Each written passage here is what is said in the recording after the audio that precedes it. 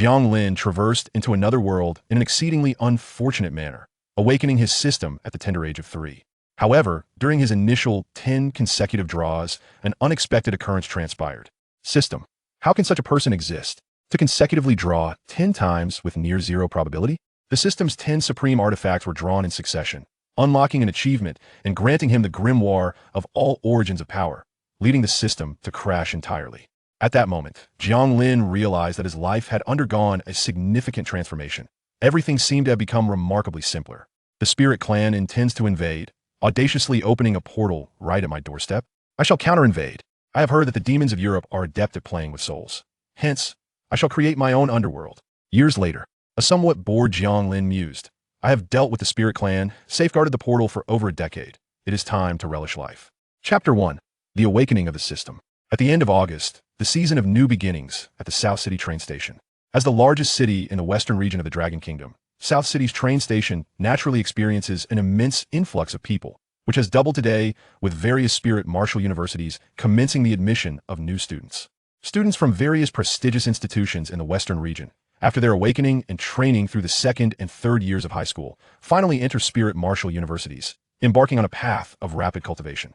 South City stands as the nucleus of the western region, housing the finest university alongside the renowned West District University, one of the 5 elite institutions.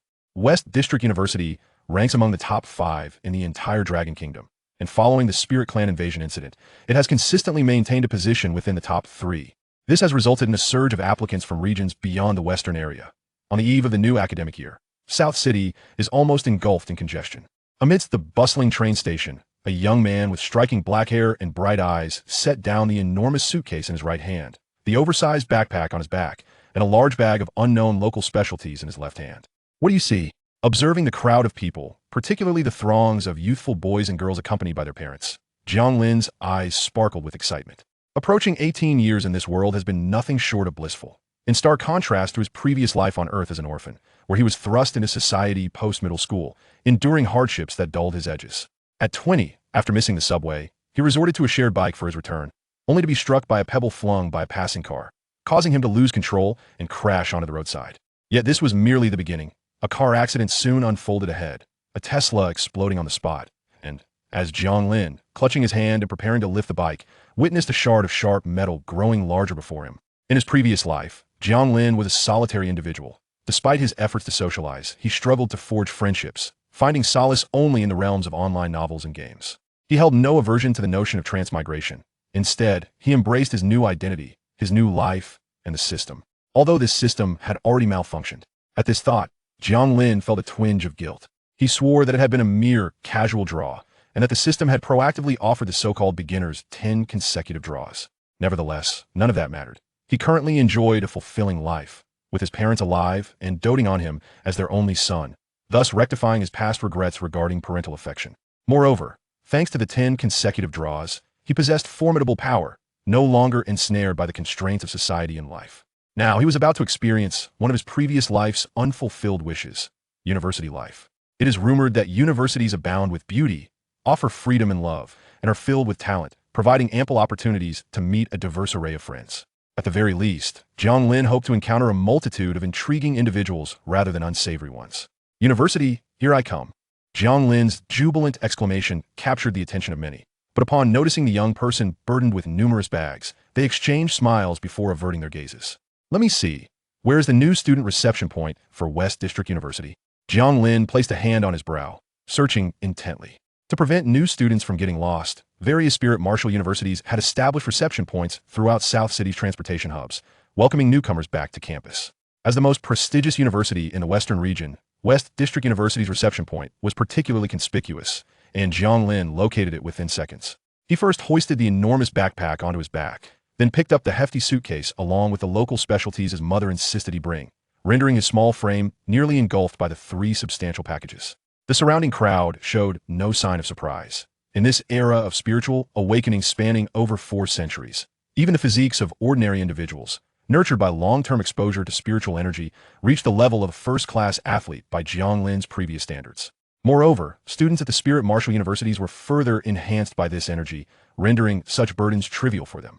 However, Just as Jiang Lin's excitement surged and the radiant visage of senior at the reception drew closer, an unfamiliar voice, albeit somewhat distant, resonated in his mind. The divine forging system has evolved.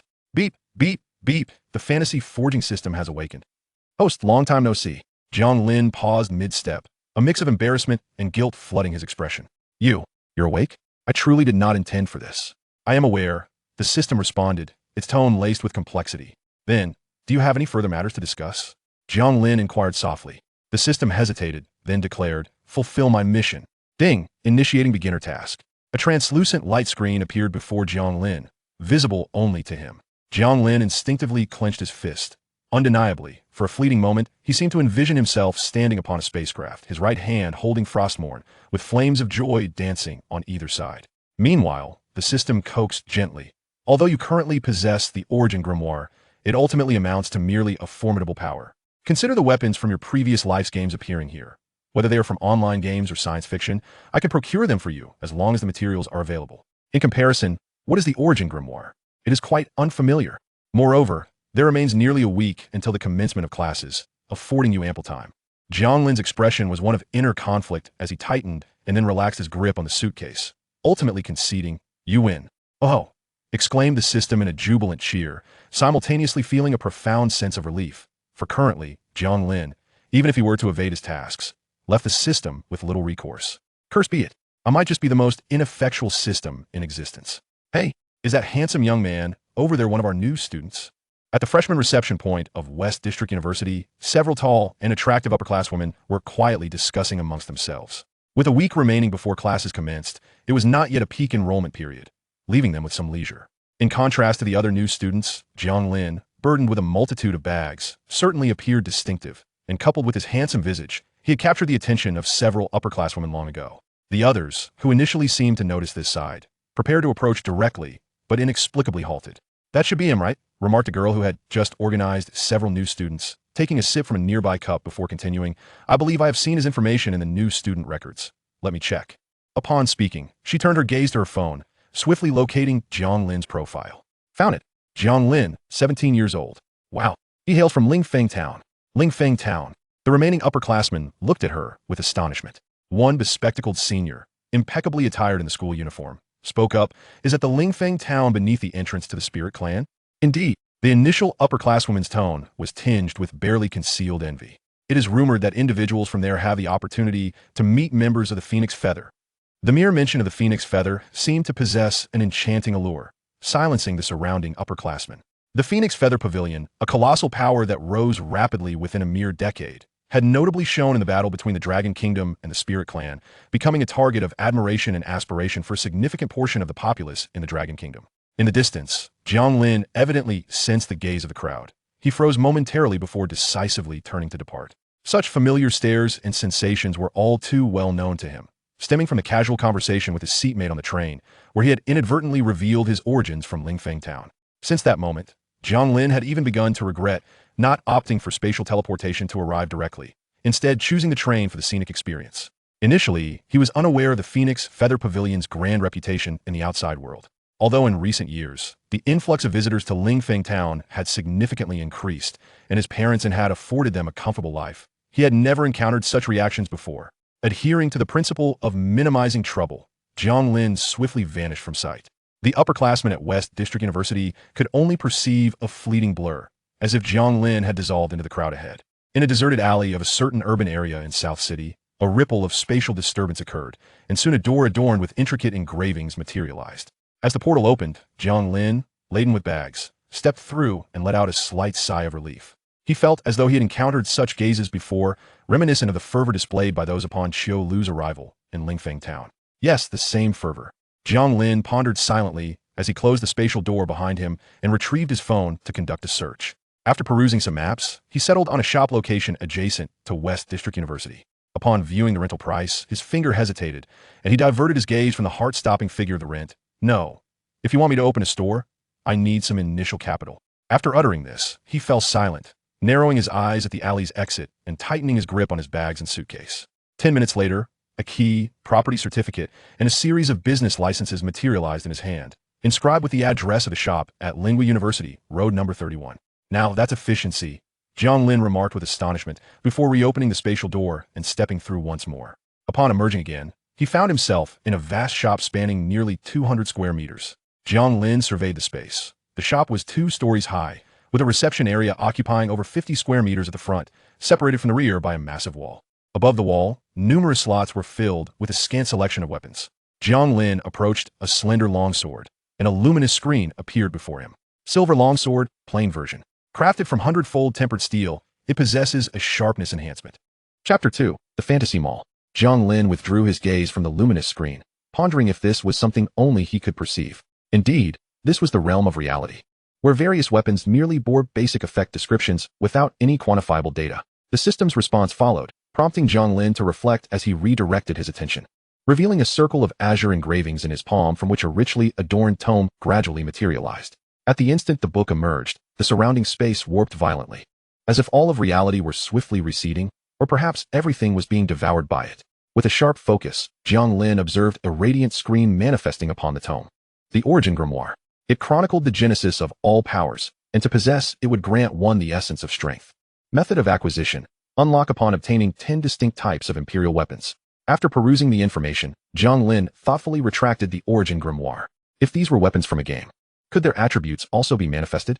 Indeed, the system's tone elevated slightly, tinged with a hint of pride, for this was a creation born of considerable effort.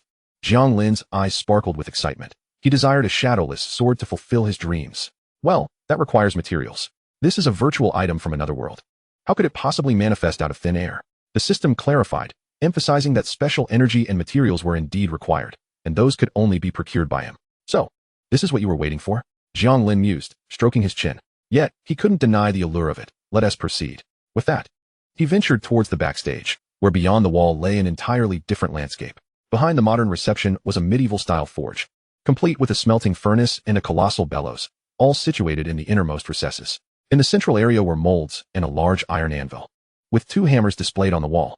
Observing the rudimentary facilities, Jiang Lin felt a wave of bewilderment wash over him. You want me to blacksmith? Are you going to teach me the art of the hammer? I could just as easily strike you with one. The system hastily explained that this was essential. What was termed forging was, in fact, the process of drawing rules from another world, a feat that only he could currently accomplish. Oh, Jiang Lin inquired skeptically. Please, I'm truly in dire straits. If you don't undertake a task soon, I shall be obliterated. The system seemed to have laid all its cards on the table, its tone rife with desperation. All right, how could I not assist you? Jiang Lin waved his hand dismissively.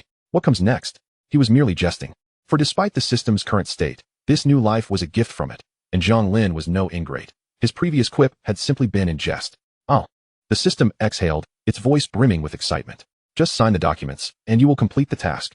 With that, Jiang Lin scrawled his name across the ownership certificate and other papers, and in the next moment, the documents vanished into thin air. Ding. Task completed, rewards being dispensed. Successful distribution. Jiang Lin sensed subtle changes within himself and nodded slightly. At that moment, he gazed upon the modest blacksmith's shop, feeling an unexpected sense of familiarity. Detecting that the host owned a forge, the fantasy mall was activated. Once more, a luminous screen appeared before Jiang Lin, detailing hundreds of materials, with 2 options prominently displayed at the top. Fantasy Material Design Blueprints. Currently displayed was the interface for fantasy materials, where Jiang Lin beheld a plethora of unique substances. Fantasy Iron. This item is imbued with the essence of 2 planes, allowing it to enter different dimensions without being repelled by their rules, priced at 1 point. Fantasy Steel. A superior material to Fantasy Iron, capable of crafting equipment of enhanced efficacy, priced at 10 points. Fantasy Attribute Bearing Stone. Utilizing this item enables a weapon to forcibly bear an attribute not governed by the rules of that dimension, priced at 100 points. A cursory glance revealed numerous extraordinary materials, all of which had been augmented by the system, suitable for crafting weapons of the native world without being obstructed by its regulations. The point cost for these materials varied widely, ranging from 1 to 1,000. Jiang Lin switched the interface to the blueprint section, where the options multiplied. The first page alone boasted hundreds of designs, accompanied by a prompt indicating 1999 remaining. Observing the familiar names of the design blueprints, Jiang Lin's eyes gradually brightened. Indeed, it appears to understand my desires. However, are all these points contingent upon completing your tasks? Yes. Very well, let us proceed. Jiang Lin interlaced his fingers, filled with determination at that moment. I currently cannot open a shop, as this place is still under renovation. The system's voice diminished. Jiang Lin cast a casual glance into the void. The day after tomorrow. It shall be ready then. It must be realistic after all, for this was just recently acquired. Jiang Lin, upon hearing this, felt somewhat exasperated as he lugged his bundles upstairs, according to the blueprints provided by the system. The second floor was designated as his living quarters.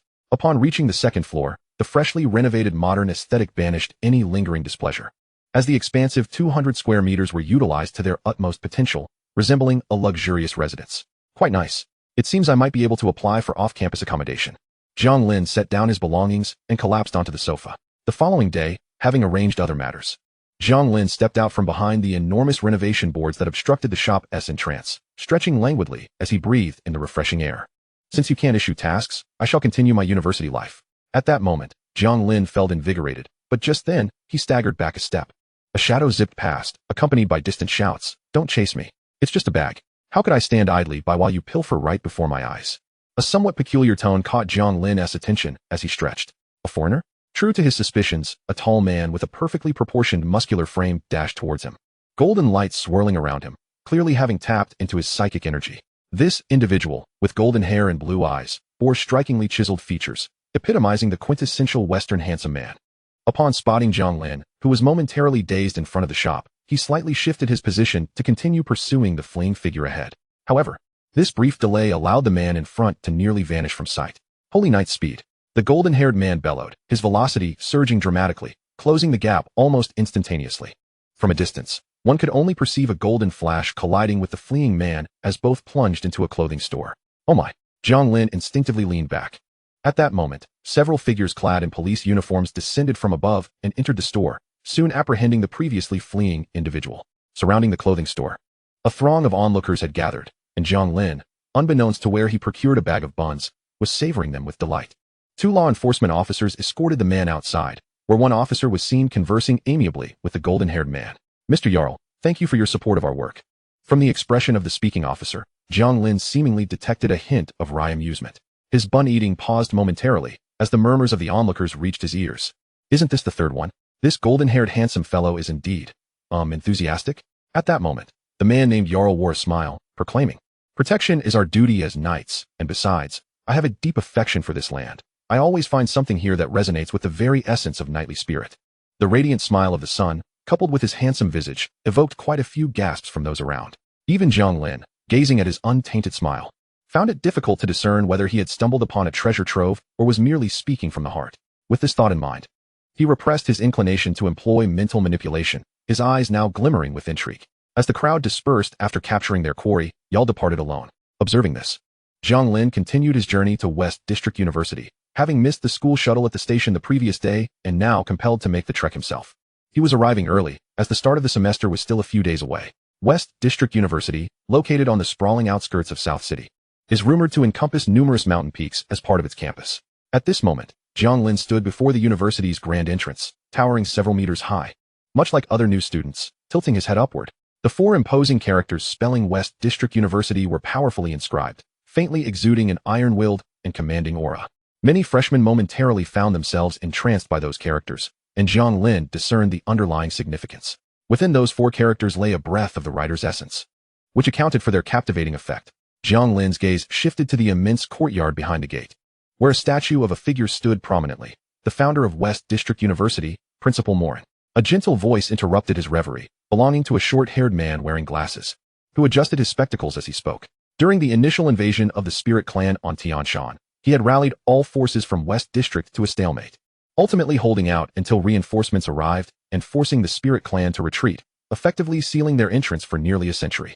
Ignoring Jiang Lin's look of astonishment, he continued speaking, his voice imbued with a certain depth. In that battle, Principal Morin had single-handedly confronted 2 of the Spirit Clan's greatest spirits, fighting until he could no longer stand. While one cannot deny Feng Yu's immense contributions to the Dragon Kingdom, it is clear that without Principal Morin's efforts, we would not have West District as we know it today. With a slight bow of his head and a sigh, he seemed poised to adjust his glasses once more. His melancholic gesture paired with his handsome profile, crafting the image of a refined gentleman. Who are you? Please don't suddenly act so familiar and profound. I struggle with social anxiety. Jiang Lin retreated a couple of steps, a hint of trepidation in his demeanor. The man's hand froze in mid-adjustment, revealing a long-haired girl beside him, her starry-eyed gaze now wide awake. However, following his comment, the previously cultivated atmosphere felt quite off-kilter. Sorry to intrude on your pretentiousness. My apologies.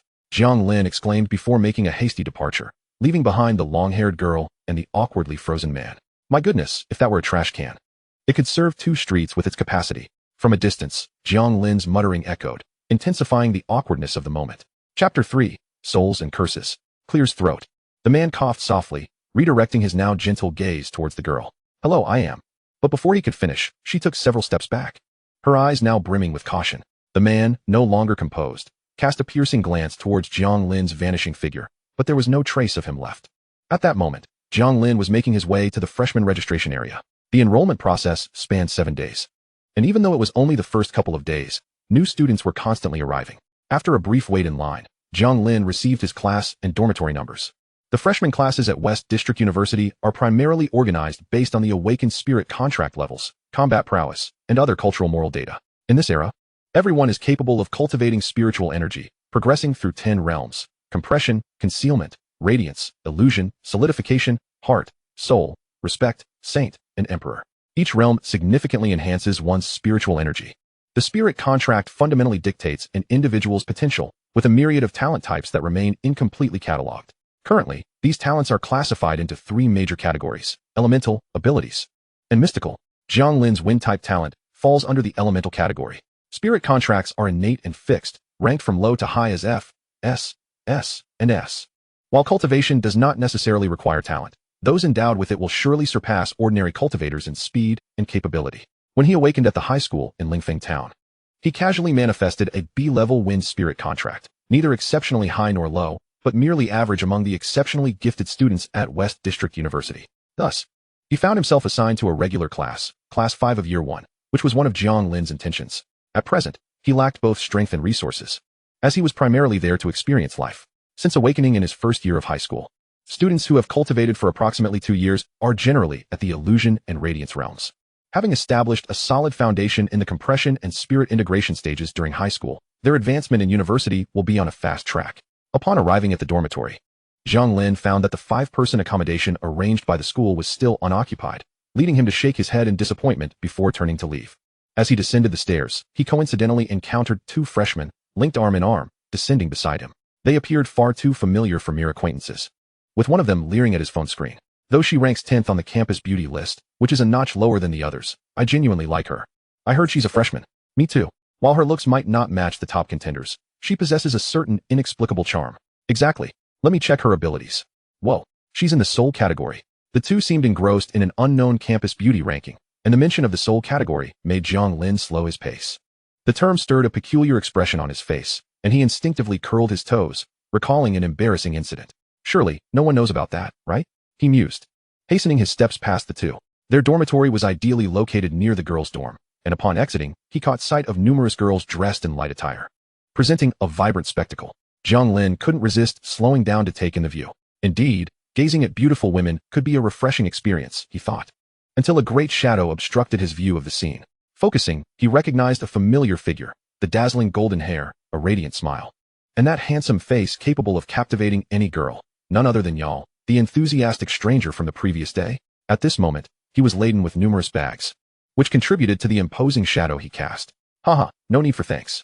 I'm a freshman too. It's just a small favor. Yal's hearty laughter rang out. Jiang Lin internally screamed cheating, as Yal appeared far from the typical student, and now he was jovially engaging with a group of starry-eyed girls. As the group drew nearer, Jiang Lin discreetly stepped aside, and Yal approached the girls' dormitory, setting down his burdens. I want to go up. It's not proper for boys to enter the girls' dorm, Yal said with a warm smile. Despite the girls insisting that it was fine since the semester had just begun, Yal exchanged pleasantries and turned to leave, not even requesting contact information. This once again redefined Jiang Lin's perceptions. Such a golden opportunity squandered, and the girl's eyes were practically shimmering. Was this a case of the chase makes the catch? In Jiang Lin's mind, a vivid image suddenly emerged, a seemingly sunny exterior concealing a profoundly dark inner self. In the distance, the visage of Yal appeared to twist grotesquely before his eyes. TSK, if he were indeed such a person, then it would be quite the spectacle if one day a mysterious figure were to unmask him. Jiang Lin's lips curled into a smirk. Meanwhile, Yal, who was preparing to head back to his dormitory, felt an inexplicable chill creep up his spine. What was that? Yal murmured, as a flash of golden light enveloped him, dispelling the eerie sensation. Ah, quite intriguing. At that moment, a series of scenarios began to take shape in Jiang Lin's mind, eagerly awaiting Yal to reveal his true colors. However, lost in his thoughts, He failed to notice that the students around him were consciously avoiding him, casting peculiar glances towards him. As he mentally reviewed his plans, Jiang Lin sensed an anomaly and looked up in surprise, discovering not far ahead, a girl clad in plain attire, her long, dark hair obscuring her eyes, struggling to pull a massive suitcase. Nearby, several upperclassmen bore expressions of embarrassment, torn between the desire to assist and the fear of approaching her. Instinctively, Jiang Lin stepped forward, causing the girl to recoil as if startled, like a frightened doe. Jiang Lin narrowed his eyes, a flicker of golden lightning flashing within them, and suddenly comprehended the situation. The next moment, he, like the others, sidestepped to allow the girl to pass by.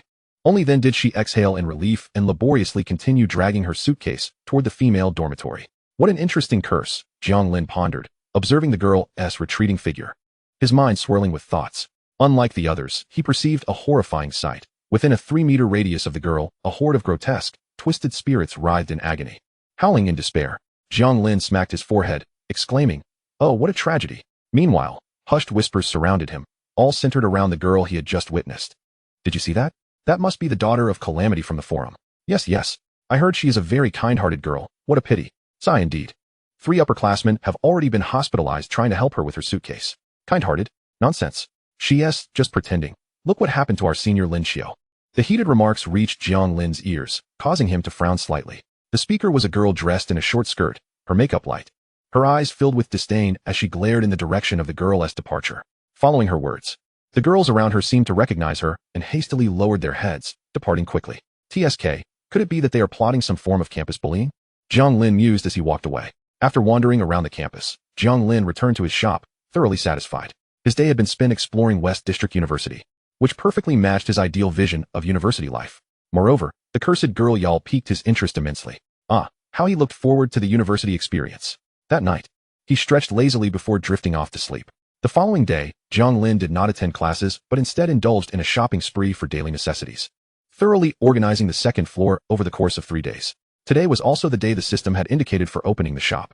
Early in the morning, Jiang Lin stood before the entrance, gazing at the sign overhead that read Old Zhang's Blacksmith Shop, his face a canvas of confusion. What does this mean? Is your true form that of a 70-year-old man? How about you take over?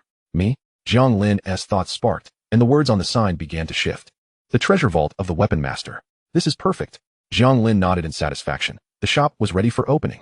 Soon after, a vehicle adorned with renovation markings arrived to remove the construction boards, revealing the expansive, transparent glass entrance to the shop, allowing passers-by to peer inside. As it was still morning, foot traffic was sparse, and Jiang Lin seemed uninterested in any grand opening celebrations. He turned and returned to the shop, leaning over the counter engrossed in his phone.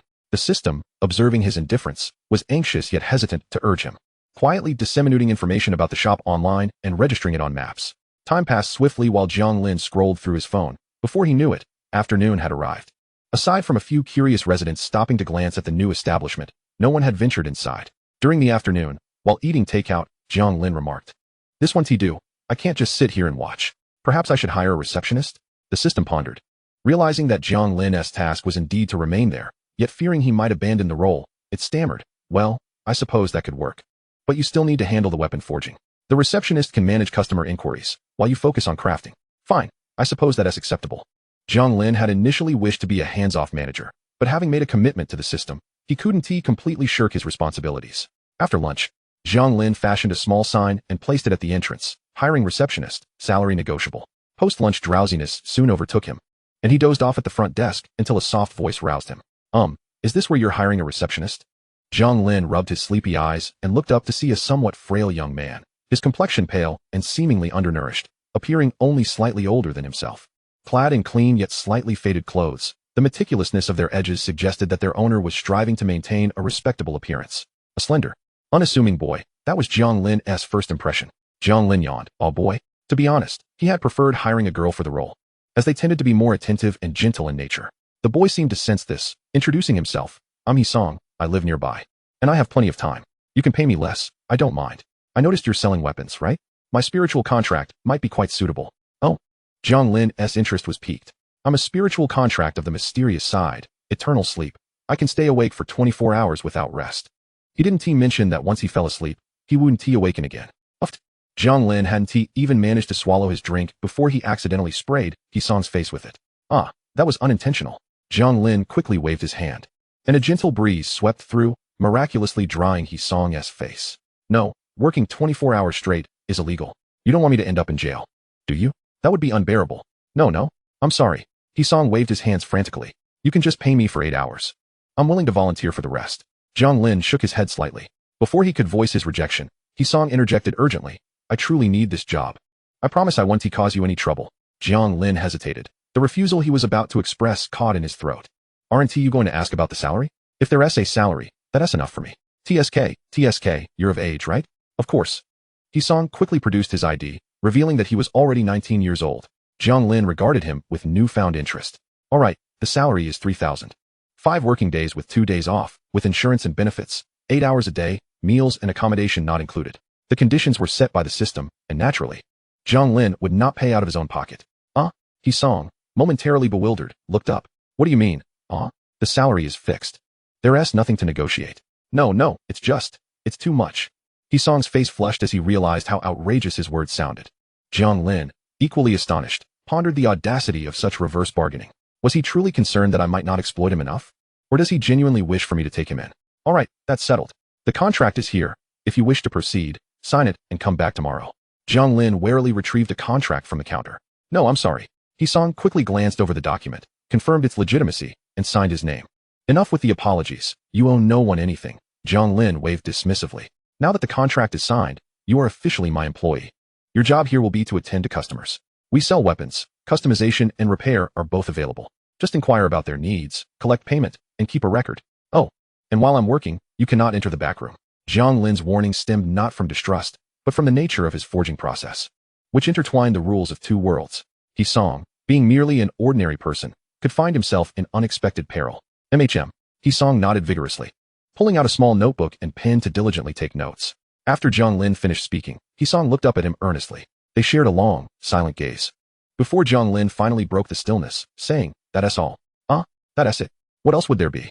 No, I'm sorry. Hee-song quickly lowered his head, wishing to inquire about performance metrics, as opening a store is fundamentally about profit. Little did he know that the system had initially demanded performance.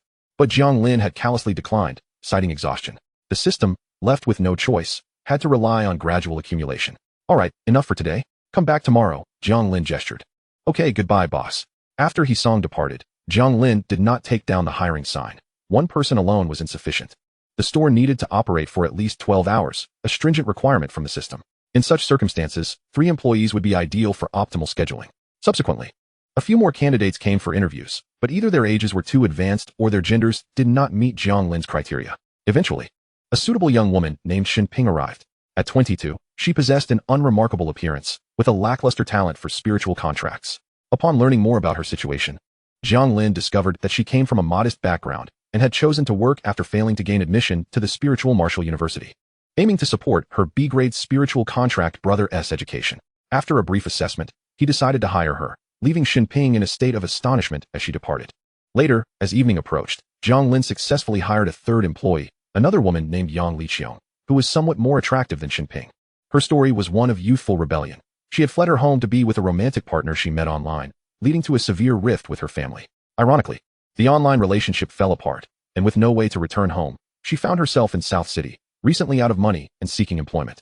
After providing her with the necessary instructions, Jiang Lin noticed that no customers had come in as evening fell, prompting him to close the shop and retire to the 2nd floor for rest. The following morning, Jiang Lin was awakened by the system, which informed him, It's time for work. You didn't give that boy the keys, and he has been waiting outside for an hour. Any lingering grogginess vanished as he quickly got dressed in his pajamas and stepped out. The spatial door materialized, and when he reappeared on the 1st floor, he yawned while remotely opening the door. Outside, Hee-song was enthusiastically introducing the shop to a passerby. Here it is. We can customize weapons. And we also provide repair and maintenance services. All right, I understand. The passerby replied impatiently, walking away from Hee-song's beaming face. Good morning, boss. Hee-song greeted as he entered. Morning, Jiang Lin replied with another yawn, while the system observed the scene with tears in its virtual eyes, lamenting why the host was not Hee-song.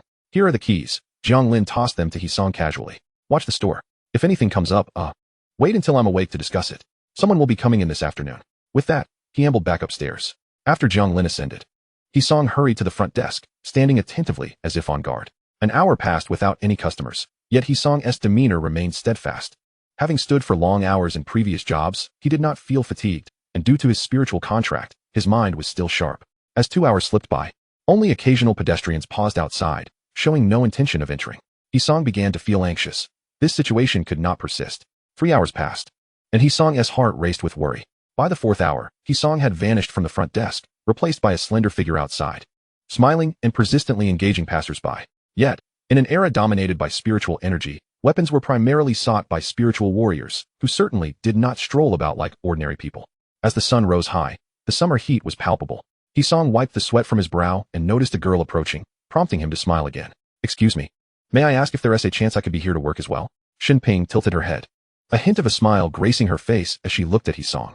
In that moment, the slight Hisong felt as if the oppressive summer heat had dissipated, and a gentle spring breeze had arrived. "Ah, you must be Sister Shinping. I forgot the boss mentioned you would be coming in at noon. My apologies." "No worries. No need to apologize," Shinping replied with a smile, her social acumen far exceeding Hisong's youthful innocence. "The sun is quite strong now. Let us head back to the shop." "Oh, all right," Hisong instinctively responded. The two entered the shop together, and after surveying their surroundings, Shinping quietly asked, "Where's the boss?" Hisong shrank his neck and pointed upstairs. Shinping nodded in understanding. She had noticed during the interview that Jiang Lin was relatively young and seemed indifferent when discussing conditions, giving her the impression that running a store was more of a casual endeavor for him. Just then, footsteps echoed from above, and Jiang Lin soon appeared on the staircase. "Boss, good morning," they both said in unison. Jiang Lin nodded slightly. "Any customers?" Hisong's heart sank. "And no, that is good." Shinping was left speechless. Even Hisong found himself at a loss, but he knew he was not the sharpest and that the boss must have his reasons, so he remained silent. Shinping, however, shifted the topic. "Boss, while we claim to sell weapons, it seems we lack samples, and since weapons are primarily for spiritual warriors, I looked into it last night. Most spiritual warriors have specific places for forging weapons." "Oh, it's nothing," Jiang Lin replied nonchalantly, viewing it merely as a task assigned by the system. As for customer acquisition, he trusted that the system would devise a solution. Just as he thought this, the system grew anxious. Task release, the first customer. Task description, facilitate the sale of a weapon. Reward, 5 points. "All right, you manage the shop while I fetch some food." Jiang Lin waved his hand. But just as he reached the door, he turned back and asked, "What do you want to eat?" Shinping instinctively replied, "No need, no need. I came after having my meal." Hisong also shook his head repeatedly. "Me too." "Oh," Jiang Lin nodded and departed. It was then that the system began its subtle machinations. Jiang Lin, being so lackadaisical, could not afford to be idle. As he said, without customers, could it not conjure them? Meanwhile, not far from Jiang Lin's store, the golden-haired Yal was pursuing a man darting swiftly through the streets. "Finally, I've caught up." Before long, he cornered the man in a dead-end alley, his azure eyes glinting with rare fury. Human traffickers deserve death, no matter where they were found. The man in the dead end paled but still feigned bravado, threatening, "This isn't your country. If you want money, we can pay, but you must let me go. Our organization is not to be trifled with." Yal scoffed coldly. "As a knight, I cannot turn a blind eye." Buzz, just as his words fell, a shimmering golden light enveloped him, revealing a set of golden armor. The man's expression shifted as he realized, illusory realm? No, it's the pinnacle of the radiant realm.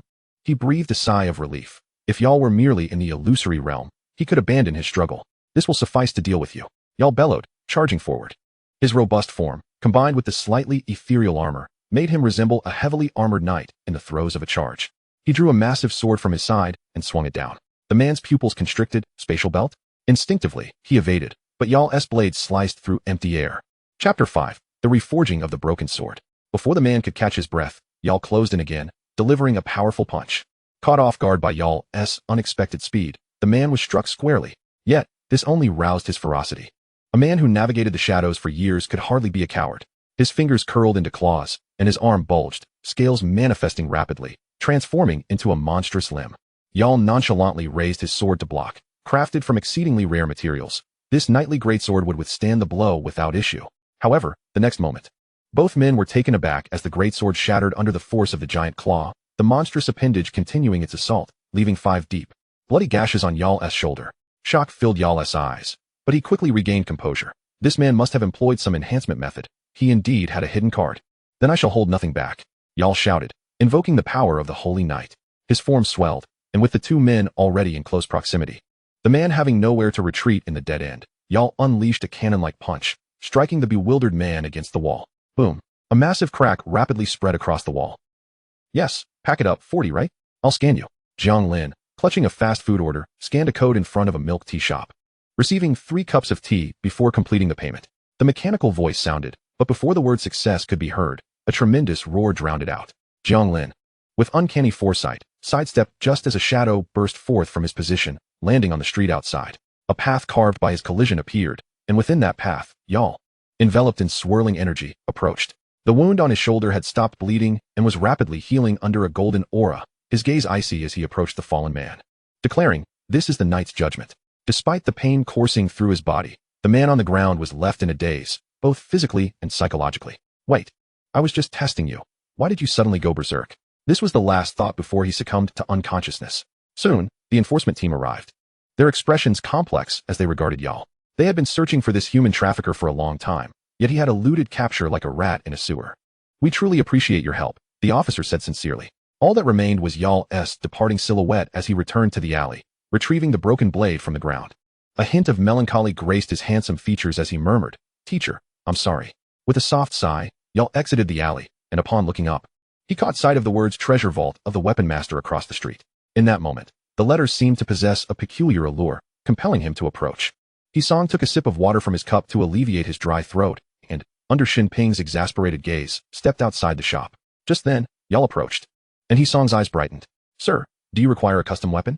He spoke in English, not very fluent, yet his effort to communicate with the foreign-looking Yal was apparent.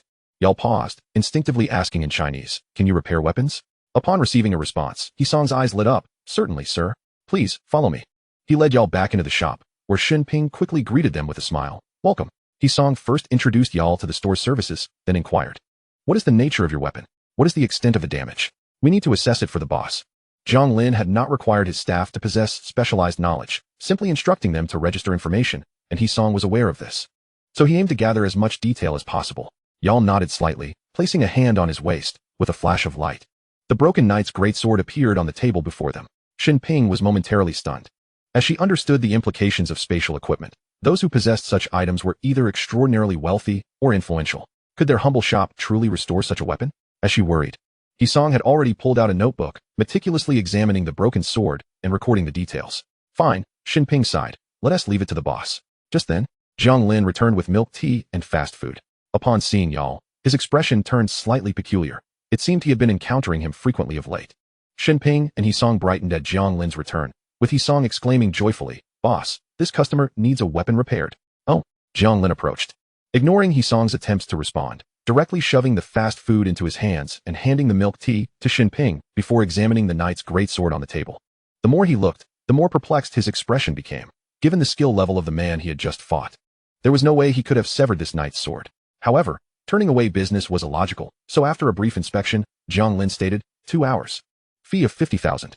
Shin Ping and Hisong's eyes widened in astonishment, while Yal lifted his gaze slightly, his eyes gleaming with intensity. "Can you truly repair it?"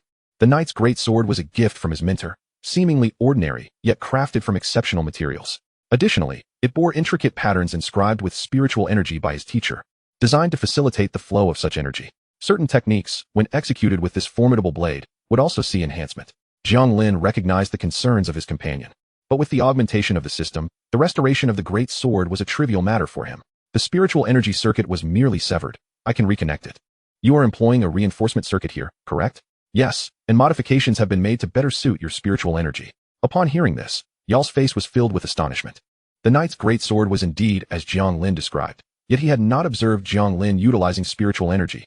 How had he discerned it? Regardless, this display from Jiang Lin certainly earned Yal's respect, while simultaneously alleviating his worries. Perhaps his great sword was salvageable after all.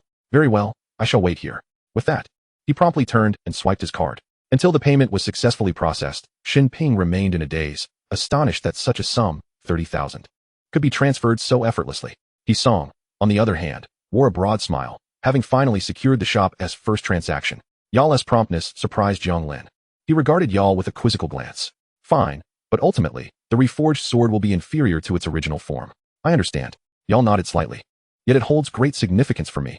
I implore you." Hearing this, Jiang Lin picked up the 2 segments of the great sword and addressed Hisong. "Remember to eat. I bought you a meal." Without waiting for a reply, he turned and entered the back room. As the door closed behind him, Jiang Lin snapped his fingers, igniting a massive furnace in the distance. He secured the broken sword on the workbench and began to refine the broken edge. After assessing the alignment of the 2 pieces, he meticulously polished them. Following repeated refinements, he placed the severed edge into the furnace. He then pushed the rack directly into the immense furnace, simultaneously redeeming a piece of illusory iron through the system. He placed it within a recessed module of the furnace, where flames surged once more, unleashing an intense heat that enveloped the great sword. Before long, the heat rendered it incandescent and malleable. Jiang Lin reached into the furnace, unaffected by the searing temperature, and joined the sword pieces together. With a hammer in hand, he struck down. Clang! The resounding sound echoed, accompanied by an immediate surge of powerful spiritual energy that dissipated upon touching the walls of the forge. Thereafter, Jiang Lin rhythmically pounded the broken sword, revealing intricate golden patterns of spiritual energy that evoked a warm sensation. As he drew the fragments closer, the severed patterns gradually fused together, illuminating with renewed vigor. At that moment, the illusory iron in the furnace had melted into a molten state. Jiang Lin extracted the module and poured the molten iron into the crevice of the broken sword. Boom! A hammer struck down, causing the entire space to tremble, with even spatial rifts appearing at the point of impact. However, these fissures quickly healed, and as Jiang Lin continued to hammer, the bubbling molten iron cooled and melded into the blade. An hour passed swiftly. Since Jiang Lin had entered, no sound emerged from within. Yal, recovering from his daze, felt a wave of apprehension wash over him. He had inexplicably entrusted his great sword to a mere small shop. A twinge of anxiety gripped him. Yet with the sword already in Jiang Lin's possession, he could only pace back and forth to ease his restless heart. Hisong had long finished his meal and stepped outside to promote the shop, while Shun Ping occasionally glanced toward the back, curious about how Jiang Lin would restore such an invaluable sword. Just as Yal's anxiety peaked, the back door swung open, and Jiang Lin emerged, handing the great sword to Yal with a casual gesture. Give it a try. At that moment, Yal's gaze remained fixated on the sword. The familiar sensation of connected spiritual energy upon grasping it felt dreamlike. Upon closer inspection, he noted that the broken edge had been flawlessly restored, with no traces of the prior fracture visible. After infusing a modicum of spiritual energy, Yal was astounded to discover that the flow rate of energy had even increased slightly. This is remarkable. Truly remarkable. Yal's limited vocabulary led him to repeatedly exclaim how impressive it was. All right, it's just business. You may leave now. Jiang Lin waved his hand dismissively upon hearing the completion notification. Yal, upon hearing this, straightened his demeanor, securing the sword and placing his fist over his heart, expressing gratitude. It's merely business, Jiang Lin replied nonchalantly. After Yal departed, Jiang Lin called Hisong back from the entrance, stating, time to clock out. Upon returning, Hisong wiped the sweat from his brow, responding, it's fine. I still have some time before my evening job begins. Jiang Lin regarded the diligent worker with a bemused expression and firmly said, when I tell you to go home, you go home. Oh, Hisong shrank back slightly, realizing that Jiang Lin required a firmer approach. By the way, I've created a small group and added you all. Hisong and Xinping pulled out their phones, noticing new messages. The group had been titled Weapon Master Family Group. After inviting the two, Jiang Lin casually sent a red envelope of 200 as a celebration for their first transaction. Li Qiong in the weight loss group. Wow, the boss is generous. This girl clearly was an avid online surfer, being the first to seize the red envelope. Ping Ping, thank you, boss. Hisong, thanks, boss. All right, if there is nothing else, I'll take a stroll. Hisong, you should head home too. Chapter 6, The School Prodigy. Back at school, Yal still felt as if he were in a dream. Today's events had been extraordinarily surreal. First, his knight's great sword had mysteriously broken, and then Jiang Lin's extraordinary skills had restored it to its former glory, even enhancing it. This latter point left him utterly astonished. With such expertise in weapon forging, how could one possibly run such an inconspicuous shop? Moreover, the individual was quite young. Suddenly, Yal realized that he had been so preoccupied with his great sword that he had overlooked Jiang Lin's youthful appearance, which seemed even younger than his own. In the Dragon Kingdom, Yal marveled. What? Have you returned from gallivanting about? A voice interrupted. It was Yal's roommate, Luo Ling, adjusting his glasses habitually. Luo Ling, a prodigy with an S-rank spiritual contract, shared a villa dormitory with Yal. Although they had only recently met, Luo Ling was already aware of Yal's penchant for aiding the weak. Yal chuckled wryly. Quite a bit had transpired today. By the way, Luo, do you know of any exceptional forgers near the school? One who is quite young. Forgers? Luo Ling queried. Do you wish to craft a weapon? No. I discovered an extraordinary forger and wanted to see if you were aware of him, Yal replied honestly, though they had only known each other for 2 days. He recognized Luo Ling's extensive knowledge. Speaking of which, he produced his knight's great sword, saying, my sword broke today. As Luo Ling's pupils constricted, she inquired, has someone helped you to reconnect? The spiritual energy circuit as well? Yes, that has been reattached as well. In an instant, Luo Ling discerned the crux of the matter. The ability to simultaneously restore the spiritual energy circuit indicated that the craftsman you mentioned possesses remarkable skill. In the vicinity of our school, only Master Lin and Master Huang have the expertise to repair spiritual energy circuits, yet both are in their 30s. Luo Ling's interest was piqued. How young are they? Younger than I am. Luo Ling was taken aback. You must take me to see them. Upon arriving at Jiang Lin's shop, both Shinping and the newly arrived Yang Lijun shook their heads, stating that the owner was not present. Exchanging glances, Luo Ling sighed softly. Let's return tomorrow. On the way back, Luo Ling pondered. This shop is newly opened. I hadn't noticed it before. I just inquired with my uncle, and he mentioned that it was purchased only a few days ago. The background of the owners is shrouded in mystery, as they have not revealed themselves from acquisition to renovation. With this thought, a look of keen interest crossed Luo Ling's face. Could there truly be such a figure hidden near the campus in the Western District?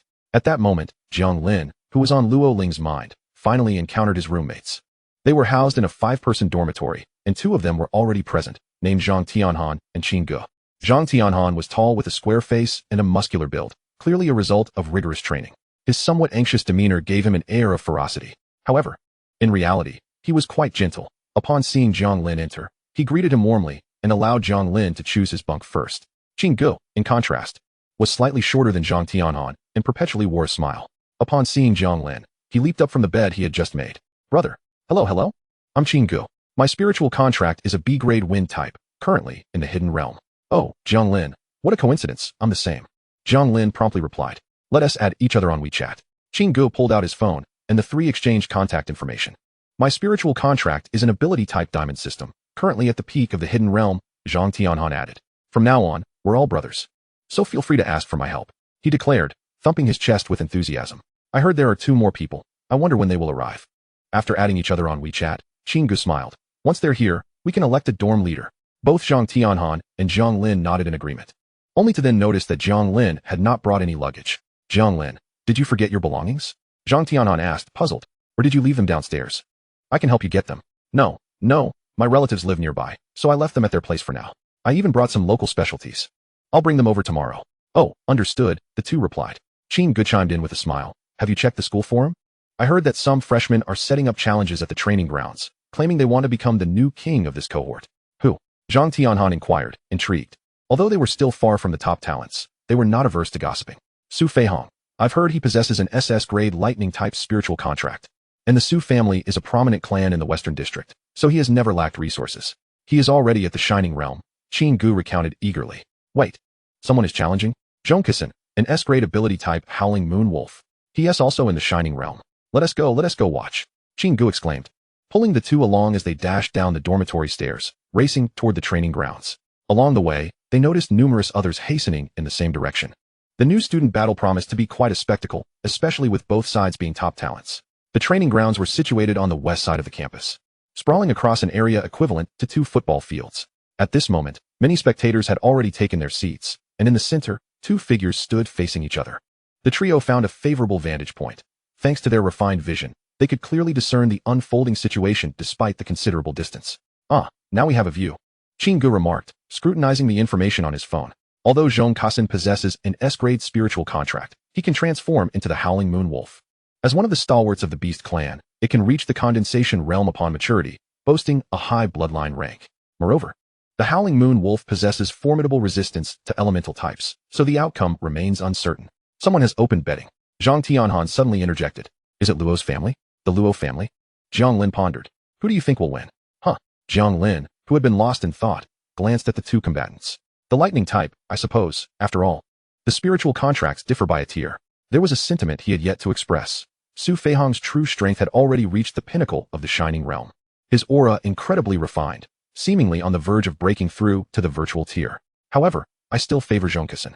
His powerful bloodline as a Howling Moon Wolf, combined with the advantage of his abilities, should pose no problem. After saying this, he placed a modest bet of 200 on Zhongkasen. In fact, many on the forum also favored Zhongkasen, and the odds had already reached 113. Observing the wagers being placed, Jiang Lin questioned. Does the school not prohibit such activities? No, they even welcome such occurrences.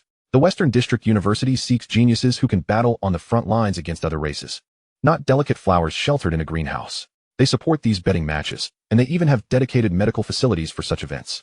Each university has at least one healing department at the Soul Realm level. These experts can save you as long as you still draw breath, Zhang Tianhan replied solemnly. Indeed. Qin Ji's tone turned somber. Although humanity had reached a point where it could stand toe-to-toe with other races, the invasions from other realms had never ceased. The demand for warriors on the front lines remained unchanged, and every spiritual martial university aspired to cultivate true fighters. Sigh. If only humanity had a few more phoenix feather pavilions, Jiang Tianhan mused, his eyes filled with longing. Then we wouldn't have to worry about other races at all. You think too much. Having a single phoenix feather pavilion to suppress the greatest threat posed by the spirit race is already a blessing for our dragon nation. Just look at the demons ravaging the Americas, the devils infesting Europe, the beast tribes nearly overwhelming Africa, and the oceanic race completely submerging Oceania. Compared to these threats, our land is indeed the last bastion of purity. Perhaps I have been too fanciful, one of them mused, their thoughts drifting. Unbeknownst to them, when they mentioned the Phoenix Feather Pavilion, Jiang Lin's demeanor had subtly tensed. Had one been able to see, they would have noticed that all 10 of Jiang Lin's toes were tightly curled together. Fortunately, the commencement of the match drew their attention back. As the two combatants had begun their duel, with 2 years of high school training, both possessed a modicum of combat experience. Zhong Kusin transformed into his wolf form without hesitation. The speed of the lightning type was too great, and he did not wish to be felled by a bolt of thunder before he could shift. As expected, almost instantaneously upon his transformation, a bolt of lightning struck down, leaving a charred crater where he had stood. In his wolf form, Zhong Kusin towered over 2 meters, his head transformed into that of a wolf. With elongated jaws and glistening fangs, some saliva dripping down, he was now moving at high speed, the transformation bestowing upon him formidable physical prowess, making him a blur as he charged towards Su Feihong. One claw descended, with Zhong Kusin testing the waters, leaving himself some leeway, yet Su Feihong remained unfazed. Unleashing a powerful thunderbolt from his arm, Zhong Kusin's eyes twitched as he hurriedly withdrew and sidestepped, but Su Feihong suddenly retreated, seizing the opportunity to create distance. Raising his hand to summon yet another bolt of lightning, a bolt of thunder struck mercilessly upon Zhong Kusin, causing his fur to bristle and eliciting a howl from deep within him. At this moment, Su Feihong's expression also turned somber, for the lightning had not inflicted any significant harm on Zhong Kusin. Indeed, the werewolf's hide was as tough as it was resilient. Shaking his head, Zhong Kusin let out a roar and charged once more. Behold, I told you Zhong Kusin had a higher chance of victory. Su Feihong was utterly unable to breach his defenses. Beside Jiang Lin, a slightly portly young man was exuberantly shouting, "This is a sure win. I've staked my entire month's living expenses on this." His loud exclamation drew the wary glances of many who supported Su Feihong, yet the young man showed no fear, returning their stares defiantly. Both combatants were well known among the freshmen, naturally attracting admirers. As the atmosphere thickened with tension, a tremendous explosion suddenly startled the crowd into silence. A large, charred pit had appeared on the arena floor, with Zhong Kusin at its center, half his body scorched and emitting plumes of black smoke. "It seems I have triumphed after all," Su Feihong gasped, a significant claw mark marring his chest. Yet, compared to the unconscious Zhong Kusin, this battle was undeniably his victory. After a brief moment of shock, applause erupted, and simultaneously, a robust beam of light descended from the training ground's dome, rapidly healing the wounds of both combatants. In no time, both were free of scars, and Zhong Kusin, clad only in a peculiar pair of shorts, wore a complex expression as he acknowledged, "You have won." It was the destined outcome. Chapter 7, Night Whispers. Damn it. On their way back, Zhang Tianhan and Qin Ge lamented, "We should have bet on Su Feihong." The disparity in their cultivation levels was indeed substantial. Even with the advantage of restraint, Zhong Kusin was ultimately overwhelmed by the sheer might of the lightning element. Upon returning to the dormitory, the other 2 members of their party had already arrived. Both hailed from the frontier, possessing tall, sturdy physiques and striking features, with pronounced cheekbones, deep-set eyes, and light-colored hair that hinted at a touch of exotic heritage. One of them approached the group eagerly, greeting them with hello. His Mandarin was impressively fluent, devoid of any accent, while the other, seemingly more reserved, offered a distant wave. Their names were quite lengthy. After some conversation, the one who initiated contact was named Quinny, meaning sun, while the other was called Xiaohapu, meaning star. Jiang Lin squinted at them, noting that their names seemed to resonate closely with their abilities. 17 and 18-year-olds are typically easy to engage with, and before long, the 5 of them in the dormitory had bonded, sharing a meal together, almost to the extent of pledging brotherhood. When it came time to return, Jiang Lin made an excuse to depart, heading back to the shop. It was already nighttime, and Yang Liqiong was on duty, while Xinping and Hisong had finished their shifts. Upon Jiang Lin's return, Yang Liqiong was resting her chin in her hand, staring vacantly at the entrance. To be honest, although the job was quite relaxed and the pay decent, the monotony became unbearable over time due to the utter lack of customers. The most absurd aspect was their boss, who seemed to have no performance expectations at all, fostering an atmosphere of existential doubt. At times, Yang Liqiong suspected that Hisong might actually be the true owner of the establishment. After finishing work, instead of going home, he would wander outside in search of clientele, even contemplating the distribution of flyers today. If he weren't so financially constrained, she mused, he might have actually done it. Sighing, she resolved to forget such matters and focus on mere survival for the time being. feeling fatigued from sitting for too long. She couldn't help but stretch just as Jiang Lin walked in. "Hey, boss. How was today?" Jiang Lin greeted. "Completely devoid of business, boss," Yang Liqiang exclaimed, her words spilling forth uncontrollably. "Not a single soul has even glanced our way all day. Speaking of which, boss, if this keeps up, won't we go bankrupt before long?"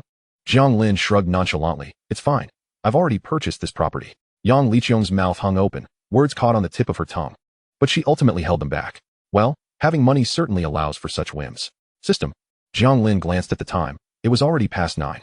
Normally, they closed at 10:30, but with no customers in sight, it seemed prudent to lock up early. A few question marks appeared above Yang Liqiang's head. "Isn't your place rather far? If you stay out too late, there won't be any subways left." Seeing that she remained unfazed, Jiang Lin remarked, "I'm serious. It's not a joke." Realizing he was not jesting, Yang Liqiang hesitated. "Boss, so I'm leaving?" "Yes." After confirming several times, Yang Liqiang cheered, gathered her belongings, and departed. Once she was gone, a smile crept onto Jiang Lin's face as he snapped his fingers, causing the shop door to slowly close. "No." The system's voice suddenly interrupted. "A potential customer is approaching." Even the system could not bear to watch. It had noticed Jiang Lin's complete indifference to the shop's fate, as he seemed to leave everything to chance. If business came, it did. If not, that was acceptable too. How could this continue? The dwindling energy reserves were activated once more. In the distance, a girl with long hair was walking back to school when, inexplicably, she turned and approached Jiang Lin's shop. Her long black hair obscured her eyes, and her petite figure seemed to tread cautiously as she maintained her distance from Jiang Lin inside the store. She glanced up at the shop sign and then at Jiang Lin, who remained still. At this moment, he recognized her as the girl he had encountered at school, the one cursed with misfortune. She hesitated at the entrance, too timid to step inside, and the system nearly malfunctioned, compelled to issue a task. Task: forge a weapon for Night Whispers. Reward: 5 points. Night Whispers? Jiang Lin's interest peaked, his eyes sparkling with excitement as he quickly approached. "Ah, don't come any closer." Night Whispers gasped, instinctively retreating, but Jiang Lin had already entered her 3-meter radius. She closed her eyes, bracing herself. Jiang Lin smiled, his gaze sweeping over the malevolent spirits surrounding her. In an instant, the once threatening apparitions retreated into the shadows cast by Night Whispers. "Welcome. Are you in need of a customized weapon?"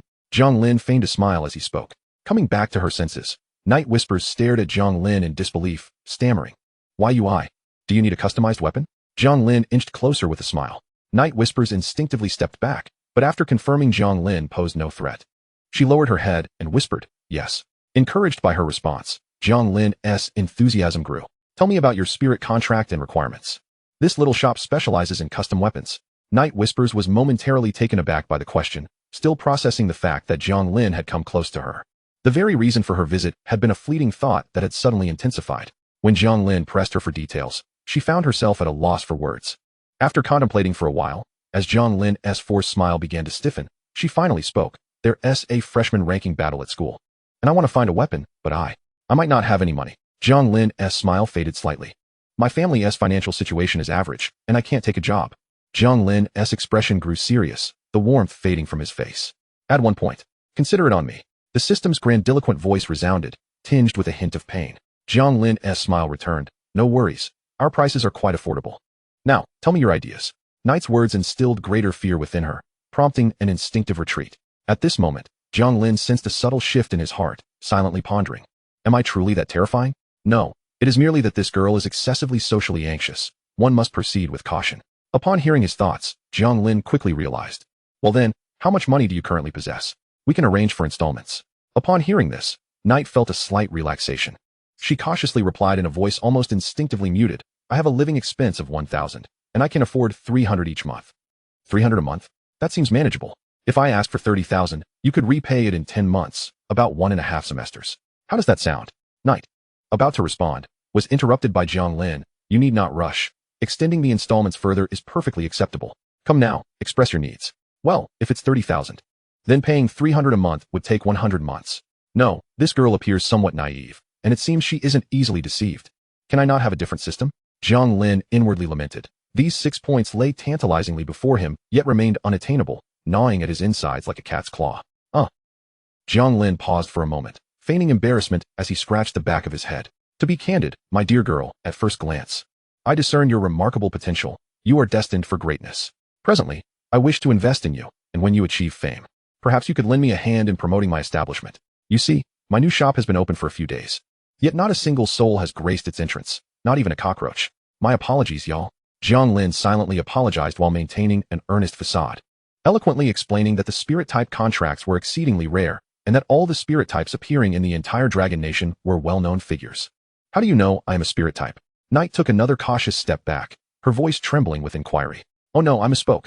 Jiang Lin's smile faltered, quickly replaced by a solemn expression, as if preparing to divulge heartfelt truths. This is my spirit contract, the testing gaze of the mysterious side, which reveals much. With that, he sighed softly, stating, I have recognized your potential. In fact, for me, this weapon forging could require no payment. However, you must promise to promote my shop in the future. One weapon in exchange for the promise of a future champion. Consider it an investment. His barrage of ambiguous yet substantial information caused Knight's resolve to waver. Her mind buzzed, yet it indeed proved effective. As evidenced by her slightly lifted gaze and attentive demeanor, she seemed genuinely intrigued. Seizing the moment, Jiang Lin continued, you need not fear becoming lost among the masses. This is merely a personal investment. Investments, of course, come with risks. What do you say? His words became the final straw that broke her internal struggle. Knight looked earnestly at Jiang Lin, her form slightly bowed, saying, all right, thank you very much. A smile returned to Jiang Lin's face. Given this, let us discuss what kind of weapon you desire. Upon hearing this, Knight's expression dimmed slightly. I am unsure. I have never used one before. But I have heard that certain weapons can greatly enhance one's abilities, which is why I considered it. Jiang Lin placed a hand on his temple, pondering deeply. In that case, if you trust my testing gaze, why not entrust the decision to me? You can come to collect the weapon tomorrow evening. Knight lifted her head, her dark eyes shimmering like the night sky. All right, I believe in you. By the way, my name is Night Language. Night as in the evening, language as in speech. I have yet to learn your name. Jiang Lin, as in the river Jiang, not the one in the famous poem about the distant Jiangling. After Night departed, Jiang Lin prepared to commence his work, but before that, what a clever lad, waiting here for me. The system's voice echoed, confirming that this girl would undoubtedly become a top-tier combatant, a guaranteed investment. Since you can discern her potential, you must also have a weapon in mind, yes? The person you selected ought to provide me with a design, at the very least. I have long been prepared. A luminous screen appeared before Jiang Lin, revealing a branch resembling some kind of twig. The Staff of Rebirth, blue tier, forged from the verdant branches of the Spirit Clan's emerald tree. Effect: the sacred green branch can effectively diminish curse effects while simultaneously enhancing the abilities of spirit bodies. Chapter 8, Crafting the Staff of Rebirth. In that case, let us begin. Speaking of the green branch, if I am to provide it, you must offer me some benefits in return. Stretching beside the furnace, Jiang Lin yawned and reached into his spatial realm, seemingly searching for something. Alas, there is nothing left, not a drop remains. I merely encountered a promising seedling and do not wish to let it slip away. The system replied bluntly, adding that the green branch was of little value to him, as he had casually discarded such branches in his spatial realm. That is still my possession, and I will charge you for it. As Jiang Lin spoke, he withdrew a slender, slightly curved branch from his spatial realm. The moment the branch appeared, an overwhelming wave of vibrant green life energy surged forth, enveloping the surroundings in a profoundly comforting aura, causing even Jiang Lin to momentarily relax. The Spirit Clan is indeed a treasure trove. Jiang Lin comfortably squinted his eyes, feeling his entire being grow languid. Perhaps I should take another vacation this summer. Reluctantly, he placed the green branch into the furnace, where fierce flames erupted. Yet these flames possessed no warmth, appearing akin to ethereal fire. Throughout this process, the branch's energy was continually expelled by the flames until it clung tightly to the twig. Observing this, Jiang Lin abruptly intensified the flames, the green life energy nearly solidifying. He escalated the heat further, and the life energy transformed into a liquid form, gradually permeating the green branch. Quite satisfactory. Jiang Lin nodded in approval, suddenly struck with an idea. Let us add a function. With that, Jiang Lin casually opened a spatial door and stepped through. Europe, entrance to the demonic realm. This entrance serves as Europe's foremost defensive line, a bastion against the demonic invasion, drawing together the continent's most formidable forces. Though it is not currently wartime, minor skirmishes persist. Within the unyielding fortress at the entrance to the demonic realm, lights blazed brightly. In a deserted alley, Jiang Lin, clad in black with a hood obscuring his face, stepped through the spatial door. Ensuring no one was around, he adjusted his hood and exited the alley, making his way toward a building that resembled a medieval tavern in its decor. Indeed, it was a tavern, styled in the medieval manner, complete with a bar and tables occupied by burly men with bushy beards engaging in hearty conversation. Upon Jiang Lin's arrival, several gazes turned toward him before quickly averting their eyes. He approached the bar, where a tall man in a server's outfit was polishing a glass. Upon noticing Jiang Lin, he set the glass down with a smile, inquiring, "What can I get for you, sir?" An Astaroth demon. The server's pupils constricted, and even the other patrons of the tavern ceased their attempts at concealment, their eyes snapping toward him. Transactions demand a price. Are you prepared? Prepared? Jiang Lin queried. Confusion written across his face, before his tone shifted abruptly, cold as a winter's chill in June. This is a notification. With that, he vanished in a flash, reappearing beside a slender, fearful-looking man in the corner, seizing his shoulder with a firm grip. This one is just right, neither too high nor too low in level. At that moment, the man felt as though his shoulder might shatter, unable to continue concealing his true self. A sharp horn slowly emerged from his forehead, and his garments tore asunder, revealing the form of a demon. With skin as dark as the abyss and blood-red eyes, a pair of jet-black wings unfurled behind him. Yet, despite the demon's true visage being unveiled, Jiang Lin's grip remained unwavering. In the next instant, everyone in the tavern revealed their true forms, including the seemingly innocuous waiter. The entire establishment was, astonishingly, a den of demons. An ominous power brewed swiftly, and a smile crept across Jiang Lin's face as he placed a finger to his lips. Hush! Instantly, the space fell silent, and the clawing, grotesque demons appeared to freeze in place. The demon grasped by Jiang Lin wore an expression of sheer terror. And soon after, a spatial portal manifested beside him. He dragged the demon through it, leaving behind only the echo of his almost sigh-like voice. Shattered. As the portal sealed shut, a jagged fissure erupted rapidly, spreading like wildfire throughout the tavern. Subsequently, more cracks appeared, rendering the interior of the tavern akin to a fractured realm. In the heart of the unfallen fortress, a burly man clad in golden armor suddenly looked up. Father, what is happening? Beside him stood a girl with golden hair, azure eyes, and porcelain skin, her expression laced with worry. She epitomized European beauty. With fine skin devoid of the coarse pores typical of others, her delicate features reminiscent of an ethereal sprite. The man in golden armor's expression darkened as he glimpsed the shattered space within the tavern. The cracks reached their limit and could no longer be sustained, culminating in a thunderous collapse that engulfed the entire tavern in a cacophony of destruction. The inky void consumed all, and the tavern vanished from their sight, leaving behind a rapidly healing space. How can this be? The golden-haired girl gasped, covering her mouth. Why are there so many demons within the unfallen fortress? It must be that those old fools have been negligent, the armored man replied coldly. It seems the council needs a thorough reshuffling. It has rotted from within. Prepare to head to the Dragon Kingdom tomorrow for the council's reorganization. I will be too occupied to attend to you then. Father. The girl's expression shifted dramatically. You saw for yourself how these cunning demons have infiltrated to such an extent. I will ensure your exchange student quota is arranged. Meanwhile, in Jiang Lin's forge, the spatial door opened, and he emerged with the terrified demon in tow. Instantly, the environment shifted, and the fear etched on the demon's face intensified as it stammered. What do you intend to do? I don't want to. Jiang Lin's expression darkened instantly. Who would have any interest in a mere demon? Without waiting for the creature to struggle or scream, he unceremoniously hurled it into the furnace. The flames, devoid of warmth, were akin to thousands of degrees as they engulfed the demon, which began to dissolve in mere seconds. Its form transformed into threads of pure gray energy, ultimately compressed near the verdant branches. The two energies clashed fiercely, prompting Jiang Lin to intensify the flames. The moment signs of fusion appeared, he reached in and extracted a strand of dark gray energy, which seemed to possess a will of its own, writhing and emitting faint howls.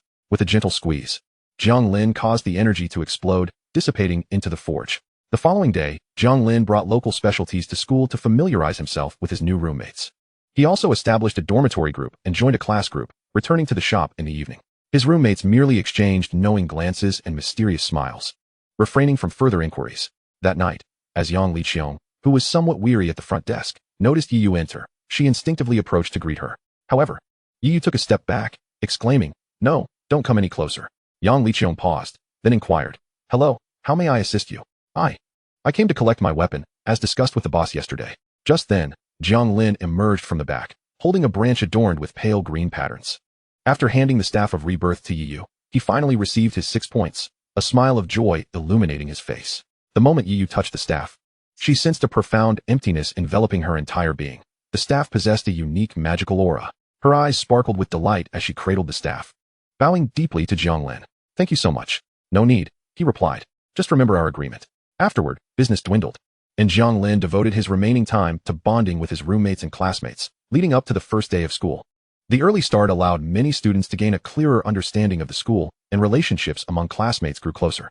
The opening ceremony was, of course, accompanied by the lengthy speeches of school leaders. Jiang Lin and his dorm mates hastily made their way to the grand auditorium, a space capable of accommodating nearly 10,000, filled with the youthful faces of new students. As the school leaders concluded their speeches, Jiang Lin believed the ceremony was nearing its end. only for the principal to once again take the microphone. Greetings, new students. The ceremony is almost over, but there is one final announcement concerning the freshman ranking battle. Jiang Lin's heart stirred at this mention. The freshman ranking battle was a tradition at West District University, designed to ignite the competitive spirit among newcomers. The rewards for the final rankings were substantial, along with a degree of resource allocation. Fairness was not a consideration, as resources were limited and must be awarded to the most outstanding individuals. The battle would not be divided by class. Rather, it would be a direct one-on-one elimination, with winners progressing to the next round while losers entered a loser's bracket for a chance to re-enter the winner's group. The loser's bracket allowed challenges for the top 32, with subsequent losses resulting in immediate elimination. This cyclical mechanism aimed to prevent strong contenders from clashing too early, yet the rules were well documented on the school forum, rendering further elaboration unnecessary.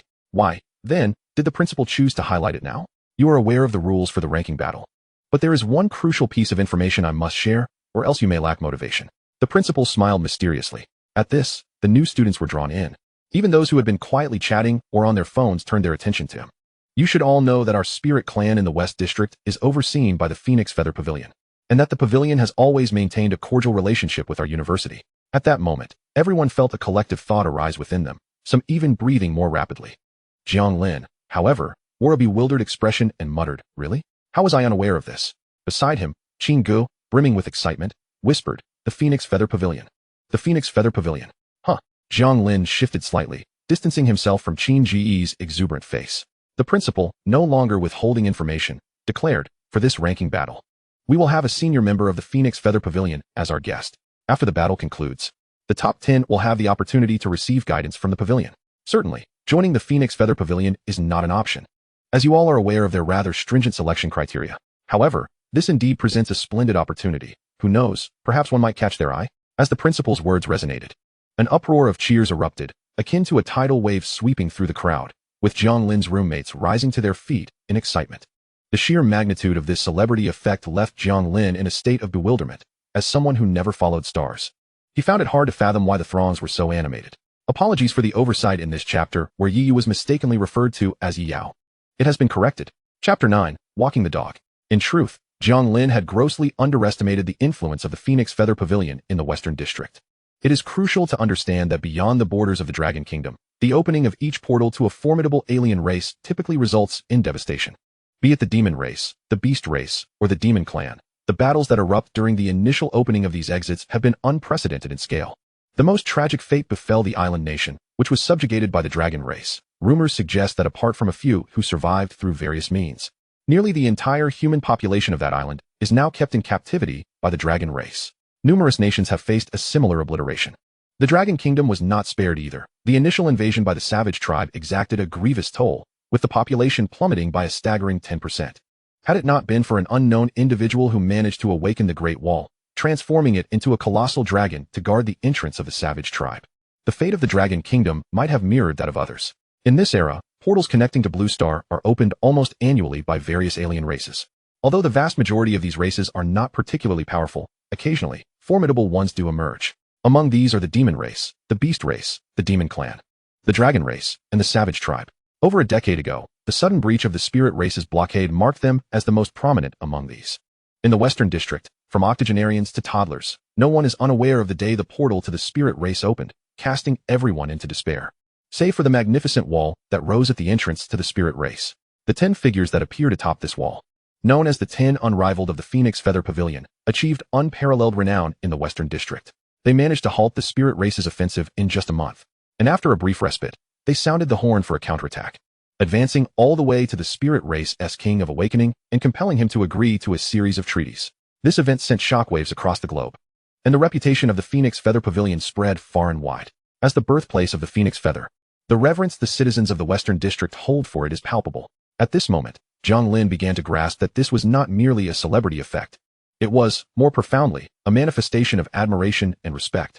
His expression grew somewhat complex, but he ultimately managed to manifest a faint smile, although the circumstances were somewhat convoluted. It was, all in all, a positive development. The opening ceremony and welcome gathering concluded swiftly, and on the way back, Jiang Lin noticed that compared to their arrival, the faces of all the students were now imbued with a newfound vigor. Many students dashed straight to the training grounds instead of returning to their dormitories, and his 4 roommates appeared equally exhilarated. Though our strengths may be rather ordinary, We must strive diligently. Who knows? Perhaps we might indeed attract the attention of someone from the Phoenix Feather. Have you woken up? Zhang Tianhan remarked with a hint of exasperation. Although the Phoenix Feather prioritizes recruitment from our ranks each year, they typically select only those with S rank or higher talent. I've heard that a considerable number of S rank candidates are eliminated, added Quiney. Not only S rank, they also assess character and ideology. It is said that the Phoenix Feather's evaluation begins the moment you enroll, encompassing even us ordinary individuals. However, in the end, they always opt for those with talent and sound morals, explained Qin Ge with an air of familiarity. Do you know about Meng Silin? The rumored genius who appears once in a decade, possessing an SS-level light spirit contract, who entered the Void Realm upon enrollment. Curious glances were exchanged among Jiang Lin and his companions, while passers-by slowed their pace, intrigued. After all, both SS rank and light spirit contracts are exceedingly rare. Upon declaring an intention to join the Phoenix Feather Pavilion upon enrollment, nearly everyone believed it to be a foregone conclusion by the time of graduation. Yet what transpired? The Phoenix Feather representatives didn't even spare him a glance. Instead, they selected others whose abilities were inferior to his. He was initially indignant, but as you know, the Phoenix Feather conducts its affairs without offering explanations. If it weren't for the subsequent scandal regarding his chaotic personal life, it's likely no one would have understood why this paragon of talent was dismissed by the Phoenix Feather. How do you know all this? Jiang Lin inquired curiously. Ahem. You might find it amusing, but I came to the Western District University with a goal, to join the Phoenix Feather Pavilion. Hence, I have absorbed nearly all information circulating about them. At this, his companions exchanged knowing smiles. Perhaps in their hometown, they might be considered geniuses. But here at Western District University, they were merely ordinary. Nevertheless, they respected their roommates' aspirations. Zhang Tianhan chuckled as he patted him on the shoulder. Then you'd better work hard. Indeed, indeed. Quiney and Xiahap chimed in merrily. Shall we head to the training grounds as well? Zhang Tianhan suggested, glancing at the throng moving toward the training area. Certainly. All right then. Jiang Lin yawned. You all go ahead. I have some matters to attend to. Don't let us leave you behind. Qin Ge exclaimed as he playfully draped an arm over Jiang Lin's shoulder. Let us all go together. Not a chance. I'm content to be a sloth, Jiang Lin replied dismissively, waving his hands. At this point, training holds no significance for me. I came to university to indulge in a carefree life, to experience serendipitous encounters, and perhaps even a sweet romance, not to sit idly at the training grounds. Seeing his resolve, his friends refrained from pressing further, leaving him behind as they made their way to the training grounds.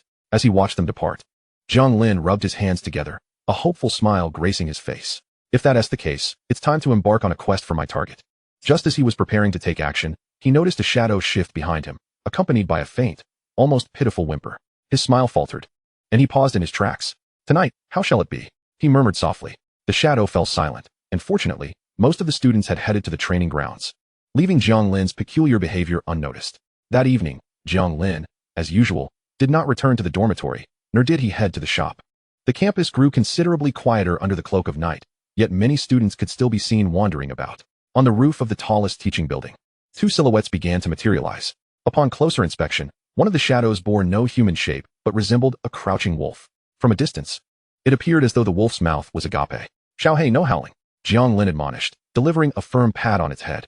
In an instant, the pitch-black giant wolf, even while squatting, was nearly as tall as him, lowered its head in a display of utmost dejection, emitting a soft whine. This is a school, we mustn't frighten others. Quietly bask in the moonlight, Jiang Lin said soothingly, stroking its head. The wolf's previous grievances vanished, its ears perked up, transforming into the semblance of airplane wings, while its eyes squinted contentedly, and its tail wagged like a propeller.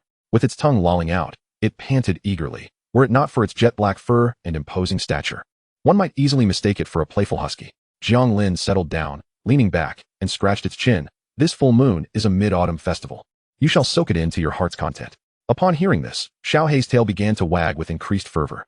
Meanwhile, within a solitary faculty building of the academy, a middle-aged woman of unremarkable appearance had just finished organizing her lesson plans for the following day. She changed into her nightgown, preparing to cultivate as she did every night.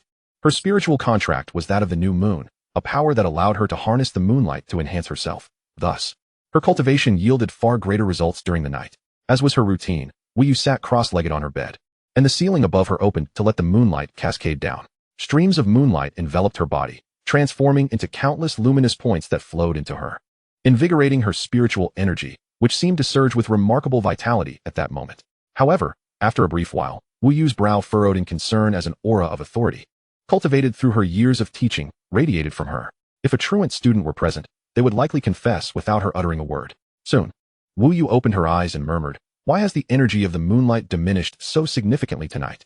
She extended her finger, and a fragment of the moonlight's energy hovered like a firefly. Upon closer inspection, she noticed that its energy was nearly imperceptible. With a hint of perplexity, she glanced at the sky. The moon appeared unchanged, yet the energy of the moonlight was undeniably lacking. Could there be another spiritual contract related to the moonlight? After careful contemplation, Wu Yu shook her head slightly. She was the sole possessor of a moonlight-related contract, and even if a new student had one, it shouldn't be capable of affecting her. As her frown deepened, Wu Yu suddenly launched herself through the window above her. After a moment of keen perception, her eyes widened in shock as she gazed towards the distant teaching building. Her eyes now glimmered with moonlight, and in her vision, an endless stream of moonlight seemed to coalesce into a colossal pillar connecting heaven and earth, descending upon that very building. Jiang Lin, situated atop the teaching building, turned ever so slightly, exclaiming, "Xiaohei has been discovered." Without waiting for Xiaohei to react, he swiftly pressed it back into his shadow. Caught off guard, Xiaohei lost control of its instincts, letting out a howl that reverberated throughout the entire campus. Jiang Lin's figure vanished, but the echo of the howl startled the entire academy. Those who had been asleep were awakened, and those in the midst of cultivation found their focus disrupted. Mere seconds after Jiang Lin departed, dozens of figures materialized atop the teaching building where he had been. Among them was the school principal. What is happening? The principal directed his gaze towards the visibly shaken Wu Yu, who had arrived before him. The howling moon wolf? No, could it be the silver moon wolf? Wu Yu murmured to herself, completely oblivious to the principal's inquiries. Wu Yu. The principal raised his voice. Wu Yu finally came to her senses, realizing that many others had gathered around her, all being the heads of various departments within the academy. There was indeed a presence here just now, also possessing a moonlight-related spiritual contract. A magical beast? The principal pondered. The only moonlight contracts are the howling moon wolf and the relatively rare silver moon wolf, correct? His confusion was evident, especially since Xiaohei's howl had been heard throughout the academy. It cannot be the howling moon wolf, as a subordinate to the silver moon wolf. Its absorption of moonlight would not create such a commotion. Wu Yu's expression remained one of lingering shock. Even the howling moon wolf would not reach this level of disturbance. It must be a silver moon wolf. Chapter 10, Silver Moon Wolf. Upon hearing this, the faces of the gathered individuals grew serious. The silver moon wolf was one of the 3 royal clans of the beast race, its bloodline reaching the soul realm upon maturity. If not for the difficulty in producing offspring, it would likely be classified as one of the top 2. Wu Yu, do not jest. The territory of the silver moon wolf lies in Africa. How could it possibly appear in the Dragon Kingdom? I do not know, Wu Yu replied, rubbing her temples in frustration. But you all heard that howl. It is undeniably a wolf-like creature. But among wolf-like creatures, only the silver moon wolf could possess such power. What level of power are you referring to? The principal seized upon the crux of the matter. Wu Yu gestured, and points of moonlight formed before her, coalescing into a vast orb from which a thin line descended. This is the moon. The heads of departments widened their eyes in disbelief. Wu Yu, I am not a moonlight contract holder. Do not deceive us. This is too outrageous. I would believe you if you claimed it was the silver moon wolf king. Indeed, how could such a powerful silver moon wolf enter our borders without any notice? Exactly. Even if it had means to enter, we are in the Western District, guarded by the Phoenix Feather Pavilion. Such a ferocious beast would never go unnoticed. Wu Yu took in the incredulous expressions of her colleagues and smiled wryly. I too find it hard to believe, but you know how we moonlight contract holders cultivate. I understand now. The principal suddenly spoke after a moment of contemplation. Let us not speak of this matter further. It must be that wolf. After all, we do have wolves in our Western District, do we not? What do you mean? Wu Yu was left puzzled. Let us not discuss it further. Director Zhang, make an announcement tomorrow stating that your pet went out of control. We must avoid turning this into a campus legend. The principal rubbed his temples before disappearing from sight. Director Zhang pointed at himself, bewildered. I do not have a wolf pet. Do you not have a husky? A nearby, balding director chimed in, patting his shoulder with a smirk. A husky going out of control seems quite reasonable, does it not? Meanwhile, Jiang Lin materialized in an uninhabited area of the campus, where Xiaohei had transformed into a small, adorable puppy, complete with a collar and leash held by Jiang Lin. Look, you've taken someone else's resources, haven't you? Jiang Lin remarked with a hint of exasperation. Upon hearing this, Xiaohei promptly lay on the ground, rolling about and refusing to budge. Jiang Lin remained unperturbed, squatting beside it to enjoy the show. Wow, what an adorable puppy. Indeed, it is absolutely precious. A chorus of excited exclamations arose nearby, drawing Jiang Lin's attention to several elegant legs striding towards them. As he raised his gaze, he found a group of girls, their eyes sparkling with delight as they watched Xiaohei tumble about on the ground. They appeared to be upperclassmen, their features attractive and their makeup impeccable. Classmate, is this your pet? What is its name? The academy did not prohibit pet ownership, as some individuals had summoning-type spiritual contracts. A magical pet? It does not appear to be one. There are no signs of spiritual energy. The girls' voices brimmed with excitement as they inquired softly. Xiaohei is an ordinary pet. Just an ordinary pet. Jiang Lin stood up, smiling. May we pet it? The upperclassmen grew even more enamored. Who could resist a little puppy that whimpered adorably? Especially since Xiaohei seemed to sense its own cuteness. Upon noticing the girls, it ceased rolling and trotted over to nuzzle against their legs. Wow. The upperclassmen melted at the sight, with one of them squatting down to cradle Xiaohei in her arms. They soon surrounded the little pup, playfully teasing it. Jiang Lin watched this scene unfold, his expression twisting in frustration. Damn it. Xiaohei, you are female. Must you be like this? As he observed Xiaohei being smothered by admirers, Jiang Lin's jealousy simmered, his fists clenched tightly. Classmate, is something the matter? One of the upperclassmen noticed Jiang Lin's unusual demeanor and looked up in confusion. And no, nothing at all. Please, continue, he forced a smile. But Xiaohei suddenly jolted from its dreamy state. It struggled to leap down and scampered back to Jiang Lin's side. Ah, it seems it might be hungry. I'll take it back to eat. Jiang Lin hastily explained. All right. The group felt somewhat disheartened after parting ways with the senior students. Jiang Lin grasped the scruff of the little black creature's neck and lifted it up. Their eyes met, and Jiang Lin gritted his teeth, saying, You seem to enjoy this. Woo-woo. Tell me, is it big? Not. White. No, is it fragrant? Woo-woo. I'm asking you a question. Woo-woo. How infuriating. Why am I not you? The following day marked the commencement of formal classes. Jiang Lin and his dorm mates arrived at the classroom of Class 5, Year 1, where many students had already gathered. Class 5 consisted of over 70 students, with talents fluctuating between B and C grades, and only a few possessing A-grade abilities, albeit weak ones. After all, true geniuses with A and S grades were scarce. Even at West District University, only 2 classes could be formed from them. The pinnacle of the pyramid was always occupied by a small elite, while the majority were ordinary individuals like Jiang Lin's roommates. Soon, the class time arrived. And once everyone was gathered, their advisor promptly appeared. He was a slightly plump man, likely in his 20s or 30s, with short hair and glasses, exuding a warm smile that instantly endeared him to others. Hello everyone, my name is Qin Lifeng. I am not much older than you, so feel free to call me Brother Feng. The academy employed a teaching format of theoretical classes in the morning and practical training in the afternoon, occasionally arranging for real combat sessions. Furthermore, Qin Lifeng, without any airs, briefly introduced the upcoming course arrangements before discussing the new student ranking battle. During this initial period of the semester, the ranking battle was of utmost importance, as it determined the Academy's attention and resource allocation towards them over the following year. A year? Will there be a ranking battle in the second year as well? Someone inquired curiously. Indeed, Qin Lifeng replied with a smile. Each year you will participate in a ranking battle. This not only assesses your progress, but also provides opportunities for diligent and late-blooming individuals. This is a chance to get ahead. The ranking battle will occur in a week. During this time, you can spar with your classmates to familiarize yourselves with your abilities. And feel free to ask me or the other teachers any questions. Moreover, it was well known that Fengyu Pavilion would be monitoring this ranking battle. Qin Lifeng encouraged everyone to do their best. He gazed down at the eager students, a gentle smile on his face, as the vitality of youth was indeed infectious. Another matter is the selection of class representatives. I will be observing over the next few days, but confident students may also self-nominate. I will hold a class meeting to select them the day before the ranking battle. Meanwhile, the school administration was convening a meeting. As the new student ranking battle approached, the lurking vermin would undoubtedly become restless. The principal placed his thermos down, speaking in a grave tone. Year after year, they return, only to suffer a crushing defeat without any gains. Sometimes, I admire the tenacity of these rodents. A balding director chuckled. We must not let our guard down. Wu Yu interjected, frowning. I've heard their soul manipulation techniques have seen significant breakthroughs. Their thirst for genius is undoubtedly stronger than before. We may be facing significant movements. The principal nodded in agreement, acknowledging Wu Yu's insight. You are correct. While those rodents may lack in many areas, their evasion tactics are top-notch.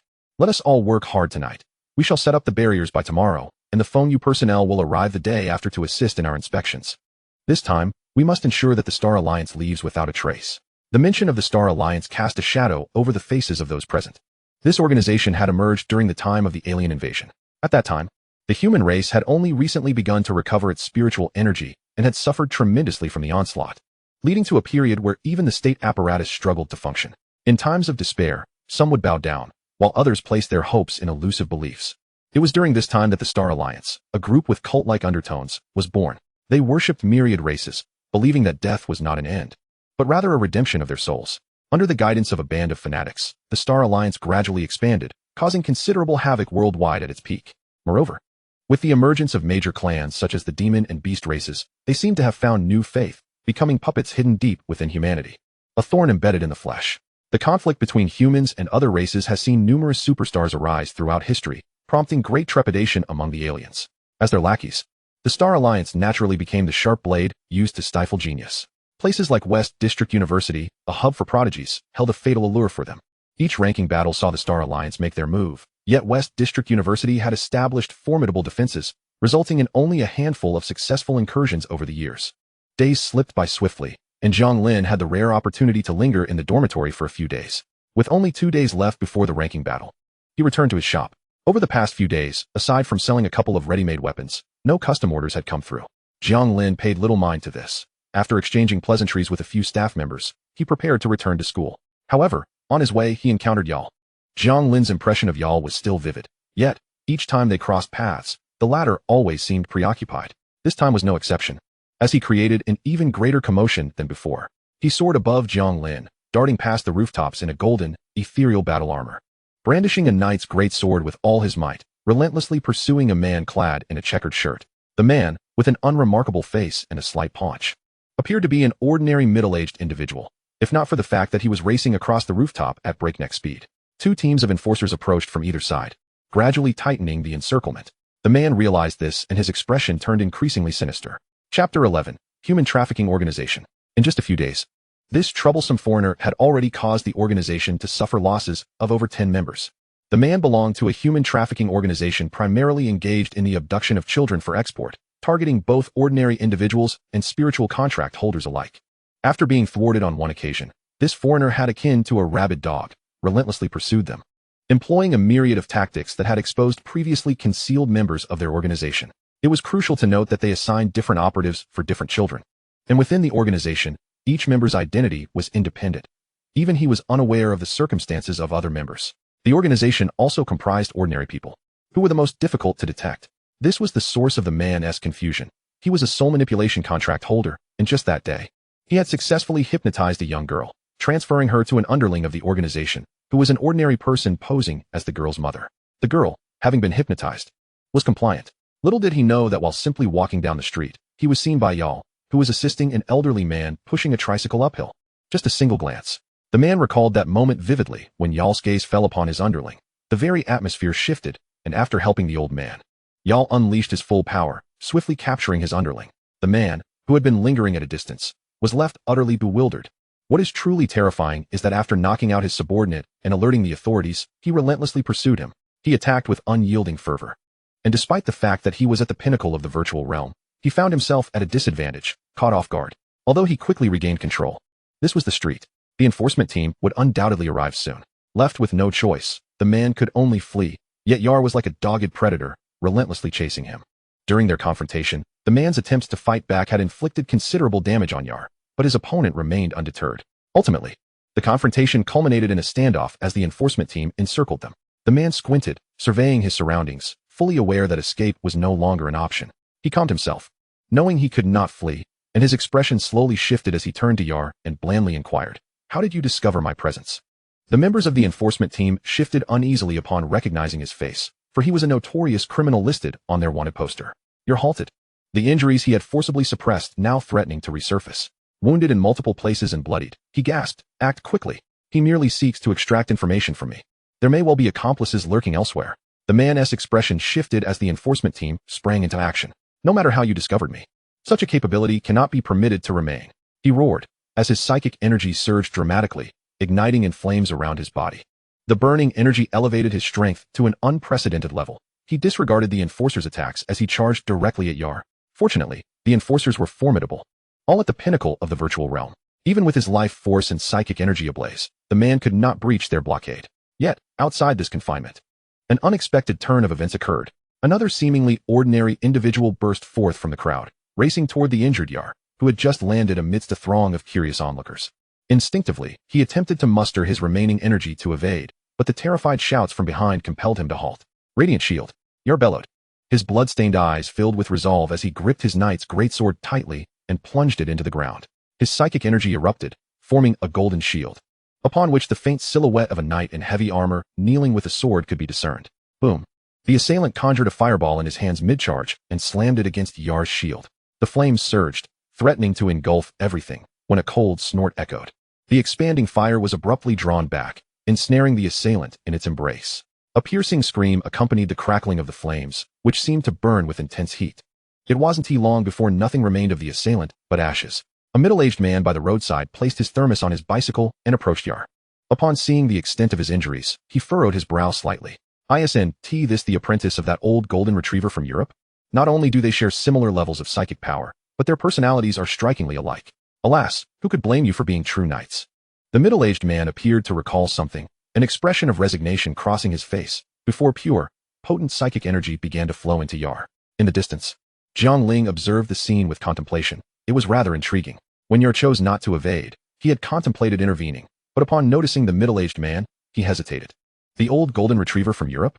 A smiling image of a golden-haired uncle surfaced in Jiang Lin's mind. If this truly was his apprentice. The following day, when Yar returned to the dormitory, battered and visibly weakened, Luo Ling was utterly bewildered. What happened to you? You didn't come back last night. I walked back, Yar replied, changing his shoes. After my injuries healed sufficiently, I encountered a poor girl scribbling on the ground, unable to afford her way home, so I gave her my money. Luo Ling fell silent for a moment. If I'm not mistaken, she was using chalk, wasn't she? How did you know? Yar was taken aback. I intended to transfer her money via WeChat, but my spatial belt experienced turbulence during the battle, and my phone was damaged. Such delicate devices simply cannot be placed in an unstable subspace. Luo Ling's expression darkened. And what of your injuries? How did this happen? Although Yar's wounds had nearly healed, his tattered clothing and diminished psychic energy revealed he had endured a fierce battle. At this, Yar's expression turned grave. It's that human trafficking organization again. You crossed paths with them? Luo Ling's tone escalated suddenly. That organization is no trifling matter, and their methods are numerous. Recently, there have even been reports linking them to the Star Alliance. Listen to me. I know you cannot stand by, but this is not a matter for someone at your level to intervene. The freshman ranking battle is about to commence, and the school will be sealed off. You won't be able to do anything. Yar's fists clenched tightly. Those people truly deserve to be punished. Naturally, the enforcement department will trace the leads and apprehend them. You have already done enough, Luo Ling sighed. His roommate was admirable in many respects, yet his inherent sense of justice was a bit excessive. In fact, on the day Yar returned, the school had already initiated lockdown procedures. The higher-ups had collaborated to establish a formidable barrier, rendering the entire school inaccessible. Of course, for Jiang Lin, this was inconsequential. However, appearances had to be maintained. In the days leading up to the ranking battle, he resided in the dormitory, occasionally returning to his shop to check on the situation. Meanwhile, the new students busied themselves preparing during these days. The academy provided them with only the fundamental information needed for university life, leaving the majority of their preparation to their own devices. Before long, the day of the freshman ranking battle arrived. At the back of the academy lay an immense basin, housing nearly 100 arenas the size of football fields as the main venue, where all the new students gathered. In addition to the freshmen, numerous second and third-year students were present to observe. The school's ranking battle was a grand event each year. The freshmen congregated beneath a platform where the principal and various school leaders delivered speeches before the ranking battle was set to commence. Observant individuals would notice an additional seat beside the principal, occupied by a graceful woman, nearly on par with the principal in stature. Upon witnessing this, the newcomers gasped in excitement. Members of the Phoenix Feather Pavilion had truly arrived. With the mentors organizing the initiation of the ranking battle, all freshmen received identification numbers for the random draws. Yar's number was 1928. This number bore no special significance, and his opponent was revealed to be from Class 9 of the first year, a combat-enhanced psychic contract wielder. The other roommates drew different opponents and venues, prompting them to disperse quickly. Yar checked his map for the location of his arena and prepared to proceed. Just then, a light exclamation caught his attention. Boss, you're a student here too? Yar and Luo Ling called out from a distance.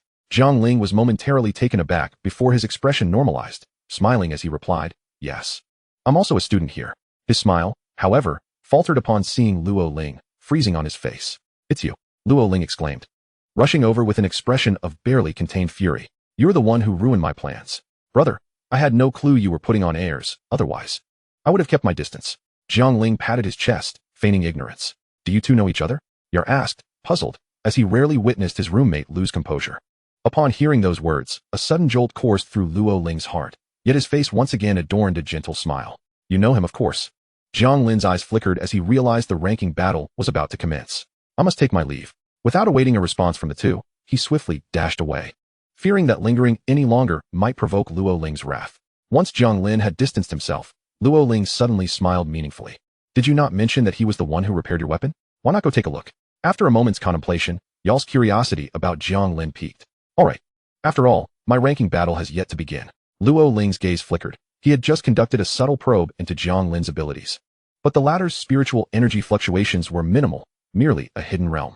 In the context of the Western District's Academy, such a presence was akin to a drop of water in the ocean, utterly unremarkable. Could someone of such ordinariness truly possess the capacity to restore Yal's knight's greatsword? He had inquired within his family about Yal, learning that the latter was a disciple of the European holy knight, Dogolka. Thus, that greatsword was no ordinary weapon. It was inconceivable that someone of Jiang Lin's caliber could possibly reforge it. This suggested that there was a more formidable figure behind him, which was precisely why Luo Ling found himself intrigued.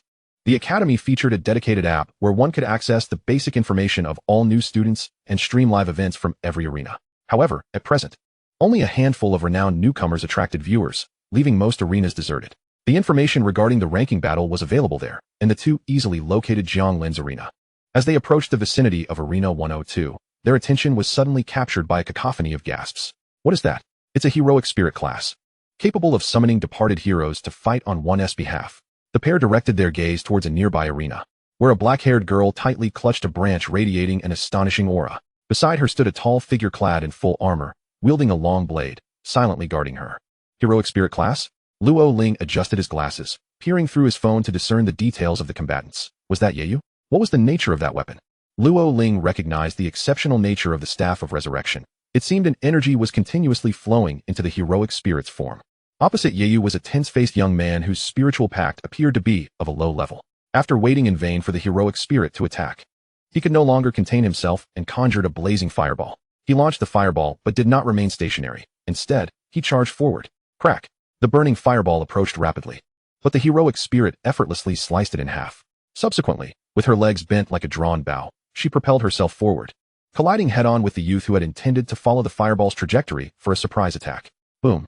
With a sweep of her blade, the young man was sent flying, rendered unconscious. The battle concluded so swiftly that the few spectators were momentarily stunned. The Western District truly harbored hidden talents. Luo Ling's eyes gleamed with intensity. He had previously been unaware of the existence of another heroic spirit class. He pondered which tier of heroic spirits she could summon. Lost in thought, he suddenly remembered Yal's match and hurried to join him. In Arena 102, Jiang Lin stood with a grave expression, a wisp of breeze swirling around him as he faced a burly opponent named Wang Shun, whose pact was of the body enhancement class. Observing closely, Jiang Lin noted that Wang Shun's enhancements were comprehensive, indicating extraordinary physical prowess. However, Jiang Lin reasoned that while Wang Shun's overall physical enhancement relied solely on his corporeal form, his enhancement was of C grade, whereas Jiang Lin was openly a B grade wind elementalist, leaving little room for defeat. It seems I must engage in a fierce battle. With this thought, as Wang Shun lunged at him, Jiang Lin enveloped himself in wind elemental energy, making him as light as a feather, narrowly evading Wang Shun's punch.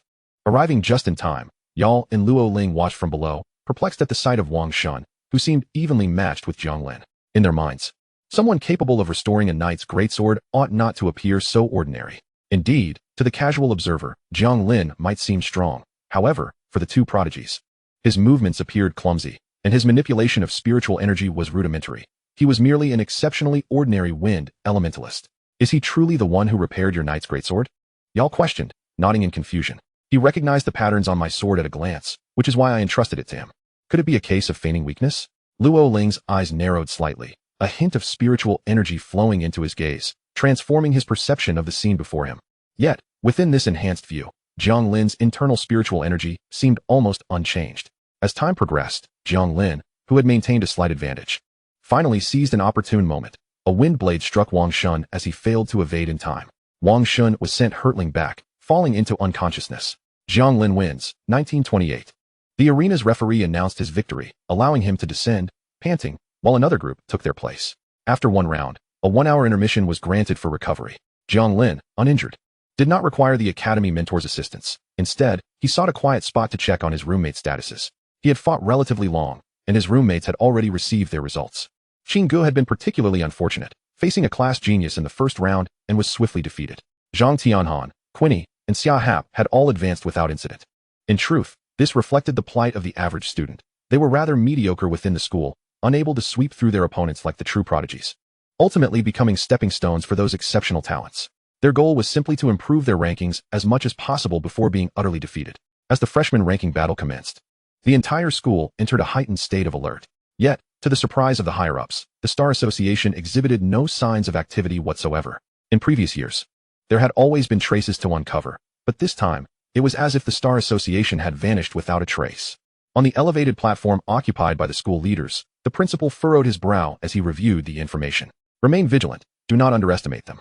The Star Association? A soft female voice chimed in, imbued with a gentle quality reminiscent of a mountain spring. The speaker was a graceful woman, her perfect curves subtly visible even while seated. Her countenance strikingly beautiful with a radiant smile. The principal's expression shifted to one of seriousness. Indeed, every year they exhibit some degree of activity, yet this year, for reasons unknown, they are particularly quiet. I fear they may be plotting something. Rest assured, our academy is fully prepared. Should those rats from the Star Association dare to show themselves, we shall ensure they have no chance of return. Yes, should anything arise, do not hesitate to call upon me. Accompanying me are 2 elite guards. Should the need arise, they will act in unison. What? The principal gasped, followed by elation. I cannot thank you enough, Miss Tang Fei. If the elite guards are indeed present, along with myself, the Star Association will find it difficult to stir up any trouble. In truth, the members of the Star Association were indeed plotting significant maneuvers in secret, just as the principal had surmised. Within a residential building outside the academy, no one was aware that a family of 4 had vanished without a trace just days prior. In place of that, there appeared a group of individuals adorned in flowing white robes, embellished with starry emblems. They first established several layers of protective barriers within the residential building, and subsequently, in the grand hall, they excavated a tunnel. Descending into the depths of this passage revealed a vast chasm. Within this hollow space, dozens of robed acolytes of the celestial congregation encircled a complex array inscribed on the ground. Upon closer inspection, the markings were a series of grooves, into which a stream of blood flowed from one of the incisions, gradually filling the entire array. The markings glimmered with a crimson light, and then the blood within the grooves mysteriously vanished. At this moment, a figure draped in the robe with the most stars spoke in a hoarse voice, urging the continuation of their dark ritual. With a muffled thud, a 5 or 6-year-old girl was suddenly pierced through the heart beside the array. A copious amount of blood cascaded down, flowing into the grooves of the markings. The girl, devoid of any commotion, wore a blank expression, her complexion paling until she ultimately succumbed to lifelessness. Subsequently, an acolyte callously dragged her away like refuse, discarding her at the side, where the child's body was cast aside. A small mound could be seen, and as the light from the array flickered, it became evident that this mound was composed entirely of corpses. These bodies, both male and female, young and old, bore the same fate in their demise. Meanwhile, the freshman ranking competition continued within the school. Jiang Lin, having won yet another match, encountered a peer of similar standing, a spirit contract wielder. After a grueling battle, Jiang Lin ultimately found himself bested and relegated to the loser's bracket. Within this bracket, he faced another opponent of equal rank, whose cosmic energy erupted, leading Jiang Lin to bid farewell to the ranking competition. He became the first among his dormitory to be eliminated, and upon learning of his situation, his roommates offered words of consolation, believing he had given his utmost effort. In truth, Jiang Lin merely felt a sense of ennui. These newcomers appeared no different than children in his eyes. The ranking competition would extend over several days, during which classes were suspended, granting Jiang Lin a few days of leisure after his early exit. Unfazed by his premature elimination, he began to contemplate romantic pursuits. After all, what is college without a touch of romance? Jiang Lin's aspirations were modest. He sought neither a campus beauty nor a paragon of perfection, but rather something simple and genuine. Regrettably, after wandering through various venues for a considerable time, he found nothing that sparked his interest. Just as he was about to activate a spatial portal for some outdoor entertainment, he suddenly sensed 2 immensely powerful presences searching back and forth within the instructor's barriers of the school. Oh no, how did they arrive here? Startled, Jiang Lin hastily dispersed the gathered spatial energy, internally sighing in relief at narrowly avoiding detection. Although they could not prevent him from utilizing the spatial portal, the consequences of being discovered weighed heavily on his mind. Very well, he decided to continue his exploration. At this juncture, after several rounds of eliminations in the ranking competition, only the more formidable freshmen remained. The first day's battles concluded swiftly, and without exception, all 5 members of Jiang Lin's dormitory were eliminated. Despite their status as local prodigies, they were merely ordinary individuals at the Western District University. After numerous rounds of competition, only genuine talents could emerge victorious, and it was evident that Jiang Lin and his dorm mates fell short. Once eliminated, they could only exchange wry smiles, ultimately deciding to treat themselves to a hearty meal at the school cafeteria to soothe their wounded spirits. The cafeteria, in reality, spanned an entire street filled with culinary delights. After enjoying delectable fare from one end of the street to the other, they felt a sense of fulfillment. Upon returning to their dormitory, they initially engaged in idle boasting before retreating to their phones. As Jiang Lin opened the school's app, he stumbled upon a particularly conspicuous post. Freshman Ranking Battle, Day 1 Results and Noteworthy Talents. The post was generating considerable buzz, boasting thousands of replies and nearly 100,000 clicks. Jiang Lin noted that the author was someone named Luo Ling. Hello everyone, my name is Luo Ling, and I am also a freshman. Throughout the day, I diligently observed various venues and made some observations. The following content reflects my personal opinions, with no particular order of ranking. Please refrain from harsh criticism. Cheng Shiran. SS level blood manipulation spirit contract, estimated to have already reached the void realm, and this spirit contract poses an exceptionally terrifying threat to humanity. In the early rounds, she achieved swift victories and is currently in class Lingwu, in my opinion, a strong contender for the championship. Su Feihong, SS level lightning spirit contract. This individual should be quite familiar to everyone, having previously competed in the training arena, so no further elaboration on his prowess is necessary. Zhao Feilin, SS level frost spirit contract. Possesses peak strength in the radiant realm, embodying both beauty and strength. She also achieved swift victories in the initial rounds, triumphing effortlessly over an S-level spirit contract, making her another potential champion. The 13th chapter, The Demon of Sinful Flame. Yar, a descendant of ancient knights from Europe, peak radiant realm, S-level holy knight spirit contract. Not many may be aware of this spirit contract, so allow me to elaborate. The holy knight spirit contract is quite peculiar. It is rumored that its effectiveness varies among different individuals.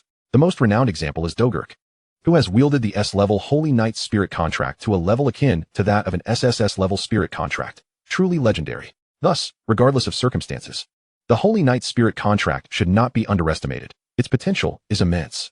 Zhong Kursen, S-level Howling Moon Wolf, Su Wanwan, SS-level Soul Spirit. As Jiang Lin continued reading, he was astonished to come across a familiar name.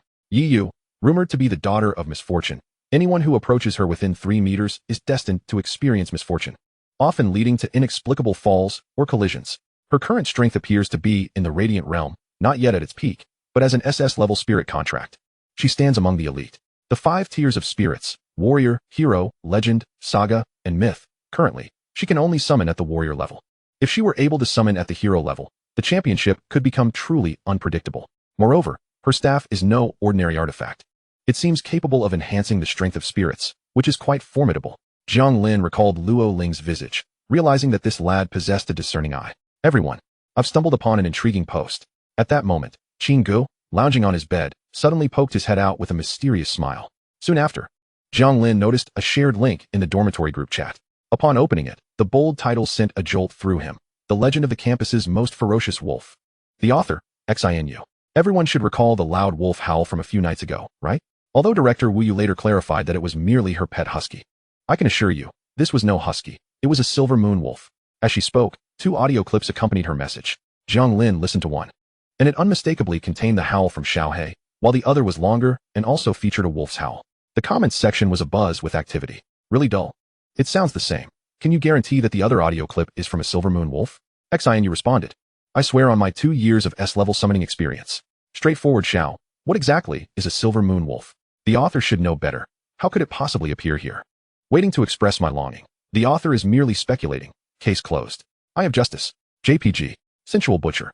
Is the author Lin Shiyu from Class 1? XINU replied to the Sensual Butcher, indeed. Sending hearts. JPG. Beware. As previous responses to Yu's remarks stirred curiosity, the subsequent students who entered increasingly felt her words were indeed accurate. The few residents of the dormitory displayed expressions akin to spectators, for regardless of the setting, campus ghost stories remain one of the most captivating interests among students. Goodness, if the silver moon wolf truly exists, why have we not been attacked? Zhang Tianhan exclaimed. Astonished after reading the post, Quinny scratched her head, pondering whether it could be the familiar of some esteemed figure in the academy. Impossible. The silver moon wolf possesses too much pride. At that moment, Jiang Lin, the unwitting originator of this new campus urban legend, wished to bury her head in shame. The matter, once forgotten by the academy's populace, had regained fervor due to Lin Shiyu's post, to the extent that it had reached someone's mobile device. The silver moon wolf? Could it be the Dark King manifesting in the Western District? In a standalone villa within the academy, Tang Fei perused the post on her phone, falling into deep contemplation. After a moment's thought, she dialed the principal to inquire about the silver moon wolf. Naturally, the principal, well-versed in matters concerning Fengyu, disclosed everything. Before long, Tang Fei grasped the essence of the unfolding events. There could be no second silver moon wolf in the Western District. It must surely be the Dark King. Tang Fei suddenly sprang to her feet, her expression tinged with excitement. Lingong, Bingong, are you present? With a whoosh, Two figures emerged simultaneously, adorned in light green layered skirts. Their countenances ethereal, resembling forest sprites. What is it? The Dark King's presence has been detected in the Western District. Both Lingong and Bingong narrowed their eyes in disbelief. Are you certain? Absolutely. The Academy's director witnessed it firsthand. I shall report back immediately. With that, Lingong vanished in a flash, leaving Bingong reluctantly behind. As she still needed to ensure Tang Fei's safety. After Lingong departed, she soared directly towards the Academy's boundary. Just as she intended to breach it, a shadow suddenly materialized behind her. There's no need to go, she already knows. Lingong whirled around, her face alight with excitement, prepared to kneel. Yet an invisible force held her back, and the shadow vanished simultaneously.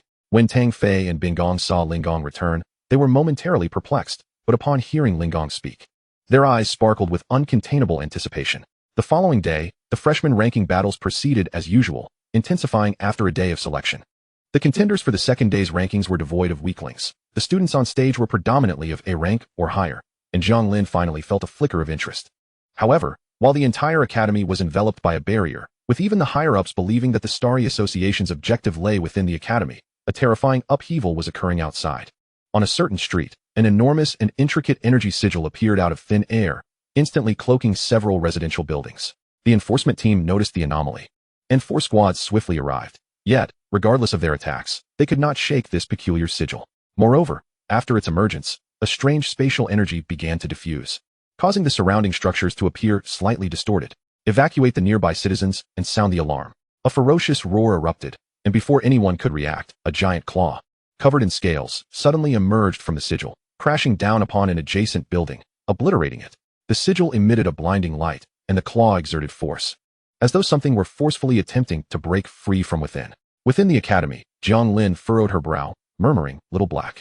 The shadow quivered momentarily before a strand of ink-black essence darted through the school shadows, swiftly making its way outside the barrier. Upon exiting, Little Black quickly arrived at the location of the sigil, where a monstrous creature was already half emerged, with multiple pairs of sharp horns atop its head, a towering body resembling that of a human, and a spiked bat-like wing on its back. It opened its mouth lined with jagged teeth, exuding a potent sulfurous stench. "A demon! Quickly notify headquarters," cried the enforcement team, recognizing the creature's origin from their extensive dealings with otherworldly beings. One of the squad leaders bore a grave expression. Realizing the creature was likely a high-tier demon, and that headquarters might not have sufficient forces, they needed to seek assistance from the academy. Prior to this, the enforcement team had relentlessly attacked the sigil, but whether through the illusory realm or the solid realm, their efforts had failed to leave even a ripple upon the sigil. As time passed, the demon, akin to a small mountain, finally emerged onto the street. Many buildings were crushed beneath its massive form, and its crimson gaze fell directly upon the members of the enforcement team. In the distance, atop a 10-story building, Little Black's diminished form appeared. Observing the demon's thunderous roar from afar, its wolfish maw slowly parting. At that moment, the enforcement team received reinforcements, 2 solid realm and 1 heart realm expert, who positioned themselves at a distance, ready to confront the beast. Without the need for words, the battle was imminent, with the enforcement team charging forth.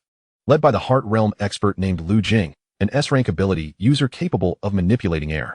The closer they approached the demon, the more its enormity became apparent. Even a 3- or 4-story building barely reached its waist. Is it a fiery demon from the dragon demon lineage? Upon observing the demon's dragon-like head, Lu Jing's heart skipped a beat, for he was familiar with this kind of demon. Such creatures were hybrids of dragon and lava demons, born either in the heart realm or solid realm. Due to the hybrid's bloodline defects, their advancement was exceedingly difficult, and within the demon realm, they were often treated as expendable. This particular demon had only just begun to engage in battle. Lu Jing could not yet ascertain its rank and could only proceed with caution. He unleashed an air cannon, which struck the fiery demon's scales, producing merely a slight tremor. Witnessing this, Lu Jing's apprehension grew. With fingers splayed like claws, Lu Jing evaded as the fiery demon swiped down, continuing to maneuver alongside it. The other enforcement team members unleashed their abilities, various attacks bombarding the demon's massive form, creating a cacophony of energy fluctuations. Yet these attempts appeared futile, as the fiery demon seemed to disregard them entirely. It had not forgotten about the tantalizing aura of blood emanating from afar. These humans, nourished by energy, were the most precious commodity in the demon realm's abyss. Having been summoned with great difficulty, it was determined to feast. Thus, the fiery demon began to move, and Lu Jing realized that he no longer needed to test its capabilities. The demon's dismissive demeanor indicated its level was undoubtedly not below the soul realm. Such an adversary surpassed their capacity to cope, and they could only hope to stall for time until reinforcements arrived. With this thought, Lu Jing dared not hold back. channeling his energy at high speed, causing the surrounding air to rapidly condense. Seeing their captain preparing a significant attack, the other team members dispersed to avoid being caught in the crossfire. As the fiery demon turned its head and took a few steps, it sensed the air around it growing thin. Just as it prepared to take flight, it turned to see a milky white orb by Lu Jing's side, radiating an incredibly terrifying energy wave. Roar! The infernal flame demon let out a thunderous roar, showing no hesitation whatsoever. The crimson core embedded in its chest shone brilliantly, and then that vivid red surged rapidly up to its throat. A torrent of dragon breath erupted from its maw, instantly engulfing the street in a searing blaze, advancing with relentless ferocity. Chapter 14. Fishing. Lu Jing, without a moment's delay, unleashed a meticulously compressed air cannon, liberating it from the constraints of spiritual energy, resulting in a tremendous explosion. The oncoming dragon breath seemed to collide with an invisible force, halting in the center of the street. While tendrils of the fiery breath rapidly ignited nearby residential buildings, the flames spreading with alarming speed. Upon witnessing this, Lu Jing swiftly siphoned the air surrounding him, aiming for an expedient extinguishing of the inferno.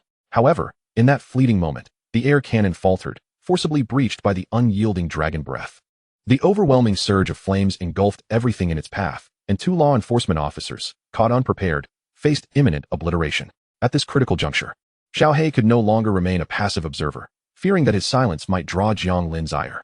Like a puddle of black liquid, he swiftly melded into the shadows. The two officers, consumed by despair, suddenly found themselves plunged into an utterly dark realm. After pulling them into the shadowy space, Xiaohei did not immediately strike. Instead, he manifested within the subterranean confines beneath the infernal flame demon, where the cult of the celestial stars followers lay sprawled haphazardly on the ground, save for one wearing a robe adorned with a hexagram who stood upright.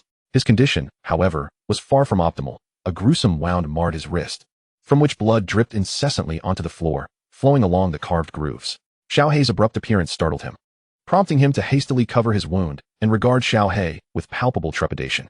Yet, the disparity in their power was insurmountable. With a gaping maw, Xiaohei enveloped him in a shroud of darkness, swallowing him whole with remarkable efficiency. In the shadow realm, Xiaohei rendered the two officers unconscious before vanishing from sight. On the surface, the infernal flame demon suddenly felt a jolt of anxiety, sensing a severance from its connection to the abyss of the demon clan. It roared in agitation, abandoning any concern for Lu Jing, and soared towards the distant source of bloodlust. The disconnection from the abyss signified an inability to return, and upon realizing it was in the western district of the Dragon Kingdom, the demon's fear escalated to a terrifying crescendo. This territory had witnessed the repulsion of the spirit clan's invasion. It was a veritable den of hidden dragons and crouching tigers, far from the domain of a mere soul-bound demon. True to this foreboding, it had not fled far before two formidable figures of the Heart Realm arrived, encircling it along with Lu Jing. Shortly thereafter, a presence of equal might surged forth from the academy, a being of the Soul Realm. The influx of powerful adversaries finally instilled a sense of urgency within the infernal flame demon. It was keenly aware that it could not afford to linger any longer and required more blood to summon the dragon of demons. With a mighty roar, the infernal demon reared back, brown luminescence flickering beneath its scaled skin, as the stench of sulfur permeated the atmosphere, and the temperature around them began to soar dramatically. Lu Jing sensed the changes in the searing air and exclaimed in alarm, "Scatter!" In the next instant, a wave of crimson flames erupted from the infernal flame demon, radiating outward in a cataclysmic explosion that engulfed a radius of several hundred meters. The surrounding buildings and streets were instantaneously liquefied by the intense heat, their steel frameworks melting into molten metal. Within the span of a mere second, the vicinity transformed into a fiery wasteland. The infernal flame demon crouched low, its 5 claws pressed against the molten ground, as columns of flame shot skyward, creating a curtain of fire that enveloped it. In that moment of obscured vision, the onlookers felt the ground tremble, followed by a colossal shadow darting in the opposite direction, demolishing countless structures in its wake. Lu Jing's gaze followed the path of the fleeing infernal flame demon, his pupils narrowing. It was heading for the emergency shelter. Upon hearing this, the Soul Realm warrior's countenance shifted dramatically. A powerful spiritual energy surged forth from him, and a bolt of lightning manifested in his palm, swiftly coalescing into a spear over a meter long. With his muscular arm surging with energy, he hurled the lightning spear with tremendous force, piercing through the immense column of flame and shattering the demon's scales, embedding itself halfway within. Then, the figure of the Soul Realm warrior transformed into a crackling bolt of lightning, vanishing only to reappear atop the infernal flame demon.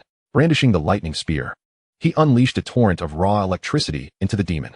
The infernal flame demon was compelled to halt, releasing a furious howl that reverberated with tremors of rage. Yet, in the next moment, the temperature of its exterior escalated rapidly. The Soul Realm warrior's eyes widened in alarm as he thrust the lightning spear deeper into the demon's body before retreating swiftly. Once again, a cataclysmic surge of heat erupted, giving rise to a new molten expanse, threatening to encroach upon the nearest shelter. On a rooftop somewhere, Xiao He wore an expression of conflict. As he wavered in indecision, Jiang Lin's figure suddenly appeared beside him. What's the matter? Haven't you resolved it yet? Xiao He whimpered softly, lowering his head and pacing anxiously. A small fish? Waiting for a big fish? Jiang Lin quickly deduced, although it seemed Xiao He was struggling to summon it. Placing a hand on his brow to gaze into the distance, he observed the lightning-wielding Soul Realm warrior standing his ground against the infernal flame demon, bolstered by 3 Heart Realm allies. It was evident that the demon faced considerable difficulty in initiating its summoning. Xiao He let out a low growl, and Jiang Lin nodded slightly. Indeed, the reach of the demon clan had extended too far. However, your aspirations may go unfulfilled, Jiang Lin remarked with a smile, noting that in the distance, the infernal flame demon, while sustaining minimal injuries, was being rigorously contained by the 4 powerful assailants. It seemed to have amassed sufficient energy once more, employing another high-temperature eruption. Yet, the attackers had anticipated this, dispersing ahead of time.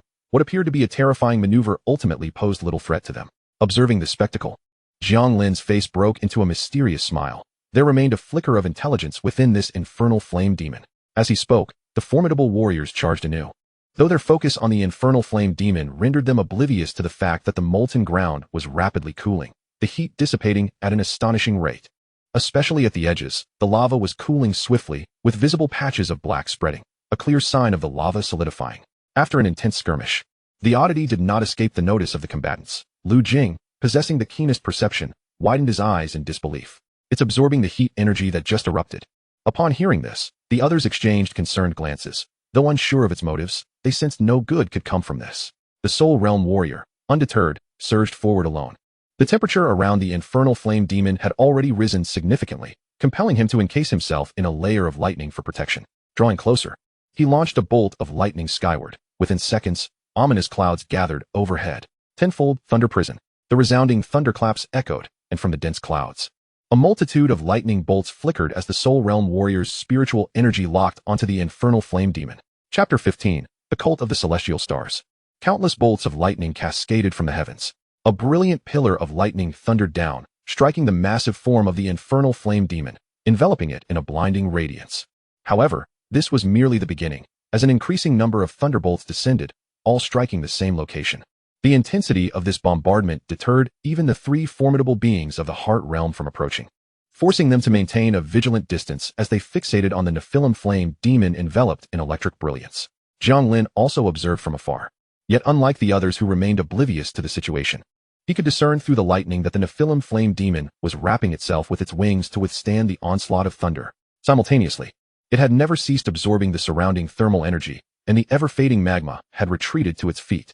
Amidst the cacophony of thunder, the Nephilim flame demon roared defiantly, braving the strikes of lightning as it charged toward the shelter. You shall not pass. Jiang Lin snapped his fingers, and the barrier of the distant refuge simultaneously unfurled. The Nephilim flame demon did not flinch. In its eyes, the strength of this barrier was nothing it could withstand after absorbing thermal energy. Its massive claws came crashing down. Yet the anticipated shattering of the barrier did not occur. Instead, its claws were met with a jarring pain. It widened its blood-red eyes in disbelief. And before it could ponder further, an enraged being of the Soul Realm descended from the sky, appearing like a bolt of lightning streaking across the heavens. Behind him, a dense web of electricity surged forth. The Nephilim flame demon, disregarding all caution, unleashed the thermal energy coursing through its body. Its once pitch-black skin and scales now glowing a faint crimson. The red light in its chest became exceedingly vibrant, and with a powerful flap of its wings, it soared into the air, the being of the Soul Realm trailing the lightning behind. However, at that moment, the Nephilim flame demon erupted in a conflagration. Terrifying flames engulfing the sky, ensnaring the Soul Realm being unprepared. How dare you strike at the innocent? Amidst the raging flames, the Soul Realm being bellowed, his body crackling with a mix of thunder and fire, crashing into the utterly bewildered Nephilim flame demon like a demon from the depths of hell. It could not comprehend how this figure, nearly devoid of unblemished skin, could still penetrate its fiery defenses. Most terrifyingly, his body was at its limit in withstanding the lightning. Should this continue, he would meet his demise. The threat of death surged within, prompting the Nephilim flame demon to retreat, unleashing a wave of heat that forced the 3 Heart Realm beings attempting to approach back, as it dove towards the ground. As it plummeted, the flames behind it erupted, creating a powerful thrust that accelerated its descent. This time, it aimed to obliterate this human. Crackle, the soul realm being, forcibly traversing through the flames of the Nephilim flame demon, was already battered and bruised. The ground approached rapidly, and his gaze was filled with malice. Come on. The thunder erupted once more, and the Nephilim flame demon could not help but roar. The human's body had already reached its limit, yet still dared to channel lightning. Its control over its own body was faltering due to the lightning, and should it collide with this being, it might lose its combat capabilities entirely. The Nephilim flame demon, wary of overestimating itself, reduced its momentum, seeking to escape. Yet from the direction of the academy, 3 more soul realm beings swiftly approached. One extended a hand, and a cluster of emerald green leaves, glistening with dew, fell upon the lightning-wielding soul realm being, causing his wounds to mend rapidly. The Nephilim flame demon's pupils constricted suddenly. It was surrounded by 4 beings of the soul realm, and despair washed over it. It had merely responded to a summons, expecting a feast. Yet this was the unforeseen outcome. Outside the battlefield, several disciples of the Starry Council, hiding and observing from a distance, furrowed their brows. Useless. They cannot even breach a single refuge. It seems we must enact another plan. The robes of these disciples were adorned with hexagrams, and behind them knelt dozens of individuals. Once the Nephilim flame demon perishes, you shall commence the ritual. One of the 3 leaders spoke in a hushed tone. At that moment, under the assault of the 4 soul realm beings, the Nephilim flame demon was utterly outmatched, quickly sustaining severe injuries before being struck down by a terrifying bolt of lightning. Only after confirming its life force had vanished did everyone finally exhale in relief. Although the sudden appearance of the Nephilim flame demon had wreaked considerable havoc on the surrounding structures, fortunately, there had been minimal casualties. Just as the soul realm beings collectively sighed in relief, dozens of shadows surged from the distance. A mere flicker of perception revealed that most of these entities were of the illusory realm. 2 of them were even of the heart realm, the Starry Council. The 4 soul realm beings immediately sprang into action, unleashing various attacks upon them. For the disciples of the Starry Council, vastly inferior in rank, were no match. Yet, curiously, they paid no heed to their injuries, sacrificing their lives to reach the corpse of the Nephilim flame demon. Their blood flowed rapidly, enveloping the entire area in a bizarre aura. Ha! A manic laughter echoed from above. Everyone looked up to see 3 figures hovering, cloaked in voluminous robes, their faces obscured by hoods. The ritual is complete. You cannot prevent the descent of the demonic dragon. Boom. The ground quaked suddenly, and a blood-red array materialized, encompassing a kilometer radius. The corpses of the Nephilim flame demon and those of the Starry Council disciples appeared to be disintegrated by an invisible force into countless crimson light particles. These sanguine particles, seemingly sentient, evenly dispersed around the array, then the blood-red markings solidified, almost taking on a tangible form. It is your turn. One among the Starry Council disciples suddenly spoke. Another nodded slightly, extending a hand from beneath the robe, which appeared withered, resembling that of a desiccated corpse. Wisps of black mist rapidly manifested.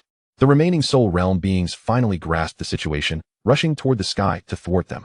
At that moment, the last of the 3 figures also made a move. A pale arm extended, gently pushing against the 4 soul realm beings, and a tempest erupted, casting everyone aside. The sovereign realm. The faces of the crowd paled. From the overwhelming psychic energy they had just encountered, they sensed an immense pressure. The moment the Nephilim flame demon perished, fate was sealed. You cannot obstruct this. The sovereign realm being lowered her hood, cascading red hair over her shoulders, her stunning visage adorned with a scornful smile. She parted her crimson lips, saying, "Witness how this place transforms into hell." Zhu Luoyan, one of the 12 protectors of the Starry Council. Someone gritted their teeth, exclaiming, "How did you arrive as well?" Zhu Luoyan waved her hand nonchalantly, and an incredibly powerful barrier formed, causing several massive ripples to spread outward. The figures of the principal of the Western District, Wu Yu, and other school leaders materialized simultaneously. "We are all in the sovereign realm. It seems unlikely that you could breach my barrier anytime soon." Chapter 16. The abyssal demonic dragon that was instantaneously vanquished.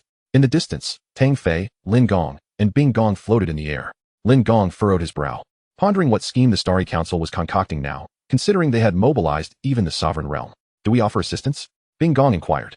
Tang Fei raised a hand to halt the 2. "No need. He is nearby, and the Starry Council will not stir up much trouble." At this moment, the principal's expression darkened. As a fellow sovereign realm being, he realized he would not be able to breach the barrier anytime soon, even if he allied with the 2 peak beings of the soul realm, the 10 absolute guardians. Acknowledging this, the principal spoke solemnly to Wu Yu and the others. "Regardless of what they intend to do, the eruption of a great battle is inevitable. You must swiftly evacuate the civilians and students." The formidable beings from the other academies swiftly dispersed, some returning to their institutions while others ventured towards the residential districts. A most prudent choice, Zhu Luoyan remarked with a light chuckle, yet it may be a tad too late. As her words lingered in the air, the ground began to shift ominously. From the earth surged forth a black mist that swiftly morphed into a multitude of shadowy figures. Upon closer inspection, these apparitions took on humanoid forms.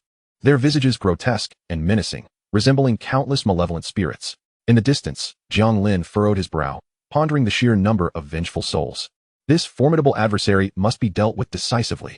At this moment, Jiang Lin's demeanor had transformed from his usual nonchalance to one of icy resolve. As these wraiths emerged, the energy within the inscription array surged violently, a pitch-black orb materializing at its center, emanating palpable waves of fear, despair, and madness. A deep roar echoed from the black point, followed by the vengeful spirits being drawn into the inscription array. The once turbulent array stabilized, and the orb at its core expanded. Suddenly, an immensely powerful dragon claw pried open the black orb, its dark scales shimmering with an ethereal glow. The owner of these claws forcefully tore apart the fabric of space, creating a massive rift. "O magnificent abyssal dragon, heed my summons." A voice, tinged with madness, resonated from the figure beside Zhu Luoyan. As he tilted his head back, his hood slipped down to reveal a youthful countenance, adorned with blood-red markings. His features twisted with excitement. He spread his arms wide, proclaiming, "O Dragon Lord, I, Shun Tianxing, offer the lives of this land as your tribute." A roar erupted, seemingly in response to his call, and the rift widened further, revealing a pair of sharp horns, followed by the fearsome head of a dragon emerging from the abyss. Its dark golden eyes surveyed the surroundings, and upon realizing that the strongest among them was merely at the sovereign realm, the dragon disdainfully spoke, "Human vermin." As it advanced, the dragon's colossal form began to emerge, casting a shadow that dimmed the sky, the sun inexplicably vanishing. The dragon, confused, gazed upward, mistaking the sudden darkness for nightfall. And soon its massive wings unfurled from the rift, fully revealing its immense body. The body of the infernal flame demon appeared diminutive in comparison, and as it materialized, the terrifying aura of the abyssal dragon swept across the battlefield.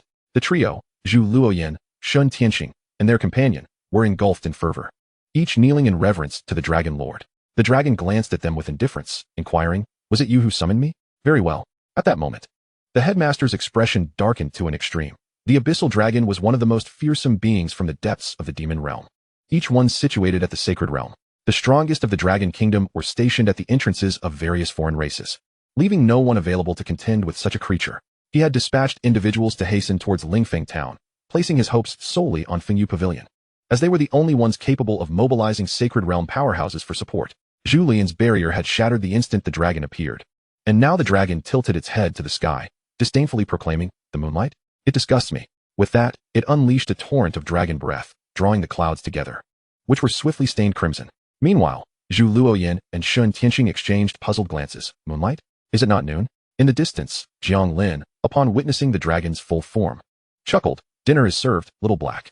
A long howl of a wolf reverberated throughout the area, catching the dragon and the others off guard, their vigilance heightened. The dragon reacted with exaggerated alarm, feeling its scales bristle with terror, a chilling sensation coursing through its being. A low growl resonated from a lurking wolf, poised for the hunt in the distance, revealing its fangs. At that moment, the dragon's sense of impending doom peaked. It abruptly raised its head to the sky, where the crimson clouds it had summoned were torn asunder, and from the rift leaped an enormous black wolf, its immense form crushing everything in its path. In that moment, the dragon felt an icy dread paralyze it entirely. "Silver moon," it began to utter before being engulfed by the charging giant wolf in a single bite. The once mighty abyssal dragon offered no resistance, vanishing from existence, while the colossal wolf, resembling a being from myth, dissipated into countless shadows. A radiant beam of moonlight descended, and as the onlookers gazed upward, they beheld a full moon, which quickly dimmed until it vanished entirely. Sunlight once again bathed the ruins, leaving everyone feeling as though they had traversed into another realm. The headmaster snapped back to reality, exclaiming, "Where are Zhu Luoyan and the others?" At that moment, Zhu Luoyan and her companions were filled with terror, racing through a subterranean passage. "Damn it, what was that creature?" Shun Tianxing's veins throbbed with fury, the blood-red markings on his face pulsing. "The Silver Moon Wolf King?" A hoarse voice interjected from beside him, belonging to another individual. Zhu Luoyan clenched her jaw. "Forget about that. We must flee while the wolf is unaware of our presence." The underground passage seemed to have been meticulously prepared, winding and intricate. Yet their goal remained clear. After rounding a corner, a figure devoid of any aura caused them to halt in perplexity. "Hey!" Jiang Lin, cradling the now diminutive little black, greeted them with a smile. "Who are you?" Shun Tianxing's face contorted with rage, but sensing Jiang Lin's lack of aura, he hesitated to act recklessly. Jiang Lin gently rubbed Little Black's plump belly, contemplating for a moment. Just an ordinary college student? Zhu Luoyan tucked a loose strand of hair behind her ear, softly inquiring. Little brother, do you know who your sister is? Be careful, or I might just devour you. Shut your mouth, you harlot. Jiang Lin shot her an exasperated glance. Your facade is so overripe it's nauseating. Zhu Lian's expression darkened in fury as she lunged forward, exclaiming, it seems sister will tear your mouth apart. However, Jiang Lin merely cast a disinterested glance her way, and her graceful form suddenly froze mid-action, her skirt fluttering down as she became utterly still. I find such repulsiveness quite distasteful, so you may as well perish. As his words fell, the space beside Zhu Luoyan shattered, taking her form along with it. A shower of dismembered remains fell to the ground, leaving Shun Tianxing and the other individual in a state of shock. And although I have deep ties to the underworld, I loathe those like you who enslave souls.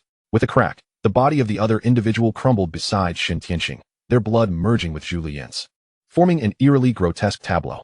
Chapter 17, The Grasp of Black and White. Gulp. Shun Tianxing swallowed hard, forcing himself to maintain composure. Who are you? Do you even know who we are? Ah, the void, the space element, is it? He retorted, perhaps you believe it to be powerful, but crossing us, the Star Society, means facing the most terrifying individuals in this world. Jiang Lin, cradling Little Black, levitated slightly and began to approach Shun Tianxing. The Star Society? As Jiang Lin drew nearer, Shun Tianxing's expression hardened. You cannot kill me. Oh, that piques my interest, Jiang Lin replied. Do you have any hidden cards? Let us see them. Perhaps it was the trump card that bestowed courage upon Shun Tianxing, for upon observing Jiang Lin, he found himself devoid of the overwhelming dread that had once consumed him. The methods of our celestial society are beyond your imagination. As the Saint Son of this year, release me, and I shall refrain from pursuing today's matters. Saint Son? What is this occult? Jiang Lin remarked with an odd expression. And what more do you wish to convey? Shun Tianxing's countenance shifted dramatically. Our celestial society is under the protection of divine beings. To offend us is to declare war against the gods. Are you still unaware of the gravity of the situation? Despite the strength of your spatial affinity, your power does not surpass the Saint Realm, does it? Individuals of your caliber are easily outmatched by at least 5 within our ranks. Do not presume that spatial abilities render one invincible. Indeed, Jiang Lin nodded in agreement. It is good that you understand. Now, set me free. What did you expect to say of substance? Instead, it is all mere drivel, Jiang Lin retorted, shaking his head as he struck out with his hand. Shun Tianxing gazed at Jiang Lin in shock, only to feel his body cleave in two at the chest. The chilling breath of death enveloped him as he fixed a vengeful glare upon Jiang Lin, his eyes brimming with malice, as if he intended to etch his visage into memory. I will find you again, just wait. Wait. Jiang Lin suddenly interjected, and to Shun Tianxing's astonishment, his fading consciousness rapidly returned, his body rejoining as if the prior events had never transpired. Before he could fully comprehend the situation, Jiang Lin delivered a forceful slap. What are you so vengeful about? Huh? What are you resentful of? Jiang Lin struck again. With each resounding slap, Shun Tianxing was left dazed.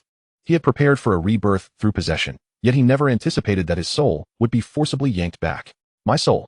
How can it be pulled back? A brief moment of contemplation was obliterated by an onslaught of fear. Spare me, please. A sharp slap silenced his pleas. Do you know how much I despise being regarded with such disdain? Jiang Lin showed no mercy as he struck again, and after delivering a flurry of blows, Shun Tianxing's face swelled grotesquely. After landing over a dozen slaps, Jiang Lin finally relished the satisfaction of tossing the mute Shun Tianxing to the ground. Then he reached out, summoning an ethereal projection that unmistakably resembled Shun Tianxing, albeit now filled with palpable terror. Logically, their celestial society had employed special methods to conceal souls. Methods imperceptible even to the grim reapers of the underworld. Yet now, his soul lay defenseless in Jiang Lin's grasp. The next event plunged him into further despair. Jiang Lin called into the distance, "Hey Bai, come forth." Soon after, 2 somewhat ethereal figures materialized, one black and one white, donning tall hats and holding a placard. Drifting toward him, Shun Tianxing's fear reached a fever pitch. He struggled relentlessly, his very essence teetering on the brink of collapse. Hey Bai came to Jiang Lin's side. Bowing in deference, Jiang Lin then handed Shun Tianxing over, declaring, no need for reincarnation. He lacks the qualifications. Bind him. Hey Bai nodded gently, then placed a hand upon Shun Tianxing's shoulder, their forms gradually becoming translucent until they vanished. On the ground, the onlookers had yet to recover from the abrupt demise of the abyssal dragon. The scene had been utterly staggering. The colossal wolf seemingly tearing through the heavens to devour the abyssal dragon whole. Despite being a terrifying creature of the Saint Realm, it had caused not even a ripple as it succumbed to the beast's jaws, akin to an insect crushed effortlessly.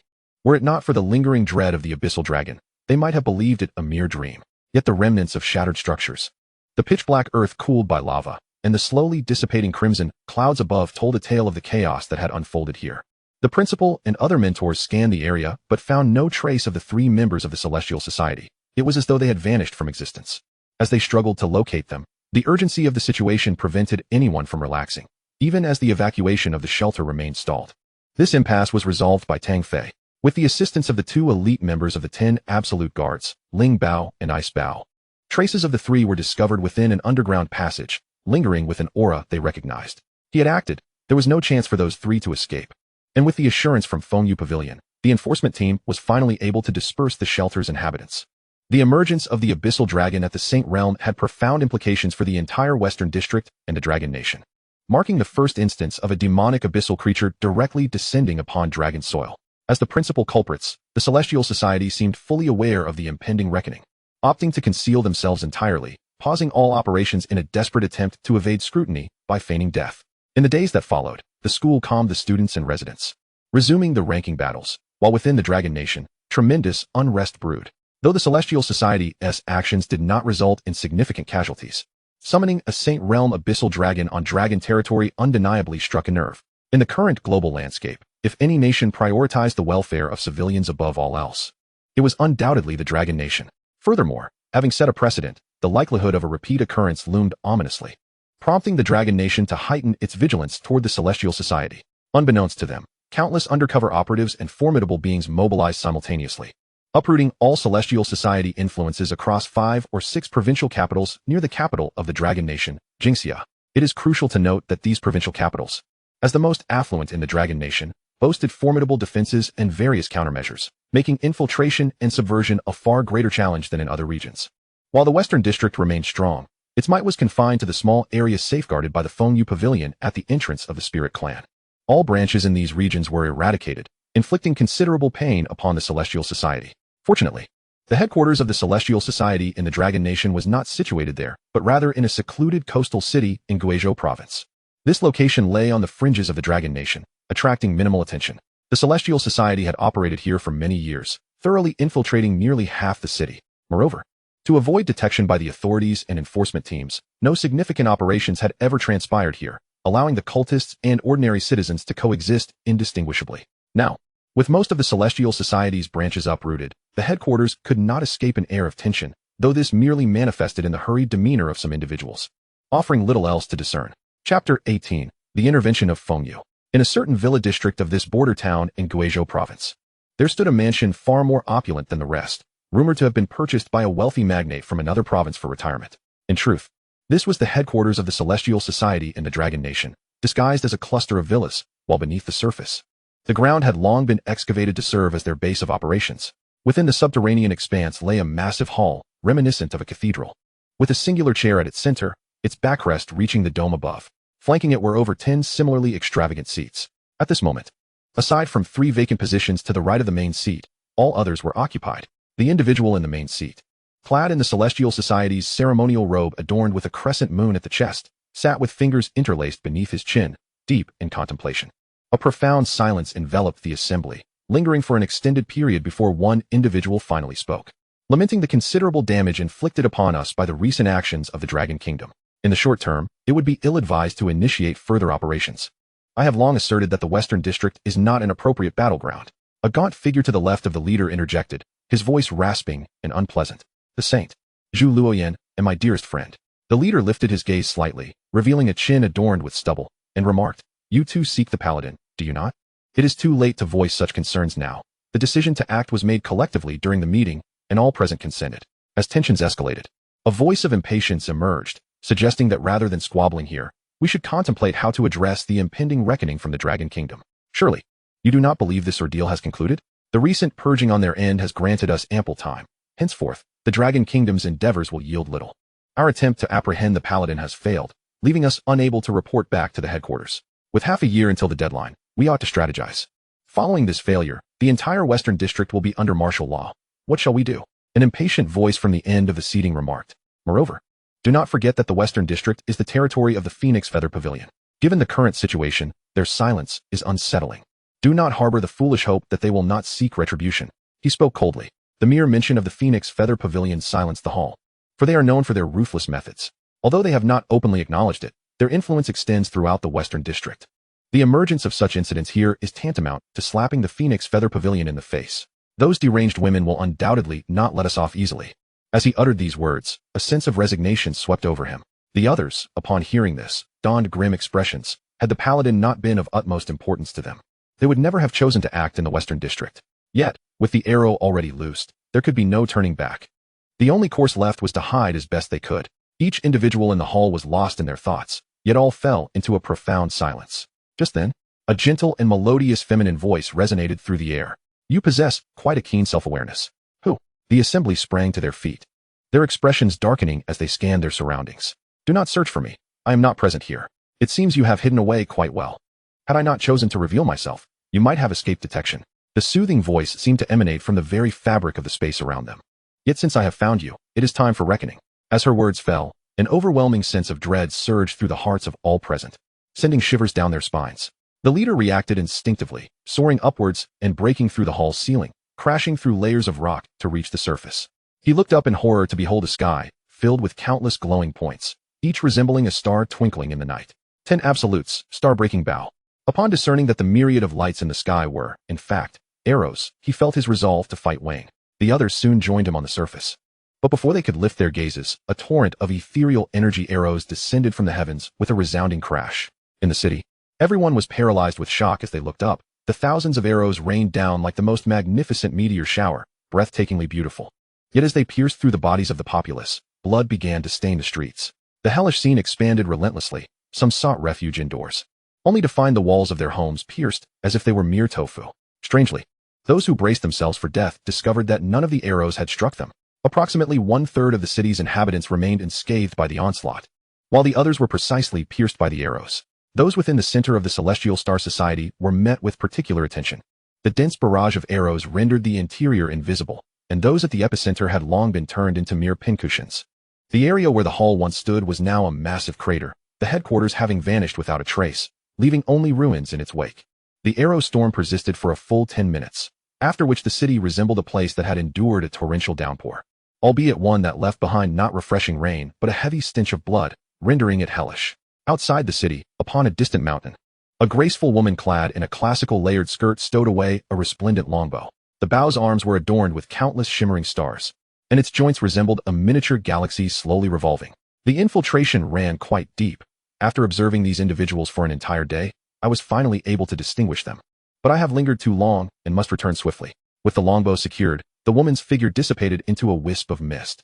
The law enforcement agency certainly reacted to the terrifying assault on the city, and news spread rapidly, before public outcry and skepticism could arise. An official statement from both the government and the Phoenix Feather Pavilion swiftly quelled all doubts. The Celestial Star Society was laid bare before the eyes of the common people. While many had suspected it to be a cult, few comprehended the extent of its infiltration into ordinary society. 2/3 of the city's populace had been compromised, while the remaining individuals remained blissfully unaware of any anomaly, a chilling thought indeed. The actions taken by the Phoenix Feather Pavilion, which effectively uprooted the Celestial Star Society's headquarters in the Dragon Kingdom, reverberated throughout various branches of the society, leading to a sweeping purge across much of the Dragon Kingdom's territory. The series of actions proved exhilarating, and the citizens erupted in applause online.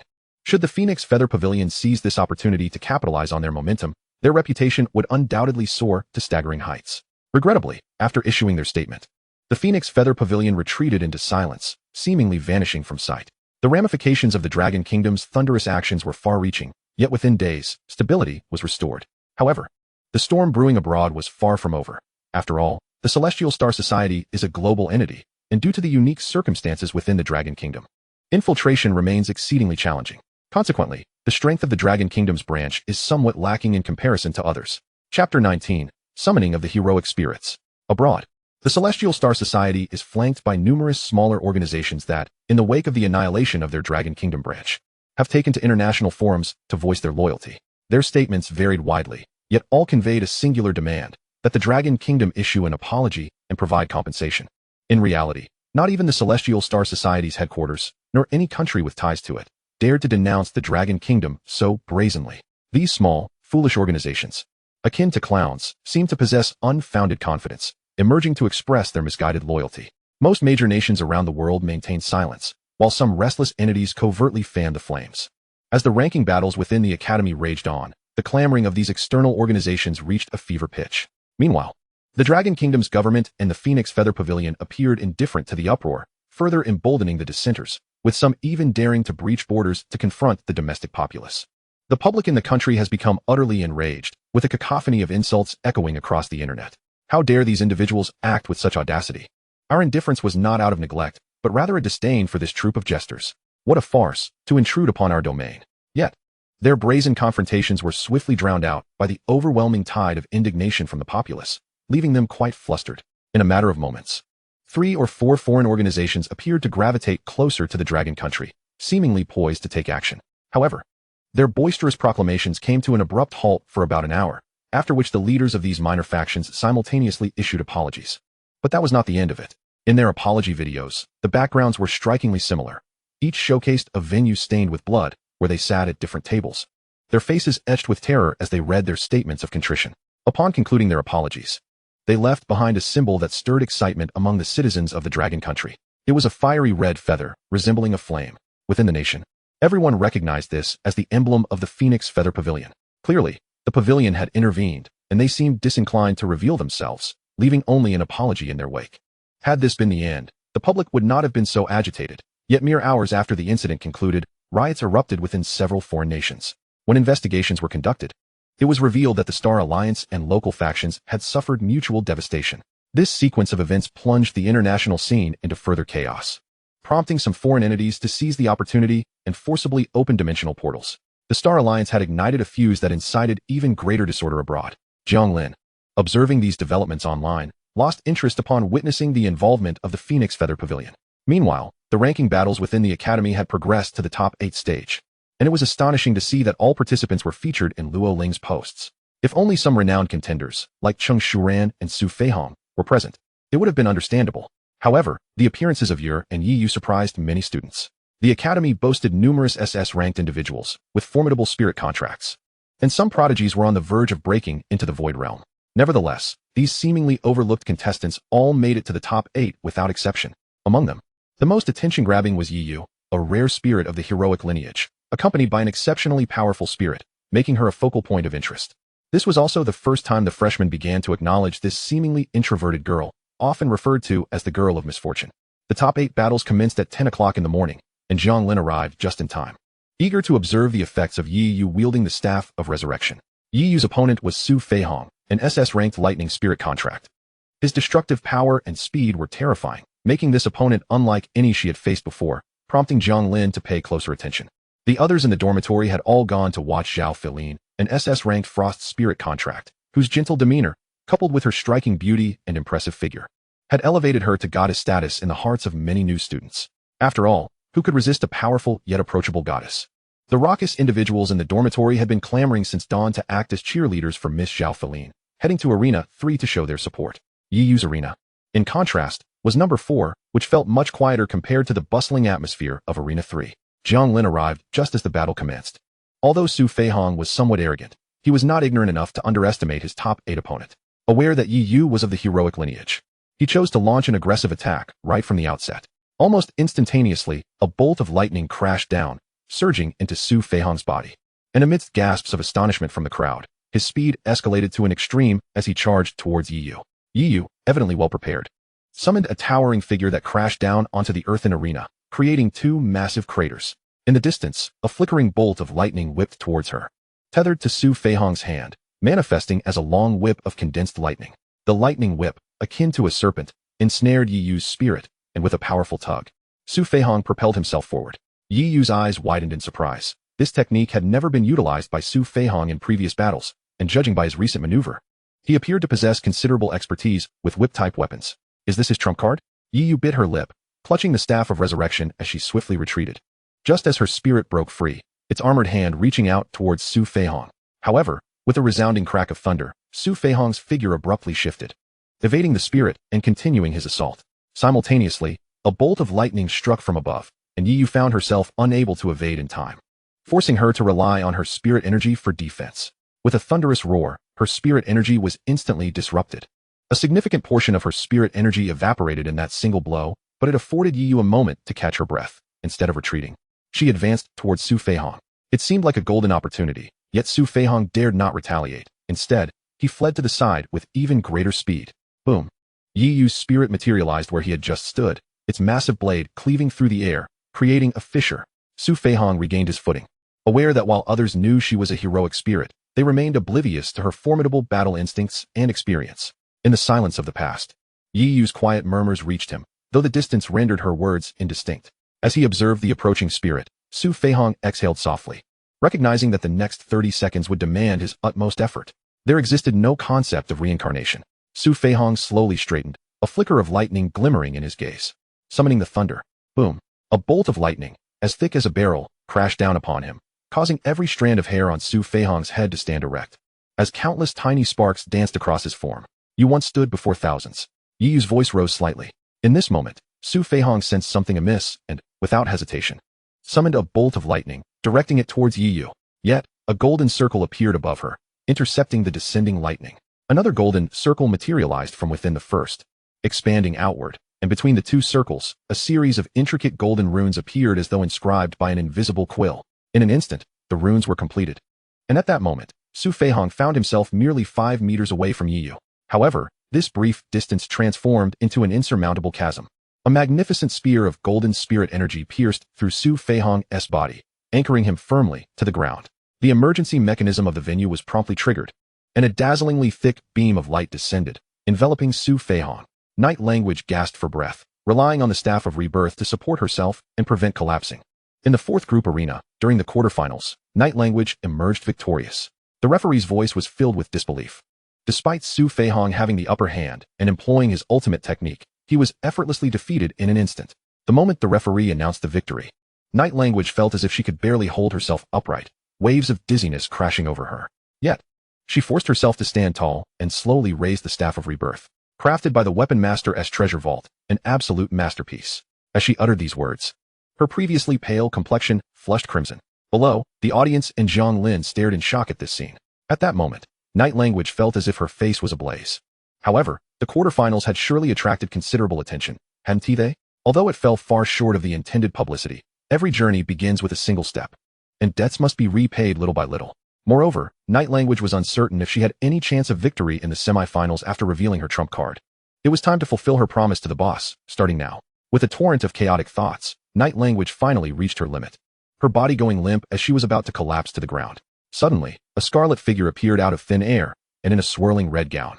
She whisked Night Language away. Who was that just now? It was Director Chu, the Flame Queen, an astute freshman exclaimed. Jiang Lin gazed with a complex expression in the direction Chu Qing had departed, pondering how this foolish girl had taken his words to heart. How could she so clumsily recite an advertisement on the stage of the quarterfinals when she was typically so cautious in her conversations with others? It wasn't until Chu Qing had disappeared that the freshmen below regained their senses, only to realize that Su Feihong, a favorite to win the championship, had been defeated by Night Language. What the heck? I just processed that. Someone exclaimed. People had already begun reviewing their phone recordings to watch the video. In the footage, it was vividly clear that as Su Feihong charged forward, a hand covered in golden armor emerged from the two circles above Night Language's head, forcefully hurling a spear. What appeared to be an ordinary throw was, in fact, a golden flash that instantly pierced through Su Feihong's body. Many who witnessed that terrifying speed through the video felt a chill run down their spines. Even if they had known beforehand, they would have been unable to evade. No wonder Su Feihong, renowned for his swiftness, could not dodge at such a critical moment. The semifinals would commence at 4 in the afternoon, and Jiang Lin had no interest in the other battles. He turned and left. Finding a place to open a spatial door, Jiang Lin returned directly to his shop. However, as he emerged from the narrow alley beside the store, he noticed an unusual crowd gathered at the entrance, peering inside as if they were eager to see something. Jiang Lin sensed the atmosphere and, with a peculiar expression, squeezed through the throng to enter. Inside the shop, the crowd was sparse, and the onlookers sensibly maintained their distance. At that moment, it was noon, just as Hisong had not yet finished his shift and Xinping had just arrived for work. While Yang Liqiong was on a day off, upon Jiang Lin's entrance, Xinping was earnestly explaining to a woman before her, who was elegantly dressed in a fitted dress that accentuated her figure. She lowered her tone and body as she apologized and explained, while Hisong's expression was grim. His head bowed in silence. This is a quality issue with your shop. I'm here to buy weapons. Your weapons can't possibly have flaws, right? Luckily, I was just testing it. If I were in a life and death battle and the weapon broke, what would the consequences be? Lin Shuang's face was filled with anger, and the young men accompanying her glared fiercely at Xinping and Hisong. subtly blocking the entrance in a show of aggression. We sincerely apologize for this incident. It's something we never wish to see. We will do our utmost to compensate you. Compensate. You must compensate. Upon hearing this, Lin Shuang seemed to have touched a nerve, her voice rising significantly. However, one of my friends was injured while testing a weapon. His arm was severed, and he requires a sole contract for healing to recover. What is going on? Jiang Lin's voice came from behind, and Xinping and Hisong immediately turned to him, eyes pleading for help. Lin Shuang turned to face him, her tone unfriendly. You must be the owner of this shop, right? You should manage your employees better.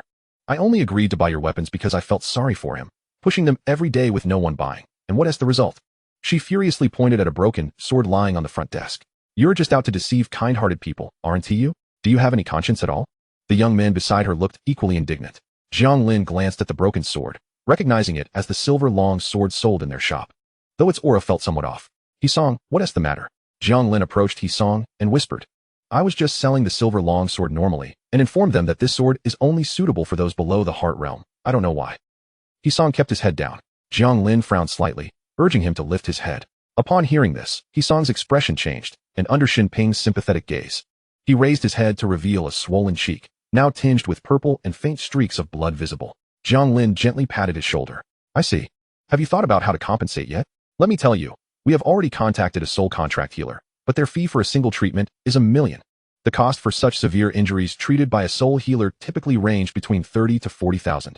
Clearly, Lin Shuang was asking for an exorbitant amount. The onlookers outside were equally astonished, realizing something was amiss. Yet since Lin Shuang was the victim, they hesitated to comment. Jiang Lin gazed at Lin Shuang in shock, instinctively remarking, You really dare to ask for that much? Little did he know, Lin Shuang reacted as if she had stepped on a cat's tail. Why wouldn't I dare? My friend is a student at West District University, with a promising future. Now that he has lost an arm, it jeopardizes his prospects. At this, Jiang Lin was further astounded. At West District University, there were numerous soul healers, and treating students was a trivial matter for them, often costing only a few thousand, and even free in the arena. To tamper with a silver-long sword was one thing, but to be so brazen about it? Jiang Lin found his thoughts muddled and instinctively retorted, I also attend West District University. How come I remember the cost for a soul healer's services being just a few thousand? Lin Shuang and the others nearby were taken aback. West District University was merely a pretext. With their circumstances, how could they ever attend? The price set by Soul Realm experts is this. If you refuse to compensate, I will report you to the enforcement team. Realizing the situation, Jiang Lin understood that this was a deliberate disruption. Chapter 21, The Troublemaker. His gaze darkened slightly. We should have made it clear to you that the silver long sword is only suitable for those below the heart realm.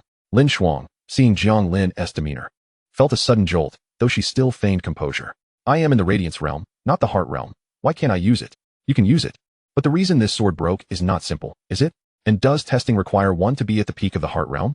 Lin Shuang's face showed signs of panic as her gaze instinctively darted to the side before she turned again. What do you mean by the peak of the heart realm? I am merely an ordinary spirit contract holder from the Radiant realm. How could I possibly know such formidable individuals? If that is the case, then you may report to the enforcement team. By the way, a gentle reminder, the enforcement team possesses the ability to detect the aura of that sword's heart realm. At that point, judging it as extortion should pose no issue. Your friend from the heart realm will not escape being an accomplice. At this juncture, Lin Shuang finally grew anxious. She could not help but glance back at the group of young men behind her. However, what Jiang Lin failed to notice was that the moment she turned, the imposing demeanor on her face had vanished, replaced instead by reddened eyes, a gently bitten lip, and an appearance of utter vulnerability. Remarkably, even before she spoke, the young men were already incensed. Who are you slandering, you brat? Shuang is such a kind-hearted girl. How could she possibly deceive you? One of them exclaimed furiously. Apologize at once, or I swear I will make sure your establishment can no longer operate. Jiang Lin, taken aback, stared at them with wide eyes, tentatively stuttering, Fei Yang. The cultural and historical trajectory of Jiang Lin's original world bore a striking resemblance to this one. Thus, this renowned animation from his past life also existed here. Coincidentally, the young men were familiar with the reference, and in an instant, their already furious expressions turned an even deeper shade of crimson. Red. Xinping whispered as she approached Hisong. What the hell are you saying? You stupid idiot? XXXX. One among them, seemingly unable to contain himself, strode forward, raising his hand as if to strike. Jiang Lin suddenly glanced at him. And in that instant, the man's enraged, flushed face drained of color, his body freezing in place, the hand suspended in mid-air. Are you thinking of hitting someone? I've already reported to the enforcement team, Jiang Lin said, a hint of panic in his voice. The mention of the enforcement team seemed to hold a certain power in Lin Shuang's ears. She hurriedly pulled the man back. There's no need to involve the enforcement team.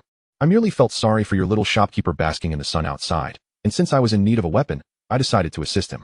However, it is a fact that your weapon is broken, and it has indeed caused harm to my friend. You cannot overlook that. Are you trying to reason with me? Jiang Lin remarked with a wry smile. But I refuse. I am intent on reporting to the enforcement team. With that, he unceremoniously took out his phone, preparing to dial the enforcement team's number. In that moment, Lin Shuang suddenly unleashed an astonishing potential, dashing forward in an attempt to snatch Jiang Ling's phone. However, given Jiang Ling's strength, her efforts were destined to fail. She missed entirely and instead stumbled to the ground. Ignoring her pain, Lin Shuang, realizing her failure, shouted, "What do you mean hitting someone? Even if your goods are subpar, you still resort to violence." The onlookers, unable to see the situation clearly due to the blockade of several furious individuals, were immediately roused by Lin Shuang's outcry and surged forward. They soon beheld Lin Shuang wailing on the ground, and in an instant, their gazes turned angrily toward Jiang Lin. Young man, what is the meaning of this? How could you lay hands on a young lady? Indeed, what a pitiful girl. I heard her intentions were good, merely feeling sorry for your shopkeeper. The uninformed crowd began hurling accusations at Jiang Lin, some even resorting to unsavory language, a cacophony of indignation erupting. However, having spent years navigating forums and engaging in high-stakes gaming, Jiang Lin was unfazed by such outcries. Seeing the situation escalate, he shrugged, declaring, "I've had my fun. It's time for the enforcement team to arrive." With that, he dialed the number for the enforcement team, calmly detailing the time, location, and pertinent information amidst the uproar. Upon witnessing this, Lin Shuang's expression shifted dramatically as she sprang up from the ground, attempting to seize Jiang Ling's phone, discreetly utilizing her spiritual energy in the process. Yet, Jiang Ling effortlessly sidestepped her grasp, his demeanor remaining entirely unperturbed. The crowd watched in astonishment, the scene falling into a brief silence. Having failed to seize the phone, Lin Shuang turned to find Jiang Ling had already hung up. Awaiting the enforcement team, they should arrive swiftly, given that there were individuals at the condensation realm present. Jiang Ling's assumption proved accurate. Lin Shuang had indeed come prepared. She had long kept a watchful eye on this shop. Initially, she intended to purchase the land herself, but was taken aback when a mysterious individual swooped in first. In her subsequent observations, she noted that the establishment had hardly any business, and the staff were merely 3 exceedingly ordinary individuals. In truth, out of caution, she had investigated the owner's background, but found no useful information. It seemed the weapon shop was operated by someone of little stature, and upon discovering the simple backgrounds of the 3 employees, she devised a plan. Yet, the land had already been acquired by the system, and strong-arming them was not an option. The best course of action would be to compel them to voluntarily transfer ownership. Thus, sabotaging their business would serve as the most effective strategy. After a brief period of planning, the earlier scene unfolded. However, Lin Shuang had not anticipated that Jiang Ling would not only fear trouble, but also recognize the cause of the sword's breakage. Recognize? Wait. Lin Shuang's mind raced. That sword had been severed by her using another top-tier weapon. It could not be denied that the price of that sword would allow her to sever it several times before it broke, indicating its exceptional quality. Yet, how could Jiang Ling, who only wielded the sword, know about the Heart Realm's strength? Was he trying to deceive me? Lin Shuang thought, her conviction strengthening. Moreover, now that many were aware of this incident, if she were to flee, wouldn't she become a laughingstock? Even if exposed, he could hardly do anything to me, a girl.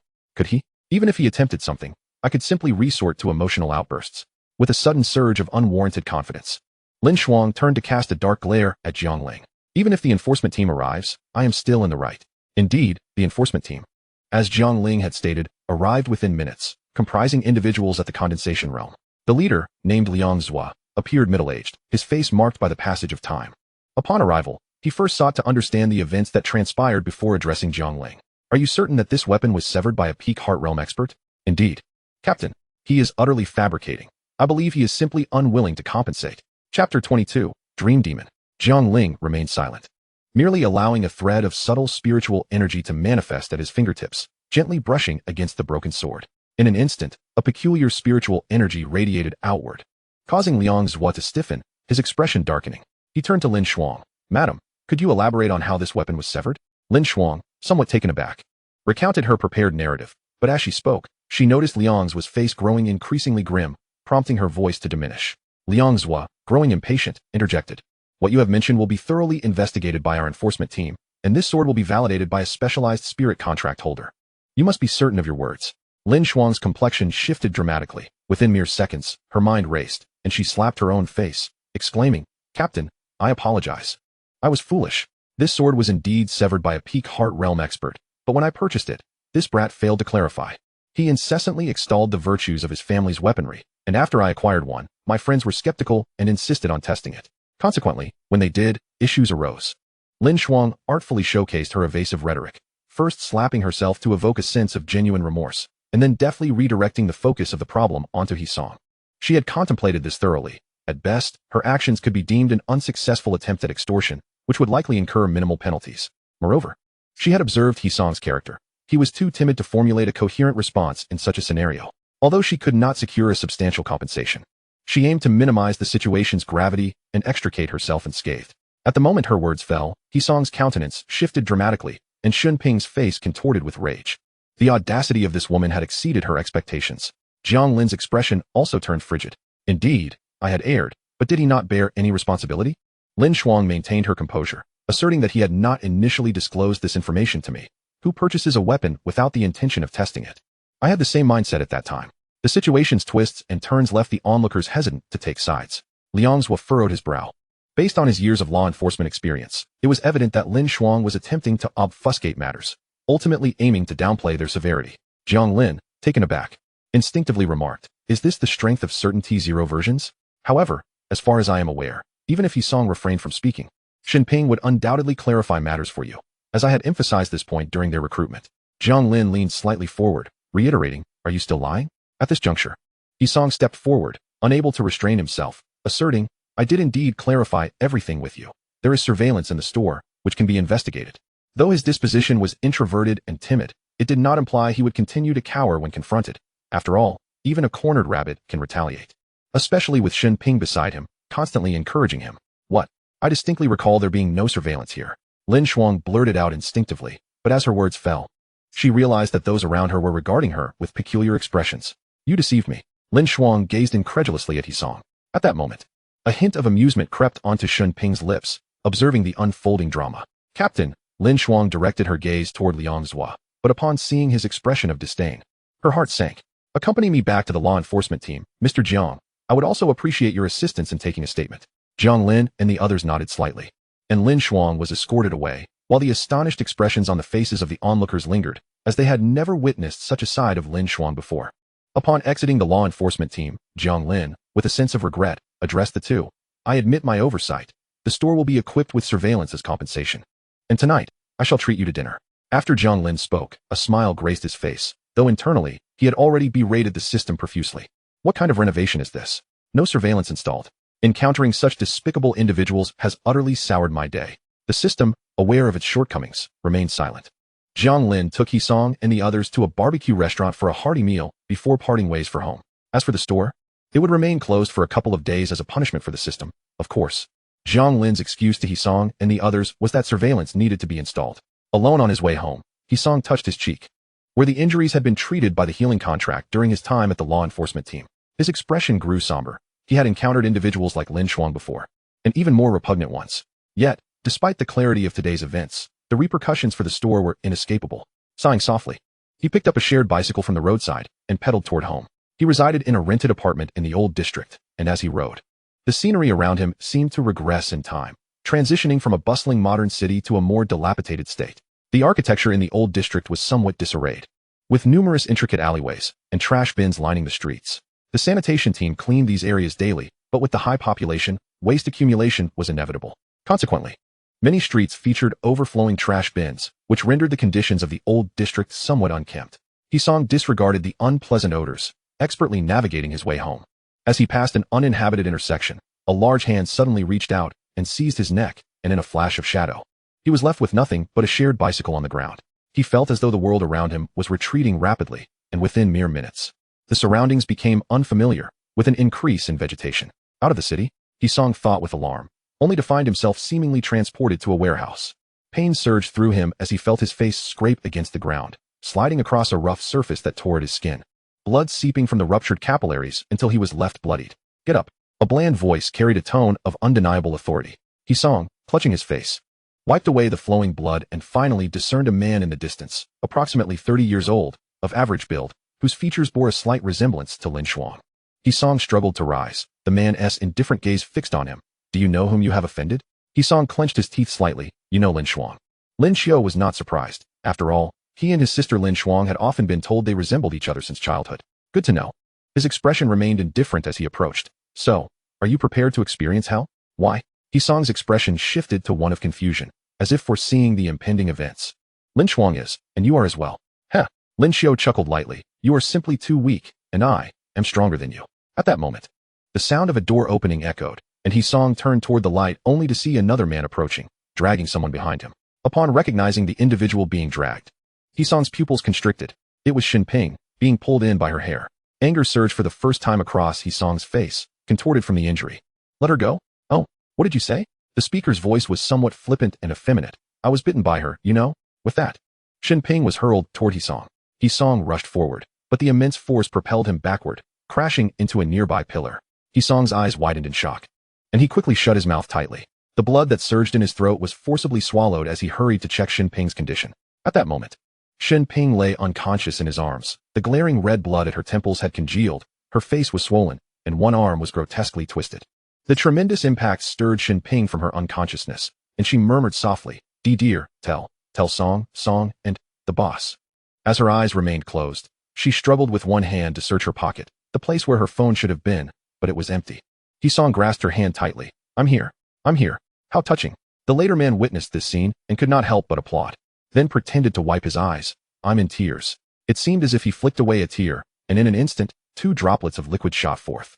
Hisong's contract bore no combat capability, and he himself had not practiced, rendering him unable to evade, leaving him with no choice but to turn and shield Shinping. Uft. Those 2 droplets instantly pierced his shoulder. Sujiu, my sister hasn't arrived yet. Don't be hasty. Lin Xiao expressed his dissatisfaction. Apologies, my apologies. Sujiu hastily raised both hands, unable to contain himself any longer. Hisong, upon overhearing their conversation, was taken aback. Wasn't Lin Shuang supposed to be detained? You mean her? Lin Xiao inquired, looking up in surprise. I have some connections within the enforcement team. She will arrive shortly. Do you truly wish to see me that much? At that moment, a voice filled with suppressed rage emanated from the doorway. Hisong stared in disbelief. Who else could it be but Lin Shuang? As she approached, she noticed Hisong and Shinping gazing at her as if they were witnessing a ghost. You have certainly put me through a great deal of suffering. Why? Hisong's gaze lost some focus as he murmured. You clearly stated that evil would be punished by the enforcement team. At this moment, Shinping, too, began to awaken from her stupor. Upon spotting the trio in the distance, she attempted to rise, but was met with excruciating pain, causing cold sweat to bead on her forehead. Only then did she realize the dire situation they were in. Hisong, run. They are here for revenge. Upon hearing this, Hisong lowered his head slightly. Sister Ping, why won't evil be punished by justice? Why doesn't the enforcement team protect ordinary people like us? Run now? What good will pondering this do? In a world where no one sees, power is everything. Shinping insisted anxiously, perplexed as to why Hisong was still lingering. She pushed him with all her might. Yet the seemingly frail Hisong held her tightly. Kid, Lin Shuang crossed her arms. Do you still not understand? In this world, power is everything. Even if you are in the right, what does it matter? My brother is at the pinnacle of his realm, and my uncle is part of the enforcement team. Even if you manage to imprison me, here I stand unharmed. Do you know? Those without power have no authority. And that is the chasm between ordinary individuals and spirit contract holders. I'll give you a chance. Hurry and summon your boss. The mere thought of Jiang Lin made Lin Shuang's teeth clench with resentment, although Jiang Lin had hardly uttered a word. His tone and the complete disregard in his gaze had deeply wounded her fragile heart. Hisong and Shinping's whereabouts were traceable. But after Jiang Lin had separated from Hisong and the others, he seemed to have vanished entirely. The plan to capture all 3 simultaneously fell through, forcing her to have Lin Xiao and the others apprehend Hisong first, and then devise a way to draw out Jiang Lin. I will not call my boss here. Hisong shook his head slightly. Although Jiang Lin was a student at West District University, he did not believe Jiang Lin could defeat a pinnacle realm expert. Are you so eager to meet your demise? Lin Shuang's gaze turned dangerously sharp. You cannot do this. If the enforcement team discovers you, you will all be doomed. Shinping's face was filled with terror. After all, she was merely an ordinary person, and when faced with such matters, her first instinct was naturally to think of the enforcement team. Ha! Sujiu laughed heartily. Do you think we would dare to act? Even if the enforcement team arrives, they will only find 2 corpses devoured by spirit beasts. After saying this, he clapped his hands, and the sound of mechanical whirring filled the air. Hisong looked up to see a massive cage suspended above, inside which a wolf-like spirit beast bared its teeth menacingly. Surely you do not believe that 2 ordinary individuals could compel the enforcement team to take action and overturn your case in the presence of evidence? Sujiu smirked, spreading his arms wide. If you were 2 top-tier spirit contract holders, or had reached the realm of condensation, the enforcement team would indeed investigate seriously. However, in this world, be it power or law, they are all servants to the strong. Hisong and Shun Ping exchanged glances, noting the hint of madness in his expression, and fell silent. Despair clouded Shin Ping's eyes as she buried her face in Hisong's embrace, weeping softly. Are we ordinary people truly so worthless? Her cries pierced Hisong's heart.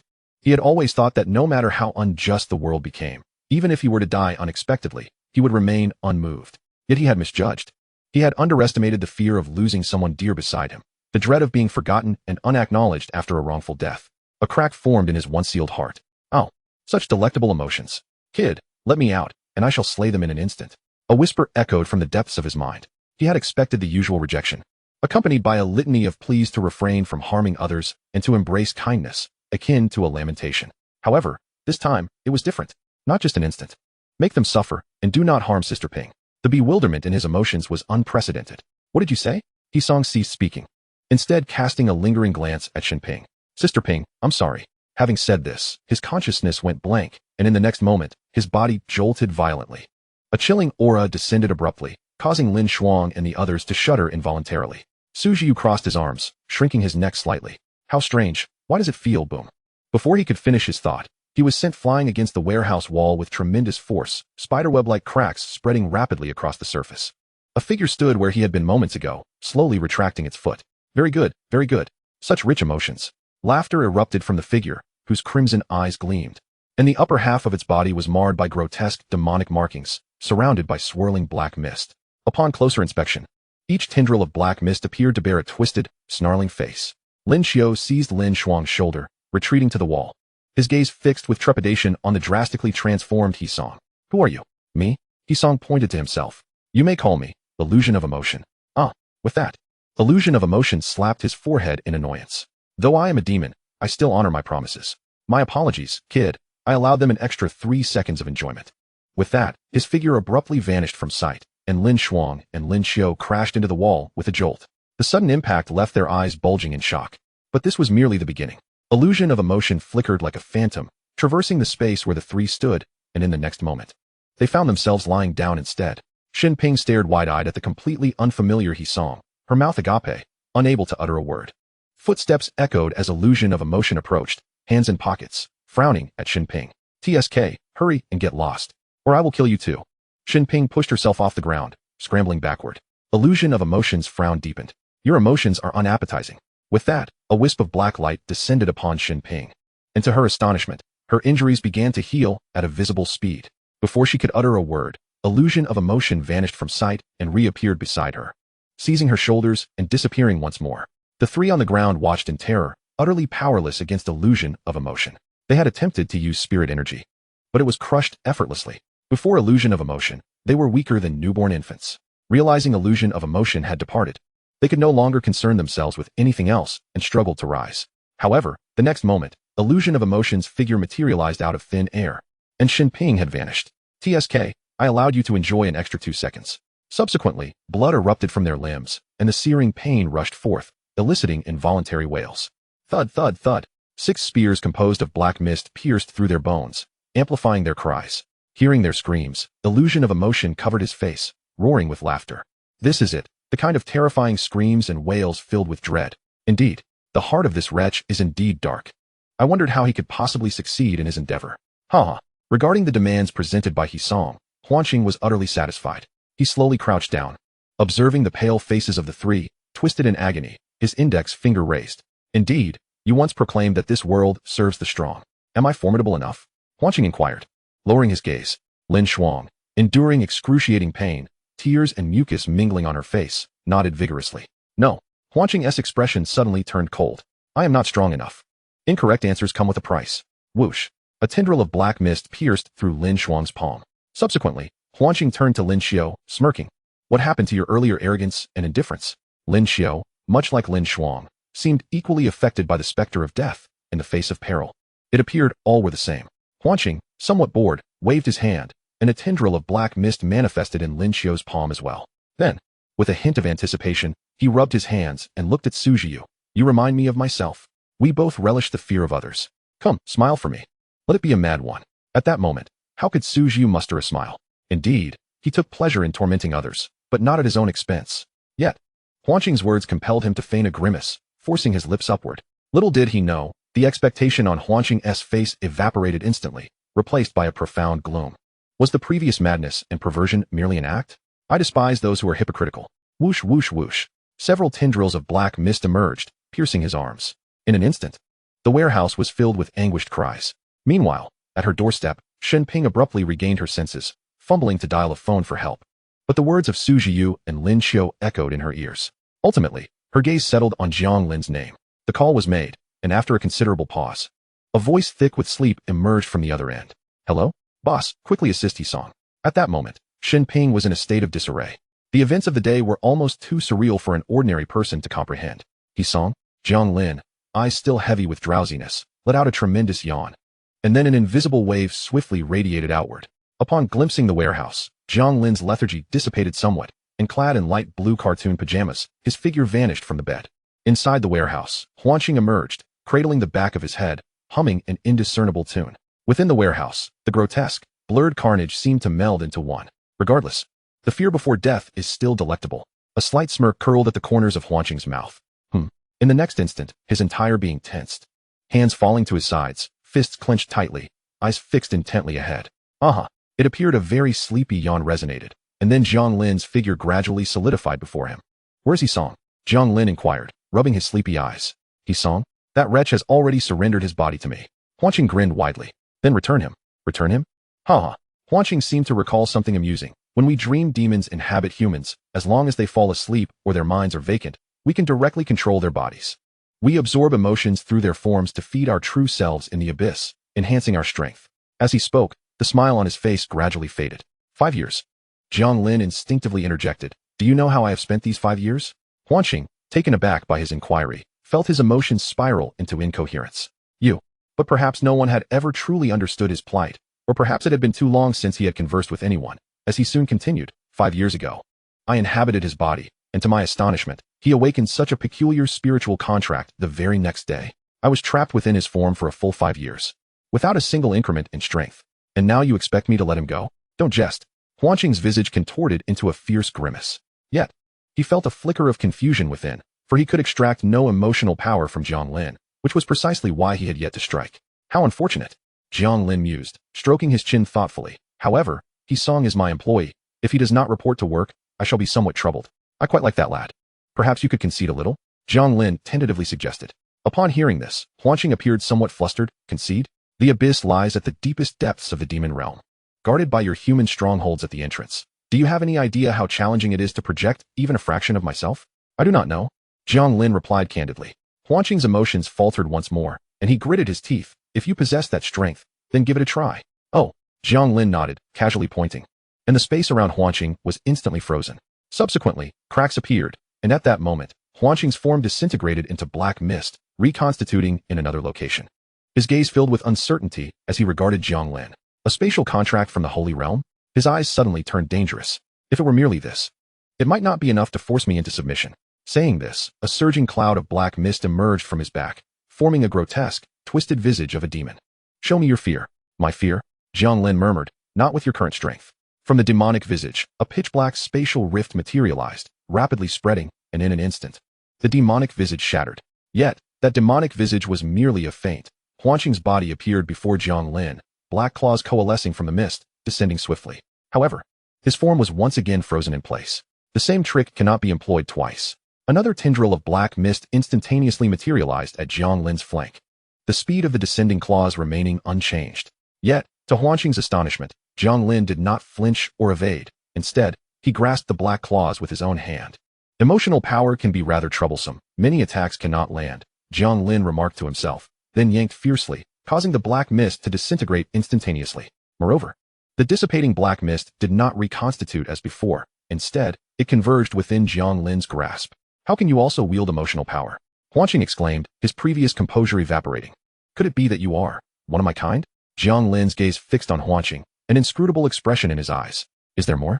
If it were merely this, you might not witness my fear. He continued with intrigue. In the abyss of the demon clan, you should be considered strong. Yes? Strong? Huanqing let out a sinister laugh. It is far more than that. As he spoke, a torrent of black mist swirled around him, spiraling violently, lifting his body off the ground. Simultaneously, from afar, countless invisible emotional energies began to converge rapidly within the city.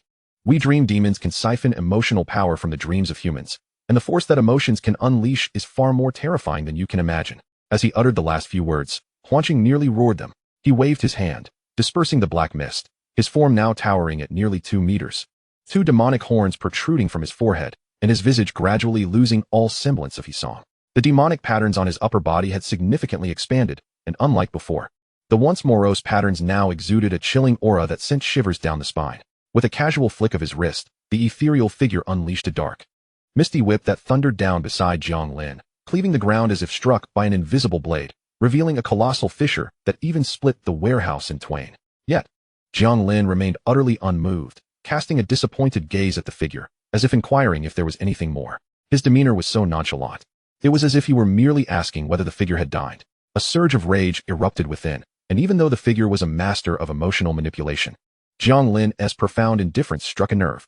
Very well, if you wish to gaze into the abyss, I shall grant you a glimpse. With that, his silhouette soared higher into the sky, arms outstretched as countless emotional energies converged upon him, their intangible essence beginning to distort reality itself. A tempest arose, trees swaying violently. While in the city, the gusts swept through the streets, causing many to believe a typhoon was imminent, hastening their steps. However, what they could not perceive was the vast accumulation of emotional energy being siphoned by the figure.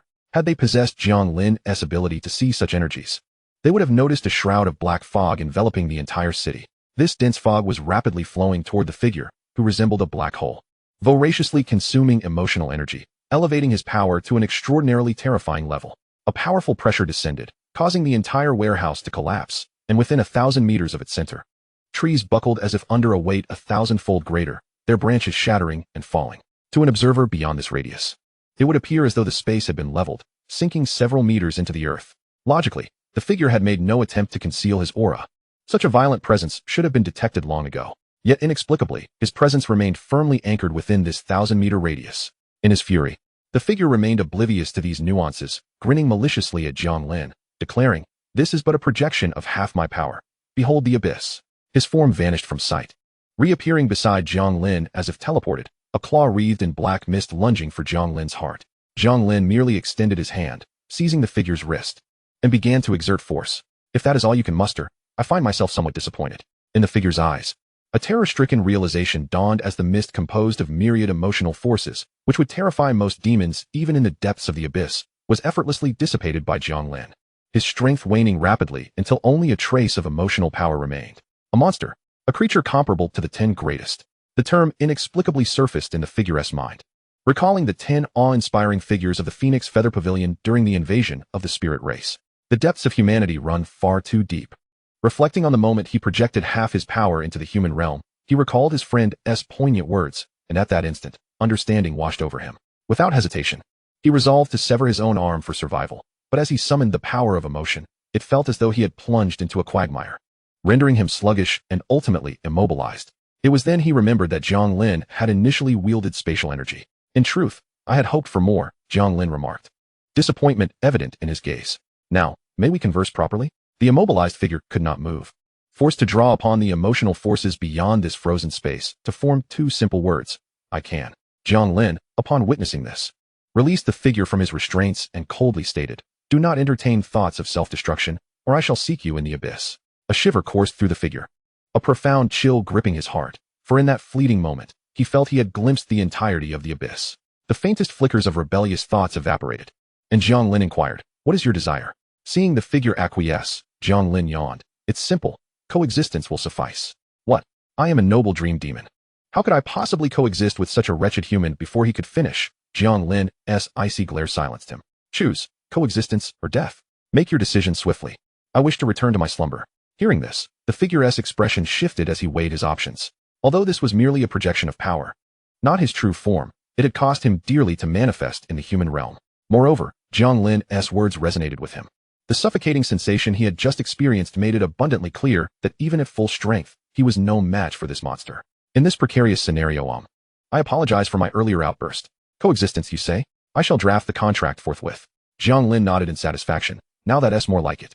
I understand that the demise of this portion of power will not affect your true form, but do not entertain thoughts of abandoning it. We wouldn't want to eliminate Hisong, now would we? With a smile, Jiang Lin casually uttered an exceedingly lengthy name, and in that moment, genuine fear gripped the figure, for the name he spoke was none other than his true demonic name. With this knowledge, Jiang Lin could effortlessly locate him within the demon realm. Fearful, the figure dared not harbor any further rebellious thoughts, and hastily forged the coexistence contract with Hisong. Under Jiang Lin's guidance, the contract materialized, and the figure, not daring to linger, withdrew his consciousness deep into Hisong's mind. In the next instant, the demonic markings on Hisong's body rapidly faded, and he collapsed weakly. Jiang Lin, with a sigh, caught him, then opened a spatial door, transporting them to Hisong's home and gently laying him upon the bed before vanishing from sight. Chapter 24. The World of the Earth Dragon Clan. Hisong felt as though he had slipped into an interminable dream, one where he wielded immense power amidst a realm steeped in darkness and despair. Surrounding him were various demons, all kneeling before him, their heads bowed as they invoked a name that was foreign to him. In this dream, he appeared to be their king, and the emotions reflected in their gazes, fear, reverence, fervor, were a stark contrast to the indifference, disdain, and impatience he typically encountered. Strangely, he felt a twinge of envy, yearning to be like the figure in his dream, unscorned by others. Yet, a distant memory surged forth. How much better it would be without you. A gaunt woman, her body resembling little more than skin stretched over bones, struck Hisong repeatedly with a stick. Waste. Bastard. Why don't you go earn money for me? The anguished woman's face twisted grotesquely, her neck contorting unnaturally. The stick fell relentlessly until she suddenly convulsed, at which point she hastily ceased, producing a syringe and injecting it into her already ravaged arm. The woman's eyes narrowed in bliss as she slumped onto the chaotic floor beside her. Hisong had long since grown accustomed to this, silently rising to wash away the blood on his body in the bathroom. The woman was his mother, and he had never seen his father. In his childhood memories, Hisong vaguely recalled that his mother had not always been this way. It was only after she met a stranger that her demeanor transformed drastically. The flood of repressed memories washed over him, and Hisong clutched his head in agony. Enough. Enough. Yet, he could not awaken, once occupied by a dream demon. Human consciousness would be ensnared in an unending dreamscape, a realm filled with the repressed memories they wished to forget. Hisong was unaware of how much time had passed. As memories receded like the ebbing tide, he found himself in a state of numbness. Instinctively, he opened his eyes, only to behold a ceiling marred by patches of crumbling plaster. With no funds to remedy the situation, he had long neglected it. Turning his gaze to the cramped yet orderly room, Hisong was momentarily taken aback before abruptly rising. He had always been cognizant of the presence of the dream demon, the illusory emotion within him. After all, once trapped, the illusory emotion could not communicate with the outside world, and Hisong was its sole conduit. Thus, he understood well the consequences of allowing the illusory emotion to emerge during his slumber. Yet, in that dire predicament, he had no alternative. Releasing the illusory emotion was the only means to ensure Shun Ping's survival. At this moment, he incredulously slapped his own cheek, followed by a pinch on his thigh, the pain affirming that this was no mere illusion. Illusory emotion? He whispered. What do you want? The illusory emotion replied curtly. I am currently. Hisong started. It was I who saved you. The outside world is dreary. I have returned to stay. The illusory emotion muttered, expressing its disdain for the human realm. Hisong sat at the edge of his bed, retrieving his phone, yet hesitated to send a message. Instead, he trembled as he inquired, Sister Ping, is she all right? He was well aware of the illusory emotion's temperament, but he could not ascertain whether it would harm Shen Ping. After all, to the illusory emotion, the sole purpose of humanity was to provide it with emotional energy, and among such energies, fear, despair, and suffering happened to yield the greatest power. Engaging in a transaction with a demon, Hisong recognized his folly, yet he had no other recourse. She is fine. The illusory emotion's voice was tinged with irritation. At this, Hisong's heart leapt, his face illuminating with joy as he earnestly expressed, thank you. Boring. In the following 2 days, Jiang Lin arranged for Shen Ping and Hisong to take a hiatus, urging them to contemplate whether they wished to return to work. For not everyone could simply pretend that such an incident had not occurred. The absence of 2 individuals meant Jiang Lin had to cover half a day's shift alone, while the remainder fell to Yang Liqiang. Fortunately, the academy was hosting the semifinals and finals 2 days later, and the freshmen not selected were still on break. As for the competitions, they could only be viewed online. At the front desk, Jiang Lin languidly rested, her phone streaming the Battle of Yiyu. Unfortunately, her luck was not in her favor during the semifinals, facing the championship favorite, Cheng Shuran, a rare blood manipulation adept whose speed and power against humans rendered her a formidable adversary for Yiyu. Upon realizing that Yiyu could summon hero-class spirits, Cheng Shuran wasted no time, unleashing her ultimate ability to solidify Yiyu's blood, leaving her unable to even chant a spell. Though the spirit summoning class was powerful, it bore significant drawbacks. Slow upgrades and the easily interrupted chant required for summoning spirits made it vulnerable to swift enemy strikes. despite being almost instantaneously defeated. No one deemed Yi Yu weak, for the opposing hero-class spirit could dispatch Su Feihong with a mere hand, illustrating their might. In the other semi-final, Yi faced Zhao Feilin, a match that captivated everyone's attention. Zhao Feilin, the new goddess, was well known, while Yi was no slouch either, boasting excellent looks and a gentle knightly demeanor that garnered him a considerable following among the female audience. The intensity of this battle drew overwhelming interest, with cheers that reverberated throughout the arena. "Hello, do you sell weapons here?" Just as the match commenced, a voice reached Jiang Lin's ears.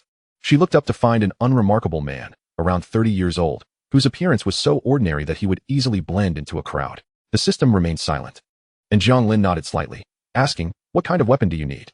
Custom-made?" "No need for customization. I require a blunt weapon." "All right, a blunt weapon. Any other specifications?" The man hesitated before responding. "I need 5 of these weapons for exploring the Earth Dragon realm."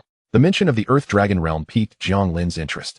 In the current Blue Star, entrances to otherworldly realms were abundant, with some actively opened by races such as the Spirit Clan, Demon Clan, and Dragon Clan, while others were initiated by humans. The realms that humans opened typically lacked significant overall strength or contained rare materials not found in Blue Star. The Earth Dragon realm was a world of relatively low power, with its entrance located in South City, commonly used by various schools for trials. Contrary to its name, this realm was inhabited by a species of scaled lizards, known for their exceptionally thick scales and impressive defensive capabilities. With this in mind, Jiang Lin inquired, "What level of weapons do you require against the Earth Dragon King, who is at the Soul Realm?" "Consolidation realm weapons will suffice." "Very well. I will charge you 100,000 for each, with a deposit of 50,000. If the quality is unsatisfactory, you may receive a full refund. Come back tomorrow to collect." Jiang Lin had little knowledge of the Earth Dragon realm, so to procure specialized weapons, she would need to learn more about the Earth Dragons. Chapter 25, Twin Dragon Shadow Sword. Moreover, Jiang Lin's mind stirred. After completing several previous tasks, her accumulated points were nearly enough to forge a fantasy weapon. The Earth Dragon realm seemed like the perfect opportunity to test its prowess. However, as the shop was currently open, Jiang Lin refrained from forging directly. Thankfully, it was soon time for Yang Liqiang to start her shift. Upon her arrival, she inquired about the situation with Hisong and Shinping. Jiang Lin reassured her not to worry, then entrusted the front desk to her and retreated to the back room. In the back, Jiang Lin examined various materials that had been exchanged. Fantasy iron, dark blood demon crystal, glimmering stone. These materials required only a single point for acquisition. Her gaze then fell upon the design blueprint. Twin Dragon Shadow Sword, a weapon item from the online game Dungeon and Fighter, featuring dark attribute attacks and a hit rate of 1. When worn, it grants a slight increase in dark attribute resistance to members marked within a range of 300 meters. Attacking with it has a 2 chance to curse the enemy. With all the necessary materials and blueprints prepared, Jiang Lin spent her points with enthusiasm, her excitement palpable as the flames in the furnace roared to life. 2 hours later, Jiang Lin gazed at the sword before her, entwined with 2 black-red dragons. Her heart racing. The 2 black dragons coiled around the hilt, their heads meeting at the base, where a blood-red gem was embedded. Holding the sword in her hand, Jiang Lin felt an ominous aura emanating from it. Although, given her current strength, the Twin Dragon Shadow Sword offered no enhancement. The thrill of wielding a piece from her homeland in this foreign world left her exhilarated and restless. When she presented the Twin Dragon Shadow Sword at the front desk, even Yang Liqiang, who was not versed in weaponry, found herself drawn to it. Its ornate yet slightly sinister appearance, coupled with a haunting aura, suggested that this weapon was far from ordinary. "Wow, boss, you truly possess remarkable skills." Initially, when applying for the job, Yang Liqiang had thought Jiang Lin was merely a hobbyist, as the weapons displayed on the wall, while of good quality, lacked any standout features, merely surpassing standard weaponry by a slight margin. Moreover, Jiang Lin's usually languid demeanor, combined with her youthful visage, made her appear less like a master craftsman and more akin to a bored scion of wealth. Today, however, her perception was thoroughly transformed. In this profession, one must naturally comprehend its intricacies. Yang Liqiang, in her leisure time, had also invested considerable effort into understanding the field. Yet, from what she had gathered, the presence of a palpable aura on a weapon suggested at least a mastery level of craftsmanship. And among the masters in Nanqing, who could boast of being under 40? Yet here it was, produced by her boss within mere hours of entering the backstage. Most astonishingly, it was a lightsaber. Yang Liqiang felt a peculiar itch in her mind, as if her intellect were awakening. "Boss, this." Jiang Lin proudly demonstrated the lightsaber, exclaiming, "You don't think I merely dabble, do you? I possess genuine talent. Keep an eye on the shop. I shall venture forth." With that, Jiang Lin, her face alight with excitement, dashed out. In a deserted area, she activated a spatial door, arriving near the entrance checkpoint of the Earth Dragon tribe. In the Dragon Kingdom, the entrances of various tribes were all guarded by the Enforcement Bureau, resembling miniature fortresses. with the actual entrances ensconced within. After adjusting her attire, Jiang Lin produced her student ID and swiped it at the checkpoint. Her visage appeared on the automated screen, granting her passage.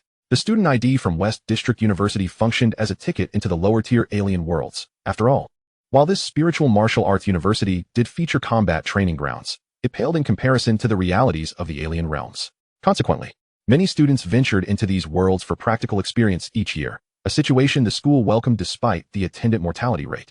As the path of a spirit contract holder was inherently fraught with peril, as Jiang Lin entered, the number of people gradually increased. The interior boasted a vast circular hall, at the center of which a slowly rotating dimensional portal emanated a twisted dimensional energy. Surrounding the hall were clusters of adventurers, creating an atmosphere reminiscent of an adventurer's guild in a fantastical realm. Most individuals appeared in pairs, their auras markedly different from ordinary folk, tinged with a certain ferocity, and many wielded weapons. Jiang Lin even noticed several older students. Their discerning gazes fell upon her youthful countenance, but after a brief glance, they averted their eyes. Many prodigies undertook solitary endeavors. Approaching the dimensional portal, Jiang Lin presented her student ID to authenticate her identity, and the two guards, upon recognizing her status as a freshman, were taken aback. One of them couldn't help but remark, "Young man, while the creatures of the Earth Dragon world are not particularly formidable, venturing forth alone with your level of power is still quite perilous." To their senses, Jiang Lin exuded an aura no more impressive than that of a peak hidden realm practitioner, hardly distinguishable from an ordinary Earth Dragon. With a smile, Jiang Lin replied, "Thank you, but I'm not seeking combat. I merely wish to collect some items. Rest assured, I am remarkably swift when it comes to wind-based techniques." Upon hearing this, the guard's expressions softened slightly. "While we cannot interfere with your decision, once inside, you may claim a protective necklace at the Dragon Slayer Fortress, a benefit for newcomers like yourself. This necklace can shield you from the attacks of Soul Realm experts for 10 minutes. The other guard interjected, "With the necklace, you will have ample time to call for aid. The Soul Realm Guardian stationed at the Dragon Slayer Fortress will come to your assistance." "Thank you," Jiang Lin replied earnestly, stepping between the two guards and entering the dimensional portal. After a familiar sensation of twisting and swirling, a flash of light revealed Jiang Lin's presence in a vast plaza. The Dragon Slayer Fortress, established by humanity in the Earth Dragon realm, served primarily to safeguard the dimensional entrance. In the conflicts between the two races, the construction of a fortress at the opposing world's entrance typically indicated a decisive advantage in favor of that world. In the case of the Earth Dragon realm, it had effectively become a garden for humanity. This entire world was utilized for the training of human practitioners. Compared to Blue Star, the Earth Dragon realm was considerably smaller, characterized by its scarce water resources, predominantly consisting of rocky mountains, with complex terrains and minimal vegetation. Nonetheless, the environment was rich in mineral resources, though these world-class deposits were tightly controlled by the authorities. In contrast to the external hall, the Dragon Slayer Fortress resembled a colossal city. Perched on the slopes of a grand mountain, Jiang Lin found herself on a vast suspended platform, with the bustling Dragon Slayer Fortress behind her. Within the fortress, the population was far greater than that outside, for such world entrances were exceedingly rare elsewhere. Only in the core of the West District, particularly in Nanxing, did they appear somewhat more frequently. While numerous individuals could be seen in the outside world, upon entering the Earth Dragon realm, one encountered only spirit contract holders. As ordinary people, lacking spiritual energy, would suffer severe after-effects from traversing the dimensional passage. Entering the city, the sensation of crossing two realms was palpable. The architectural style and the pedestrians here stood in stark contrast to the outside world. The buildings soared high, exuding a sense of advanced technology. As this place could still be considered a forward operating base, the passers-by were predominantly armed, with many wielding firearms. In this alien world, no rules rendered firearms ineffective, although their utility could be limited at times, especially when confronting the Earth Dragons, whose formidable exoskeletons posed a nightmare for firearms, yet they still retained some lethality. Thus, many opted to carry weapons to conserve spiritual energy. Furthermore, Jiang Lin noticed a heavily guarded area on the fortress's side, housing various large-scale facilities resembling a military base. Despite being in the era of spiritual energy, the potency of conventional firearms remained steadfast, and their production speed far surpassed the growth cycle of spiritual practitioners. Consequently, the official stance towards the alien races was to employ firearms whenever possible, resorting to spiritual practitioners only when absolutely necessary. Naturally, some practitioners, lacking sufficient resources, had no choice but to rely solely on their own strength. Coming back to her senses, Jiang Lin did not rush into the wild to test the twin dragon shadow blade immediately. Instead, she followed the guard's advice and sought to obtain a protective necklace. After all, as a mere freshman, her presence here was already somewhat conspicuous. After submitting her records and receiving the protective necklace, Jiang Lin found a secluded spot and transformed her appearance. Adopting a more weathered visage, resembling a disheartened middle-aged man in his mid-30s. Just as she stepped out, she unexpectedly encountered a group of spirited university students. Their expressions bright and somewhat naive. Jiang Lin observed that these individuals had all acquired protective necklaces, and some bore the insignia of West District University. Evidently students there on a training expedition. Given the ongoing freshman ranking battles at West District University, it seemed these must be second or third-year students. It is quite normal, as West District University emphasizes practical experience, granting students considerable free time, and even allowing them to take special leaves for training purposes. Jiang Lin quickly averted his gaze and hurriedly departed from their vicinity.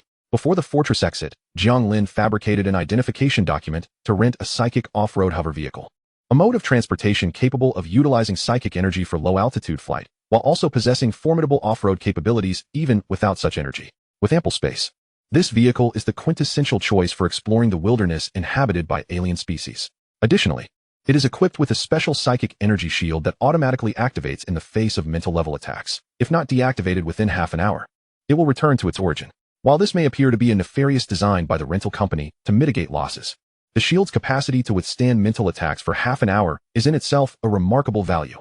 The off-road vehicle roared to life, and instead of utilizing psychic flight, Jiang Lin opted to drive along the road.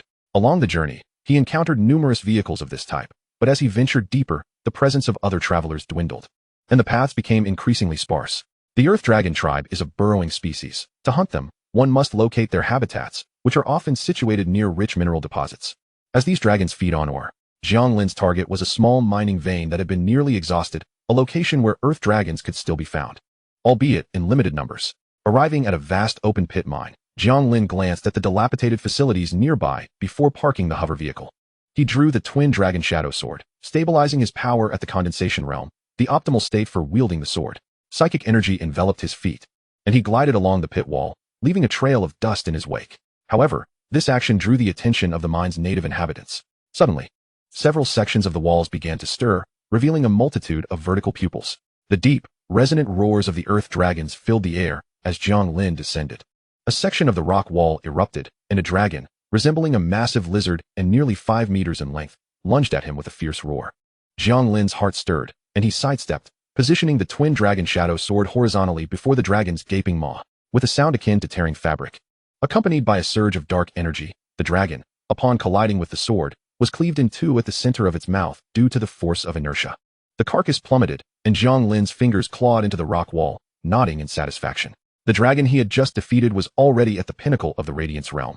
In the presence of the unenhanced twin dragon shadow sword, its once proud scales were as easily severed as tofu, a testament to the sword's sharpness. Subsequently, Jiang Lin released his grip and continued to descend until he reached the pit's bottom, where the two halves of the dragon's corpse had already vanished, leaving only a pool of mingled blood and dust forming a small patch of viscous mud. At the pit's base, the light had dimmed. Jiang Lin's psychic energy coursed through his body, and in the darkness, the twin dragon shadow sword emitted a chilling red glow. Pairs of brownish-yellow vertical pupils opened wide, and the roars of the earth dragons reverberated throughout the pit's depths. In the shadows, a streak of red light flickered swiftly, subtly weaving into a grand net. As the buzzing sound of sword strikes echoed, intertwined with the roars of the dragons. Within a mere half hour, the roars gradually waned until they were entirely silenced. Jiang Lin snapped his fingers, and a sphere of light materialized above his head, illuminating the hellish scene around him. The ground was strewn with the severed limbs and torsos of the earth dragons, their innards scattered about, while blood formed a small pond. Utilizing the condensation realm mentality, this weapon indeed proved to be the finest choice. Jiang Lin marveled sincerely at the power of the twin dragon shadow sword, which exceeded even his expectations. In the condensation realm, this sword could be described as capable of cleaving through anything, even when facing earth dragons at the mental level. Jiang Lin, suppressing his strength to the condensation realm, could contend with them using the twin dragon shadow sword, ultimately slaying them through a curse applied by chance.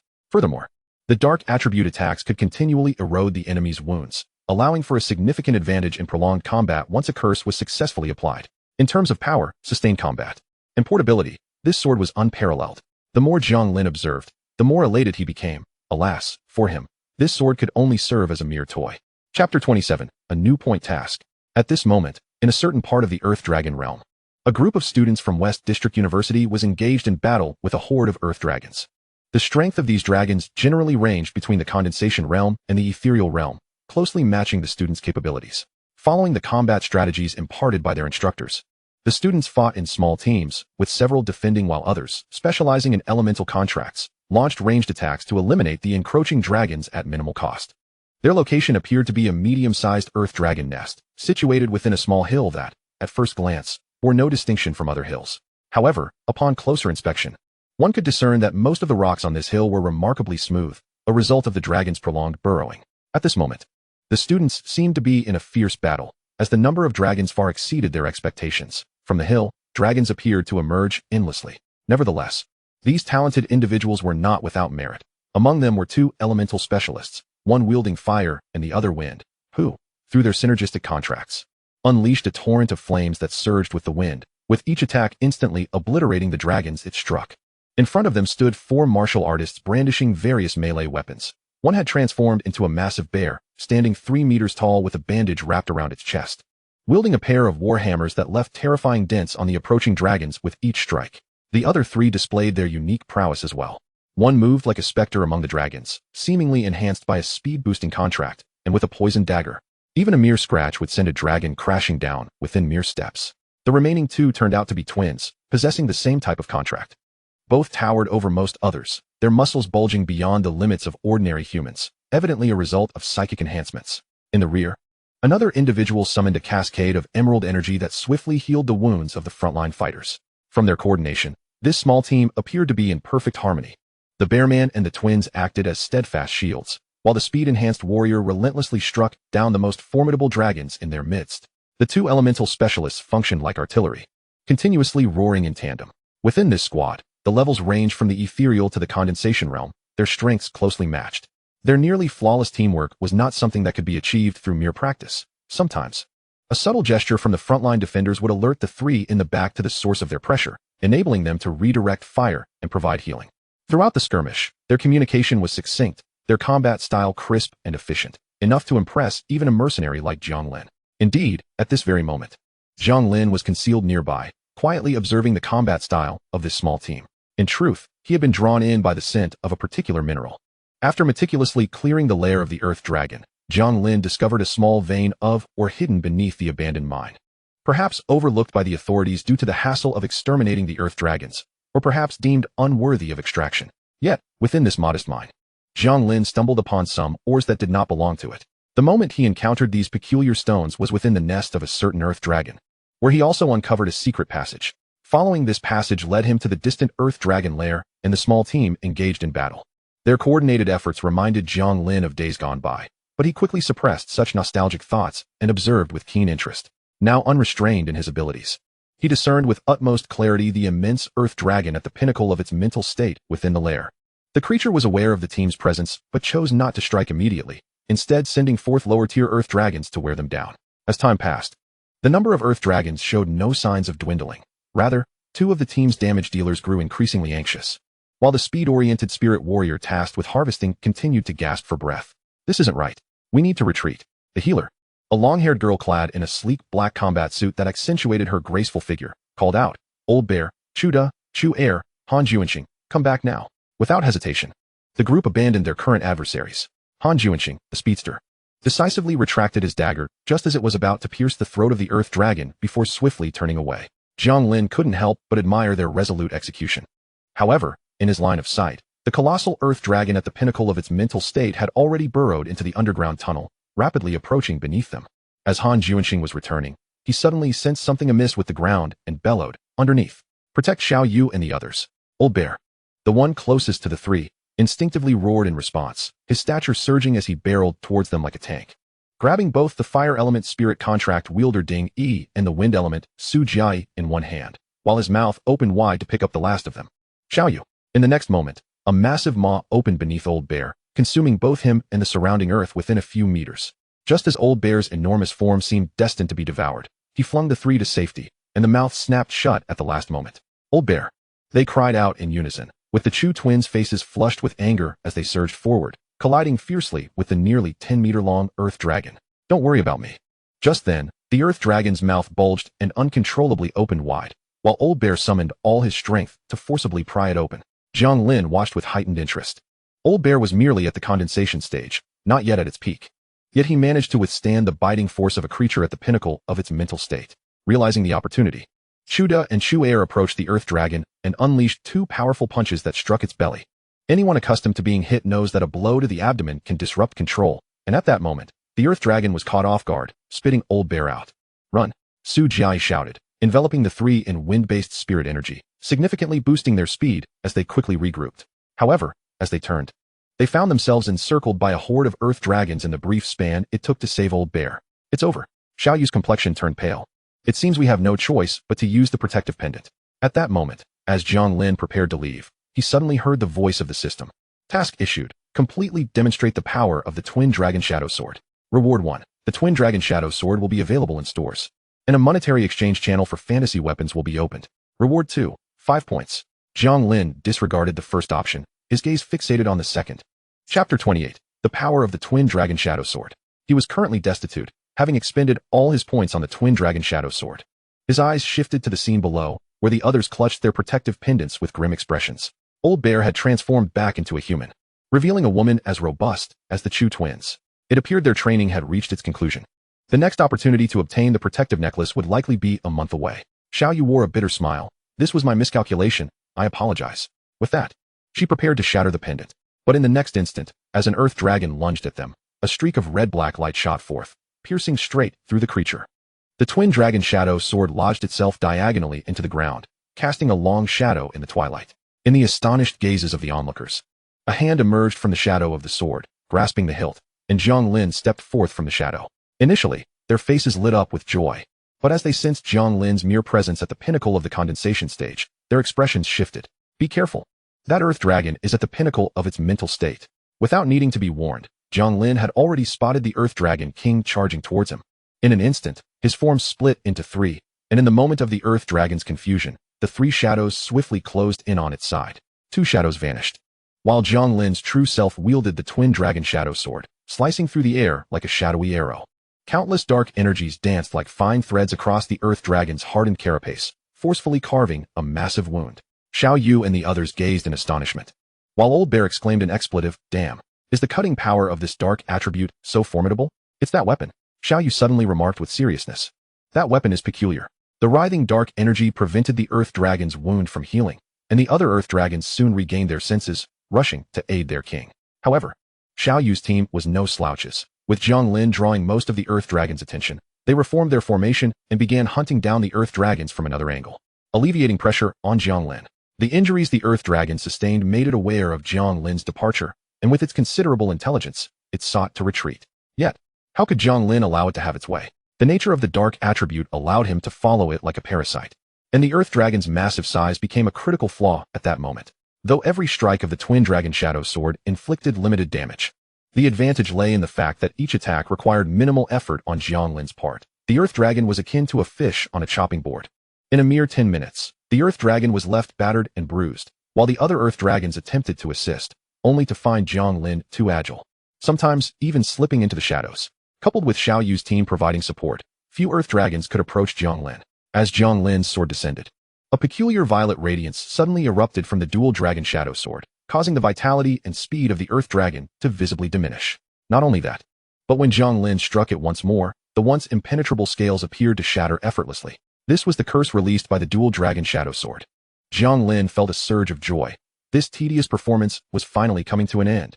The already battered Earth Dragon, upon the instant the curse took effect, lost all will to resist. Jiang Lin unleashed a flurry of sword lights upon the dragon's head. Ultimately, the dragon's resilient skull was cleaved open, and the dual Dragon Shadow Sword was driven deep within. The sound of the system confirming the task's completion echoed in his ears. The surrounding Earth Dragons, besieging his companions, emitted mournful cries and scattered in flight. Xiaoyu and the others finally realized that Jiang Lin had slain the Earth Dragon King. The figure standing atop the dragon's corpse evoked an indescribable feeling within them. Throughout the battle, Jiang Lin's displayed prowess resembled that of an ordinary peak-level Dark System practitioner, who, through agility and the terrifying cutting ability of the dual Dragon Shadow Sword, had managed to slay a peak-level Earth Dragon in a remarkably brief time frame. The shock he instilled was unparalleled. Within the academy, who among them was not a genius? Each one carried a touch of arrogance. Yet today, they began to question their very existence, wondering how the so-called geniuses could pale in comparison to a mere sword. Jiang Lin, indifferent to their sentiments, withdrew the dual Dragon Shadow Sword and summoned an off-road vehicle, then proceeded to head towards the Earth Dragon's lair. During this time, The others expressed their gratitude. But Jiang Lin maintained a cold demeanor throughout, leaving them unable to engage in further conversation as they watched him depart. After acquiring the desired ores from the Earth Dragon's nest, Jiang Lin drove the off-road vehicle back to the dragon-slaying fortress. To his surprise, upon returning the vehicle, he encountered Xiao Yu and the others once more. Undeterred by the chilly reception, they rushed forward to greet him as soon as they spotted him. "Uncle! Uncle! What a coincidence!" they exclaimed in unison. Jiang Lin felt a sense of helplessness within. After all, his disguised appearance made him seem rather aged. Thus, he could only maintain his aloof persona, offering a slight nod as he prepared to leave. "Uncle, we haven't properly thanked you for saving our lives. How about we treat you to a meal at the Traveler's Tavern?" The Traveler's Tavern, with its distinct otherworldly ambience, was quite popular within the dragon-slaying fortress, offering reasonable prices and a lively atmosphere. Jiang Lin shook his head slightly, humorously pondering that he had orders awaiting him at the shop. Besides testing the dual dragon shadow sword, he had also gathered detailed information on the Earth Dragon. Although Jiang Lin usually exhibited a lackadaisical attitude towards business, he understood the importance of fulfilling customer orders to the best of his ability. In his words, this was a matter of contractual spirit. After declining their invitation, he observed their crestfallen expressions and sought a discreet location to revert to his original form, returning the protection pendant before exiting the world of the Earth Dragons. Exiting the dimensional entrance hall, Jiang Lin found an unoccupied spot to teleport back near the shop. After greeting Yang Liqiang, he made his way directly to the back, igniting the furnace. This journey into the Earth Dragon realm was not only to gather information, but also to search for suitable materials to forge the weapon or requested by a client. Fortunately, he struck gold. Most of the ores found in the Earth Dragon's nest were suitable for crafting these weapons. The forging of ordinary weapons was a trivial task for Jiang Lin, and with his top-tier skills, he managed to create all the requested weapons within a mere 2 hours. Chapter 29. The Ferryman of the Underworld. 5 uniquely shaped heavy hammers lay before Jiang Lin. As the client had not requested any customization, he had forged them all from the same mold. The appearance of these hammers bore a striking resemblance to the blue giant hammer from a certain anime of his previous life. Jiang Lin flashed a devilish smile and placed the weapons on a temporary rack beside the front desk. Stretching languidly, he recalled that one of the customer's orders consisted of these 5 hammers. If the client arrived late tomorrow, he would hand them over, allowing him to settle the remaining payment of 450,000. With that settled, Jiang Lin prepared to return to the academy. The freshman ranking battles had concluded, and the tales of the championship battle were said to be thrilling. On the other side of the final 4, Ye had narrowly triumphed over Zhao Feilin. Some analyses revealed that although there was a discernible gap in strength, Zhao Feilin was evidently stronger. Yet, Ye's combat experience proved too vast, allowing him to secure victory through the formidable endurance of a paladin. By the time of the decisive battle, Ye's endurance became somewhat futile against Cheng Shuran, who wielded blood manipulation, a terrifying bond that could overwhelm even Ye's remarkable recovery abilities, ultimately succumbing to Cheng Shuran's blood explosion. After the ranking battles, life at the academy resumed its normal rhythm, with some rejoicing while others lamented. The ranking battles significantly influenced resource allocation for the upcoming year, and in such circumstances, the strong would only grow stronger. Yet, despite any lingering discontent, there remained nothing to do but await the next year. Jiang Lin, however, remained entirely unconcerned, even neglecting to check his own ranking, wholly absorbed in the pleasures of school life. Essentially, aside from attending classes, his training was merely at the most minimal level. The day after the ranking battles concluded, a significant piece of news emerged within the school, originating from a transfer student hailing from an ancient European noble family, Lilith Windsor. This name would be recognized by anyone slightly acquainted with European affairs, as the Windsor family wielded immense power, effectively controlling the region. Historically, several prominent families in Europe had contended against one another, but over 30 years ago, the so-called god of war, Luke Windsor, emerged and decisively swept away the young generation of that time. Now in middle age, his strength had only grown more terrifying, practically single-handedly supporting the entire family. Among the many influential individuals in Europe, he was considered one of the younger elite, and thus his methods towards other races were exceedingly aggressive. This had propelled him to the pinnacle of renown among Europe's youth. As his daughter, Lilith Windsor possessed a bond not only at the peak SSS level, but also an ethereal beauty akin to that of a celestial being, enchanting even those from the Dragon Kingdom upon first sight. Yet this paragon of the Windsor family, the dream goddess of all European youth, had arrived at West District University under the guise of an exchange student. When Jiang Lin, who had been napping, was roused by Qin Gu, he found himself in a state of half-daze. "How can you sleep so soundly?" Qin Gu queried anxiously, having made an effort to tidy himself up, contrary to his usual disheveled appearance. "At your age, you should be wide awake," Zhang Tianhan added, his face contorted in anguish. "That is Lilith, the jewel of Europe. Today marks her arrival. I hereby declare that I am Lilith Princess's dog." Qin Ji's face was alight with fervor. Let us go welcome the princess. Still somewhat bewildered, Jiang Lin instinctively asked, didn't you previously say you were Zhao Feiling's dog? Qin Gu replied with utmost seriousness, little Jiang. I have endured a tremendous setback in the past, which shattered my heart into two. However, this does not hinder my ability to serve as the dog of two goddesses. To lick one person is to be a dog. To lick thousands elevates one to king. To lick millions makes one the king of kings. The supreme king. The ham sausage is indeed superior to 6. Jiang Lin abruptly rose, his gaze piercing as it fixed upon Qin Gu. Get lost. Who wants to be a ham sausage? Meanwhile, the somewhat reserved Qini and Xia Hap subtly distanced themselves from the trio, unable to muster such shamelessness. However, ultimately, like Jiang Lin, they could not withstand the fervor of Qin Gu and his companion, and thus joined them in their quest to behold the legendary Princess Lilith. Unbeknownst to them, as they departed, Jiang Lin seized the opportunity to excuse himself to the restroom, swiftly snatching the slumbering Little Black from the shadows. Awoken abruptly, Little Black blinked in confusion, his puppy-like stature rendering his ears unable to stand upright, and his fur appeared rather tousled. Just a moment, I wish to sleep, he grumbled, turning his head away in evident disdain for Jiang Lin. Observing this, Jiang Lin gritted his teeth slightly and declared, tomorrow, I shall slay a sacred realm beast for your sustenance. Little Black's eyes sparkled with excitement, his mouth agape, drool cascading down as his tail swirled like a propeller. Relieved, Jiang Lin gently tapped Little Black's forehead, and in an instant, Little Black transformed to mirror his appearance. Subsequently, Jiang Lin vanished into the restroom, while Little Black emerged through the door. Here we go, he muttered, wiping non-existent drool from the corner of his mouth.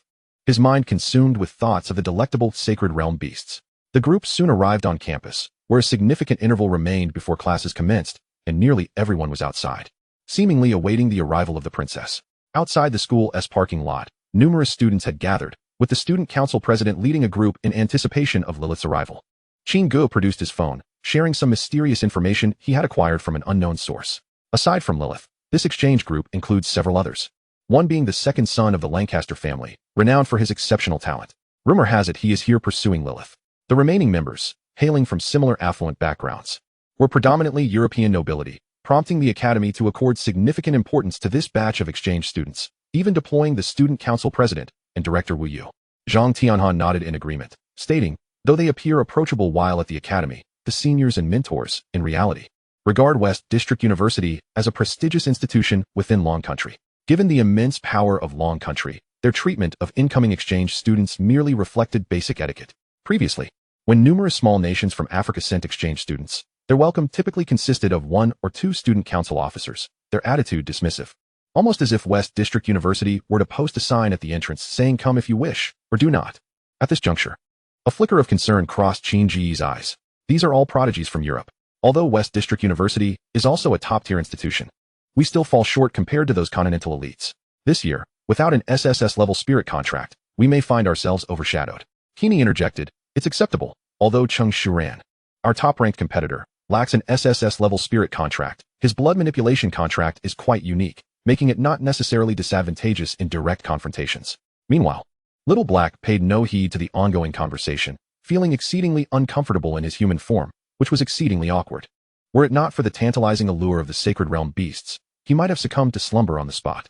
Nonetheless, as time passed, a hint of dazedness crept into his gaze, and he struggled to contain his drool. Fortunately, appearing to be accustomed to transforming into Jiang Lin, he quickly composed himself. Returning to normalcy, the group, engrossed in discussion, remained oblivious to his peculiar behavior, assuming he merely needed more rest, as Jiang Lin often bore a similarly fatigued expression. As their conversation meandered to the current affairs in Europe, Qin Gu urged the others to draw closer, revealing, actually, I've heard that Princess Lilith has come to Long Country to seek refuge. In Europe, the previous generation is fading, yet they still wield significant power. You see, the younger generation vehemently opposes these rulers. Coincidentally, Lilith's father is the very individual they wish to elevate. I've heard of this as well, Zhang Tianhan remarked, casting a peculiar glance at Qin Gu. I told you to steer clear of such outlandish rumors. This has been common knowledge in Europe for some time. Qin Ji's expression shifted slightly, frustration evident as he exclaimed, those unscrupulous merchants have duped me again. If the news had already spread in Europe, it was evidently not mere conjecture. The usually reticent Xia Hap questioned, is that so? Qini, sensing the situation, remarked with resignation, this is practically an open secret. After all, Luke has sent his only daughter over here, clearly intending to act without restraint. I also heard that their group of exchange students conceals several formidable individuals, tasked with protecting Lilith. Zhang Tianhan cast a smug glance at Qin Ge, who appeared increasingly distressed. A collector of information, Qin Ge had evidently been misled this time. Suddenly, as they conversed, a small black dot in the sky rapidly enlarged. Qin Ge's form tensed, joy illuminating his features. They arrived. The group peered skyward, spotting a massive spirit-powered passenger aircraft descending towards the parking lot. This seemed to be the Windsor family's private jet, as the family crest was discernible on the aircraft. Though positioned at a distance, the vision of spirit warriors was keen, allowing them to easily observe the hatch opening, from which passengers began to disembark. The first to emerge were two sharply dressed gentlemen who took positions flanking the aircraft. Following them were two maids in uniform, standing respectfully at attention. Amidst the eager anticipation of the crowd, Princess Lilith descended gracefully, akin to a princess from a fairy tale. Her silken golden locks cascaded like a waterfall over her shoulders, gently brushing against her porcelain skin. As a breeze swept through, her hair danced in the wind, resembling golden wheat swaying in a field. Her azure eyes sparkled like the depths of the ocean or radiant gemstones, captivating all who beheld her. Nearby, several spectators, with keen eyesight, gaped in awe, some even brandishing cameras to capture her beauty. Following Princess Lilith, a tall gentleman with golden hair and blue eyes entered the scene. His deep azure gaze resembled a crystal-clear lake, utterly enchanting, while his straight, prominent nose stood tall like a mountain, exuding a distinctly Western charm that elicited gasps from many young women. Especially as he wore a subtle smile, he seemed remarkably approachable, enhancing his allure in the eyes of the crowd. Subsequently, 3 more men and 1 woman emerged, completing the exchange group of 6. However, when the last individual, a well-dressed man with brown hair, appeared carrying 2 suitcases, the previously listless little black suddenly twitched his nose, his gaze sharpening with intensity. He bared his teeth slightly. But recalling his current guise as Jiang Lin, he quickly restrained his instincts and movements, casting a profound look at that last individual while the love-struck onlookers remained oblivious. The man remained oblivious to the scrutiny of the young black figure, engaging in conversation with the representatives from the West District School, his expression mirroring the smiles of those who had come before him. Eventually, he, along with the student council president and several officials, was escorted to the dormitory area of the standalone villa. Upon arrival, the onlookers among the students were barred from entry. Residency here was predominantly reserved for geniuses with S-rank or higher spirit contracts. Once the student council arranged accommodations for the newcomers, they departed, leaving behind a few exchange students and their companions. The individual who had drawn the young black figure's attention exchanged a subtle glance with one of Lilith's maids, then stretched languidly and declared, "Henry, could you help me with my luggage? I shall take a look around for some amusement." Without waiting for a response, he strode off, and the remaining members of Lilith's entourage displayed no surprise, seemingly accepting his behavior as customary. Shortly after his departure, the maid who had exchanged glances with him assisted Lilith in tidying the room before turning to organize her own. She moved with remarkable efficiency, swiftly arranging her space. During her break, a surge of spiritual energy enveloped her. Astonishingly, she was a peak-level soul realm powerhouse. Even the 2 men resembling bodyguards were merely of ordinary soul realm caliber, yet this maid concealed such formidable strength, cloaked in her soul realm energy. None were aware of her quiet exit. Within the school, she navigated the paths with familiarity, swiftly arriving at a secluded corner of the villa district where a wall stood before her. However, she did not pause. As she took a step forward, ripples spread through the air around her, and she vanished from sight. "Apologies for the wait," a somewhat frivolous voice echoed, revealing itself to belong to the exchange student who had departed earlier. The maid, exuding peak-level soul realm energy, glared fiercely at her. The oppressive aura of the soul realm was unbearable for an exchange student, yet the man remained unfazed, even casually waving his hand. "Daisy, Lilith's life is in my hands, so do refrain from becoming overly agitated." The maid named Daisy's expression soured, yet she reigned in her energy. "You Astaroth clan stand upon the territory of the Phoenix Feather Pavilion. Should you dare to harm the young lady, you shan't leave the dragon country alive. Even if you are a revered being, Lex." This last remark seemed to strike a nerve with Lex, and his countenance twisted with rage as his form rapidly expanded.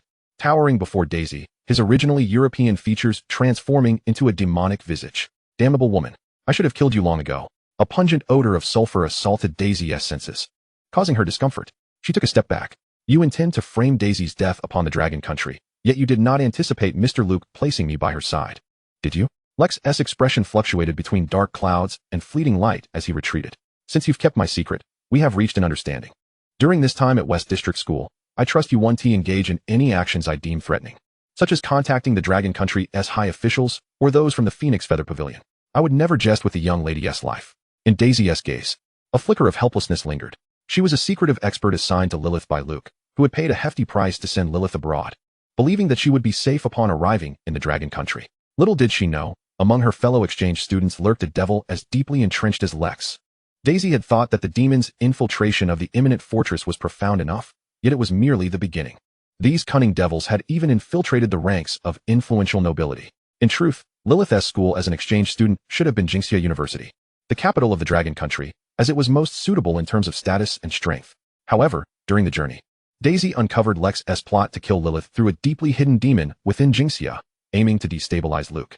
Left with no choice, she had to boldly reveal her identity in secret to thwart Lex's scheme. Lex, too, was filled with resentment. Had it not been for Shuyu's fortuitous appearance in Jinxia, which allowed this woman to find an opportunity to transfer schools to West District University, he would have succeeded long ago. Now recalling it, Lex could only lament his misfortune. To eliminate Lilith beneath Shuyu's watchful gaze was utterly impossible, for she was one of the 10 absolutes with formidable healing abilities. As long as there remained a breath of life, she could revive any wounded individual. With the protection of the 3 major soul realms, Lex's chances of swiftly killing Lilith were slim, and he dared not gamble with his own life. If his identity as a demon were discovered, escape from the Dragon Country would become an impossibility. In that moment, Daisy had considered seeking Shuyu's assistance, but Lex, already wary of her, presented an ultimatum that deterred her from acting rashly.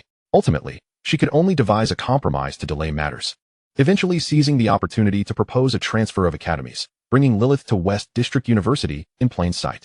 The West District was indeed the territory of the Phoenix Feather Pavilion, making Lex's attempts to act far more challenging than in Jinxia, granting Daisy a moment of respite.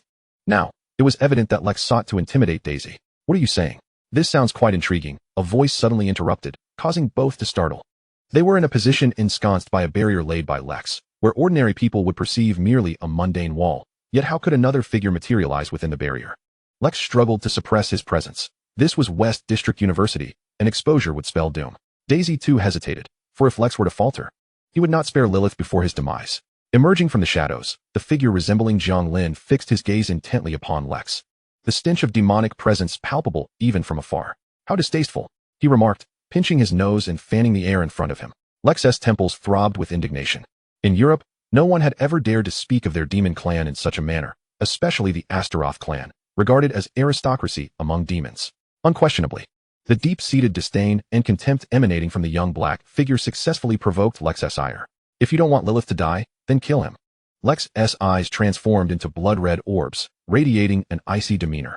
Daisy clenched her jaw. Neither she nor Lex regarded the young black figure as merely a student, for the ability to appear unnoticed beside a revered demon and a powerful soul realm expert spoke volumes. Before Lex could make a choice, the young black figure suddenly stiffened, his pupils morphing into a silver crescent moon. Acting without understanding whose territory this is, Silver Moon descends. A resplendent full moon appeared above them, and in the next moment, they were horrified to realize they had lost all control over their surroundings. Even the flow of spiritual energy seemed entirely sealed, and upon closer inspection, dark shadowy chains bound them. As the shadows ensnared them, the radiant moonlight fell upon Lex, corroding his form as though splashed with concentrated sulfuric acid, emitting plumes of smoke. Daisy watched this unfold, her eyes wide with terror. No, we cannot kill him. He holds the young lady's life in his hands. However, even the esteemed Lex could not move, let alone she, a pinnacle of the soul realm. She could only gaze with despair as Lex's form rapidly disintegrated under the moonlight. Such excruciating pain rendered Lex incapable of maintaining his true form. His body began its transformation into a devil, revealing his true essence, yet he remained ensnared. Step by step, the shadow approached, with each footfall brightening the moonlight further. Only when Lex was on the verge of collapse did the moonlight vanish, granting him a moment to breathe. Before him stood the shadow, its expression devoid of warmth, declaring that high-ranking devils were exceedingly difficult to slay. Upon this utterance, Lex's previously eased countenance shifted dramatically. It was evident that the shadow had unearthed some of his hidden secrets. However, you should not have entered the Dragon Kingdom. All who tread upon its soil are enveloped by the underworld. The moment you set foot in the Dragon Kingdom, your soul became bound by the rules of the netherworld. Thus, to rely on soul reincarnation is but a fool's hope.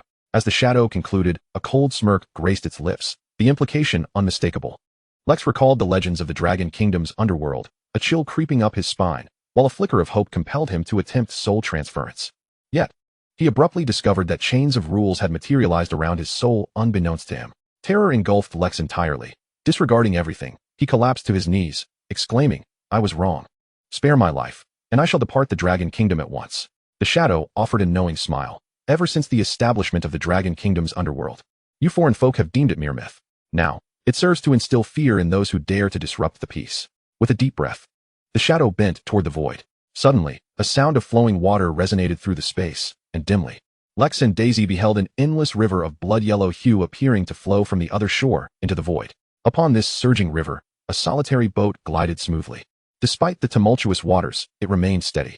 In the boat, a figure clad in a straw cloak wielded a paddle, occasionally dipping it into the river. Though the boat seemed distant, in the blink of an eye, it appeared right before them, oscillating between proximity and remoteness, real yet ethereal. How many souls shall cross this river?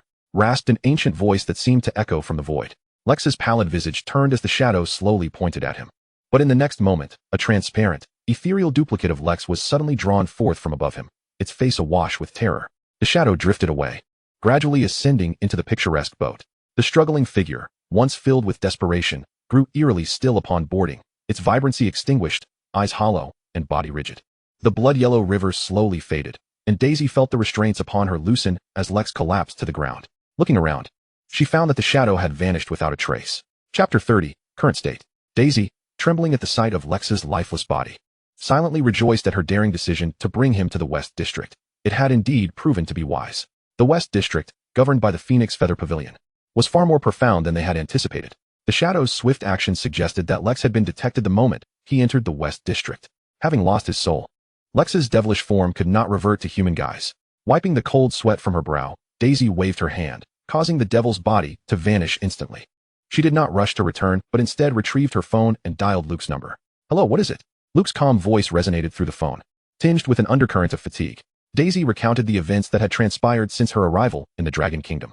On the other end, upon hearing of the lurking devil, Luke's fists clenched tightly. Even after learning that the devil had been dealt with, he could not help but break into a cold sweat. Had fortune not favored them, and Daisy not been resourceful, he might never have seen his only daughter again. This matter should not be publicized for now. I plan to take action soon. You must remain in the Dragon Kingdom and ensure your safety. Alone in a secluded room, Luke's deep-set gaze fell upon the wall in front of him as he slowly clenched his fists. The infiltration of devils, even among the noble elite, intensified his sense of urgency. There is one more thing. Daisy hesitated before continuing. What is it? Regarding the underworld of the Dragon Kingdom. Luke's pupils constricted. It was rumored that the existence of the soul system in the Dragon Kingdom was due to the underworld's presence.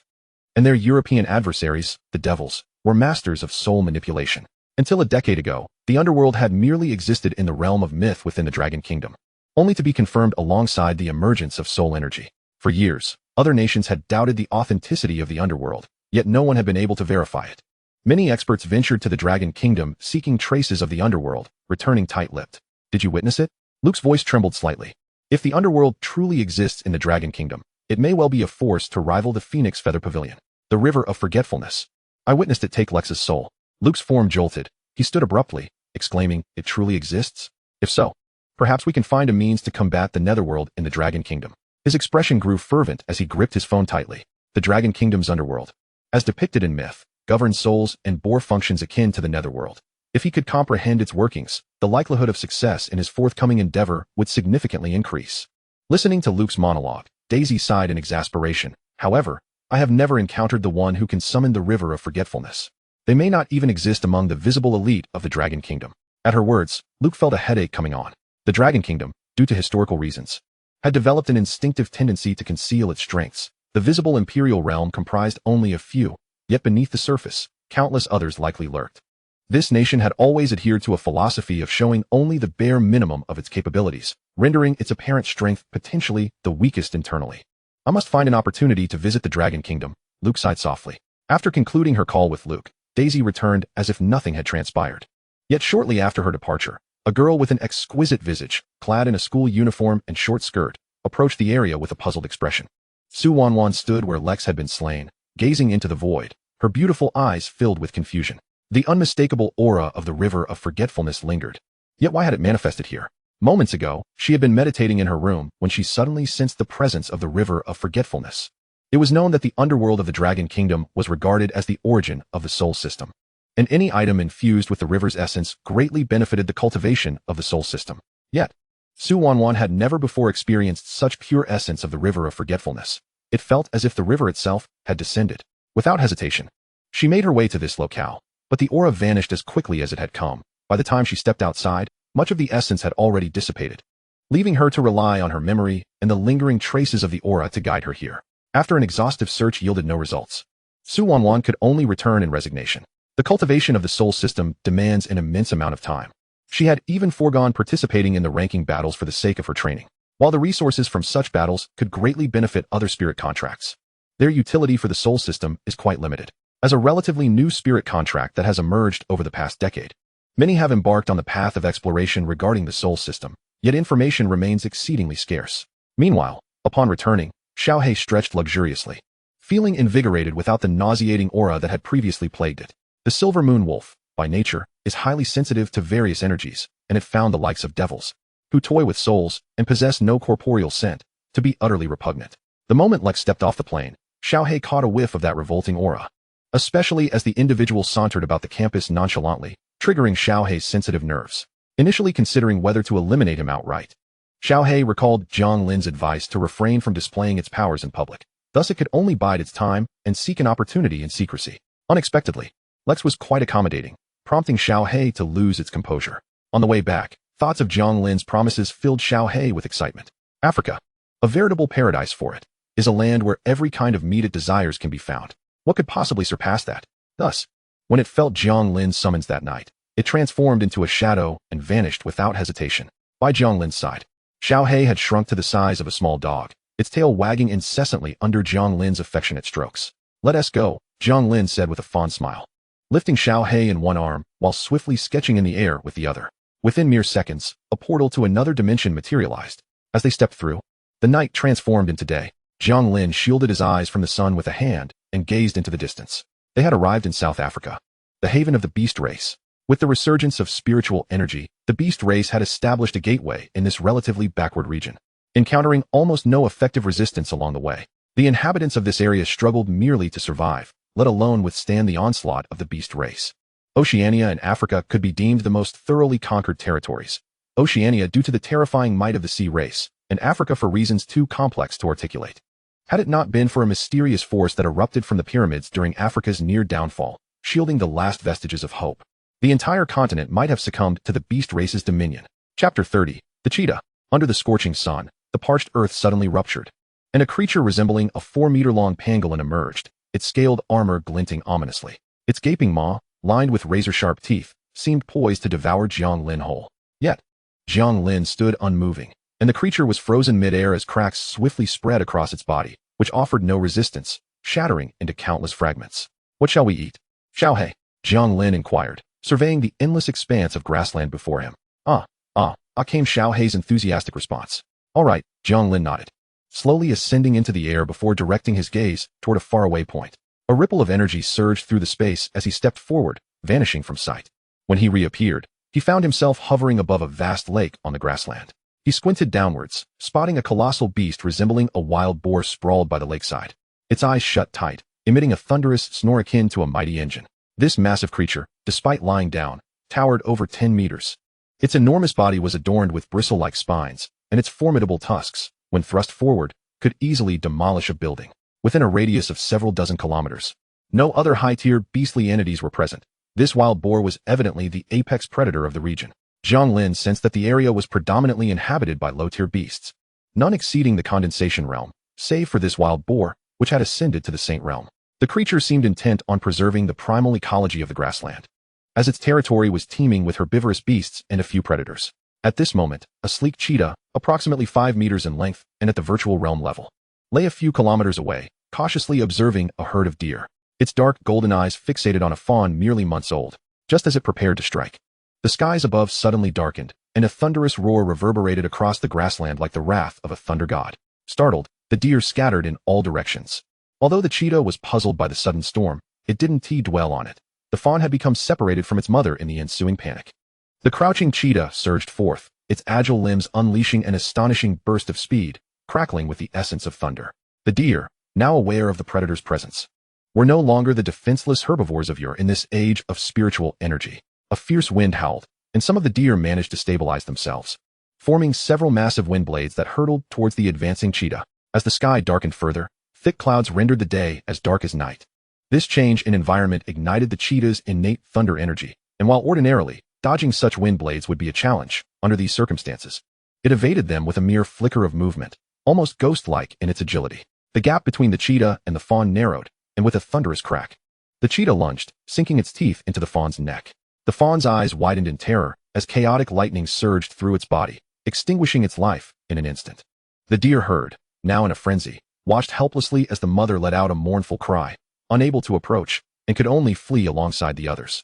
At this moment, Jiang Lin, cradling Xiaohei, observed the awakened saint-level beast below, grinning as he asked, "How well done do you prefer it?" Xiaohei whined in response, and Jiang Lin's expression darkened. "I want it too, but it must be well done." He sighed. "Never mind, I won't ask you again." The massive beast below, now acutely aware of Jiang Lin's ominous intent, possessed considerable intelligence due to its saint-level status. It sensed that Jiang Lin and the ominous darkness of the sky were inextricably linked. This indicated that the sky's phenomenon was a result of Jiang Lin's presence.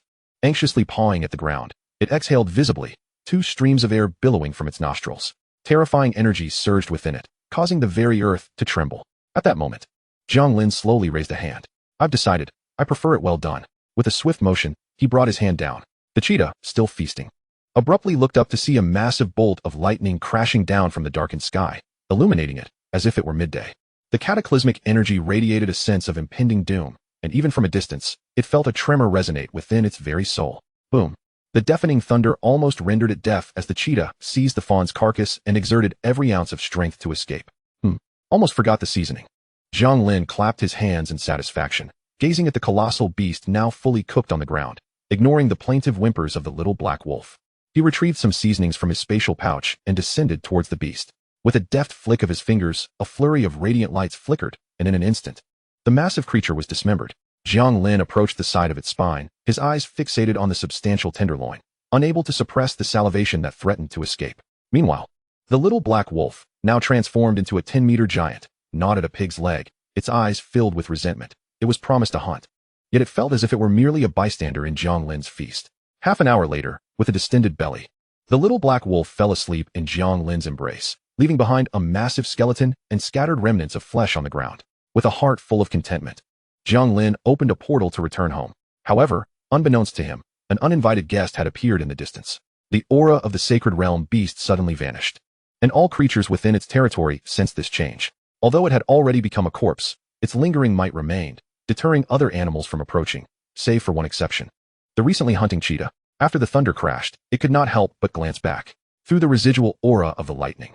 It was horrified to discover that the creature it perceived as a terrifying abyss, a harbinger of death, had been devoured by a mere human and a giant wolf. Initially, it would not dare to approach, but it noticed that the human, while processing the beast's head, had carelessly discarded a core that resembled a crystal. This revelation rendered its breath heavy with anticipation. The magic core, the very source of power within formidable beast kind. If it could obtain this magic core, its strength would soar to unprecedented heights in no time. Ultimately, temptation triumphed over reason. The cheetah lay in wait from a distance, ensuring it missed not a single detail. After Jiang Lin departed, it could no longer contain itself. Its agile limbs unleashed an unprecedented potential, and within mere seconds, it arrived before the massive skeleton. It seized the magic core discarded by Jiang Lin, cast a wary glance around, and swiftly retreated. Chapter 31, Dormitory Social Gathering. Upon returning to school, Jiang Lin slipped back into the dormitory just before the doors closed. His roommates had long grown accustomed to his elusive comings and goings, but only Qin Ge felt a twinge of jealousy, gnashing his teeth. So, off to play with his sister, leaving his brothers behind. Was he? Zhang Tianan, who was preparing to sleep, suddenly reddened at the thought of Jiang Lin secretly courting his sister. Even Kuei and Xia Hap could not remain calm. At this age, girls were always a captivating topic of conversation. Jiang Lin feigned innocence. Huh? What is going on? Spill the truth. Qin Ge exclaimed, pulling Jiang Lin's shoulder. You vanish without a trace every day. If you're not off to see your sister, then what exactly are you doing? A question mark slowly emerged on Jiang Lin's forehead. Who was spreading rumors? His innocent demeanor immediately aroused the curiosity of the other three, turning their gazes upon Qin Ge, coupled with Jiang Lin's slightly menacing glare. Qin Ge trembled. Perhaps he had misjudged the situation. Hey, Qin Ge, someone sent you a message. Just then, Kuei and on his way to the restroom, passed by Qin Ji's computer and noticed the WeChat chat window open. Are you free tomorrow? Want to hang out?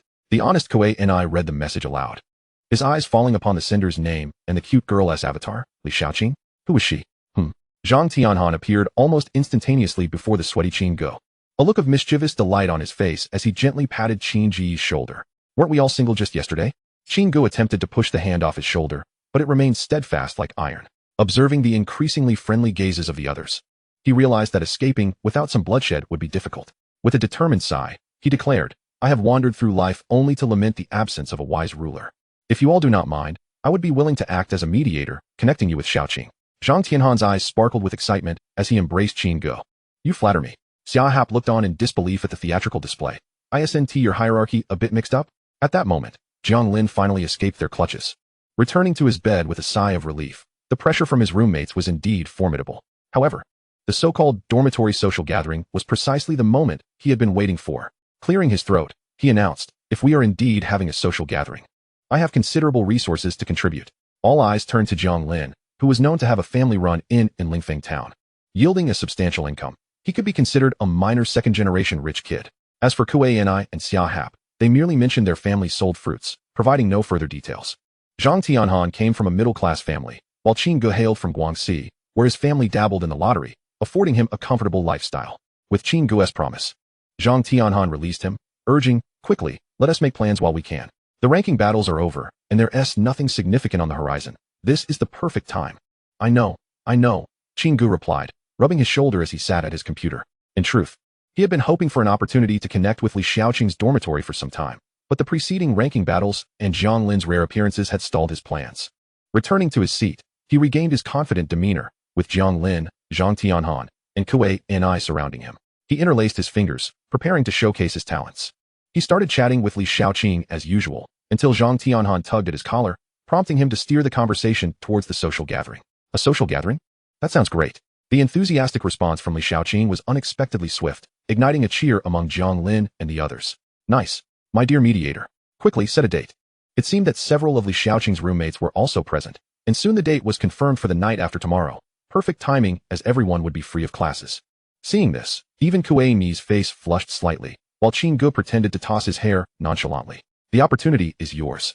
Jiang Lin felt a surge of excitement. After all, why had he come to university? To cultivate? No, it was for the girls. By the way, should we dress nicely? Although Jiang Lin was confident in his appearance, he knew that a little extra effort could only be beneficial. As the group contemplated how to enhance their looks, Gu mysteriously pulled them aside, stating, "Just so we're clear, each person picks one. Once a brother has made a choice, others must not interfere. Do you have any photos?" Zhang Tianhan's eyes sparkled with anticipation. "Not yet, but we'll use a secret signal. Once someone has chosen, we'll twirl our chopsticks," Gu declared with a triumphant grin. "As your mediator, this is as far as I can assist you." The group fell silent, exchanging subtle glances and unspoken electricity crackling between them. The next day, Jiang Lin first returned to the shop for a morning shift. After Yang Lijun arrived, he took the opportunity to ask her for advice on attire. By evening, when Jiang Lin returned to the dormitory from the pedestrian street, he had undergone a remarkable transformation. "Look at me. I'm quite something now." His roommates were taken aback, their eyes widening in astonishment at Jiang Lin's drastically changed appearance. Typically, Jiang Lin was already of above-average attractiveness, but his usual lack of effort in grooming kept it understated. Now, having dressed up specifically for the social gathering, the difference was striking. How infuriating. Zhang Tian's voice was laced with a hint of sarcasm. What a pretentious display. Xia Hap, slightly taken aback, patted Quinny on the shoulder. "Bro, why does it feel like we can't compete?" Quinny, growing somewhat irritable, retorted, "I'm merely vying for a trivial matter. I can only wait until Jiang Lin has his turn." Gu quickly intervened to ease the tension. "Fear not. All 5 girls from Xiaoqing's dormitory are coming, and the others are all single. The opportunity lies within your own hands." The group breathed a sigh of relief, and spurred on by Jiang Lin's encouragement, began to tidy themselves up. The residents of the dormitory were all aesthetically pleasing, and after a round of grooming, they nearly entertained thoughts of debuting as idols. The following day, classes resumed as usual, and Song and Xin Ping returned to work without a hint of concern from Jiang Lin. Notably, Jiang Lin had exchanged several twin dragon shadow swords for sale in the marketplace, each priced at 500,000. He had also shared the detailed functions with Song and the others. Upon learning about the specific attributes of the twin dragon shadow sword, they were astounded. Those who had taken the time to familiarize themselves with the market trends of various weapons felt that Jiang Lin's pricing was somewhat low.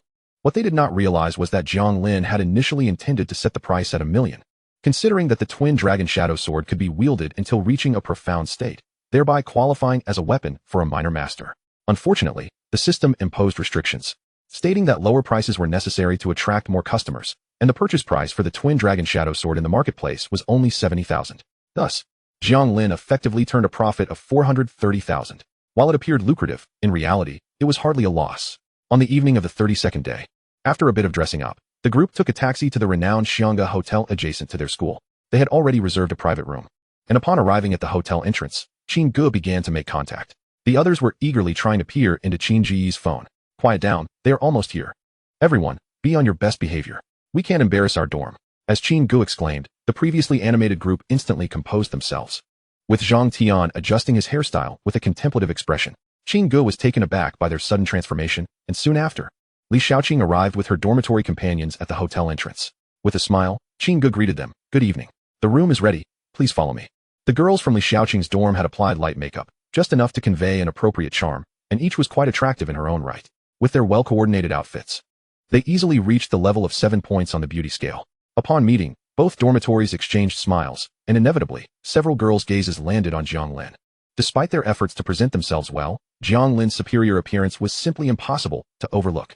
As this was their first encounter, there was no prolonged scrutiny. Rather, they exchanged laughter and proceeded to the reserved private room, gradually gaining a basic understanding of one another.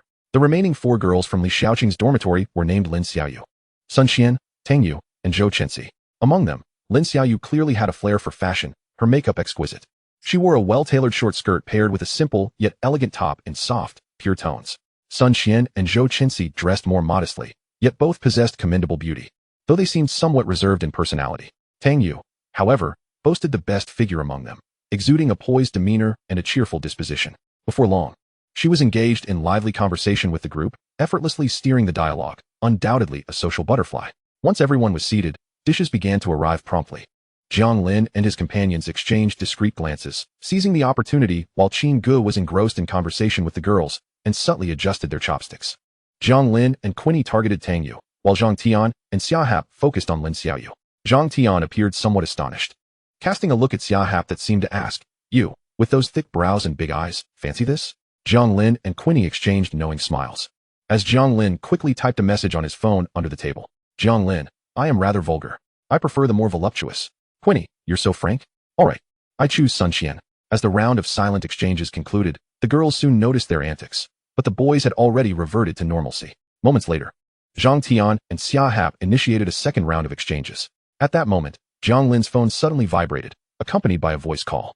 Upon seeing the caller ID, Jiang Lin's expression shifted slightly, and with a hint of apology, he signaled to his companions before stepping outside the room to answer the call. Hello? Mom, what's up? Oh, Xiaolin, what are you up to? Having dinner with classmates. About that matter, didn't you tell Xing that you went to West District University? She came by the house looking for you today. A bead of cold sweat trickled down Jiang Lin's forehead as he grew increasingly anxious. Mom, you didn't tell her I was at West District University, did you? What's wrong? Is there a problem? Son, I'm not saying you. But Xing is such a wonderful girl. If there's any misunderstanding, you should clear it up sooner rather than later. Jiang Lin, feeling exasperated, replied, Mom, I've made it clear from the start, we're just friends. Sigh, I really don't understand you young people. Back in my day, understanding his mother Mo Ying's nature, Jiang Lin swiftly interrupted, Mom, I got it. When did you talk to Xing? I'll go pick her up. Just now. She just left. Alright, I'll hang up now. Without waiting for Mo Ying to respond, Jiang Lin hastily ended the call, returning to the private room with a grave expression. The moment the others saw his troubled face, Qin Ge promptly inquired, What's wrong? Nice work, Qin Ge. Jiang Lin silently applauded her, then sighed and shook his head. I have a childhood friend. She just got into a car accident and is currently in ICU. What?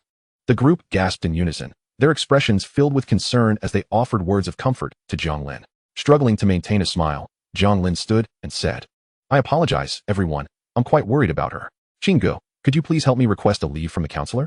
She's in the neighboring province. Sure. You go ahead. Qin Ge nodded solemnly. With deep regret, Jiang Lin bid farewell to his companions. Upon exiting the hotel, he quickly found a secluded spot to open a spatial gate and vanished from sight. At that moment, at West District University, after reviewing the rankings, Tang Fei had selected a few promising talents and was preparing to bring them back after observing them for 2 days. Presently, Tang Fei was meticulously beautifying herself, while beside her, Lin Gong and Bing Gong stood idly by the window, gazing outside. Suddenly, a glimmer of starlight appeared in the center of the room, accompanied by a familiar aura that caused all three to stiffen. Tang Fei, neglecting her makeup, rushed to the source of the starlight, kneeling on one knee. Lin Gong and Bing Gong followed suit, their heads bowed as the starlight grew ever more radiant. Upon closer inspection, it was unmistakably the tip of a spear. The starlight flickered for a brief moment before dissipating, Yet the space around them became highly unstable, rapidly fracturing as a stunning figure emerged. She was tall and slender, her silhouette perfectly accentuating the feminine curves, with every line exquisitely delineating her unique grace. Her prominent assets would make most women feel envious. And her skin was as fair as snow, smooth and delicate like fine silk, akin to the warmth and sheen of mutton fat jade. Her long, fiery red hair resembled blazing flames, yet a hint of anger subtly graced her nearly flawless visage. The once clear eyes, reminiscent of autumn waters, have now transformed into depths of sharp intensity. My subordinate, Tang Fei, along with Lin Gong and Bing Gong, reverently acknowledged the presence of Lord Guanzhi in unison, their expressions imbued with solemnity. The woman gestured lightly with her hand and inquired, "Is he here?" Tang Fei trembled slightly, cold sweat instantly soaking her back. The mere appearance of Guanzhi, coupled with such a question, was telling enough. Although the rumors spoke of that esteemed individual as being rather unreliable, Tang Fei could hardly have anticipated the extent of that unreliability. From Guanzhi's expression, it was evident that she was completely oblivious. Given the circumstances, Tang Fei gritted her teeth and reluctantly replied, "Yes." Upon hearing this, Guanzhi sighed, her previously cold visage now marked by a sense of resignation. "Did he not inform you that we were aware?" "Yes." Tang Fei lowered her head even further. "I should have known," Guanzhi said, shaking her head slightly. "Where is he now?" Tang Fei silently pointed towards Jiang Lin's dormitory.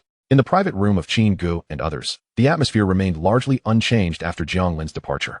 In fact, without his dazzling presence, the others finally began to shine. Zhang Tianhan chattered incessantly with the group, seamlessly engaging in conversation, while Quinny occasionally interjected with insightful remarks, showcasing her own sophistication.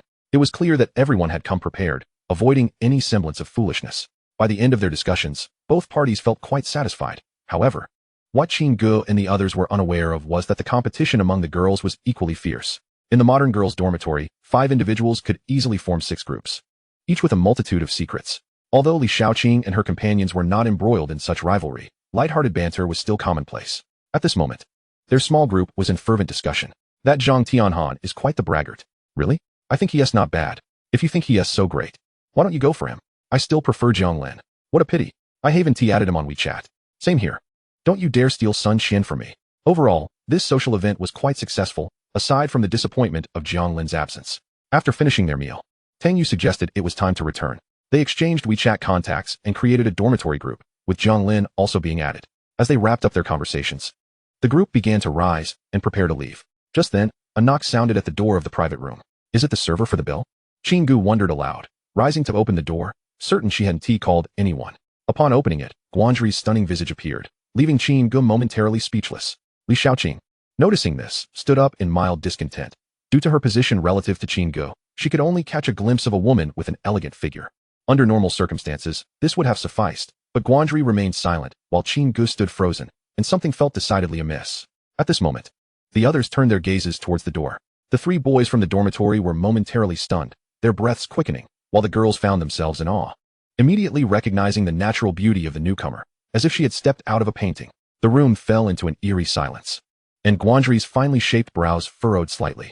After scanning the room and failing to locate Jiang Lin, her gaze finally settled on Qin Gu. "Where is Jiang Lin?" The faintly magnetic voice of the elegant woman jolted Qin Gu back to reality. She widened her eyes. "Jiang Lin? Who is that? Is she here to find Jiang Lin?" He went to the neighboring province due to a childhood friend's accident," Qin Gu stammered, still somewhat dazed. "Oh," Guanzhi replied curtly, disappointment evident in her eyes. Before turning to leave, the others in the room finally regained their senses, astonished as they exclaimed, "Who was that?" It seemed she was looking for Jiang Lin. "So beautiful. I've never seen such a stunning girl in reality," Lin Xiaoyu remarked, with her roommates nodding in agreement. Tang Yu's eyes sparkled with amazement, noting, "And that aura. Did you all notice?" Indeed. Their gazes then shifted to Qin Gu and her companions, questioning. "She was looking for Jiang Lin. Don't you know her?" In truth, not only were boys enamored by beauty, but even girls found it hard to move when faced with someone of such caliber. "We don't know her." The group instinctively shook their heads. A girl so distinctive would surely be unforgettable. Once Guanzhi departed, the thoughts of the group returned to Jiang Lin's sudden exit. Was there some underlying reason for it? How coincidental. Observing their expressions, Xia Hap commented, "Don't overthink it. Jiang Lin isn't the type to abandon a childhood friend." In reality, Xia Hap's understanding of Jiang Lin's limits was still quite shallow. At critical moments, a brother might indeed need to respond to a crisis. Meanwhile, Jiang Lin had just emerged from a spatial portal in the neighboring province, his heart racing as he patted his chest, having sensed Guanzhi's unusual aura. Star Evening truly is something. She doesn't even give a heads up. Thank goodness I left swiftly. Beside him, the little black dog nodded in agreement, letting out a couple of soft whines. What should I do now? My university life has just begun, and I certainly don't want that battle-hungry maniac to ruin it. Jiang Lin lamented, resting his forehead in despair. Although the neighboring province lacked the presence of a Western District university like Nanxing, it was home to an entrance to a higher realm. This world was a diverse one, where the strongest had already reached the saintly realm. The primary race here was a branch of the spirit race, known as the Hidden Spirit Clan, whose ethereal traits were not immediately apparent, resembling humans more closely. Currently, the leading empire in this world was engaged in conflict with the human realm. Wherever there is war, there lies opportunity. The officials not only dispatched military and spirit warrior units, but also offered bounties that attracted numerous independent spirit warriors. If the province where Nanxing was located was populated by university students and youth, this province was dominated by a multitude of freelance warriors. Here, one could see teams of spirit warriors from across the nation congregating, all aiming to enter the Hidden Spirit Clan's world to earn bounties. Every era has its share of bloodthirsty trades, and even in this spiritual age, mercenaries were abundant. To manage these individuals, the officials established a mercenary alliance with certain restrictions. Tasks could be posted and accepted within the alliance, all backed by official authority, making it a viable choice for many, sometimes even involving assistance to the military. Due to the entrance to the Hidden Spirit Clan's world, this province had become a hub for mercenaries over the years. With most individuals in any given city being outsiders seeking fortune. Should I head over to the Hidden Spirit side to lay low? Jiang Lin pondered briefly before deciding to do just that. In the next moment, he transformed into a middle-aged man with a dark complexion.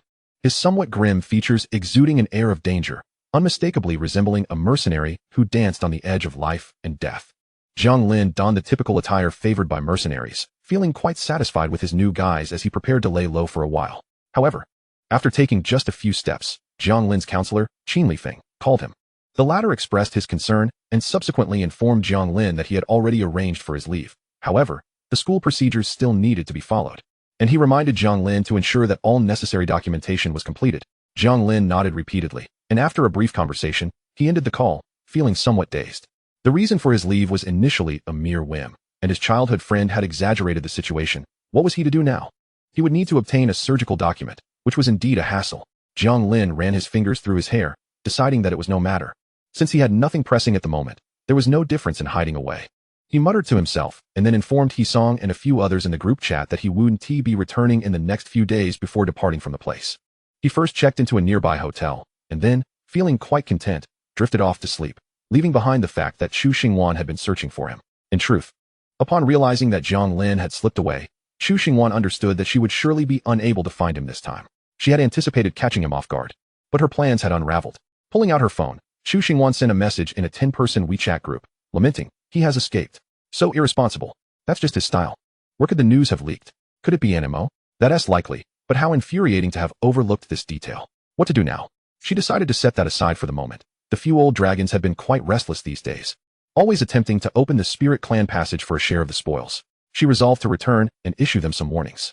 The subsequent replies were uniformly positive, but a hint of reluctance flickered across Chu Xingwan's face as she responded. Afterward, she struck a nearby empty space with her fist, which instantly shattered like a broken mirror, revealing a void of darkness. Chu Xingwan stepped into the abyss, her figure vanishing from sight. At that moment, Jiang Lin remained blissfully unaware that Chu Xingwan had departed. As he lounged comfortably in his hotel room, propped up with his legs crossed, indulging in some fruit. The television on the wall was broadcasting updates about the Spirit Clan's world. The frontline fortress of the Spirit Clan had commenced battle, with the official announcement of bounties for recruitment. 10,000 for warriors of the Radiant Realm, 100,000 for the Ethereal Realm, 500,000 for the Condensed Realm, and 1,000,000 for the Heart Realm. Those in the Soul Realm could negotiate directly with the authorities. Recently, the number of mercenaries recorded entering the city had increased by 31 compared to the previous day. Evidently, this bounty was quite enticing. Upon seeing this, Jiang Lin turned off the television, stretching his limbs. Mercenaries, he mused, perhaps it was worth a try. He might even find something useful to justify his leave.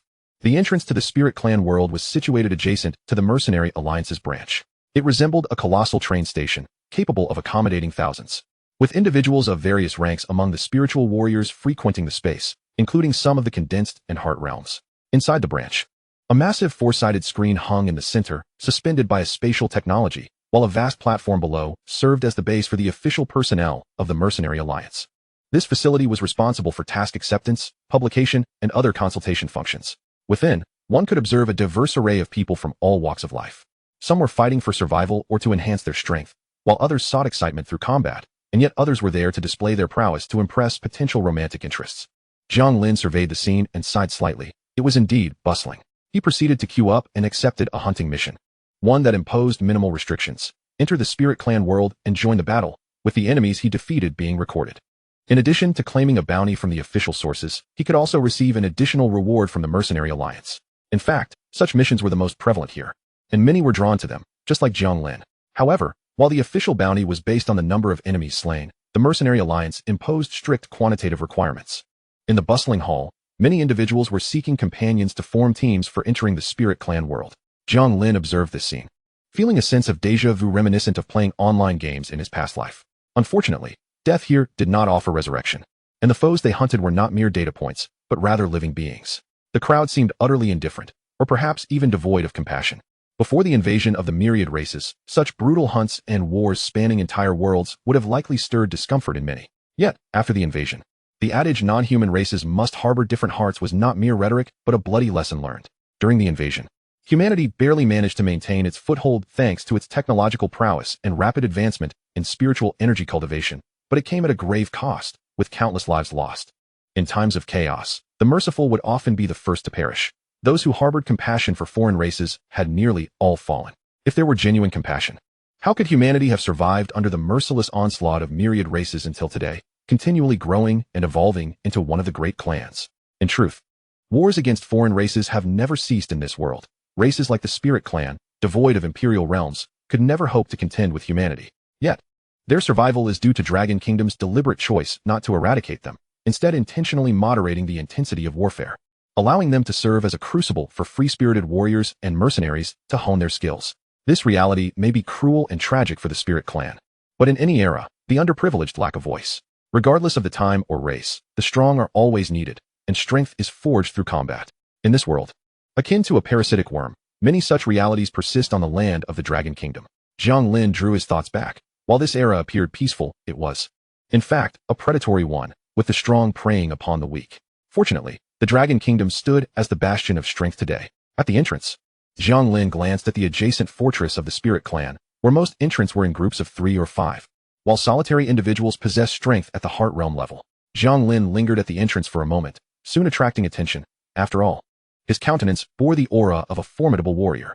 "Brother, have you also accepted the hunting mission for the Spirit Clan?" A voice suddenly broke Jiang Lin's musings, and he turned to see a small-framed man, flanked by 2 men and 2 women in the distance. They all donned combat attire, exuding an air of ferocity, with their strengths ranging between the ethereal and condensed realms, making them quite formidable within mercenary ranks. "Hey, it's not every day the officials offer such generous rewards. How about teaming up? Our squad has been collaborating for many years and has fought in this type of battlefield numerous times. But one of our members was injured a few days ago, so we're temporarily short-handed." Jiang Lin pondered briefly. Given his displayed strength in the condensed realm, it was only natural for them to approach him, and after all, wasn't he this akin to forming a party in a game to tackle a dungeon? His eyes lit up with excitement at the prospect of such an experience. "Sure," he replied nonchalantly, his voice slightly hoarse to maintain his persona. The man showed no signs of displeasure at Jiang Lin's demeanor. To him, it was typical for those with strength to carry a hint of arrogance. "Great. I'm Feng Lin, and my spirit bond is of the exploratory type. What should I call you?" "Old Knife." Jiang Lin opted for a pseudonym rather than revealing his true name. "All right then, we'll call you Old Knife. Let us head over and get acquainted. It's best to familiarize ourselves before entering the Spirit Clan world." As Feng Lin led Jiang Lin forward, the group exchanged brief introductions. At the helm of Feng Lin's mercenary team was a robust man named Zhou Qiang, towering nearly 2 meters tall with a stocky build. His close-cropped hair and a scar running along his brow lent him an intimidating presence. His spiritual contract was of the violent type, significantly enhancing his combat abilities. Another team member was a more unassuming figure named Song Ke, who had an ordinary appearance and spoke little. His spiritual contract was wind-based. The remaining 2 women were Shua Bing, known by her moniker, with an ice-type spiritual contract, and Yin Qingqing, the sole healer in the group, possessing the relatively rare light-type spiritual contract. After Jiang Lin acquainted himself with the others, he maintained an aloof demeanor, walking at the rear of the group. Following their brief exchanges, it became evident to the others that Jiang Lin's temperament was rather cold, prompting no further conversation. Once Zhou Qiang had allocated their respective missions, they proceeded to complete the formalities to enter the world of the hidden spirits. Upon exiting the entrance of the hidden spirit realm, they found themselves at a human fortress. which was significantly larger than that of the Earth Dragon tribe. The conditions in the hidden spirit world were somewhat akin to those on Blue Star, though the gravitational force was slightly reduced, approximately 0.9 times that of Blue Star, making Jiang Lin feel considerably lighter upon entry. Zhou Qiang stated, "Since we have a new member in our team, we shall first head to the side fortress of Thunderfall to hunt, allowing us to acclimatize." The others voiced no objections. After all, this was not a mere instance where one could respawn upon death. Choosing to engage in standard intensity hunting with a newcomer would be tantamount to courting disaster. Jiang Lin had no objections either, and Zhou Qiang produced a map depicting an irregularly shaped continent with several marked locations. He pointed to a green area occupying 1/5 of the continent, indicating that Thunderfall Fortress was 3 fortresses away from the main battlefield, with a relatively low combat intensity. "Let us proceed there. Fong Lin, prepare the vehicle." Fong Lin nodded slightly. Mercenary teams like theirs typically had their own vehicles. Upon reaching the fortress, Fong Lin tapped his phone a few times, summoning 3 large, ostentatious spiritual energy off-road vehicles from the distance. Zhou Qiang and Song Ke boarded the first vehicle, while the 2 women took the middle one. Fong Lin gestured for Jiang Lin to follow, and soon the 3 vehicles roared out of the fortress, disappearing over the horizon. Thunderfall Fortress sat atop a vast plain, its overall structure square and housing numerous large military facilities visible in the skies above, with many fighter jets patrolling in the distance. Before them lay an expansive primitive forest, and from the fortress walls, one could faintly see sparks erupting sporadically within the woods. The group required no further preparations, and after securing their vehicles at Thunderfall Fortress, they set off into the forest on 6 hovering motorcycles. As Jiang Lin adjusted the earpiece nestled in his ear, Zhou Qiang's voice resonated within, indicating that the hidden spirits had been retreating into the Mori Forest due to unfavorable combat conditions at Thunderfall Fortress. "Everyone, be cautious. The hidden spirits possess a high degree of mastery over stealth, and the forest terrain is conducive to deadly ambushes.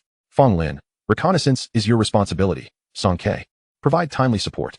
Lao Dao, your priority is to protect Fong Lin. Shua Bing, ensure Yin Qingqing's safety." "Understood. No problem," Jiang Lin affirmed, his gaze shifting to Fong Lin, who had closed his eyes, seemingly attuned to some unseen sound.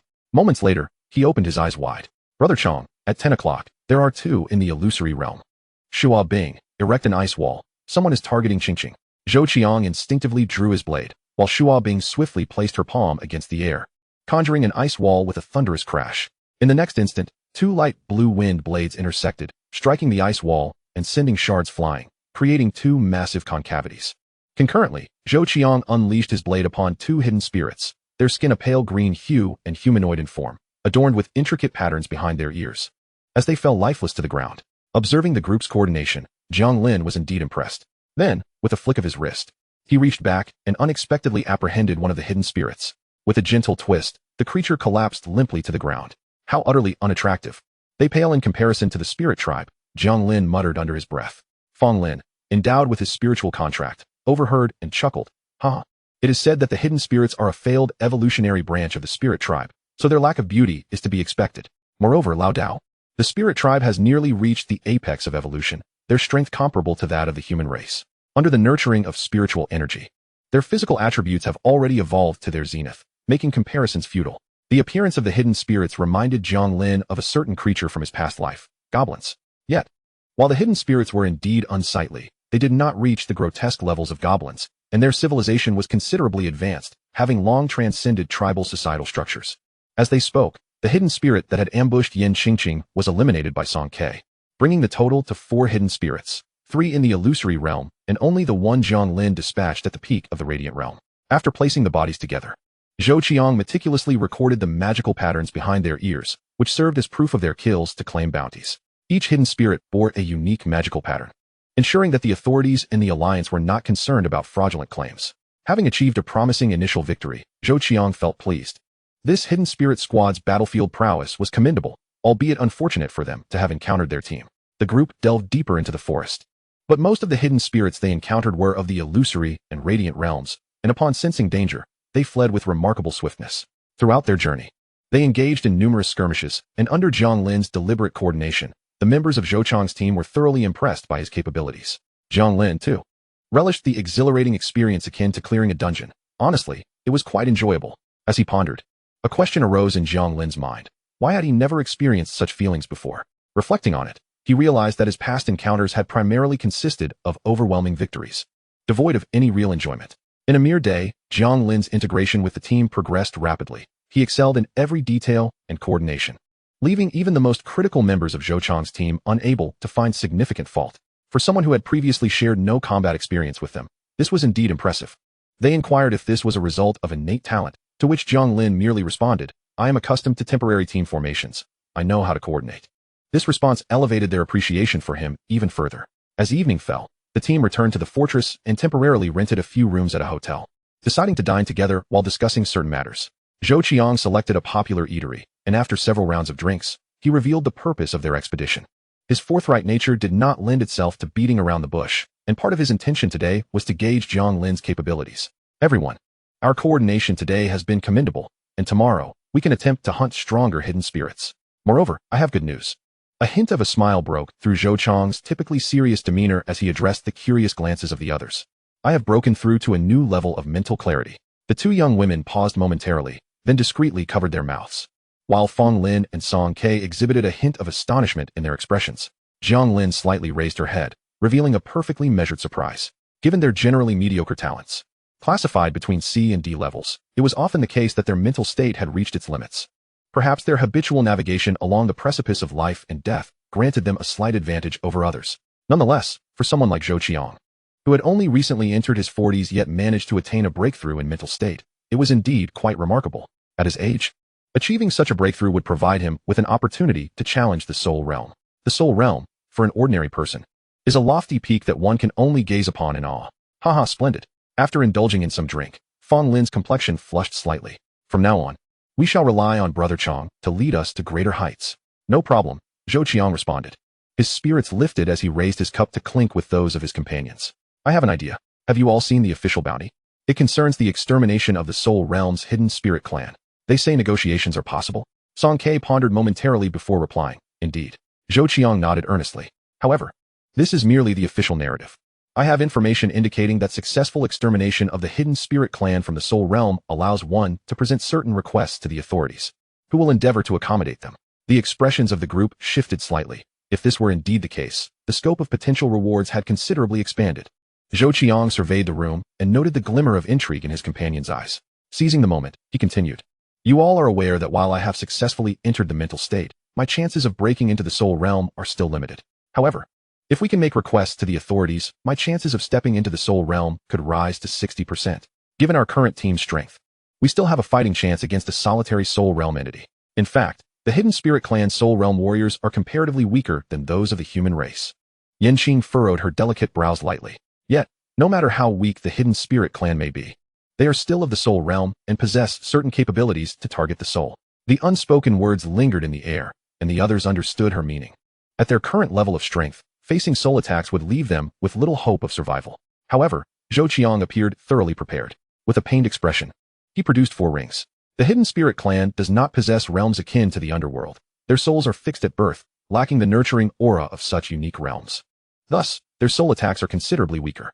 With these soul resistances, each of us should be able to withstand at least 2 soul attacks from the Hidden Spirit Clan. "Wow!" Fong Lin exclaimed. "You actually purchased these?" "Yes," Zhou Qiang replied with a serious nod. He had come well prepared for this mission. Initially, he had contemplated abandoning the operation when his fixed teammate was injured, but Jiang Lin's synergy with the group instilled a sense of hope in him. Soul resistance items are exceedingly rare in the market, crafted only by those with strength above the respected realm, with each piece fetching around 200,000 in the marketplace. Moreover, they can only defend against a single soul attack. Zhou Qiang had drawn forth 4 pieces alongside his own, totaling an investment of 1 million. The group's gaze fell upon the soul resistances, each feeling a stir of interest. Observing their reactions, Zhou Qiang continued, "I will take charge of the main assault. You all can look for opportunities to strike. If successful, the other rewards from this hunt will be yours, and I will contribute an additional benefit. I only desire the reward pertaining to the Soul Realm." Song Ke discreetly glanced at the others, noticing their contemplative expressions. As Zhou Qiang continued to promise benefits, he added, "With the official conditions in play, I am confident I can break into the Soul Realm within 5 years. If successful, I can grant each of you a request within your capabilities." Fong Lin suddenly lifted his head, a hint of intoxication evident in his breath. After a moment's thought, he gritted his teeth and declared, "Brother Chang, I am in." "Agreed," came the second affirmation from Shuabing, and soon after, Yanqing seemed to have made her decision. Consenting to Zhou Chang's proposal, Jiang Lin, feeling detached from the excitement, remained uncertain about the significance of a Soul Realm promise for them, the lower-tier martial artists. Even if the promise held only a 60% chance, it was still a worthy gamble. Shortly thereafter, Song Ke also acquiesced, and at that moment, all eyes turned to Jiang Lin. Old Dao, what about you? The notion of hunting a soul realm entity, effectively 2 tiers above them, posed unimaginable difficulty, making Jiang Lin's opinion particularly crucial. Me? Jiang Lin's lips curled into a slight smile. I can agree, but I shall forego the soul realm condition. I want 1 million. Jiang Lin raised a finger, causing Zhou Chang's brows to furrow deeply. 1 million was once within his reach, but with expenditures on preparations for the hunt, his funds had dwindled significantly. After a moment's hesitation, he replied, agreed, but it will take me 2 months. No problem. The others were not surprised by Jiang Lin's request. After all, he had joined them midway, and Zhou Chang's promise held less appeal than a monetary gain. With the hunting plan approved, Zhou Qiang exhaled a sigh of relief. As you can see, I have come prepared, so I shall not conceal anything further. He then retrieved his phone, urging everyone to open the map. He pointed to a medium-sized fortress named Kunshan, not far from the Thunderbolt Fortress. According to my sources, the Hidden Spirit clan intends to assault this fortress, led by 2 Soul Realm powerhouses. Their large-scale offensive is set to commence the day after tomorrow, providing us an opportunity to infiltrate. You need not worry about the method of infiltration. I have made preparations. When the assault begins, one of the Soul Realm warriors will certainly remain at the center. Our opportunity lies in the moment when the Soul Realm powerhouse from Kunshan engages in battle. That will be our greatest chance. Yanqing expressed some concern. But how can we be certain that the Kunshan fortress is unaware of the 2 Soul Realm warriors approaching? Will the Soul Realm guardian of Kunshan still choose to engage in battle under such circumstances? Zhou Chang's lips curled into an enigmatic smile. This is precisely what I wish to address. The 36th flaw. The Soul Realm powerhouse at Kunshan Fortress also serves as the fortress commander. Having reached the pinnacle of the Soul Realm, and possesses an exceedingly powerful S-rank lightning-type spirit contract. Zhou Qiang turned his phone towards the group, revealing a stern-faced man who appeared to be in his 30s. Xing Xiangting has been recently assigned to Kunshan Fortress. His combat prowess is formidable, and attaining Soul Realm status at such a young age marks him as a genius. He is exceedingly arrogant and holds the Hidden Spirit clan in utter disdain. Even when facing 2 opponents, he would not seek assistance, instead relying on his own strength to confront them head-on. Zhou Qiang had meticulously prepared for this hunting plan. In a one-on-one scenario, he was confident he would hold the advantage. Should we manage to intercept him before another Soul Realm warrior arrives, Xing Xiangting would find himself in a one-on-one confrontation, thus creating an ideal environment for our hunt. How can you guarantee a one-on-one situation? After all, he is a commanding officer and is unlikely to be without guards, Jiang Lin interjected. You need not worry about that. I have connections within the official forces who will facilitate our opportunity. The group felt a flicker of excitement. If the authorities were indeed creating opportunities, their chances of success in this hunt would substantially increase. Zhou Qiang had undoubtedly invested considerable resources into gathering intelligence. Moreover, they had the advantage that even if they were unable to defeat the Soul Realm warrior, they could retreat to Xing Xiangting's side, who would surely not abandon them in their time of need. With a comprehensive plan laid out, the group showed no dissent, all appearing eager and ready to engage. The plans have been thoroughly discussed. Tomorrow, we shall proceed to the mountain fortress, refine our strategies for 1 more day, and then stealthily infiltrate the battlefield to lay in wait. The day of the Hidden Spirit clan's assault swiftly arrived. Outside the mountain fortress, a legion of hidden spirits surged forth, resembling a verdant veil sweeping across the horizon. Beneath the battlefield, in a hastily excavated chamber, Jiang Lin and his 4 companions concealed themselves, utilizing equipment to survey the unfolding chaos outside. The assault of the hidden spirits came as no surprise to the mountain fortress. As they drew near, a barrage of missiles soared into the sky, rapidly descending upon the densest clusters of the hidden spirits. At that moment, numerous formidable warriors from the Hidden Spirit clan ascended into the air, unleashing a flurry of attacks that detonated the missiles before they could reach the ground. Yet, this was merely the prelude. Within the mountain fortress, a multitude of artillery pieces, their chains of ammunition thick and robust, unleashed torrents of deadly fire. The hidden spirits in the front lines fell as if mown down like wheat. But this situation lasted only a few fleeting seconds before a figure erupted from the heart of the hidden spirits, landing atop the fortress walls. A flash of crimson light erupted, and in an instant, the entire wall was engulfed in flames, leaving the artillery atop it with no time to retreat. The notion of a commanding general making a grand entrance was foreign to the hidden spirits. The artillery's capacity for devastation was formidable, and their Soul Realm warriors could not allow such firepower to operate unchecked. Meanwhile, a thunderous roar emanated from within the fortress as Xing Xiangting, surrounded by crackling lightning, launched himself forward. Without the need for words, both sides engaged in fierce combat. It was at this moment that Zhou Chang's gaze locked onto a specific location behind the hidden spirits, where a figure was rapidly approaching. Now, Zhou Qiang barked, forcefully breaking through the rocky floor. Simultaneously, Song Ke waved his hand, and a gentle breeze enveloped the group, causing their speed to surge dramatically. This sudden onslaught caught the hidden spirits on the flanks off guard, and the group's coordination was impeccable, striking towards the second soul realm warrior among the hidden spirits like a finely honed arrow. The human side quickly recognized this unexpected strike force, and, upon realizing their target was a soul realm warrior, gladly cleared the path for them. In the distance, the soul realm hidden spirit furrowed his brow and released a pulse of spiritual energy. Upon discovering that the group before him barely reached the level of mind realm, a surge of fury welled within him. These humans, treating their world as a training ground, had the audacity to act so brazenly, even those of lesser rank. However, he swiftly quelled his anger, acutely aware of his responsibilities on the battlefield and the necessity of remaining level-headed. With a fierce roar, he uttered several strange syllables, summoning two powerful mind realm warriors to charge toward Jiang Lin and his companions. At that very moment, Zhou Qiang bellowed, "It's your turn." Almost immediately, to the astonishment of Fong Lin and the others, two mind realm warriors from the official combat team deliberately moved towards them, intercepting the three mind realm warriors. Jiang Lin's heart raced. This was likely the opportunity Zhou Qiang had mentioned.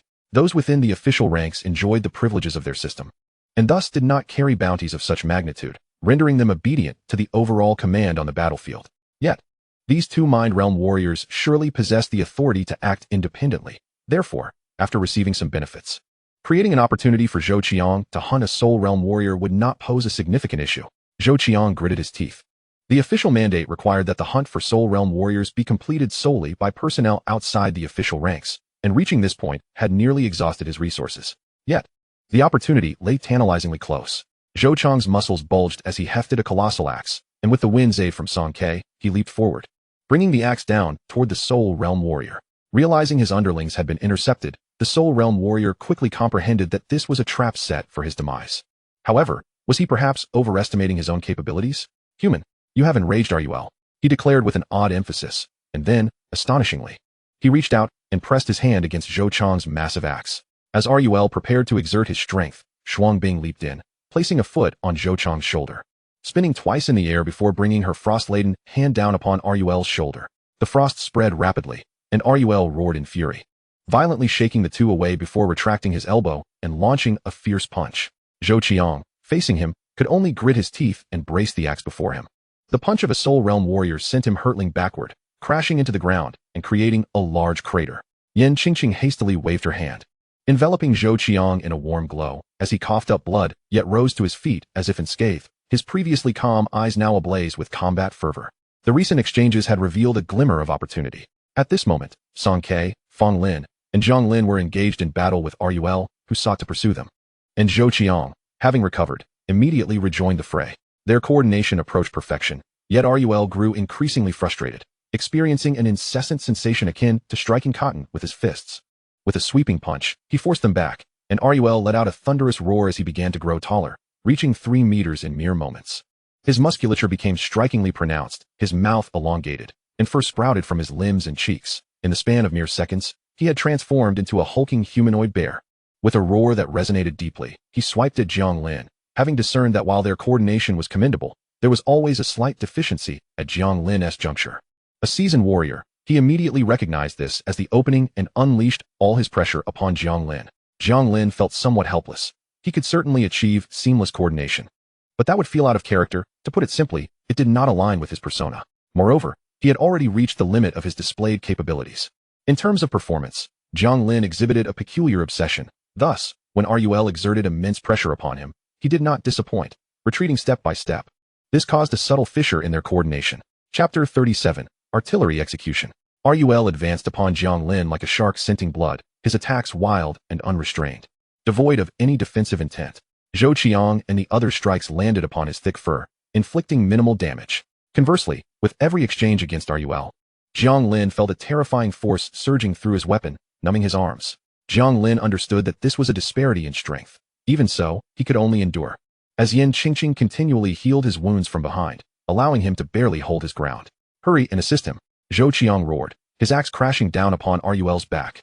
The full force of a mind realm strike had some effect, causing Rul to stagger, and Jiang Lin seized the opportunity to create a bit of distance.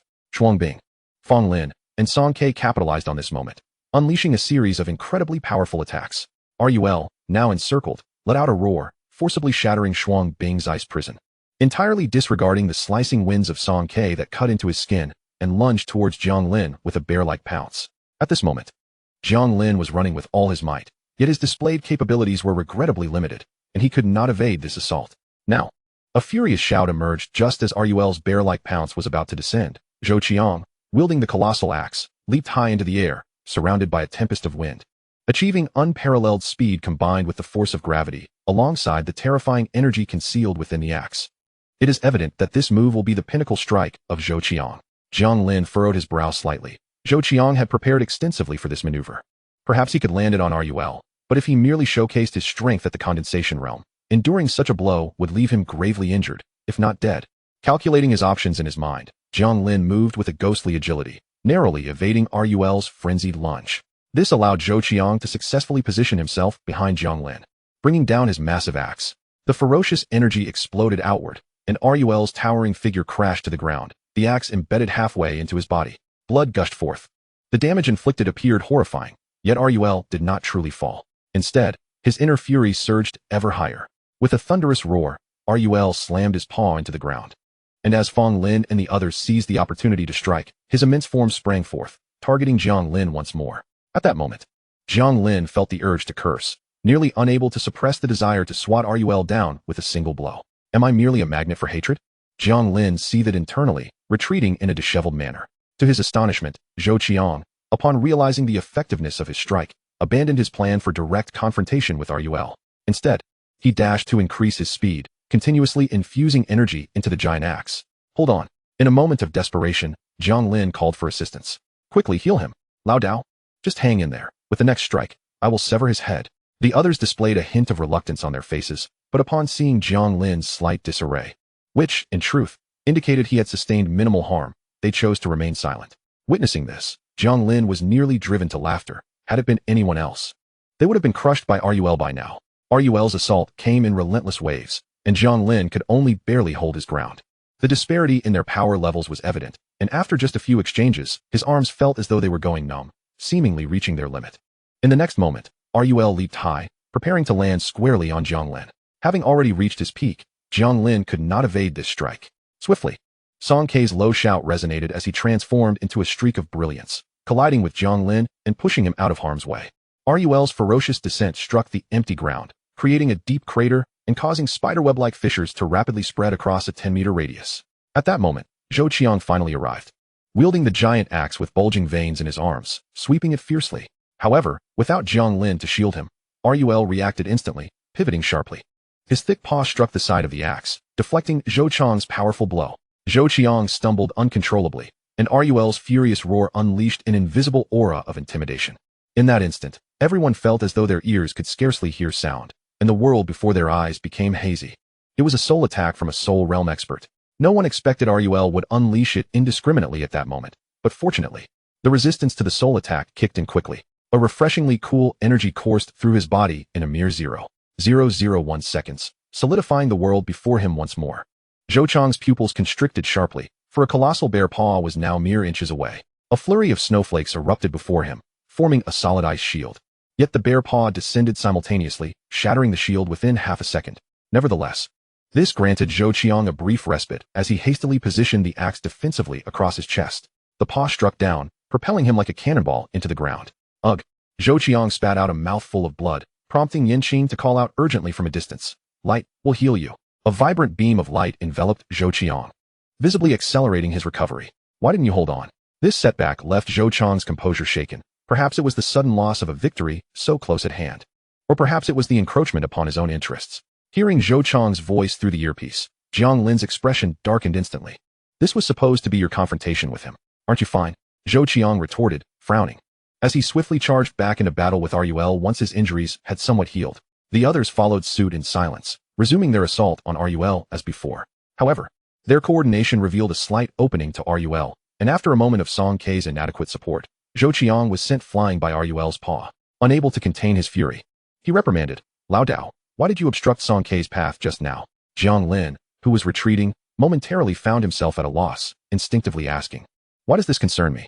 Enough bickering, let's finish him off. Fong Lin sensed the tension in the air and barked, if we delay any longer, they'll be done over there. Meanwhile, the Soul Realm expert from the Lingyin clan, locked in battle with Zheng Xiangting, bore numerous wounds. Although Rul appeared similarly battered, his spirit and vitality were evidently superior. If Zheng Xiangting were to strike, this would no longer be a solitary hunt, and the rewards from the authorities would drastically diminish. Zhou Qiang, upon hearing this, dared not speak further and charged forward resolutely. Yet, even perfect coordination against Rul was barely sufficient, let alone when they found themselves exposed. In a short time, they could not hope to bring him down. After another failed attempt to slay the nearly defeated Rul, a sudden wail echoed from the distant battlefield. Rul's pupils dilated, and without hesitation, he turned to flee. The speed of a soul realm expert, even when gravely injured, was beyond their capabilities to pursue. Especially with a multitude of Lingyin clan members providing cover. No one anticipated Rul would flee so decisively. By the time the official soul realm experts attempted to encircle him, Rul had already made his escape. At that moment, Zheng Xiangting, grasping the head of the Lingyin clan's soul realm expert and holding it aloft, saw the battle spirit of the Lingyin clan members crumble, scattering in retreat. Meanwhile, the official forces showed no inclination to pursue, adhering to the ironclad rule that forbade the extermination of the Lingyin clan, as this region served as a renewable training resource for Longhua. As the Lingyin clan withdrew swiftly, the Longhua forces also retreated like a receding tide. Glancing momentarily at Zhou Chang's team, Zheng Xiangting departed without delay. The atmosphere within the team had become palpably suffocating. No one uttered a word, merely returning to their previously concealed location, where an off-road vehicle was hidden nearby. Upon reaching the vehicle, the tension reached its zenith, and Zhou Qiang finally broke the silence. Lao Dao, why do problems always arise at critical moments? His accusatory tone caused Jiang Lin to shoot him an annoyed glance.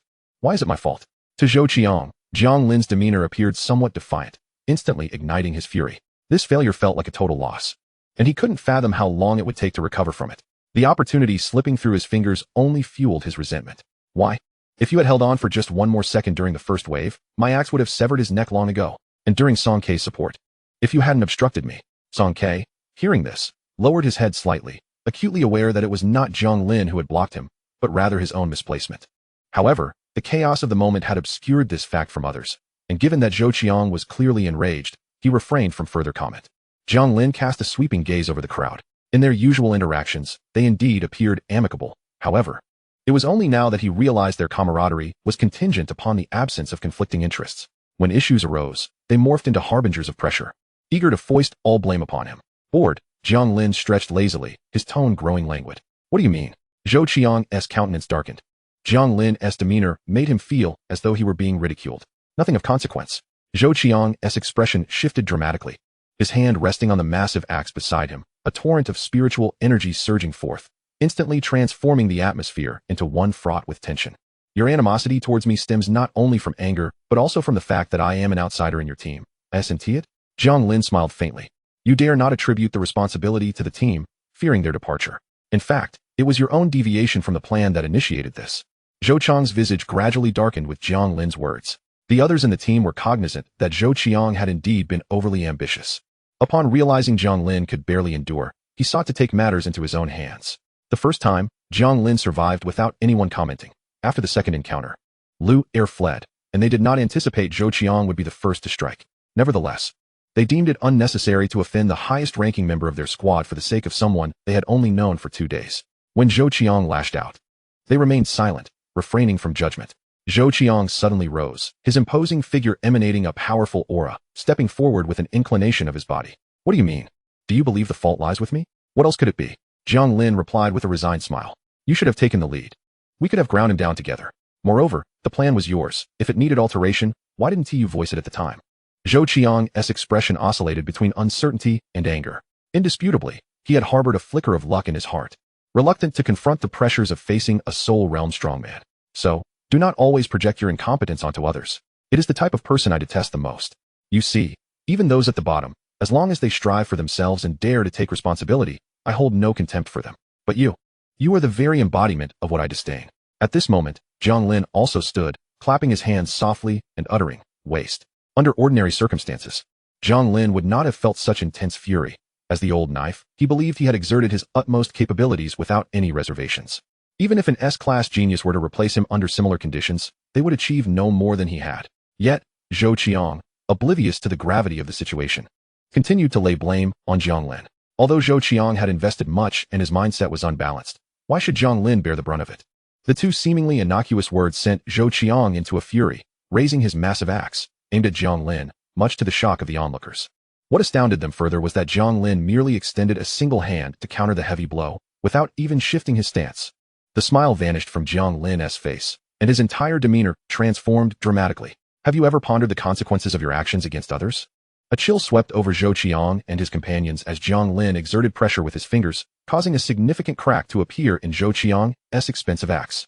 Casually discarding the iron shavings, he remarked, "This is truly tedious. I shall no longer partake." How could this be? Zhou Qiang gazed in horror at his shattered axe, noting not only the gaping hole, but also the multitude of extensive cracks surrounding it. He was well aware of the materials used in crafting his axe. To damage it required a soul realm presence. Zhou Qiang was not foolish. His previous actions had merely been a release of pent-up frustration stemming from an imbalanced mindset. However, Jiang Lin's display of power had swiftly restored his composure. "Old knife, I didn't mean it. I've invested too much in this operation. I'm just struggling to come to terms with it." Truly, Zhou Qiang's years in the mercenary world had honed his ability to swiftly assess the disparity in strength between them and to concede in the moment. Nevertheless, Jiang Lin paid him no heed, instead directing his gaze skyward, as if conversing with himself. "You know, I often find life rather dull. Hence, I seek to experience various facets of existence. In this process, I can discover the few joys that remain." Zhou Qiang grew increasingly anxious. A human soul realm master was not someone he could dare to confront. "Old knife, I truly did not know." His words faltered as he sensed a vast, abyss-like wave of spiritual energy emanating from Jiang Lin, far surpassing any soul realm strongman he had encountered before. Moreover, the sky above seemed to be influenced by this terrifying spiritual energy, swiftly darkening and filling with ominous clouds. At this moment, Jiang Lin continued his soliloquy. "I possess many forms of power, so much that I cannot even fully utilize them all. Yet, among these powers, few resonate with me. Lightning is one of them." With that, Jiang Lin cast a calm glance at Zhou Qiang, and in an instant, his figure vanished from sight. Zhou Qiang, filled with dread, looked up to see the sky now shrouded in dark clouds. The other team members were astonished to discover an imposing circular shield had formed around them, rendering them mute within its confines. A thunderous roar erupted, illuminating the heavens, and Zhou Qiang's expression shifted dramatically as he turned and fled without hesitation. Channeling his full spiritual energy, propelled by an overwhelming sense of crisis, his speed surged to an unprecedented limit. Yet, under the might of heaven, he still fell significantly short. The sky at that moment blazed as brightly as day. From afar, at the mountain fortress, Zhang Xiangting gazed intently at the ominous clouds above, acutely aware that these clouds were not a natural phenomenon, but rather the manifestation of an unfathomable spiritual energy. Soon after, with a deafening roar that momentarily rendered everyone deaf, a colossal bolt of lightning, capable of engulfing several kilometers, descended from the cloud-laden sky. The vast expanse of plain before the mountain fortress was enveloped in a blinding storm of electricity. All electromagnetic devices within the fortress malfunctioned simultaneously, and a spiritual energy tempest erupted, affecting everyone inside. The terrifying might of heaven persisted for nearly 10 minutes before subsiding, leaving behind a gaping chasm that resembled an unfathomable abyss. In the moment the celestial might dissipated, Zhang Xiangting departed the mountain fortress, heading towards the newly formed pit. Drawn by the faint traces of spiritual energy he sensed there, unaware of the cause behind this overwhelming power. If the entity responsible was a member of the hidden spirit clan, it could spell doom. Yet, Zhang Xiangting felt compelled to investigate. He needed to ascertain the identity of this formidable being. If they were human, it would be manageable, but if they belonged to the hidden spirit clan, the established limits of power within their world would be shattered, necessitating a swift retreat for all humanity. No one would willingly allow their homeland to become a testing ground for others, especially when a being capable of breaking through the established ceiling emerged within their race. Burdened by heavy thoughts and complex emotions, Zhang Xiangting soared towards the center of the pit, soon spotting Fang Lin and others enveloped within a suspended energy shield. Through the barrier, he could barely discern that they were indeed ordinary humans. Are they strong human beings? Observing the actions of the individuals before him, though tinged with a semblance of terror, it was evident they had not sustained any injuries. Zhang Xiangting inwardly exhaled a sigh of relief. The current circumstances were sufficient to affirm that his adversaries were not formidable members of the Shadow Spirit clan, as such beings would never extend their protection to humanity. Approaching the energy shield, he attempted to breach it, yet the assault from the soul realm scarcely affected the barrier. It was hardly surprising, considering this energy shield had safeguarded them amidst the cataclysmic storm of thunderbolts. The voices of those within remained inaudible and lacking knowledge of sign language. Their futile gestures failed to convey any meaningful communication. In exasperation, he resolved to push the shield, contemplating whether it could be transported back to the fortress. Lingering above this abyss was hardly a viable solution. Fortunately, the shield bore no weight, and with a modest exertion of effort, Zhang Xiangting commenced guiding it towards the fortress. Meanwhile, Jiang Lin had already arrived at the exit of the Shadow Spirit Clan's realm. Having been out for 3 days, he surmised that Chu Xingwan likely lacked the time to search for him, maintaining the guise of Old Dao. Jiang Lin exited the Shadow Spirit world and re-entered the hall of the teleportation portal. Soon, the area became bustling with activity as he stepped out. With his eyes gently closed, an invisible wave of detection enveloped the vicinity. As this wave expanded, he swiftly found himself beyond the province, entering the South City West District University. The absence of Chu Xingwan's presence, along with that of Tang Fei, Lin Gong, and Bing Gong, confirmed to Jiang Lin that they had likely returned to the Spirit Clan. With a mild sense of relief, a smile crept upon his face. In high spirits, he sought a place to revert to his original appearance, intending to obtain a false certificate from the hospital before returning to the West District University. At that moment, he stood before the square of the Mercenary Alliance in the entrance hall of the Shadow Spirit realm, teeming with people, numerous mercenary teams, and students embarking on their training journeys. Their collective purpose was largely similar: to venture into the Shadow Spirit realm for experience. In this era, life and death trials had become a commonplace affair. To Jiang Lin, it appeared that each person possessed their own pursuits and aspirations. Yet, this realization left him feeling somewhat adrift. It seemed he was at a loss regarding his own path, and the system had remained silent for an extended period, leaving him uncertain if it was preoccupied with something. Resigning himself to the thought of merely obtaining a certificate and returning to school to admire beautiful women, he was about to exit the square in search of transportation when an exclamation pierced the air. A voice both familiar and slightly unfamiliar called out, "Jiang Lin, is that you?" The speaker, carrying a hint of uncertainty, turned out to be a slender young man around 175 centimeters tall, with chestnut-colored hair and slightly tanned skin, gradually becoming recognizable in Jiang Lin's memory. "Luo Tianan." Jiang Lin replied, "Indeed, it's me." Luo Tianan exclaimed, a hint of surprise in his tone. "Aren't you supposed to be at West District University? School just started not long ago. What are you doing here?" Jiang Lin, his expression somewhat peculiar, responded, "Just some matters." "What about you?" Luo Tianan was a friend from Lingfeng Town, where Jiang Lin's family operated an inn, while Luo Tianan's family ran a small general store. Although they were not particularly close, their families occasionally visited one another, allowing a sense of familiarity to blossom when viewed through the lens of shared origins. Just as he was about to engage in further conversation, a voice tinged with impatience interrupted, "Luo Tianan, it's time to go." Luo Tianan's expression shifted to one of discomfort. Yet he managed to smile at Jiang Lin, saying, "Apologies, we have a scheduled training session in the Shadow Spirit realm." "Oh, understood." Though Jiang Lin was curious about the source of such low emotional intelligence, he refrained from further comment since Luo Tianan had already spoken. With a wave, Luo Tianan turned to join a small team of 4 boys and 2 girls ahead of him. From their appearances and attire, they seemed to be students.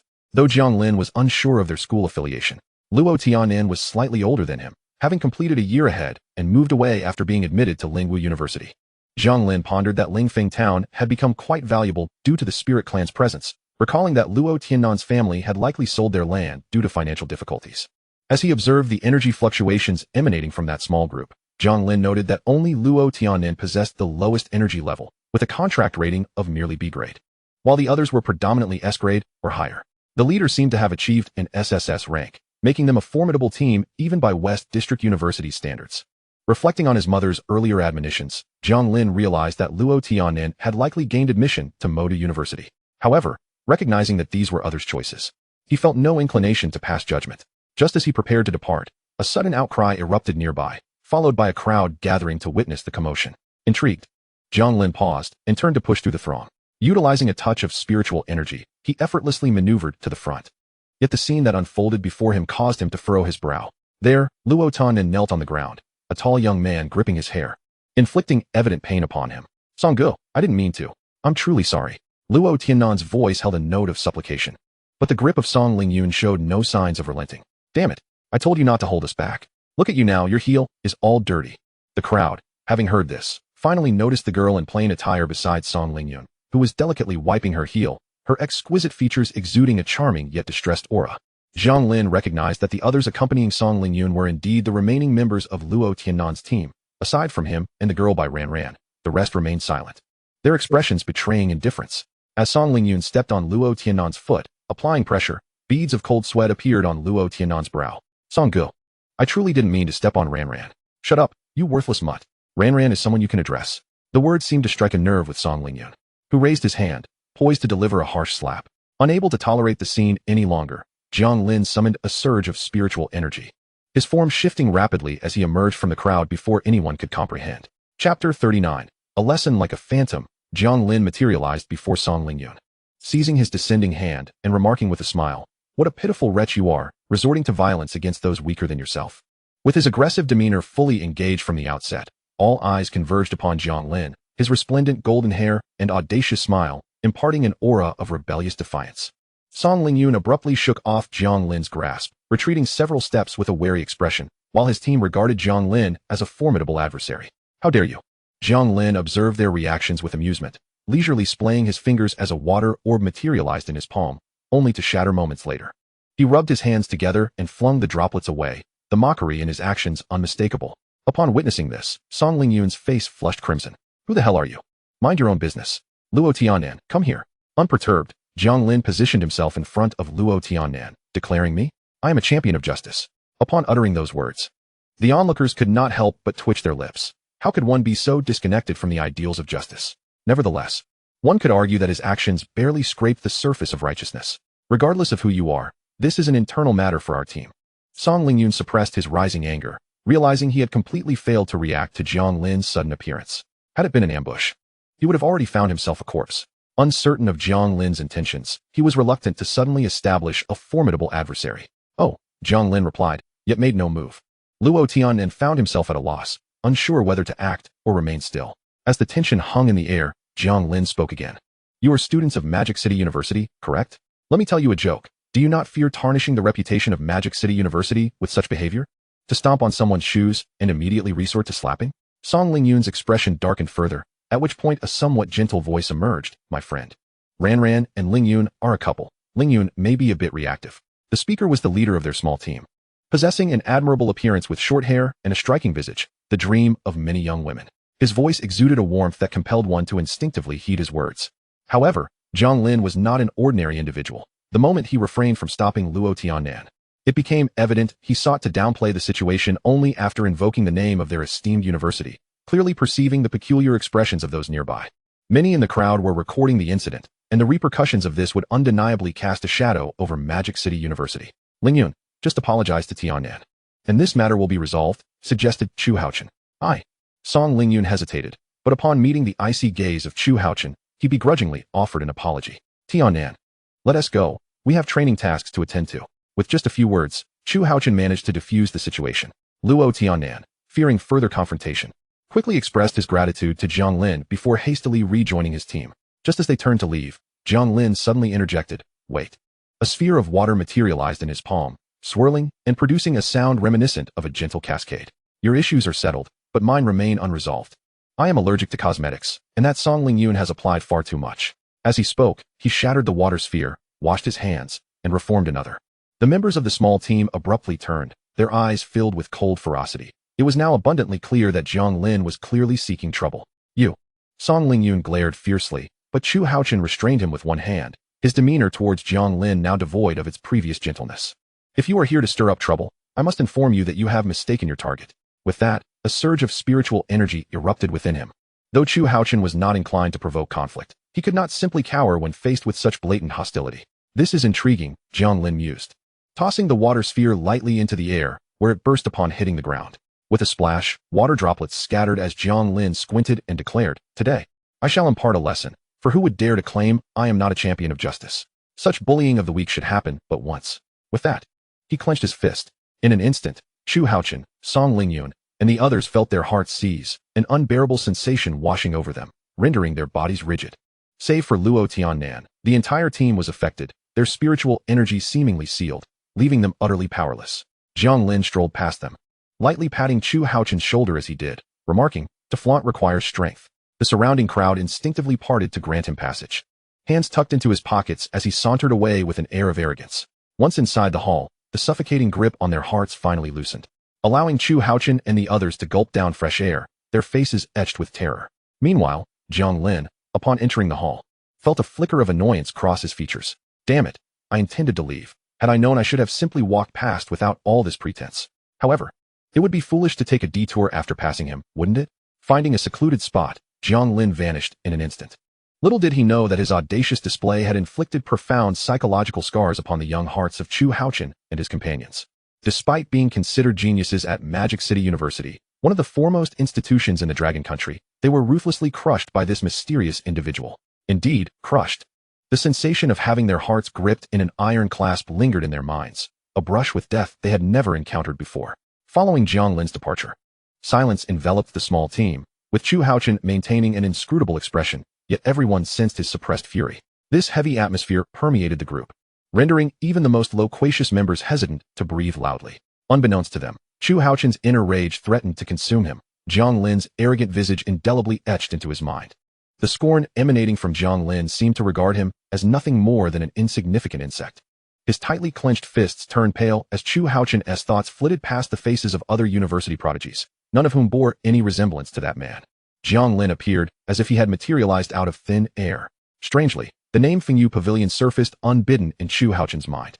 Such an extraordinary talent could only be nurtured by a force as formidable as Fengyu Pavilion. However, it was rumored that their core did not accept males. Yet, if such a terrifying genius truly existed, perhaps even Fengyu Pavilion would be tempted? After all, he was an SSS-level talent, but found himself utterly powerless against someone of the same caliber.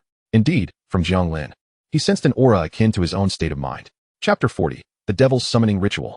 What Chu Haochen was unaware of was that Jiang Lin's mastery over various powers had reached its zenith, employing them as effortlessly as one would utilize a part of their own body. Whatever the team members speculated, Jiang Lin remained oblivious. In truth, after his display of bravado, he had completely forgotten their names. Seizing the opportunity to slip out of the hall, Jiang Lin first forged a document to feign illness at the hospital, then directly utilized a portal to return to the school's exterior. The shop was operating normally, devoid of any custom orders. Though some had taken notice of the twin dragon shadow sword, yet no one was inclined to purchase it. Despite Hisong's relentless attempts to promote it, no one showed interest, leaving him utterly perplexed. Even Yang Liqiong and Xin Ping, who shared Jiang Lin's laid-back demeanor, found themselves affected.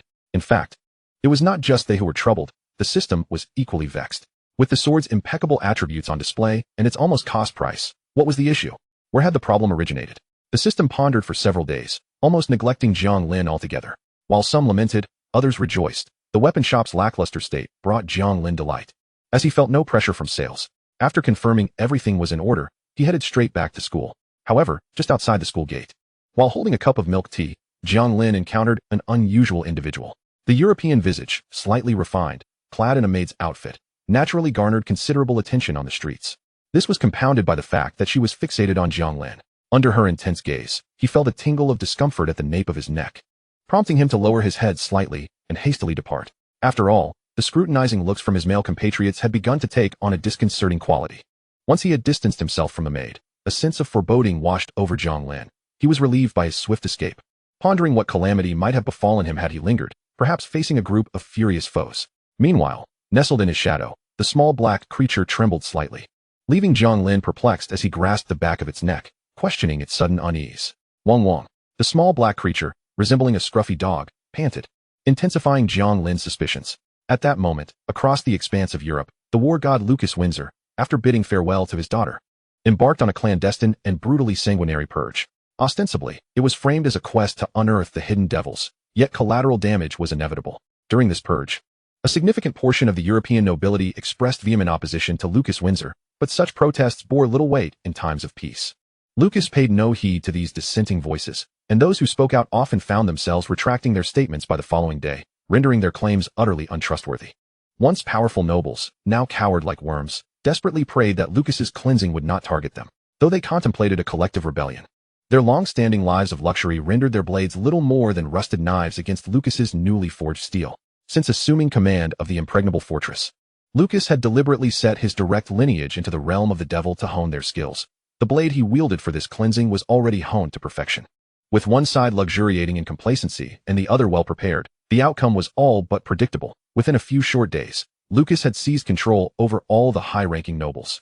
Even the most oblivious among the nobility grasped Lucas's intentions, yet they found themselves with scant cards left to play in their desperate bid to counteract his moves. During these days, the European upper echelons underwent a near-total transformation, with numerous well-concealed devils being apprehended on the spot. However, to avoid inciting public panic, Lucas had yet to disclose the existence of devils in hiding. With the nobility now thoroughly subjugated, Lucas initiated a series of reforms, vigorously promoting the new forces emerging in Europe while rendering those nobles who were merely figureheads completely impotent.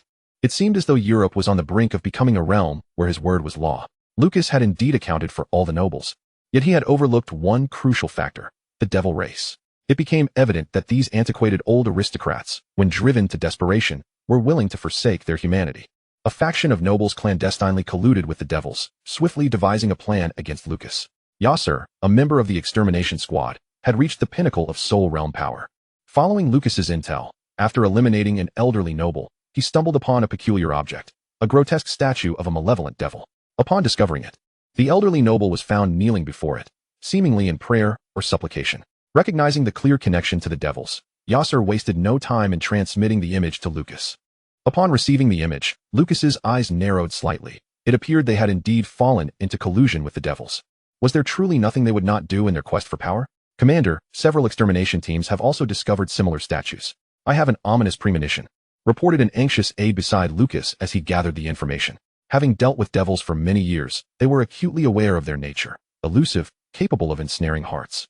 An adept at an array of ever-evolving summoning rituals, their abilities were exceedingly peculiar. After apprehending this group of exterminators, Yasser led his team to the basement of a vast estate. While capturing the estate's master, Bernard, they had already amassed a wealth of evidence regarding his debauchery.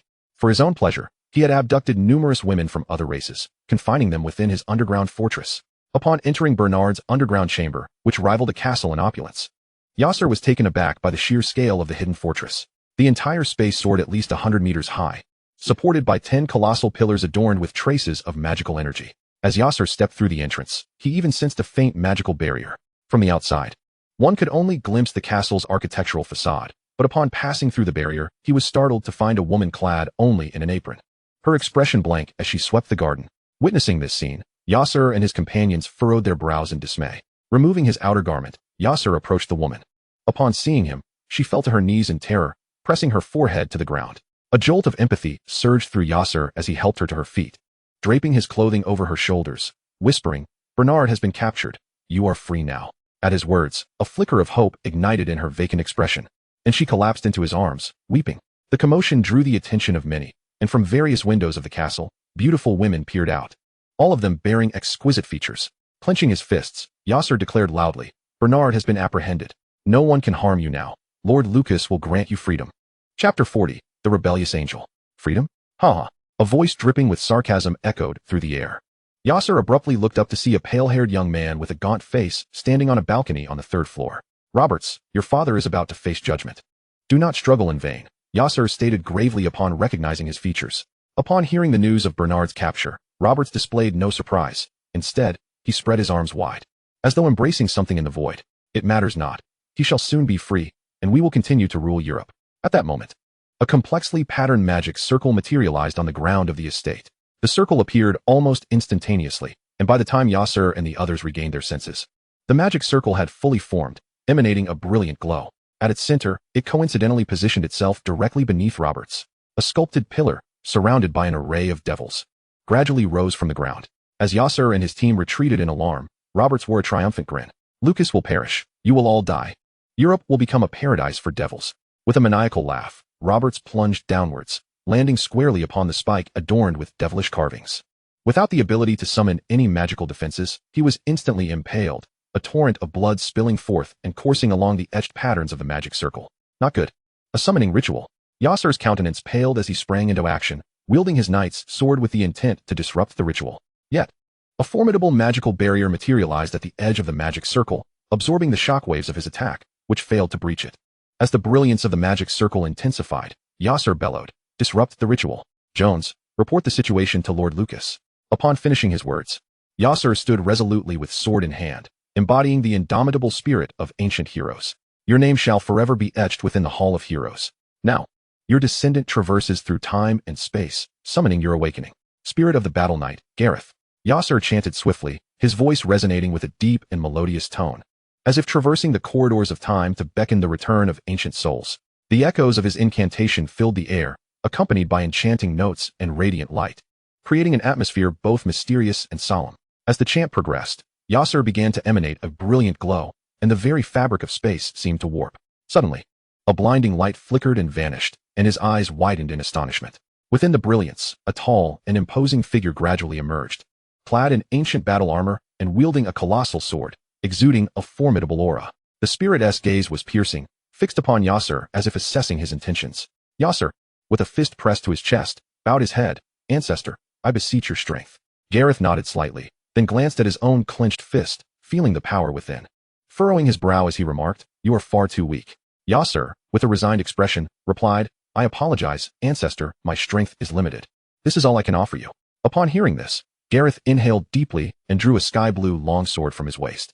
With a thunderous crash, the ground trembled violently as Gareth's figure instantaneously vanished, while powerful energy waves erupted from the distant barrier, causing the entire space to quiver. Roberts, barely clinging to life, witnessed this spectacle and sneered, "With your strength, even summoning the Knights of the Round Table cannot breach the barrier." As Gareth launched his assault, the rest of the team unleashed their abilities, a barrage of attacks striking the barrier, unleashing terrifying waves of psychic energy, yet the barrier remained unyielding. The glow of the magic circle intensified, and simultaneously, the demonic statues captured by Luke began to illuminate one by one. Luke suddenly rose, his gaze fixated on Yasser's location. While news from Jones finally reached Luke's phone after leaving the underground manor. Upon witnessing the summoning ritual, Luke's pupils constricted. Unlike Yasser and the others, he grasped the full terror of this magic circle. "Do you old fools truly wish for Europe's demise?" Luke muttered to himself, rising to his feet. The demonic statues beside him began to tremble slightly, and before Luke could make a move, they ascended into the sky, scattering across the city in various directions. Dozens of beams of light shot skyward, and within these beams, grotesque, towering demons, nearly 100 meters tall, materialized. Even from a distance, Luke could discern the malevolent expressions upon their faces. His heart sank, and he tightened his grip on the colossal sword at his waist. A peculiar wave of energy radiated, and suddenly, the magic circle before Yasser and the others disintegrated. Above their heads, the magic circle reappeared, and a beam of light shot up just like before. By the time Yasser and the others reached the ground, a 100-meter-high demonic statue had already crushed the manor. Before Yasser could react, beams of light shot forth from the statue's eyes, and the other statues followed suit, all the beams converging in the city center. An immensely vast magic circle unfolded, and at its center, a long, jet-black claw appeared to pierce through the dimensions, resting upon the edge of the circle. The scent of humanity, a deep voice rumbled, accompanied by a demon slowly crawling forth. With a visage reminiscent of a skull, adorned with sharp protrusions, skeletal arms bearing vicious spikes, and bat-like wings unfurling from its back.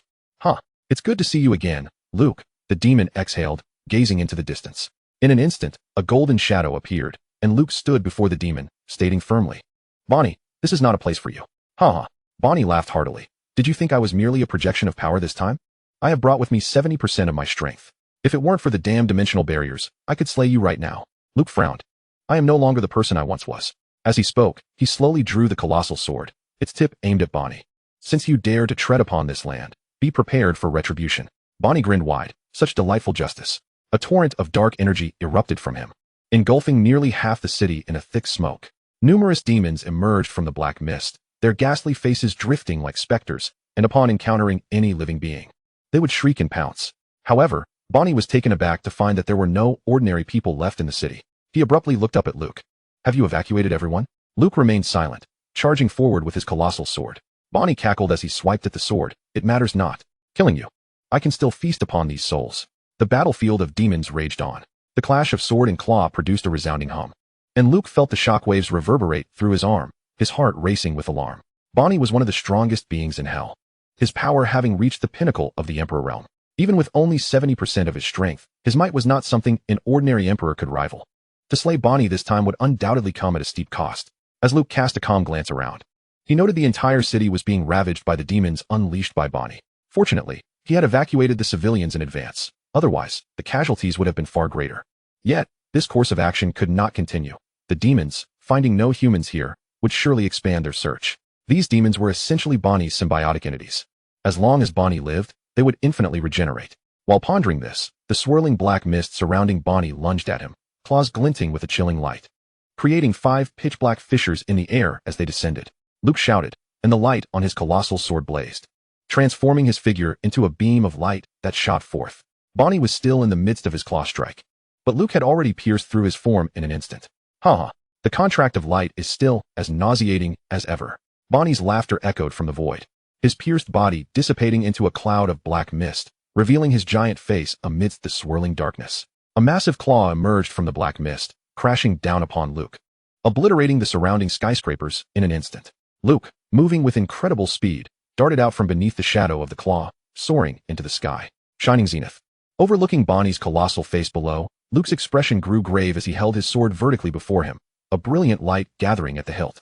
In an instant, his position erupted like a firework, countless streams of light cascading outward, each striking the ground in succession. One stream of light struck a demon, annihilating it instantly and leaving a massive crater on the ground. The other streams of light, when not hitting demons, dispersed harmlessly like ordinary light. Many beams struck Bonnie, dispersing the thick black smoke, and for the first time since the battle began, he let out a pained roar, having sustained damage.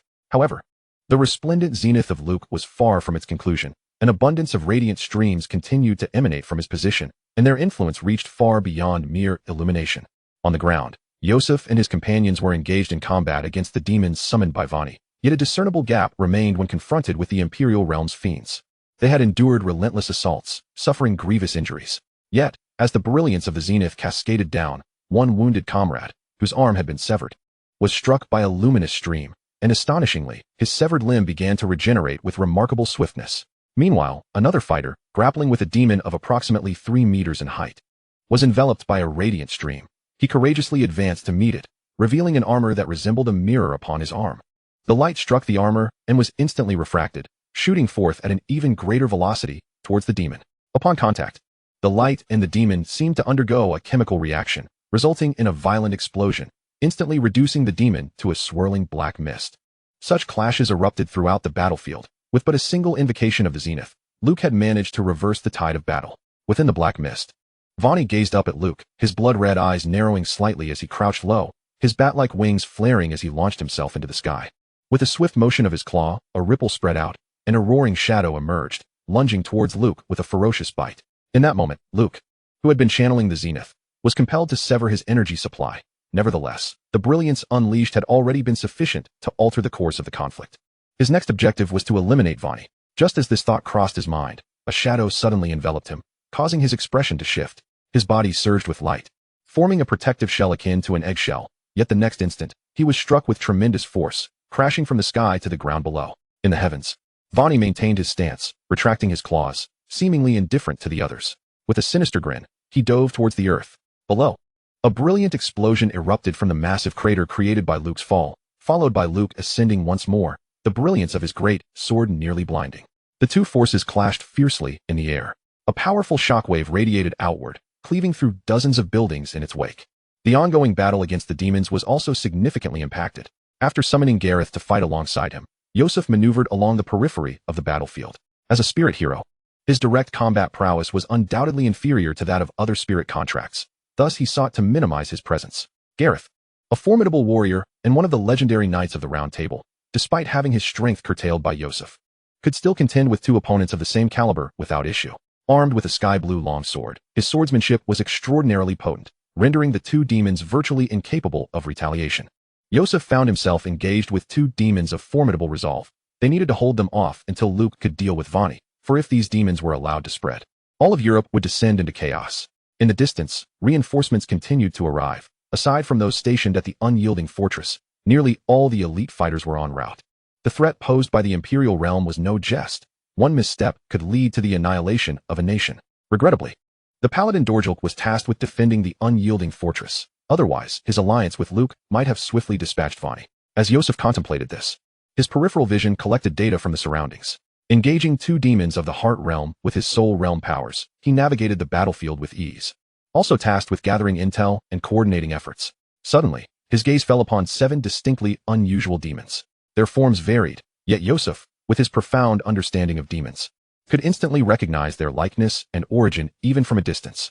The 7 deadly sins. His pupils constricted. These were the 7 principal demons of hell. And here they were manifested, eerily resembling their infamous counterparts, yet they remained aloof, gathered together. A summoning ritual. The phrase flickered in his mind, leaving him momentarily blank. At this juncture, Luke was facing Vani, possessing a formidable 70% of his true power, and thus was not a foe to be dispatched swiftly. While their Holy Realm champions were also en route, the summoning of Vani had been exceedingly abrupt, and Luke's early arrival had solely been due to his status within the Realm of Light. Beyond Luke, the highest level of combatants present were merely at the Soul Realm. This was also the reason Luke had initially employed the Zenith, a skill capable of enhancing team combat effectiveness. Yosef's gaze shifted back to Gareth, who now faced 2 additional demons of the soul realm. Even with his considerable strength, the odds of 1 against 4 began to weigh heavily upon him. What to do? If the 7 deadly sins were summoned, they would undoubtedly overturn the entire battlefield. Yosef's expression shifted repeatedly, thoughts racing through his mind, yet he could find no effective solution. The 40-second summoning. In this dire situation, perhaps only summoning a more powerful spirit hero could disrupt the ritual of these malevolent beings. Scanning the battlefield, he noted that everyone aside from himself was embroiled in fierce combat with the demons, and the energy within him was dwindling. 10 seconds. Would 10 seconds suffice? Yosef clenched his jaw. Summoning Gareth had nearly depleted his energy reserves, and sustaining another spirit of Gareth's caliber would only last a mere 10 seconds. If that is the case, then I must resolve this within 10 seconds. Determination filled Yosef's eyes as he evaded a falling shockwave from the sky and accelerated towards the vicinity of the 7 deadly sins. Numerous demons obstructed his path. Showcasing remarkable agility, he deftly dodged and weaved until he reached a towering building near the assembly of the sins. Incanting an arcane and mystical language, he called forth, "O ancient king of the Round Table, sovereign of Europe, your deeds are celebrated and sung. Be welcomed into the Hall of Heroes." The surrounding space shimmered with the emergence of a spectral edifice, and the last remnants of his energy began to pour forth like a flooded dam. The illusory structure solidified further, and the grand doors creaked open. A hand clad in golden armor pressed against the gap, and Yosef's heart surged with joy. The king. Yet in the next moment, a pitch-black claw pierced through his form, and behind him, a tall demon with blood-red eyes slowly withdrew its arm. In the distance, Gareth's form flickered, wavering between reality and illusion. He abruptly looked towards Yosef, attempting to rush over, but was firmly detained by the demons. Meanwhile, the hand from the spectral building seemed to be drawn back by an unseen force, retreating into the structure. Yosef collapsed in despair.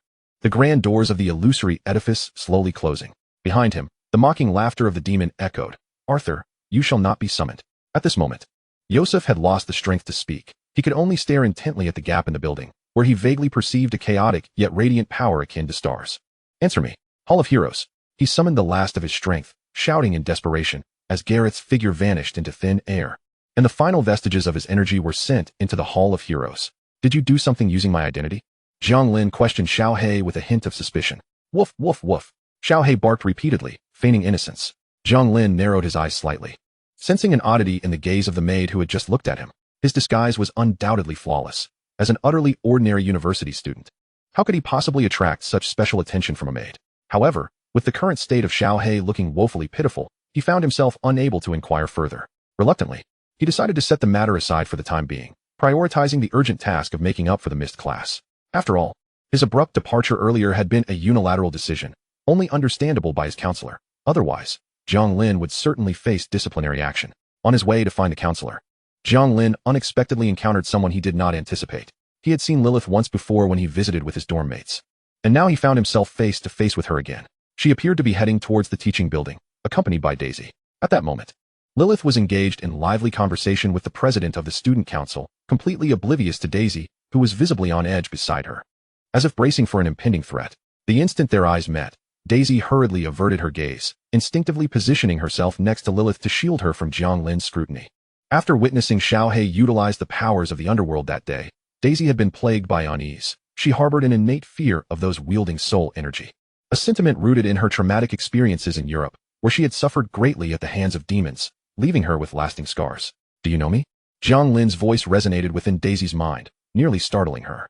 Yet, this was Long Country, and he was her savior.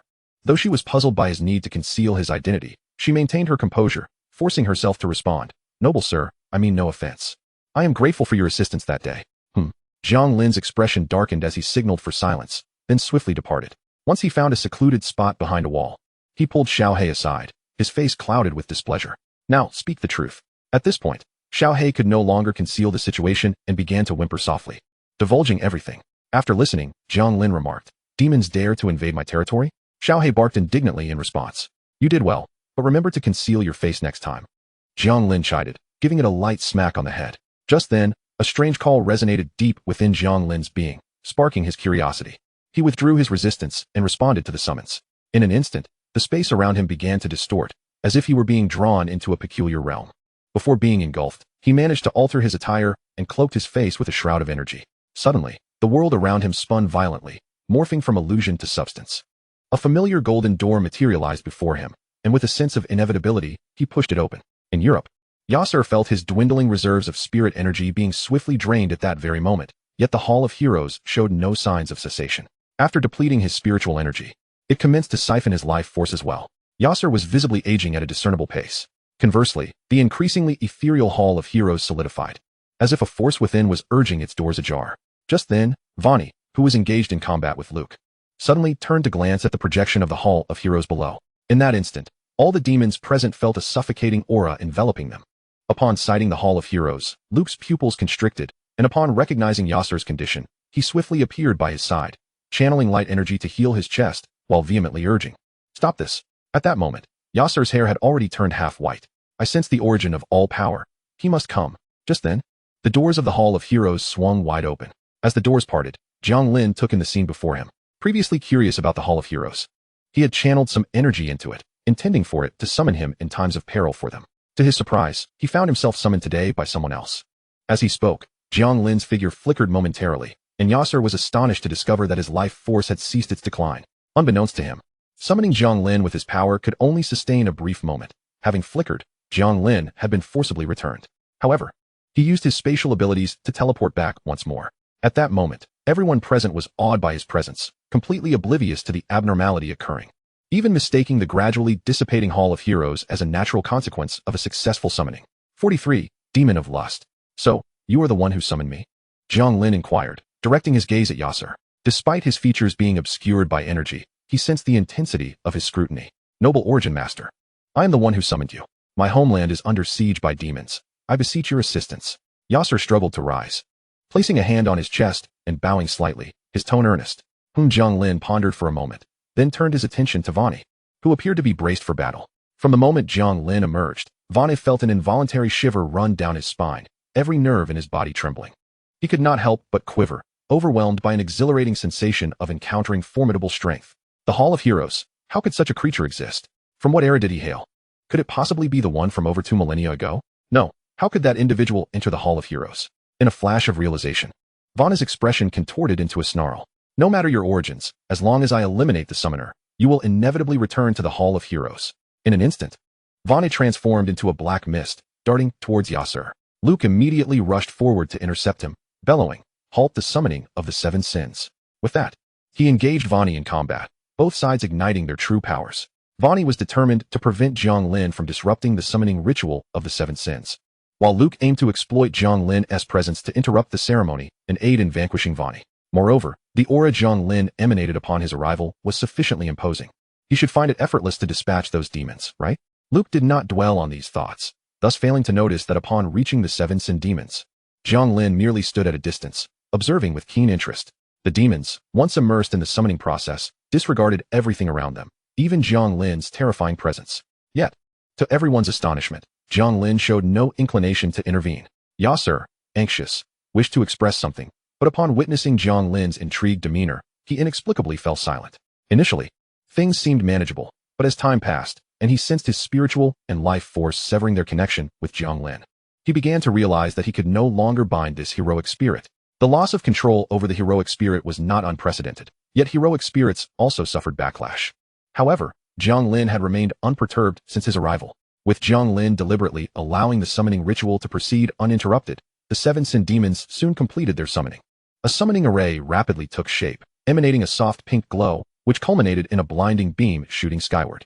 As he battled Vani, Luke's pupils dilated in horror as he turned to see a graceful figure swiftly materializing within the array. "Are you still able to focus on anything else?" With a sinister laugh, Fanny relished the prospect of summoning yet another demon of equal rank, fully confident that it would dominate the battlefield. As he spoke, his 5 claws descended upon the distracted Luke, sending him crashing into the ground with a brutal blow. The earth erupted into a massive crater, and Luke, dazed and clutching his throbbing head, pondered the implications of the sin of lust. This was indeed a troublesome predicament. In that fleeting moment, he had discerned the summoned entity, a demon representing one of the 7 deadly sins from hell, the sin of lust. At that moment, Jiang Lin was also transfixed by the demon before him, entranced by her alluring form, scantily clad in barely their fabric that tantalizingly hinted at more beneath. It was said that the demon representing the sin of lust could manifest differently to each observer, showcasing the most enticing form that would stir their deepest desires. Jiang Lin wiped away an imaginary trickle of blood, exclaiming, "Wow, sister, you are truly captivating." "Is that so?" Do you think I'm beautiful? The demon purred, stepping forward with a graceful sway. If only I were a tad sweeter. Jiang Lin's eyes gleamed with adoration, revealing his affinity for such charms. Sweet, you say? Well, I can certainly be that too, both enchanting and delightful. That's me. The demon teased, playfully sticking out her tongue. Jiang Lin, startled, recoiled, exclaiming, "What the hell are you doing?" Instantly snapping out of his dazed state, he reflexively struck out with a slap. The demon, taken by surprise, attempted to evade but found the surrounding space suddenly immobilizing, as if she were mired in quicksand. The sheer force of his blow twisted her head and neck, surpassing the limits of her spine, resulting in a catastrophic break. The lust demon spiraled away, crashing through a dozen buildings before finally halting, her mangled form rapidly regenerating under the influence of her original sin's power. Damn it, damn it, damn it. I will reduce you to the lowest form of lust demon. Anger overwhelmed her reason as she questioned her own allure, her charm momentarily faltering. Her once beautiful visage twisted in rage. The lust demon surged forward, conjuring a long whip of pink light from the battlefield's humans, coalescing it in her palm. With a swift crack, she lashed out at Jiang Lin. Your heart is so vile. Seizing the whip, Jiang Lin exerted his strength, pulling it towards him and delivering a powerful kick. Initially, he had hoped to savor the moment, but disappointment washed over him. What a letdown, he muttered disdainfully. The series of taunts sent the lust demon into a frenzy, her nails elongated into claws. Fangs emerged from her mouth, and she gradually transformed into her demonic form. I will make you pay with your life. Her voice turned raspy, her speed surging to unprecedented levels. Yet, before Jiang Lin, it made little difference. You have disappointed me, he replied, shaking his head as he grasped the air, freezing her in place.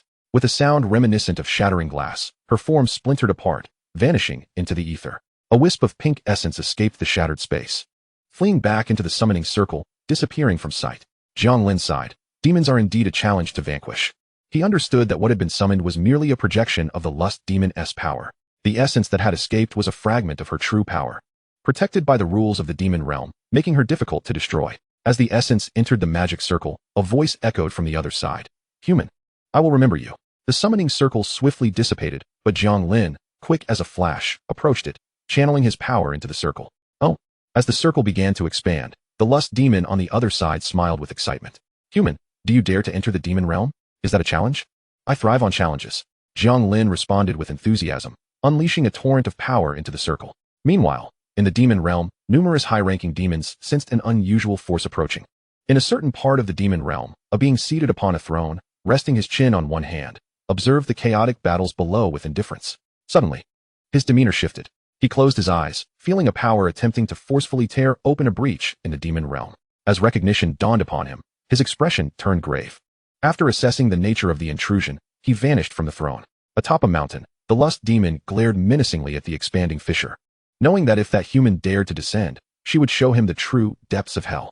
Although the summoning circle and Fanny's actions had temporarily overlaid the land with the rules of the demon race, being separated by two planes and only able to project power severely limited her abilities. Come, come, she beckoned as the entrance widened rapidly. Just then, a figure appeared beside her. Satan, what brings you here? The lust demon instinctively inquired. Satan, ignoring her, fixed his serious gaze on the entrance. You promised me 50 years without entering the demon realm. What did you say? I can't hear you across two planes. Jiang Lin feigned ignorance, continuing to pour his strength into the entrance, which now seemed just wide enough for a person to pass through. Satan's pupils narrowed at the sight, and without hesitation, he pressed a claw against the opening, causing the surrounding space to shudder violently before shattering, unleashing a torrent of chaos into the area. Remarkably, while space usually mends itself under the world's rules, the space that Satan shattered showed no signs of repair. After completing this, Satan turned to the astonished lust demon. What have you done to provoke him? Who is he? The lust demon stammered, still reeling from the shock. Over a decade ago, he was responsible for that incident. Satan replied expressionlessly. If he descends upon the demon realm again, I will eliminate you first. His tone was devoid of emotion. Yet the murderous intent sent a shiver through the lust demon. In hell, Satan's authority was far beyond what a mere 7 deadly sin demon could challenge. Realizing her grave mistake, the lust demon lowered her head, silencing her thoughts of revenge. Moments later, she suddenly recalled, Fanny. Fanny is still up there. What? Satan's expression shifted. Didn't I tell you to steer clear of the human dragon kingdom? We didn't.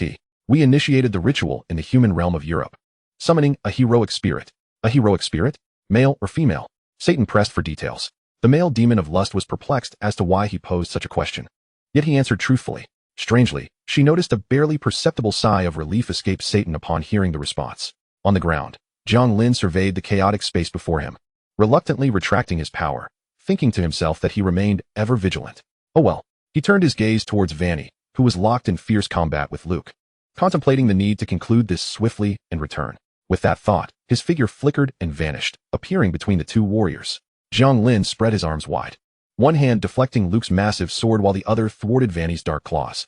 Addressing Vanny, he stated, "I am pressed for time. It would be prudent for you to return to hell promptly." Vanny, upon hearing this, almost laughed in exasperation. Though he was unsure why the demon of lust was so swiftly vanquished, he felt compelled to retort.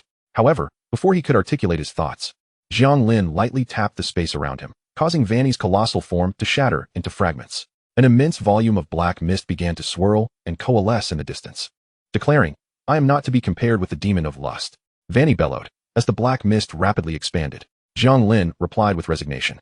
"Utilizing the power of the Holy Realm to manipulate spatial contracts cannot threaten you."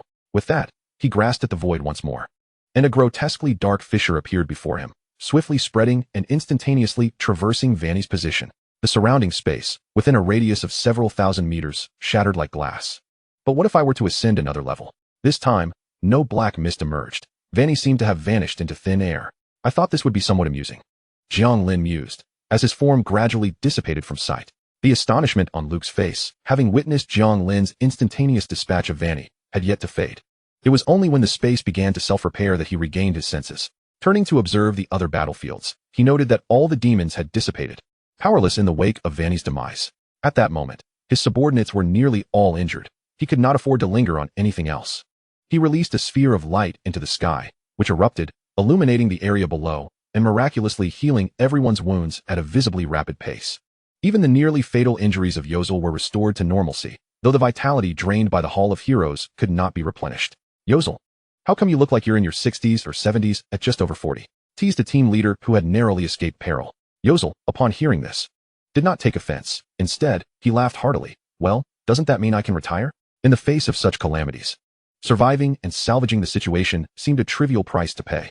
Yozel was quite philosophical about it, partly because he wished to avoid witnessing the expression of guilt on Luke's face.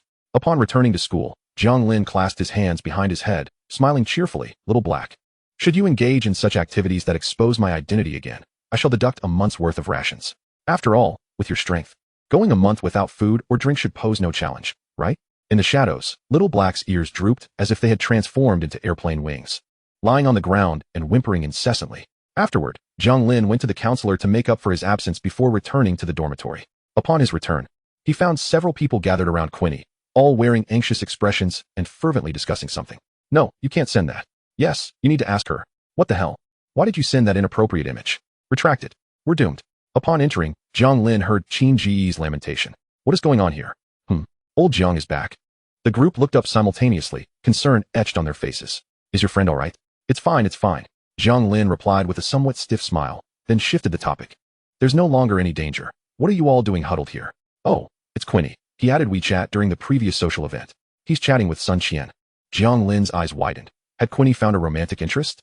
No. Quinny quickly clarified. When it was discovered, Zhang Tianhan nearly bit his teeth into pieces. If Jiang Lin were to join, he wouldn't be able to handle it. Jiang Lin, hearing this, felt an internal sigh of relief. He was entirely concerned for his brother's well-being and simultaneously feared for his brother's fortune. As he pondered, Jiang Lin's expression shifted. "I haven't added on WeChat yet." No sooner had he spoken than he noticed the others regarding him with peculiar expressions. "How can you say that? Xiao Qing told me in confidence that several girls from her dormitory have added you, but are still waiting for your approval." Jiang Lin felt as though struck by lightning. In the past few days, he had avoided WeChat to escape notice, subsequently retreating to the Shadow Clan. Upon emerging, he encountered those incidents. How could he add anyone? And by the way, one of them remarked, their gaze turning somewhat dangerous, "Shouldn't you clarify your relationship with that stunningly beautiful woman who approached you after your departure?"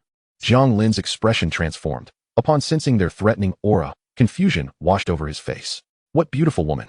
And there was an older sister too? Don't deceive me." Initially taken aback, he then became animated, as if struck by inspiration, prompting the others to wonder if they had misjudged him. "What? Which alluring woman sought me out?" Realizing he had successfully diverted their attention, Jiang Lin felt a bead of sweat form on his brow. Not just anyone could withstand the charm of that woman.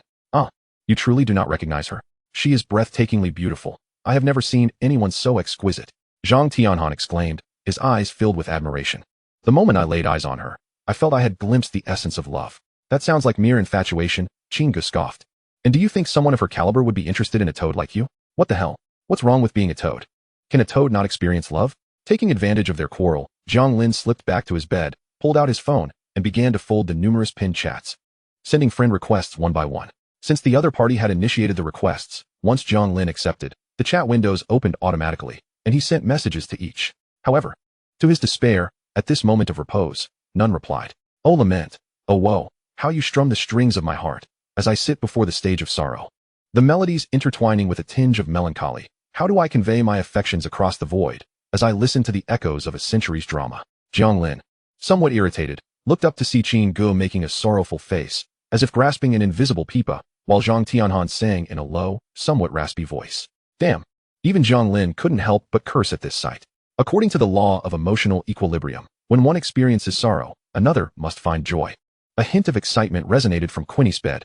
Hey, she replied to my message. In an instant, the group returned to normal, their figures flashing as they gathered around him. For eager faces pressing together to scrutinize the small screen of his phone. What did she say? Let me see. Don't rush to reply. Damn it. Why did you send that inappropriate image again? Qin Gu exclaimed, feeling exasperated. I didn't know what to say at first when I saw the message. So I thought to send an image to ease the awkwardness, Quinny muttered softly. Besides, you all said to respond quickly. Isn't that what a warm-hearted guy does? Qin Gu facepalmed. Brother, only the handsome qualify as warm-hearted. What you sent was a blazing goblin. Quinny felt as though his heart had endured a crushing blow. And when you chat, you need to provide topics for conversation. Sending an inappropriate image, how can anyone respond to that? Are you trying to engage in a meme duel? In an instant, Quinny felt a chill in her heart. How should I respond? She pondered. Tan Ji's expression grew grave, and just then, the sound of a WeChat notification from Quinny's phone broke the tense atmosphere, causing everyone to stiffen and fix their gazes upon her phone's screen. She had sent a picture back. Quinny's excited voice masked the sound of their shattered dignity. What further broke their hearts was the fact that the picture she received in return was somewhat pointedly directed at them. Akin to a challenge. Had the sender issued a duel of images? The answer was a resounding yes. As expected, before anyone could gather their wits, Quinny instinctively swiped her finger, sending a meme in reply. The other party seemed equally adept, quickly responding with another message. The onlookers exchanged glances, their spirits crushed. They resigned themselves to the futility of it all. Jiang Lin stared vacantly at the avatars, shocked to find that one of them was his own. Zhang Tianhan, sitting beside him, shared a sense of camaraderie in their shared plight. Where did we go wrong? After the conclusion of the new student ranking battle, the subsequent ranking contest for the second and third years began, but Jiang Lin paid them little mind, choosing instead to focus on his duties at the weapon shop. As the system's lament seemed to transcend dimensions and affect him directly, over a month passed, during which Jiang Lin managed to complete only 2 tasks, accumulating a mere 15 points, still a far cry from acquiring his next weapon.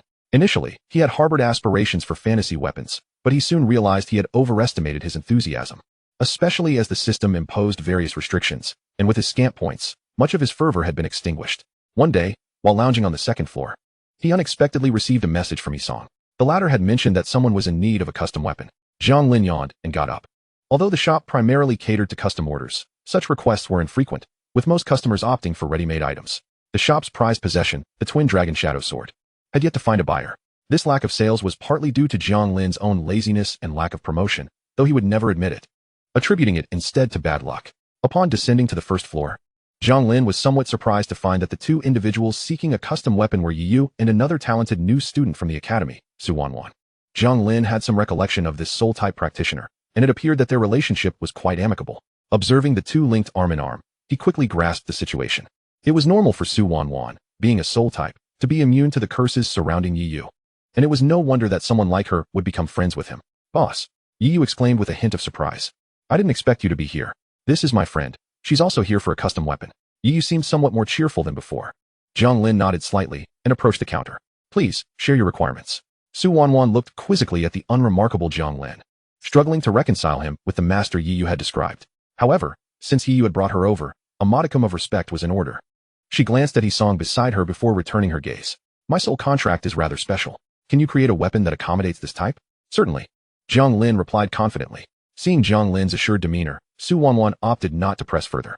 Upon her arrival alongside Yu, any lingering skepticism she had was deemed disrespectful, and she was well aware of how sensitive Jiang Lin was. She was reluctant to let a mere 10,000 yuan create a rift between herself and such a pure-hearted friend. Since this is a custom order, I will specify my requirements. Money is not an issue.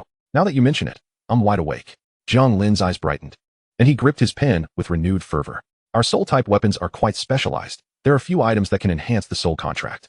Regarding the weapon, I can afford to be less demanding about the soul contract enhancement, but could you increase the amplification of the spiritual energy? Materials for the bowstring, she added. Is that feasible? Absolutely. Is there anything else? Jiang Lin casually jotted down her requests, looking up to inquire further. Su Wanwan was momentarily taken aback. Anything else? Yes? Jiang Lin asked, puzzled. Su Wanwan was surprised. She had assumed that a weapon shop of this caliber would provide basic functionalities, and she was aware that crafting soul-type weapons was a challenging endeavor. Hence, she had anticipated lowering her demands regarding soul contract enhancements. Each additional special function would necessitate a new and precious material, exacerbating the burden of raw materials for weapon crafting. Thus, every weapon's capabilities were inherently limited. Yet Jiang Lin's tone suggested he had ample leeway. With this thought in mind, Su Wanwan's curiosity was piqued. Could he possibly be a disciple of a master? This seemed the only explanation that held water. When even the slightest possibility emerged amidst the multitude of uncertainties, individuals instinctively gravitated toward that direction. And Su Wanwan found herself in such a predicament. After all, Jiang Lin appeared remarkably youthful in both spirit and appearance, unlike the person beside her, who bore an inexplicable shadow in his soul. Additionally, could you enhance it with some wind-type spiritual energy? I'd like to slightly improve my mobility. Of course, Jiang Lin replied. Nodding slightly, he proceeded to take note of her request, and then turned his inquiring gaze back to Su Wanwan. At this point, Su Wanwan was genuinely taken aback. Each added ability exponentially increased the difficulty of crafting. How was it possible that Jiang Lin seemed unperturbed by such pressures? She found him difficult to read, especially since adding capabilities to a weapon was of utmost importance, and she was momentarily at a loss for ideas. Noticing her hesitation, Jiang Lin suggested, what if we consider adding a stealth feature? Soul attacks are insidious and elusive. During combat, your mere survival poses the greatest threat. Restoration abilities could also be included. Su Wanwan's heart raced. Jiang Lin's words struck a chord. If possible, could you enhance it with restoration abilities? Certainly. Is there anything else? Anything else?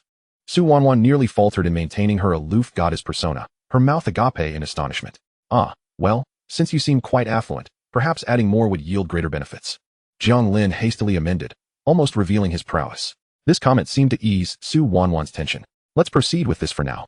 I'm worried that adding more might deplete my pocket money. Jiang Lin felt a few question marks floating above his head. The combined costs of the last two abilities, along with the crafting of a soul-type weapon, would surely exceed $1 million. Clearly, Su Wanwan was no naive fool regarding market values, proving she was well aware of the actual prices. Now, claiming she was short on pocket money, glancing at the shop, which he considered quite substantial, he suddenly felt a sense of impoverishment. Very well, what type of weapon would you like? A bow, Su Wanwan declared without hesitation. All right, since you understand the market, I'll lay out the price. 3 million, with a 200,000 deposit, and you can collect it in 3 days. Upon stating the figure, Jiang Lin felt a wave of anxiety wash over him. A transaction exceeding $1 million felt unprecedented. If he completed this, wouldn't he be on the path to becoming a millionaire? Meanwhile, Hisong stood by, holding his breath. The world of the affluent seemed to have exceeded his wildest imagination. Night Language was similarly aware of her affluent friend, yet she remained oblivious to the true extent of her wealth. At school, Su Wanwan typically projected an air of indifference towards money, without any ostentatious displays. With a decisive gesture, Su Wanwan produced a bank card inscribed with mystical energy marks, prompting Hisong to hastily present the card reader. When the sum of 200,000 was credited, Hisong found himself in a state of bewilderment, while Jiang Lin was invigorated, assuring him that he could handle the affairs with the funds at hand, simply awaiting the collection of the weapons. As Night Language and her companion exited the store, Hisong remained in a dazed state, his voice stammering. Boss, have we truly secured $1 million deal? We haven't even scratched the surface. I'll need to personally oversee the operation, Jiang Lin replied with a smile. His mind briefly flickered with thoughts of the necessary weapon materials. The bow arms were readily available, but the bowstrings capable of harnessing soul energy would prove elusive. There were indeed numerous materials suitable for crafting bowstrings, yet ordinary fibers and composites would fail to imbue them with soul-inflicting capabilities. Only parts of beings that were themselves manifestations of soul energy could suffice, but such entities largely exist in an ethereal state, making acquisition exceedingly challenging. Souls, unless entangled with the underworld of the Dragon Kingdom, are generally absorbed back by the will of the world. However, with the existence of the underworld, the Dragon Kingdom harbors a plethora of souls. Yet, for reasons unknown, Jiang Lin wished to maintain a distance from the underworld, ultimately directing his focus towards a particular entity across the coast. This creature, akin to a devil, possessed an uncanny mastery over souls, seemingly born for that very purpose. And it also produced materials suitable for crafting bowstrings. Across the coast, within a vast, primordial forest of the former island nation, The trees stood immensely tall, each reaching several dozen meters, and standing beneath their roots felt akin to entering a realm of giants. This island, reduced to a playground for foreign races after the Dragon Clan's entrance opened, had been nearly assimilated by the Dragon world. Jiang Lin found himself atop a square concrete spire, largely concealed by earth, deep in contemplation. Has it truly been assimilated to this extent? Within Jiang Lin's psychic vision lay a building sprawled upon the ground, largely buried beneath dirt, with only a corner of the rooftop exposed. The complex roots of the ancient trees entwined around the structure. It had been a long time since his last visit, and he wondered if those delightful little dragons still remembered him. Perhaps I should capture one to serve as a steed? A flicker of excitement danced in Jiang Lin's eyes. The notion of being a dragon knight was undeniably appealing. His previous visit had been hasty, but this time, opportunity seemed to beckon. Meanwhile, at the school, the disguised Xiao He suddenly sneezed. "What's wrong?" Zhang Tianhan inquired. "Nothing," Xiao He replied, shaking his head, yet a vague sense of unease gnawed at him, as if something precious was about to be seized. Something's amiss. Xiao He's instincts flared to life, recalling that Jiang Lin had not disclosed his destination before departing, causing alarm bells to ring in his mind as thoughts raced. If bows were to be crafted, the ideal material for the bow arms would be branches from the world tree, which could indeed be found within their master's realm. What else is needed? Bowstrings, arrows. Wait, since that individual was a soul contract user, the arrows would utilize soul power, thus eliminating the need for manufacturing them. The remaining requirement was solely the bowstrings. The urgency surged within Xiao He's thoughts. For a bowstring capable of channeling soul attacks, it must be constructed from soul-derived materials. The Underworld's master in the Dragon Kingdom would not intervene lightly, and the demonic realm in Europe had agreements against such actions. Remaining specialists in soul manipulation capable of producing materials were scarce. Wait, soul dragons! Xiao He exclaimed, startling his dorm mates. Just watching a video. He quickly added. After dismissing his companions, Xiao He resumed his mental brainstorming, though the unease within him threatened to surface. Soul dragons only existed in the dragon realm, last time. His master had sought to capture one for a mount, but time had not permitted, and those elder dragons were notoriously proud. This time, however, his master might encounter some alluring distractions. Danger. A singular word loomed in Xiao He's mind. As the ecology here approached an almost primal state, Jiang Lin traversed the forest for quite some time, devoid of any signs of human habitation. Instead, he encountered a plethora of peculiar subdragon species. This phenomenon related to the nature of dragons, a race capable of crossbreeding with virtually any organism. After dominating a world, other species inevitably fell victim to their influence. Thus, nearly every creature Jiang Lin encountered bore some dragon-like traits, which were not detrimental to them. Indeed, the more dragon-like characteristics they possessed, the stronger their potential lineage. Dragonkind are not merely powerful. Those inheriting dragon bloodlines undoubtedly have opportunities for advanced evolution. The target Jiang Lin sought, the soul dragon, while not particularly formidable, possessed exceptional survival capabilities and exhibited erratic behavior. Yet, Jiang Lin had a strategy. Soul dragons were particularly fond of human souls, and as humanity had not perished from this land, he merely needed to locate a human settlement and disperse their essence. However, the inhabitants of this land had lived in such an environment for countless years, their caution ingrained in their very beings. To avoid alarming them, Jiang Lin could not employ extensive exploration skills. At this moment, he became akin to a walking radar, limited to minor explorations. Upon confirming that no human presence lingered within a 10-kilometer radius, Jiang Lin swiftly shifted locations to continue his search. Even as he moved, the surrounding environment remained largely unchanged, revealing the extent of transformation the island had undergone under dragon rule. After another half-hour of fruitless searching, while contemplating whether to broaden his search parameters, two streaks of light suddenly shot across the sky. The familiar auras startled Jiang Lin into suppressing his own presence to the bare minimum, rendering himself indistinguishable from an ordinary person. One of those auras unmistakably belonged to Chu Xingwan. Jiang Lin could scarcely believe it. Even in this remote location, he had encountered her. Unbeknownst to Chu Xingwan, she soared through the skies above the island alongside another woman. This woman, equally stunning, rivaled Chu Xingwan in beauty, and her demeanor exuded a gentler grace compared to Chu's slightly assertive nature. Clad in a simple yet elegant white gown, she resembled a celestial being descended to earth. Fresh and ethereal, the fabric of her dress was soft and smooth, akin to clouds drifting from the horizon, and its exquisite tailoring perfectly accentuated her slender, graceful figure. The neckline was elegantly designed, subtly revealing her fair, delicate skin and the elegant contours of her collarbone. Cinched at the waist with a light-colored belt that emphasized her slender waist, the skirt billowed in the breeze, swaying like a blooming flower. The overall ensemble was neither ostentatious nor lacking in elegance, fully showcasing the woman's gentle beauty. Below them, the earth echoed with the thunderous roars of various beasts, rendering her actions a provocation to the territories of all creatures. The two individuals were utterly unconcerned. Rather, Chu Xingwan sneered coldly, asserting that these mindless beasts dared to roar at her. Once she emerged from the dragon realm, she would slay them all. Xingwan, if you act this way, those ancient dragons will only become more agitated, Luo Yingying remarked with a hint of exasperation, gently rubbing her temples. Has the dragon clan allied with the demon clan this time? We still don't know. This isn't a trivial matter. Otherwise, she wouldn't have sent us to investigate. Oh, there's a small settlement below, and it carries the scent of demons. Luo Yingying's expression sharpened as she leaned down to fly lower, with Chu Xingwan hastily following suit. The area they referred to was a quaint little valley, home to around 20 or 30 households, constructed from wood, vines, and grass, evoking a nostalgic aura. The two alighted atop the valley, with Chu Xingwan stepping onto a massive stone, subtly releasing her spiritual energy while peering down. After Luo Yingying touched down, she took a step while holding up her long skirt, only to unexpectedly twist her ankle with a loud crack, causing her to tumble flat to the ground.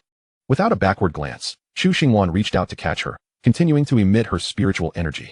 Thank you, Xingwan. Luo Yingying, steadying herself with Chu Xingwan's assistance, tenderly massaged her lower back and cautiously stepped aside. We found the demon. It appears to live alongside humans. What could this settlement's strongest inhabitant possibly desire? I don't know, but the presence of demons on this island suggests that the situation may be far graver than we anticipated. Luo Yingying expressed her concern. If these two clans are collaborating, their ambitions might be substantial. Wait for me a moment. Chu Xingwan nodded slightly before leaping down into the valley below. Mere seconds later, she soared back up, holding a fully transformed forest demon in her grasp. This demon, possessing strength in the soul realm, would be considered a formidable entity elsewhere, yet in Chu Xingwan's hands, it struggled like a mere imp. The forest demon, previously baring its teeth menacingly, froze upon sensing a hint of spiritual energy from Chu Xingwan and Luo Yingying. Fengyu. It spat in a sharp, twisted dialect of the dragon tongue. Oh. Chu Xingwan regarded it with mild surprise, her eyes narrowing slightly, exuding a sharp aura. You seem to know quite a bit. The forest demon widened its eyes in terror, frantically waving its hands. I know nothing. Speak. Why has your demon clan appeared here? You have 3 seconds to choose between answering or remaining silent. As she spoke, a faint sparkle flickered in the void beside her. I'll talk. I'll talk. The forest demon dared not hesitate. The methods of Fengyu were beyond its imagination. A human gave birth to an exceptionally gifted offspring for the forest dragon king, Zizierk. Currently, due to this offspring, tensions have escalated between the forest dragon king and the other dragon kings. We came to seek an opportunity to collaborate with the forest dragon king. Oh. Luo Yingying leaned closer, her eyes alight with intrigue. Is there a twist? Chu Xingwan, somewhat exasperated, pushed her head aside. It seemed they had uncovered the reason for the restlessness among the old dragons. Were they afraid of being caught in the crossfire during a potential internal conflict? The forest demon, daunted by the two formidable figures, dared not utter a word. The forest dragon king is insistent on bringing this offspring back for the dragon clan's baptism, to evolve into a true dragon. However, the other dragon kings refuse to allow the proud dragon bloodline to be tainted. The crystal dragon king recently attempted to ambush this offspring, severely injuring it and nearly igniting a war between the two dragon kings. Chu Xingwan furrowed her brow in contemplation. It was indeed an act characteristic of the crystal dragon king. What about now? Where's that offspring? The forest demon hesitated, its peripheral gaze darting toward the settlement below, never expecting two 10 extremes to suddenly appear. The collaboration with the forest dragon king had commenced, and should the 10 extremes intervene, unforeseen complications were likely to arise. Yet, as a mere soul realm entity, what could it possibly do in the presence of the 10 extremes? To save its own life, it could only speak the truth. I was here yesterday and found traces of its existence, which is why I sought to infiltrate this area for intelligence. Chu Xingwan discreetly glanced at Luo Yingying, who nodded slightly. Then Chu Xingwan's gaze turned dangerous as she addressed the forest demon. If that is the case, why did the Ocean Dragon King appear along the coastline of the Dragon Kingdom recently? The Ocean Dragon King? The forest demon echoed, suddenly realizing the gravity of the situation. The Dragon Kingdom's emphasis on territorial integrity was unparalleled. The Ocean Dragon King had merely taken a leisurely tour, yet such an unannounced act was tantamount to declaring war. In the realm of dragons, 5 continents existed, with the ocean covering approximately 41% of the area. The oxygen content here differed greatly from that of Earth, resulting in larger biological and botanical forms, along with a significantly higher concentration of spiritual energy. Somewhere in the ocean, an immense shadow lay in slumber, until it abruptly opened its colossal eyes, its golden slit pupils exuding boundless authority. Zizierk, this is not a place for you. A booming voice accompanied by terrifying waves crashing upon the sea echoed. Above, a nearly 1,000-meter-long green dragon, with a wingspan that was equally daunting, slowly emerged from the clouds. Its head resembling that of a ferocious beast. Its horns resembled ancient trees, with branches visibly sprouting from its back and elsewhere, giving it a texture unlike other dragons. Its skin akin to coarse wood. This was the forest dragon king, Zizierk. A whirlpool appeared in the ocean, revealing the massive, pale blue head of the ocean dragon king. Nereus, you must assist me this time. Zizierk stated plainly, his tone brimming with confidence, which nearly provoked laughter from Nereus. Assist you? Do you comprehend your actions? You are tainting the noble bloodline of dragons. Nereus's voice was grand, the surrounding waves roaring in response to its fury. Unfazed, Zizierk continued nonchalantly, a few days ago. You visited the coastline of the Dragon Kingdom. Don't think that no one is aware. Phone US people are already outside. I don't care about your dealings with the Ocean Clan, but if you wish to keep this a secret, you must assist me this time. As the surrounding waves settled, Nereus submerged his head halfway, leaving only his eyes above the surface, gazing deeply at Zizierk. How do you know? He inquired. Even the ocean harbors forests. For a long while, Nereus remained silent, the two locked in mutual contemplation. Eventually, Nereus spoke in a low voice. How may I assist you? Protect him for 2 months. I can handle the rest, Zizierk replied, revealing a young boy with twin horns nestled in his dragon claw. The complexity within Zizierk's immense vertical pupils was palpable. If I do not return in 2 months, deliver him to the Dragon Kingdom. Have you lost your mind? Nereus suddenly erupted from the sea, his colossal form rivaling, if not surpassing, Zizierk's. For a mere human woman? Zizierk offered no response, but continued. I have inscribed the information regarding you and the sea folk in a certain location. You will receive it in 2 months. Without awaiting an answer, Zizierk relinquished the boy into Nereus's care and, with a resounding dragon's roar, soared into the distance.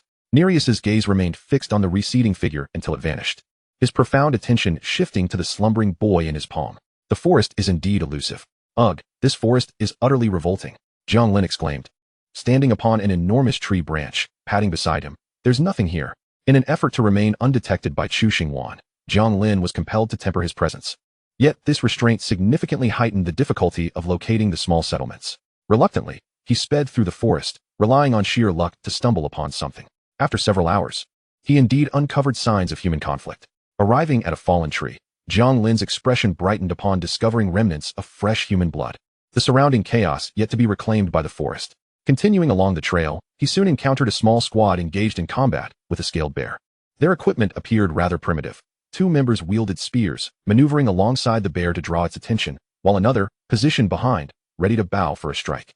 The last member, occasionally summoning a radiant light, clearly served as a healer, a quintessential 4-person team. The scaled bear, merely at the condensation realm, soon succumbed to the coordinated efforts of the quartet. After dispatching the bear, the team deftly produced knives to dismember the carcass, their adornments reflecting a primitive essence. The existence of such individuals in this era inevitably stirred a sense of pity within Jiang Lin. However, he had no inclination to dwell on it, considering that the inhabitants of this island could be deemed demons in another realm. Furthermore, weakness is the original sin. Those powerless to resist the Dragonkin's incursion could only blame themselves for being thrust back into a primitive age. The squad efficiently processed the bear's remains, after which one member hoisted its carcass while the others flanked him, hastily departing into the woods.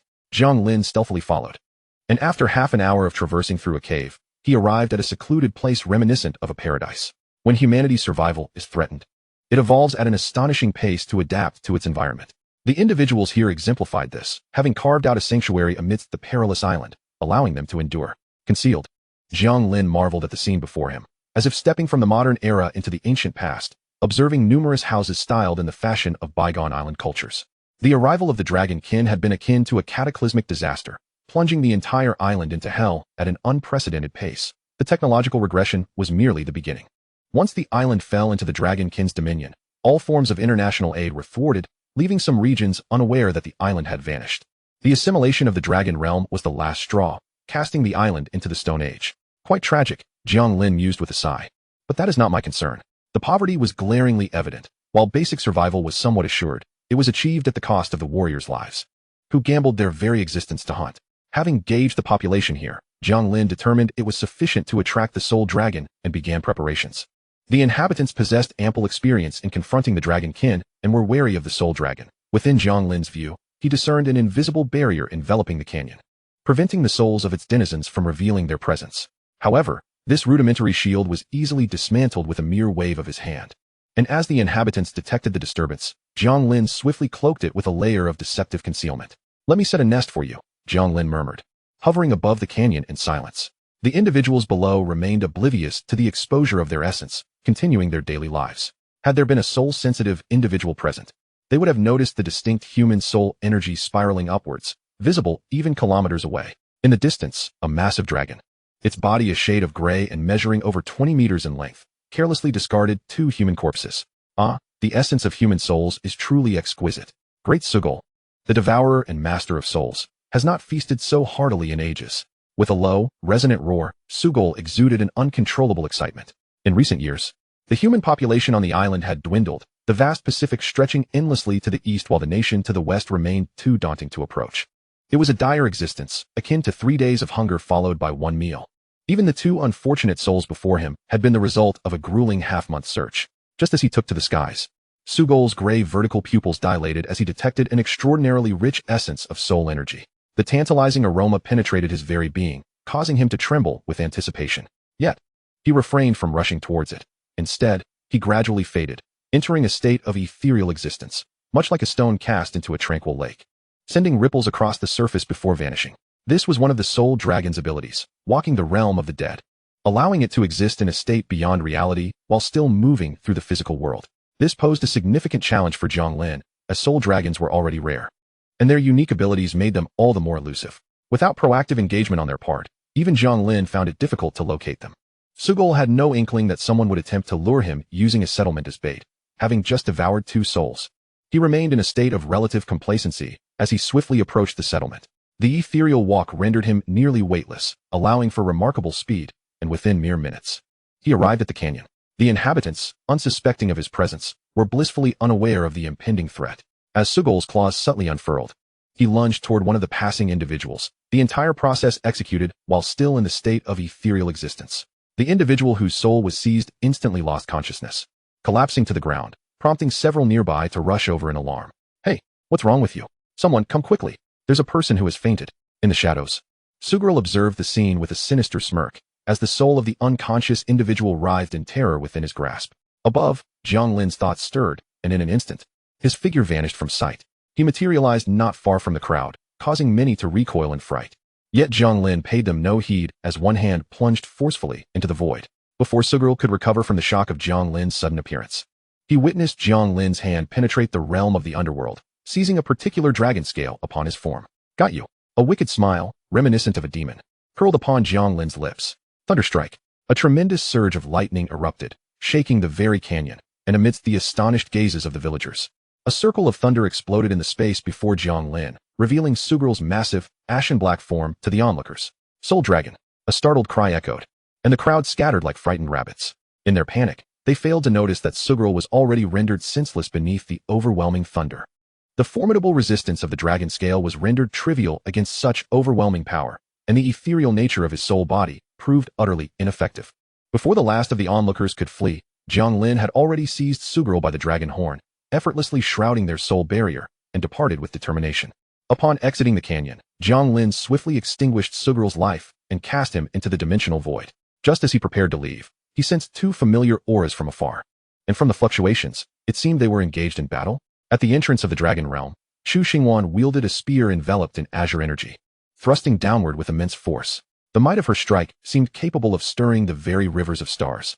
As colossal trees around her buckled under an immense pressure from above, their thick trunks splintering. Below, amidst the wreckage of fallen trees, stood a colossal silver-skinned dragon, nearly 100 meters high and several hundred meters long. A grid-like shield materialized beside the dragon, intercepting Chu Xingwan's descending thrust. Failing her initial strike, Chu Xingwan retreated. Yet to her left and right, 2 gargantuan creatures emerged. One, a dragon with fiery red scales, exuded a scorching glow from its throat, its gaping jaws harboring an aura of dread. On the opposite side, the fallen trees lay frozen in a frigid grip, as another massive dragon prepared to unleash its icy breath, transforming the area beside Chu Xingwan into an abyss of extreme cold. "Chu Xingwan, today you shall surely perish here." A thunderous roar resonated from above, as a towering giant, nearly 4 meters tall, with muscles bulging and explosive power threatening to overflow, hurtled towards her. Chu Xingwan's expression turned grave. "Ying, protect me." Threat level 50. With that, Chu Xingwan fixed her gaze resolutely upon the giant, disregarding the impending dragon breaths from either side. "The savage tribe, it seems your treacherous hearts remain unyielding." With a fierce shout, Chu Xingwan twirled her spear, then leapt skyward, soaring into the air. Just then, the dragon breaths from either side converged simultaneously, one of flame, the other of ice, sealing off all space surrounding Chu Xingwan. As the two devastating breaths approached, a peculiar melody from a flute enveloped the battlefield in a soothing cadence. Beside Chu Xingwan, a colossal character appeared, enveloping her form, as the two fierce breaths engulfed her. At the epicenter of the collision, all matter was annihilated by an overwhelming surge of spiritual energy, the sheer force invoking despair, as Chu Xingwan's figure was swiftly consumed. Even so, the two dragons showed no intention of halting their assault. Dragon Clan, you seek death. A clear and resonant roar emanated from the heart of the clash, followed by a radiant spark that rapidly expanded, as a dragon formed of azure energy burst through the dragon breaths, soaring into the sky. At that moment, Chu Xingwan's hair danced wildly, the spiritual energy upon her spear seemingly coalescing into substance. The airborne dragon shifted direction, lunging towards the giant above. The giant, unyielding, clenched his massive fist, spinning to deliver a retaliatory punch. The tip of Chu Xingwan's spear met his fist, exploding with force yet failing to penetrate. Instead being held at bay, merely a trivial feat, the giant sneered, extending his other hand to seize the spear's shaft. Chu Xingwan raised an eyebrow, deftly shaking him off. A massive character formed beside her, and in the next instant, the space around her shattered, as the silver dragon's head emerged, biting down upon the enormous character beside Chu Xingwan. The character detonated, unleashing a torrent of energy that forced both the dragon and the advancing giant backward. Well done, Chu Xingwan exclaimed softly, then tightened her grip on the spear, sweeping it broadly against the silver dragon. With a pained roar, the dragon recoiled, while Chu Xingwan spun and lunged forward. Seizing the opportunity, the giant struck once more against the spear's tip, bellowing in frustration as his muscles surged, utilizing sheer brute force to push Chu Xingwan back. Although her power was considerable, it paled in comparison to the strength of the savage tribe, sending her careening uncontrollably backward. Below, the ice and fire dragons raised their heads, their terrifying breaths coiling within them. The battlefield shifted in an instant, as Chu Xingwan struggled against the giant's overwhelming might. The melodious notes of the flute resonated once more, and the character's palace and horn materialized upon Chu Xingwan, as the dragon breaths surged forth. The palace character formed a transparent shield to deflect the terrifying energy, while the horn character merged with Chu Xingwan's being, awakening the vast ocean of spiritual energy within her. In an instant, Chu Xingwan regained control of her form and charged towards the frost dragon. As she flew, her breath slowed, and her gaze sharpened with determination. Her spear hand poised at her waist. At the spear's tassel, a core of pure energy erupted outward, igniting with starlight. Energy surged along the spear shaft, gradually converging upon the core. Kamer, run! The giant in the sky, the silver dragon, and the fire dragon roared in unison, even without their warning. The ice dragon sensed the cataclysmic power, yet the energy had already been locked onto its target, and escaping from such formidable foes was no trivial matter. Ultimately, it chose to trust in its own strength. A chilling wave erupted from its core, freezing everything in its vicinity, including itself. In an instant, a colossal ice crystal enveloped it. Buzz! The surge of energy seemed to resonate through space. Pierce the sun, Chu Xingwan called out softly, and her figure vanished. From afar, only a thin line could be seen piercing through the massive ice crystal, before transforming into a radiant arc and disappearing into the distance. Pursue! The silver dragon and the giant of the wild tribe momentarily stood in astonishment before charging forth, while the fire dragon reigned in its flames, approaching the ice crystal. A deep dragon roar echoed, "Come more, come more." The ice crystal remained silent, instead transmitting a mental plea, "Tyler, save me." Upon hearing Cameron's call, the fire dragon Tyler paused. "What has happened? That woman pierced through my core. I must maintain this frozen state. If I break it, I will perish within a minute." Tyler was incredulous. "Is it truly that terrifying?" "Of course. That is the 10 absolutes, with the enhancements of the sun-piercing spear and the jade flute. Had it not been for my absolute freeze, I would have long been dead. Enough chatter. Hurry and find Cicerc. Only his life energy can save me." "Cicerc, but..." "No buts. Do you think I wished about him? I'm on the brink of death." The urgency in Cameron's mental response was palpable, and Tyler dared not delay. Casting a glance back, he turned and returned to the dragon realm. Meanwhile, the wild tribe giant stood atop the silver dragon's claw, intently observing the rapidly fleeing Chu Xingwan and her recently reunited companion, Luo Yingying. The jade flute of the 10 absolutes, a being with nearly no offensive capability, yet one they most dreaded on the battlefield. For the jade flute's abilities were primarily designed to assist allies, providing comprehensive protection, enhancement, and recovery, each aspect being of the highest caliber. It was even said among the higher echelons that to kill anyone in the presence of the jade flute, one must deplete her spiritual energy. They understood the strategy of eliminating the healer first before a battle, yet the jade flute's support range was vast, and her concealment capabilities were unparalleled. On the battlefield, few had ever seen her true form. The wild tribe giant's gaze remained fixated on Luo Yingying in the distance. If I could slay her, surely the Phoenix Feather Pavilion would be in an uproar? Indeed. A response came from beside him, and the wild tribe giant could not suppress a cruel smile. This time, she cannot escape. The sea tribe has long been waiting on the coastline. Yes. It took me some time to deal with them. The wild tribe giant was taken aback, suddenly turning to meet Jiang Lin's smiling face. The silver dragon also sensed something amiss, abruptly halting and looking uncertainly at Jiang Lin, who had appeared on its claw without notice. Why do you look at me like that? Isn't the first to kill the peacemaker standard in games? I'm merely an innocent bystander, Jiang Lin shrugged, appearing as if he had just casually crushed an ant. The wild tribe giant and the silver dragon instinctively recoiled, their auras expanding. Upon sensing the situation by the seaside, their expressions shifted dramatically. Jiang Lin approached with a smile. Don't be afraid, come play with me. As he spoke, thunder surged from his fingers, a dangerous aura gradually spreading. In that moment, both the wild tribe giant and the silver dragon felt an excruciating pain deep within their souls, every cell in their bodies screaming in agony. Get away from this man. Run. Cold sweat trickled down the wild tribe giant's forehead, compelling him to slowly retreat. 51. The power to overturn the table. It was too bizarre, utterly bizarre. Jiang Lin merely stood there, yet he felt as if an abyss lay before him. In that moment, his very existence seemed to shrink infinitely, and the wild tribe giant secretly hoped this was merely an illusion.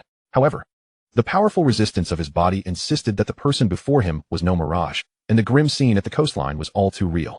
Although the wild tribe excelled in physical prowess, they possessed formidable resistance against various spiritual contracts. Otherwise, they would not be regarded as one of the great clans. For years, their entry had been suppressed, yet the Dragon Kingdom dared not recklessly deploy armies into the wild tribe's realm, a testament to their strength.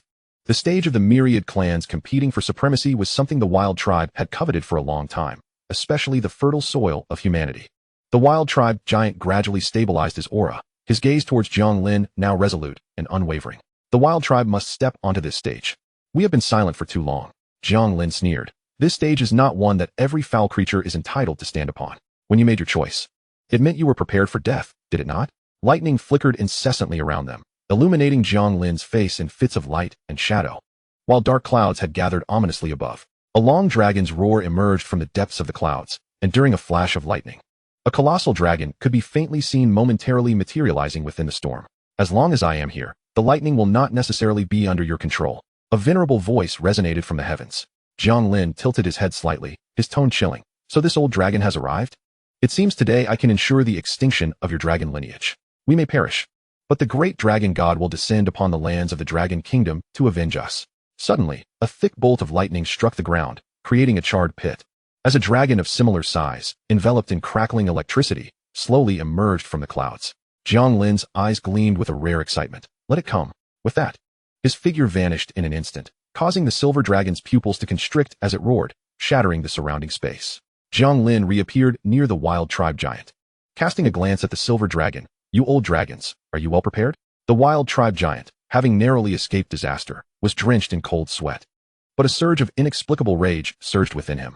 Once, they had been one of the great clans, each of their strong ones capable of instilling fear among the myriad clans. Yet now, facing Jiang Lin, he could not even muster the courage to strike. Furious at the trembling of his own hands, he let out a roar, and beneath his armpits, another pair of arms sprouted, his stature rising nearly 6 meters. Resembling a small giant. Human race. His roar turned low and thunderous as he surged forward, raising his enormous fists to strike down. Jiang Lin lightly tapped the space, freezing the wild tribe giant's form in place, then calmly dodged a bolt of lightning that streaked past him before extending his hand to press against the space, halting the pitch-black rift that extended behind him. Outnumbering me, are we? Jiang Lin showed no fear. Instead, he advanced, landing a powerful punch against the wild tribe giant's chest, unleashing a force that sent the giant careening uncontrollably, crashing through dozens of towering trees before finally coming to a halt. But in the next moment, the silver dragon and the thunder dragon united in their assault, forcing Jiang Lin to pivot and defend. In the distance, Chu Xingwan and Luo Yingying had reached the coastline. Sensing the turbulence of the battle behind them, the familiar aura was unmistakable. Luo Yingying looked back with concern, 2 dragon kings and a wild tribe presence. Will he be all right? Chu Xingwan rolled her eyes. What are you thinking? You should worry for those 3, if not for the fear of someone overturning the table. He would have long since slaughtered them all. He's merely playing around. A hint of helplessness edged her tone. Deep within her eyes lay a trace of melancholy. The gap between us is growing ever wider. Luo Yingying, sensing her mood, patted her shoulder. Perhaps, but he has never forgotten us, has he? Indeed. Chu Xingwan nodded vigorously. continuing her flight forward, and soon the entire coastline came into view. Previously focused on Jiang Lin's battle aura, they now realized that the colors of the coastline were quite peculiar. Before their eyes, the coastline was awash in a blood-red hue, with numerous dismembered limbs of unknown creatures floating in the sea, pushed ashore by the relentless waves. Not far off, two colossal monster heads could be seen slowly sinking. They had indeed allied with the sea tribes. No wonder he took action. This was a warning to the sea tribes. Shock filled Chu Xingwan's eyes. The lingering might of the imperial realm remained on those two enormous heads. Quick, return to inform them. A response must be formulated. The wasteland tribes, dragon tribes, and sea tribes are all restless. An era of turmoil is upon us. Meanwhile, on Jiang Lin's battlefield, he held his own against three opponents without faltering. The assaults of the wasteland giant and the two dragons failed to find their mark. Instead, Jiang Lin's counterattacks inflicted considerable damage upon them. As the battle raged on, a layer of ominous clouds gathered in the sky, shrouding the Thunder Dragon King without a hint of lightning, yet exuding an oppressive darkness. Jiang Lin delivered another punch, sending the wasteland giant crashing into the ground, then braced himself against the lightning strike from the Thunder Dragon King, looking up at the sky with a hint of impatience. I know, it's just a game. There was no humor in this jest, and with such magnitude, he should be cautious not to play himself into oblivion. That would indeed be exceedingly dull. With that, he crushed the lightning and casually tore through the space beside him, stepping into it. Before they could react, he had vanished from sight. The recently emerged wasteland giant, with its crimson eyes scanning the surroundings, could not find Jiang Lin at all. Where did he go? He has left. The voice of the Thunder Dragon King rumbled, as he gazed up at the unfamiliar clouds, seemingly sensing the weight of the entire world pressing down. At that moment, the wasteland giant and the silver dragon also bore witness to this scene, their voices tinged with an unmistakable astonishment. At their level, few things could invoke fear, yet this sight made their very souls tremble. They were unaware that a report regarding this cooperative endeavor of three tribes needed to be delivered to the dragon god. On the other side, Jiang Lin had returned to his shop. As he polished the bow's limbs, he furrowed his brow in contemplation. Should he intervene? No. It was better to consult the old fellow first. This era was inherently tumultuous. The Dragon Kingdom had enjoyed peace for far too long, dulling its edge. This was far from ideal, and surely the Dragon Kingdom had anticipated such circumstances long ago. As the flames of war ignited, the fledglings must eventually learn to soar. Excessive protection would only hinder them, especially with the presence of Fengyu. Jiang Lin pondered for a moment before gently tapping the void. Old fellow, can you hear me? You actually came to find me? How rare. Speak, what is it? It concerns the alliance of the sea tribes, wasteland tribes, and dragon tribes. There was a moment of silence before a voice responded. Let them come. Such confidence?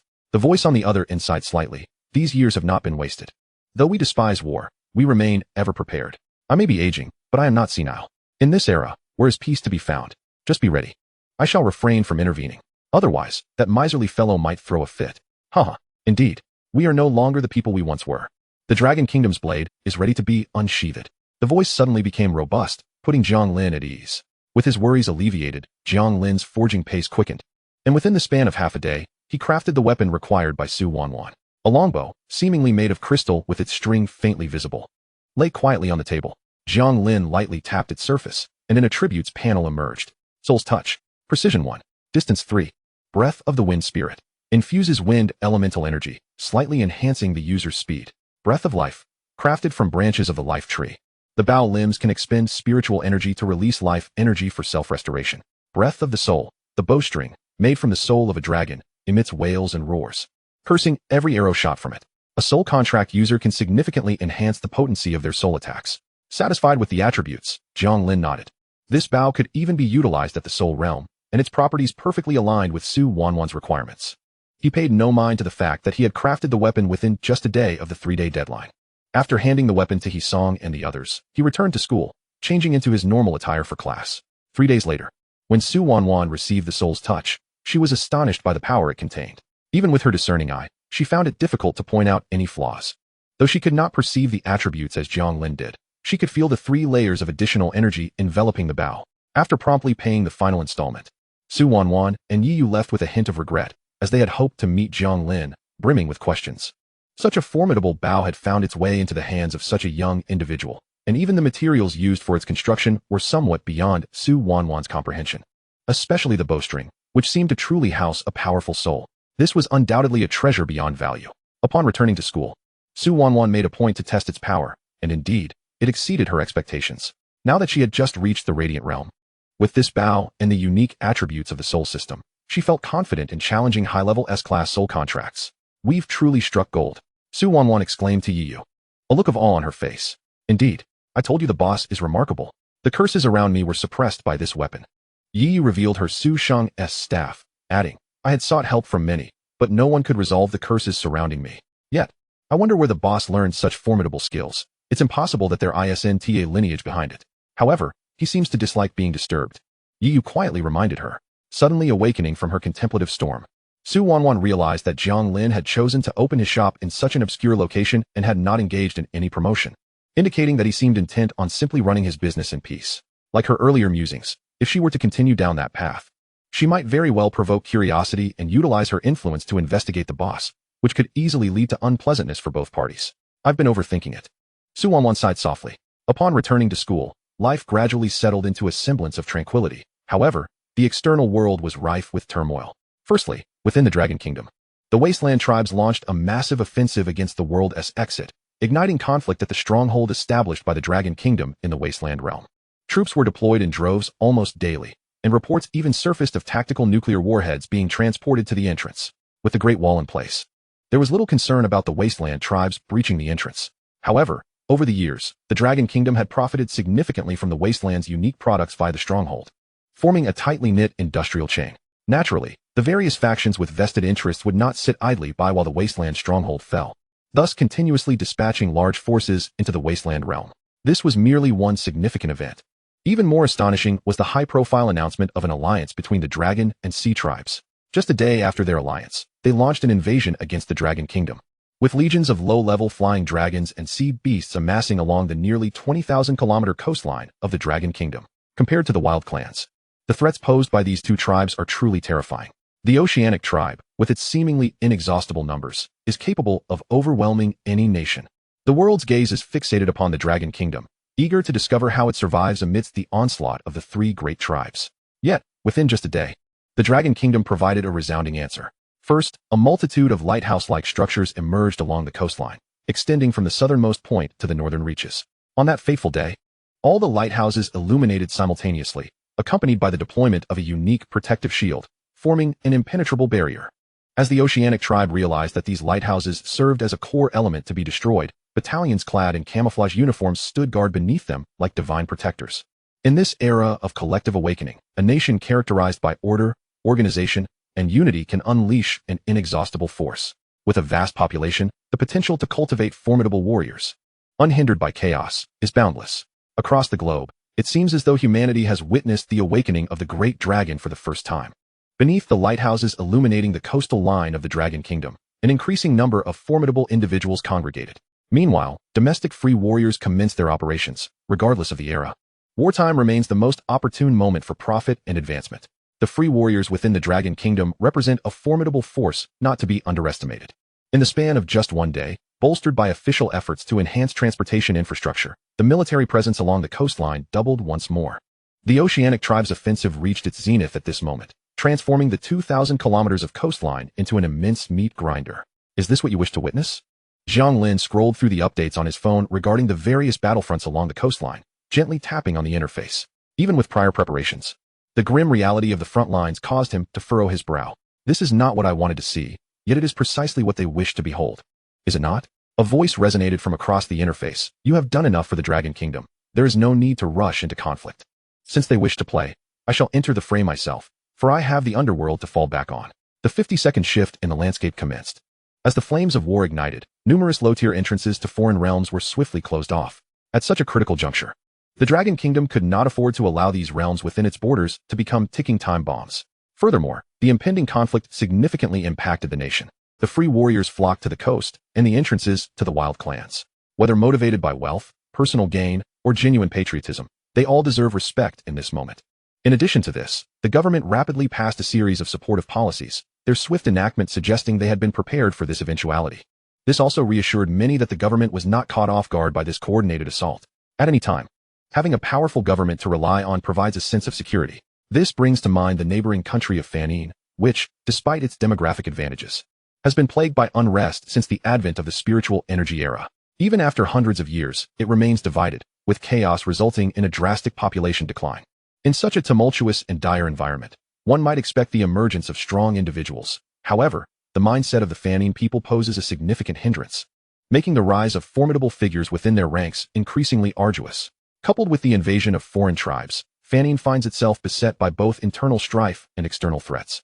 And merely surviving until now is a remarkable feat. In contrast, the Dragon Kingdom has harnessed the pressure from foreign tribes, causing powerful individuals to spring forth like mushrooms after rain. Each generation produces several extraordinary talents capable of shouldering an entire era under relatively tranquil conditions. The growth of spiritual warriors has undoubtedly experienced some impact, yet the Dragon Kingdom's officials are not antiquated thinkers. Upon the arrival of peace, they actively opened various realm entrances to provide opportunities for the spiritual warriors to hone their skills, enacting hundreds of related policies. This has propelled the Dragon Kingdom onto a swift path of empowerment. On the very day this initiative was launched, the government secretly activated a contingency plan.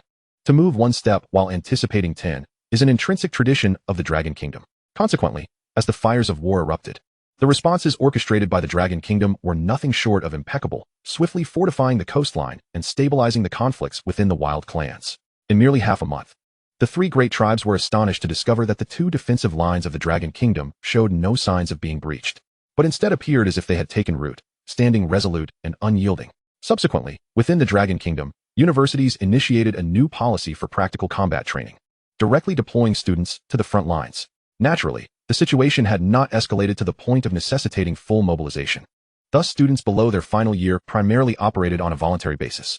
This raised suspicions among leaders of other nations, as they pondered whether the Dragon Kingdom was treating the two battlefronts as training grounds. This speculation led many leaders of other nations to experience self-doubt.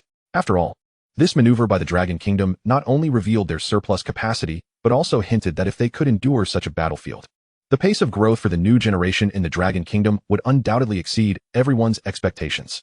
Upon realizing this, the wild, dragon, and oceanic tribes were consumed by fury, dispatching even more troops in an attempt to crush the Dragon Kingdom once and for all. Yet this nation seemed to possess an abundance of hidden cards.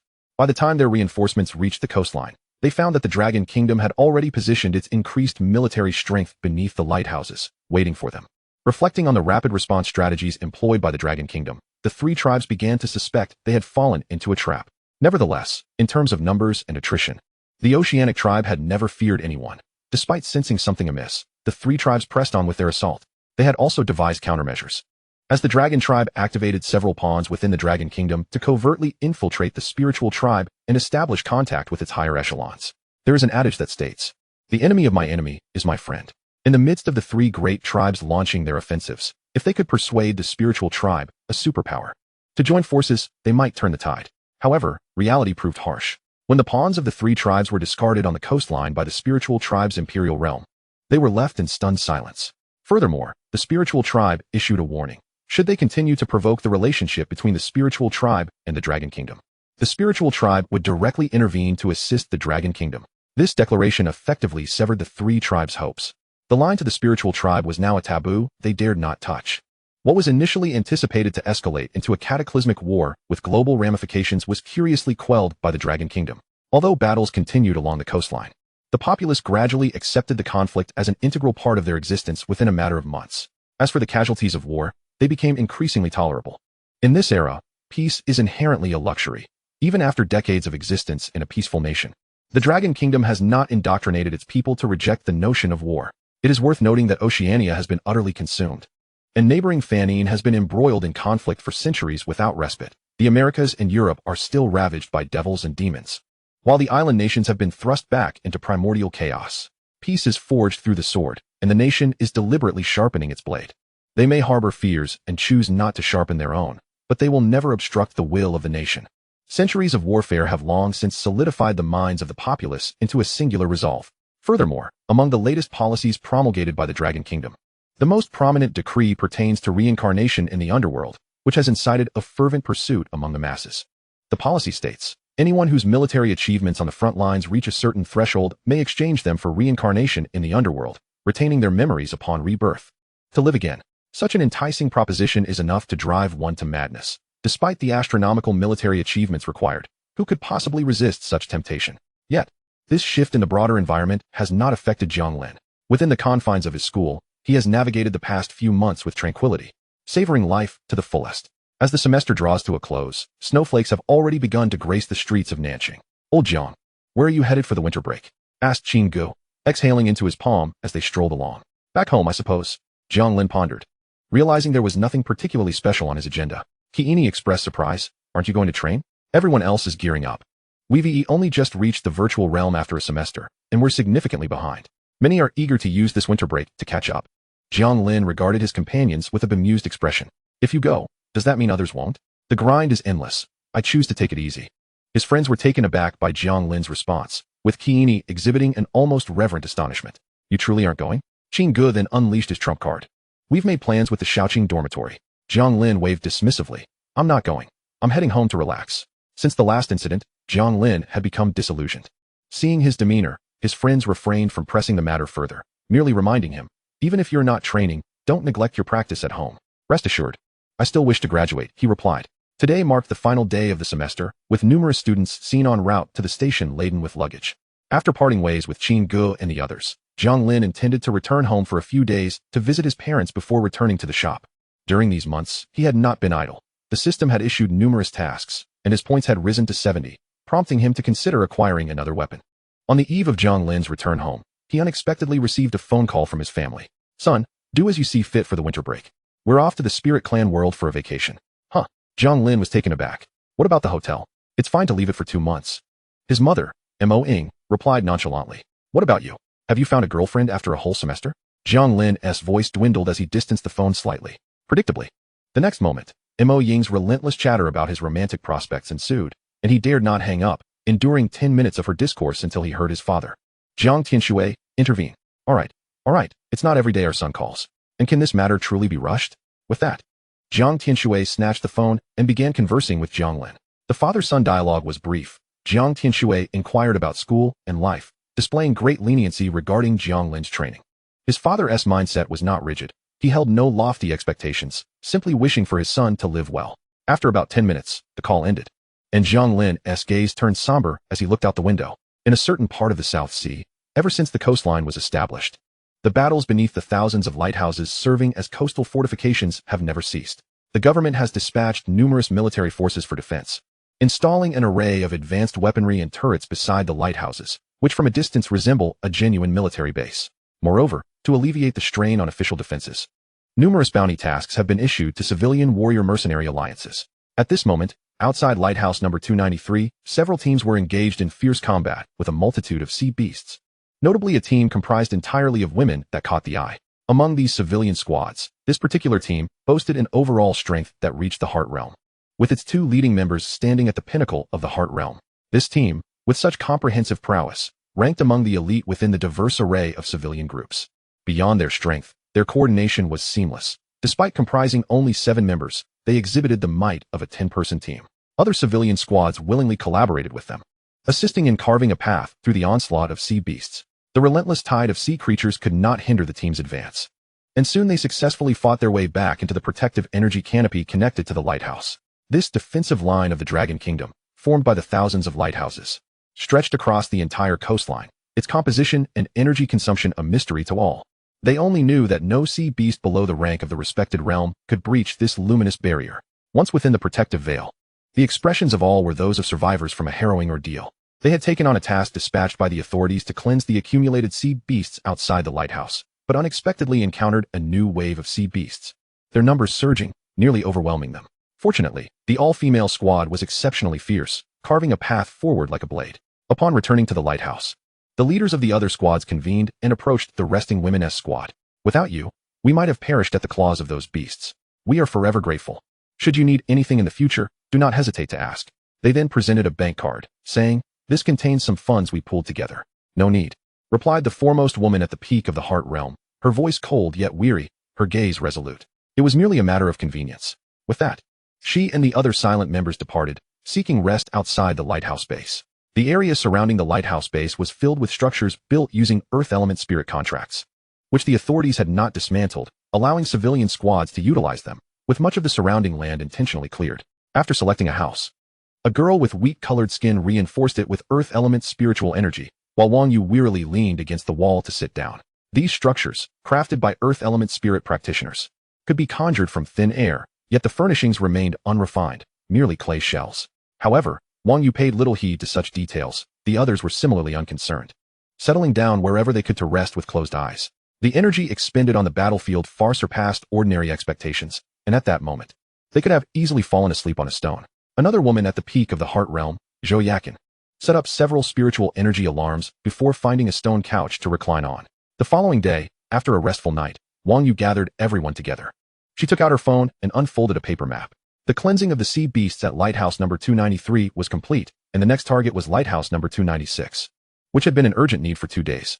Recently, numerous civilian spiritual warriors had rushed over, but the situation showed no signs of improvement. In fact, it seemed to be worsening. Zhou Yakin's heart stirred as she looked at Wang Yu. Are you suggesting we complete the 4-feather task here? The others raised their heads in curiosity. Precisely. Wang Yu spoke in a deep voice. We have completed 50 single-feather tasks and 10 double-feather tasks. With the addition of the current triple-feather task, we have effectively accomplished 3. The quadruple-feather task represents our evaluative limits. After scrutinizing various coastal conditions, I find that the state of Lighthouse 296 aligns most favorably with the quadruple-feather task. Furthermore, this area has attracted numerous civilian teams and official attention, significantly mitigating the dangers involved. But will the evaluation scores diminish? A girl with a somewhat sweet appearance and petite stature could not help but inquire. No. Our evaluations for single to triple feather tasks have all been perfect. Even if the quadruple feather task receives the lowest rating, its impact on the final assessment would be negligible. Wang Yu gently shook her head. Moreover, Jingyao, do not let your guard down. This task is merely relatively simple. Wu Jingyao felt a chill run down her spine and promptly nodded in agreement. Wang Yu surveyed the group. I am aware of everyone's hard work over the past year, but this is the final step, the ultimate hurdle toward becoming official members of the Phoenix Feather Pavilion. For this last endeavor, I hope everyone can persevere. Let us unite to become Phoenix Feathers. Agreed. The group responded in unison. In the afternoon, once the team was prepared, they set forth toward Lighthouse 296. In stark contrast to the situation at 293, merely standing at the lighthouse base allowed one to behold an almost endless expanse of sea beasts, many of which were of high rank. Upon arrival, the team immediately spotted no fewer than 5 Soul Realm sea beasts. Wang Yu stood at the base, squinting towards the distant tide of beasts, and donned a communication device at her ear. Tail Feather Internship Team 130, applying to execute the formal quadruple feather task. Received, scanning the environment scan complete, task generated. 1. Hunt 10,000 Phantom Realm Sea Beasts, 1,000 Condensed Realm Sea Beasts, 100 Heart Realm Sea Beasts, and 3 Soul Realm Sea Beasts. The task has been assigned. Deadline, 5 days. The battlefield environment has been set, protection permissions activated. Should any unexpected occurrences arise beyond the established parameters, assistance from the 10 Absolute can be requested. We wish you good fortune and look forward to the day you become Phoenix Feathers. A sweet voice emanated from the communication device, yet its content weighed heavily upon their hearts. Chapter 53, Quadruple Feather Task. As Wang Yu's team embarked, a figure soared from a certain location in the province housing Lighthouse 296. Racing towards the tower, the Phoenix Feather Pavilion, a colossal force, harbors many undisclosed aspects, such as the rigorous nature of their formal testing. To this day, no one knows the upper limits. Only upon completing all prerequisite tasks can one unlock a quadruple feather task. Many teams have faltered at the triple feather tasks. Unbeknownst to them, the exceedingly arduous quadruple feather task receives comprehensive support from the Phoenix Feather Pavilion. However, this support merely ensures that no unforeseen complications arise during the task. For instance, a Soul Realm task could suddenly face interruptions from beings of the Respect and Saint Realms. To maintain the task within the stipulated environment, each time a team initiates a quadruple feather task, the pavilion dispatches the nearest protector. Chun-Chi is among them. And upon learning that Wang Yu's team was commencing a quadruple feather task, she hastened to their location. Should this quadruple feather task proceed smoothly, Wang Yu's team might remain blissfully unaware of her presence. With her peak Soul Realm capabilities, Chun-Chi's flight speed was astonishingly swift, and within approximately 10 minutes, she arrived above Lighthouse 296. Below, the sea beasts swarmed in countless numbers, comprising various species. Many of these beasts, dispatched by the aquatic race as vanguards, were amphibious, having evolved land adaptability that granted them formidable combat prowess on shore. Farther within the ocean, colossal beings lurked beneath the waves, their gazes fixed upon the human teams along the coast. In the sky, several water-type dragons flickered in and out of the mist, while dark clouds accumulated, unleashing a torrential downpour. The ambient moisture and humidity surged, enhancing the combat capabilities of the aquatic race. Raindrops deftly avoided Chun-Chi as she focused her gaze on Wang Yu's team amidst the throng of beasts. The communication device, mirroring Wang Yu's, relayed updates on their task progress. It must be noted that any team capable of traversing the triple feather tasks had members of extraordinary prowess. The peak Heart Realm Wang Yu and the formidable Zhou Yakin, when combined, could engage in battles beyond their rank. As time elapsed, the team's kill count steadily rose. Within mere hours, they had successfully eliminated 10,000 Phantom Realm sea beasts, and half of the condensed realm targets had also been achieved. However, in such a battlefield, resource consumption was a daunting figure. Fortunately, at the heart of their team, a healing spirit bond continually restored their vitality. To hunt higher-tier sea beasts, the team needed to delve deeper into the aquatic realm. The terror of the aquatic race lay in the seemingly infinite quantity of sea beasts, once their numbers were established. The presence of high-ranking sea beasts was considerable. Thus, as the team stepped onto the ocean's surface, the strength of the surrounding sea beasts surged dramatically. Wang Yu and her companions felt a discernible strain, yet through impeccable teamwork, they managed to endure. Near the surface, numerous Heart Realm sea beasts were present. In Chun Shi's view, this team had positioned themselves as the forefront within the coastline, standing resolute like an unyielding reef against the relentless tide of beasts, while simultaneously dispatching many of them. Although their efficiency had diminished compared to earlier, it was merely a matter of time before they would achieve the 100 Heart Realm sea beast target if they persisted. After half a day, the state of the team members had noticeably declined, with 60 Heart Realm sea beasts having been taken down. Chun Shi observed closely and, upon realizing they still had trump cards, felt a slight relief. It seemed this time they could welcome some new members, perhaps becoming the third team of the year. With this thought, Chun Shi released her spirit energy to survey the area, confirming the absence of Respect Realm sea beasts, a smile gracing her face. At that moment, her phone suddenly lit up, displaying a WeChat notification from someone named Lu Rulin. Chun Shi opened it. "Cici, I heard you are executing a protection task. I just received one myself. It's my first time. Is there anything I should be cautious about?" Looking at her best friend's message, Chun Shi sighed with a smile. "There's nothing much to watch out for. Our role is primarily to prevent and intervene in the event of overwhelming forces beyond their capabilities. Ensure there are no Respect Realm beings at the task site." Lu Rulin's strength was similar to Chun Shi's, both at the peak of the Soul Realm, capable of contending against ordinary Respect Realm entities. Got it. And about this golden orb, can it really summon those esteemed individuals from the 10 Absolute? Lu Rulin's eyes sparkled with excitement. In the Phoenix Feather Pavilion, the 10 Absolute represented everything, evoking a fervent admiration from nearly everyone. Yes, but do not use it frivolously. Unless it's a life or death situation, reckless use could result in expulsion from the Phoenix Feather Pavilion, Chun Shi replied. Understood. Lu Rulin nodded earnestly, gripping the golden orb tighter. Her task was set within the realm of the Savage clan. She scrutinized the team members, discovering several were her juniors from the same school. Lu Rulin, a graduate of Magic City University, was once a supernova in her cohort. Reflecting on her past assessments, she felt a wave of nostalgia as she found herself in the Wilderness Clan world, not far from the location where her team was set to embark on the 4th Feather mission. Within mere minutes, she arrived at the scene. Listening to the reports relayed through her communication device, she learned that her team's objective was to intercept a support squad of 100 warriors from the Wilderness Clan, with a mandate for complete annihilation. When she arrived, the battle had yet to commence. Her team was concealed within a thicket, suppressing their presence. In the distant sky, the approaching Wilderness Support Unit became increasingly visible. The task force consisted of 5 members, all remarkably youthful, their resolute and clear gazes reminiscent of freshly graduated university students. In fact, 3 of them were graduates from this year's Magic City University, while the other 2 hailed from Kyoto University.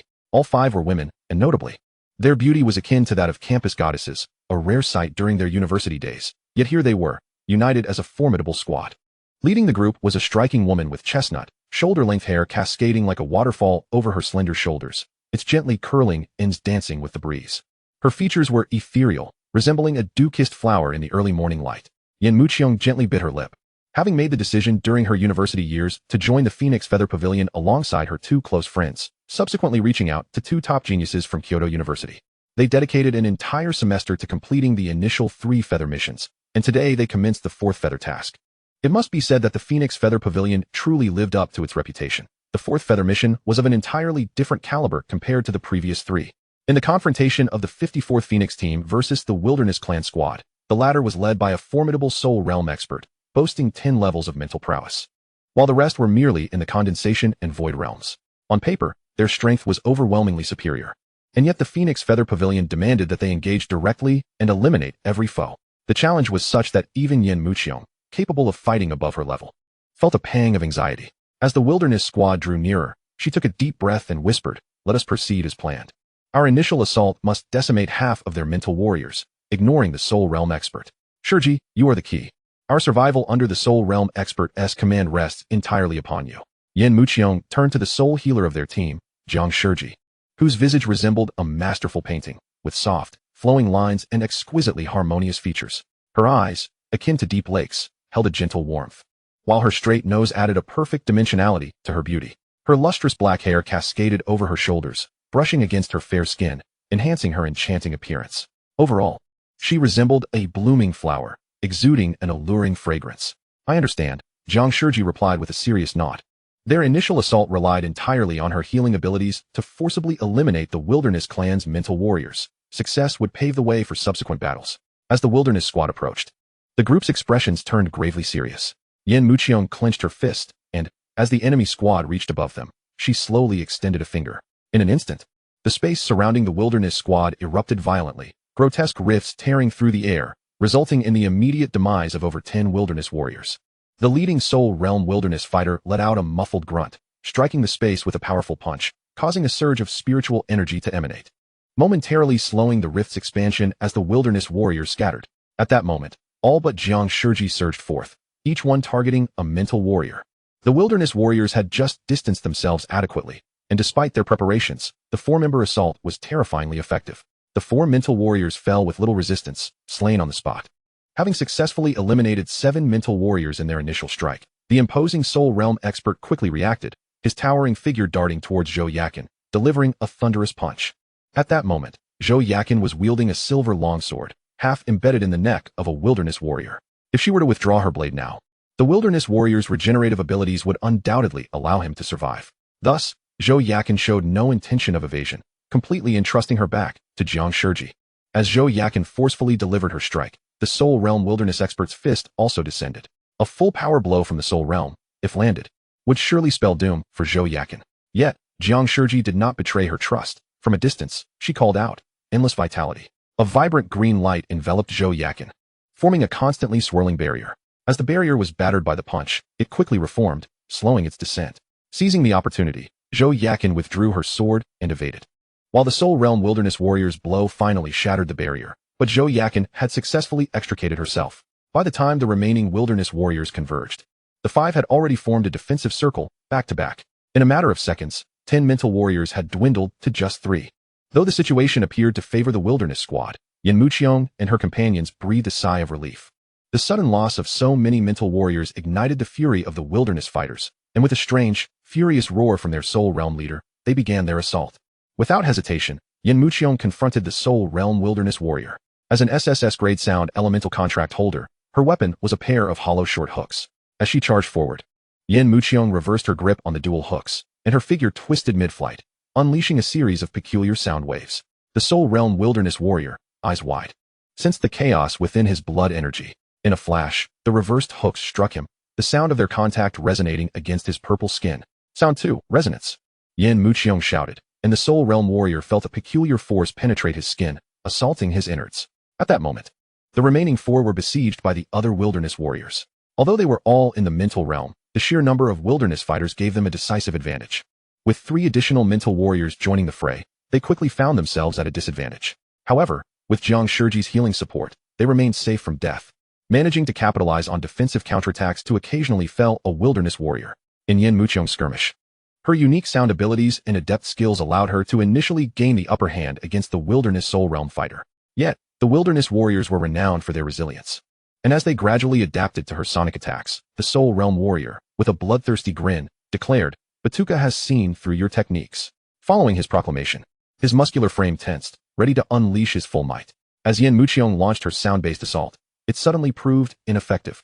Batuka slowly raised his head, a savage smile curling on his lips, and in an instant, he surged towards Yin Muqiong, delivering an unadorned but devastating punch that left her with an overwhelming sense of impending doom. Sound 5. Great sound of hope. A ripple, visible to the naked eye, radiated outward, centered around Yin Muqiong, followed by 2 additional waves. The approaching Batuka was unexpectedly repelled by the force of the ripples, while a peculiar tremor cascaded over him, causing his strength to dissipate in an instant. What appeared to be a ferocious strike faltered before it could reach Yin Muqiong. Seizing the opportunity, she countered with 2 swift hooks, striking his skin, which shimmered like purple gold, resonating with an eerie frequency. The strange vibrations surged into Batuka's body, producing a sound akin to the tide, and he staggered as if struck hard, groaning lowly as a trickle of blood escaped the corner of his mouth. In that moment, the fabric of space tore apart as Zhang Manwu, the spatial contract holder of the team, teleported before Batuka, her slender fingers pressing against him, causing jagged rifts in space to rapidly spread. Even Batuka's formidable physique could not withstand such spatial tearing, resulting in a gaping wound on his chest. With the 55th level of power, Batuka gazed in shock at the vast void in his chest, disbelief etched on his face as he looked at the resolute Jiang Lin. Forcing a punch to push the two back, he swiftly concentrated his terrifying spiritual energy into a crystalline heart shape at the site of his injury, striving to maintain his vitality. To the astonished eyes of his assailants, the flesh at his chest began to regenerate, subtly hinting at the emergence of a new heart. Meanwhile, the others in the back, having been caught off guard by Jiang Manhwa's ambush on Batuka, found themselves encircled by a horde of feral warriors, the situation deteriorating to an extremely perilous state. Yin Muqiong and her companion were similarly cut off from the team, surrounded by two concentric circles of savage fighters, plunging them into a dire predicament. Above, Lu Rulin observed the unfolding chaos with a barely perceptible sigh. Without any trump cards, the mission was on the brink of failure. It was clear to anyone with discerning eyes that the team faced an overwhelming crisis.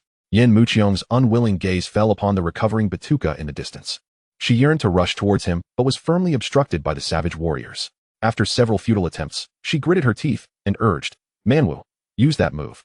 Upon hearing this, Jiang Manhwa nodded resolutely, and a silvery luminescence enveloped the bodies of the team members. In an instant, their forms blurred, and sensing an ominous premonition, Batuka attempted to retreat. However, the speed of spatial manipulation was unparalleled among all spiritual contracts. As he moved, the five appeared before him simultaneously. Yin Muqiong's hooks collided in a cross, emitting an unusual melody that momentarily dazed Batuka. The others, having prepared for this moment, unleashed their strongest attacks in unison. An explosive burst of energy erupted from Batuka's location, enveloping him in a blinding radiance. The distant savage warriors were taken aback as they sensed Batuka's life force rapidly waning within the brilliance. No, they heard Batuka's anguished roar, followed by a shockwave that reverberated through the air, sending five figures hurtling backward. The savage warriors snapped back to reality, their eyes blazing with hatred, fixating on the five falling figures. At that moment, the five were plunged into unconsciousness. The death throes of a soul realm expert were not to be underestimated. Although their trajectories varied, each was surrounded by a shimmering emerald glow. The leaderless savage warriors descended into madness, charging forward the instant Batuka perished. The three swiftest among them locked onto their targets, closing the distance in an instant, weapons raised high to strike down upon the unsuspecting figures. As the emerald light met the weapons, it erupted in a blinding brilliance, radiating potent life energy. The three determined savage warriors persisted in their assault, undeterred by the glowing barrier. As reinforcements arrived, the emerald glow surrounding the five began to dim rapidly. In a critical moment, Yin Muqiong was the first to awaken, her eyes widening at the weapons poised dangerously close. Without hesitation, she deftly evaded and retaliated, her hooks plunging into the bodies of two approaching savage warriors. In an instant, they exploded into a spray of blood. Ignoring the other unconscious members, she swiftly moved to Jiang Shishi's side, fending off the assailants. At that moment, Zhou Yakin, Jiang Manhwa, and the remaining Zhou Xian regained consciousness, their emerald light reduced to a mere glimmer. With widened eyes, they immediately counterattacked, moving towards Yin Muqiong's position. Yin Muqiong had reached Jiang Shishi, who remained pale and unresponsive. The group formed a protective circle, fiercely staring down the enraged savage warriors. "Be careful. Shishi won't wake up anytime soon. Don't get hurt," Yin Muqiong cautioned, her figure shifting to repel the advancing savage warriors. Above, Lu Rulin watched with astonishment at the unconscious Jiang Shishi. What a formidable life contract. In the fleeting moment before Batuka's death, the majority of his retaliatory force had been intercepted by Jiang Shishi, who, before fainting, had released a surge of emerald light to buy precious time for her comrade's revival. A smile crept onto Lu Rulin's face. It seemed she would soon be adding a new member to the team. This year's surprises were indeed plentiful. In her eyes, dealing with the remaining savage warriors was merely a matter of time. As time passed, the savage warriors began to realize the situation was shifting, despite their apparent exhaustion. Yin Muqiong and her companions exhibited an extraordinary tenacity, their formations flawless and devoid of any vulnerabilities. With the absence of the Soul Realm's main offense, it became increasingly challenging for the remaining savage warriors to breach their defenses. Gradually, the savage warriors recognized something amiss. Their inability to subdue the five was becoming evident, and their ranks were thinning with each passing moment. The balance of the battlefield subtly began to tilt in favor of Yin Muqiong's team. Just as the three Soul Realm warriors began to comprehend the dire situation, Jiang Shishi, who had been carried by Yin Muqiong throughout the battle, weakly opened her eyes. The savage warriors' pupils constricted. It was already arduous to eliminate this team, and if their healer recovered, victory would be utterly unattainable. Though Jiang Shishi was weak, Her depleted spiritual energy was rapidly revitalizing. At that moment, the outcome of the battle was no longer in doubt. Above, Lu Rulin nodded in satisfaction. This little team was indeed impressive, decisive when necessary, and most importantly, they exhibited a profound trust in one another, an invaluable trait. Unbeknownst to them, within the Fengyu Pavilion, power was not the primary assessment criterion. Mutual trust among teammates garnered the most points in evaluations. It was nearly time to conclude this encounter. Lu Rulin stretched. Just as she was about to descend, a ferocious aura suddenly surged from the distance. Observing from afar, she saw a multitude of trees being violently swept aside by a figure soaring low through the forest, carving a path through the dense foliage. A figure of the Respect realm? How could one appear here? Lu Rulin's gaze sharpened as she noted the precise trajectory of the approaching figure, her sharp eyes narrowing slightly. With a flicker of light from her ring, an exquisitely crafted dagger materialized in her hand. Dense shadows coalesced into intricate patterns, enveloping Lu Rulin's entire being. She twisted her neck, a mischievous smile dancing upon her lips. Like a wisp of dust suddenly dispersed, Lu Rulin's figure vanished without a trace. In the distance, the ferocious flying warriors of the Zun realm were contorted with a grimace of rage. Just moments ago, their only direct bloodline had inexplicably disappeared, and the very location of that disappearance lay along the path to the frontline reinforcements. Stree was consumed by fury, casting aside the mission at the front, his wrath engulfing all rational thought. At that moment, two dark arrows shot forth from either side of him. Instinctively, Stree slowed his pace, crossing his arms defensively in front of him. Clang! The sound of clashing metal echoed like the ringing of hammers. Sparks erupted from his arms as he caught a fleeting glimpse of two identical faces passing by. Rats in the gutter. Stree snorted coldly. A brutal surge of spiritual energy erupted from his robust form, manifesting as a visible shockwave. A shadow beneath his feet surged like a tide. And then two figures lunged forth, aiming directly for Stree's head. His expression twisted into a snarl, fists clenched tightly, body slightly angled, and then he struck back with ferocity. A colossal phantom appeared behind him, mirroring his movements, enveloping the area around him as its enormous fist descended like a meteor onto the ground. Boom! Countless trees were crushed under the might of that punch, and the earth at the center of the impact cracked open. A shockwave rapidly spread over thousands of meters, forcing Lu Rulin, who had been hiding in the shadows, into the open. At that moment, her body was entwined with demonic runes, a manic smile gracing her face. Far from being flustered, she appeared increasingly audacious. Whoosh! Her figure split once more, moving with incredible speed, and in an instant, she was before Stree. Two daggers raining down upon him like a storm. The metallic clinks rang out incessantly as Stree's gaze darted around, attempting to pinpoint her location. Yet her speed was astonishing, her form blurring into a seamless illusion. At a certain moment, Stree abruptly reached out, grasping the air. Lu Rulin's figure was yanked from the shadows, and Stree grinned wickedly, slowly tightening his grip. Fear filled Lu Rulin's face as her features flushed crimson from the immense pressure, her form subtly distorting. She opened her mouth and let out a piercing scream. In an instant, dense demonic runes filled her body, causing her to expand rapidly like a sea urchin, before bursting with a thunderous explosion. Countless dark materials spread swiftly, adhering to Stree's body. Upon closer inspection, they resembled numerous small insects frantically burrowing into him. Stree was taken aback, intending to shake off these bizarre substances with a jolt of spiritual energy. Yet Lu Rulin's figure appeared before him like a specter, her knee thrusting toward his abdomen. The gathered spiritual energy suddenly dissipated, and an overwhelming darkness rapidly coalesced upon Lu Rulin's dagger. The dark energy taking on a tangible form as she unleashed all her might into a single strike. The dense darkness shattered Stree's spiritual defenses, landing squarely upon his violet skin. Sparks erupted, yet Stree's skin remained impervious, like a fortress against any harm. He glanced down at his chest, then raised his gaze to Lu Rulin, sneering, "You're still lacking, woman of the soul realm." Thump, thump.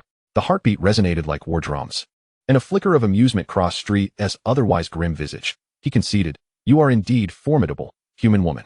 With that, his form shimmered, rippling like a poor television signal from a bygone era. Alarm bells rang in Lu Rulin's mind as she promptly transformed her body into dark matter. In the next moment, a massive fist shattered her chest, and Lu Rulin exploded into a cloud of black mist. The mist rapidly spread, swiftly coalescing in a distant shadow.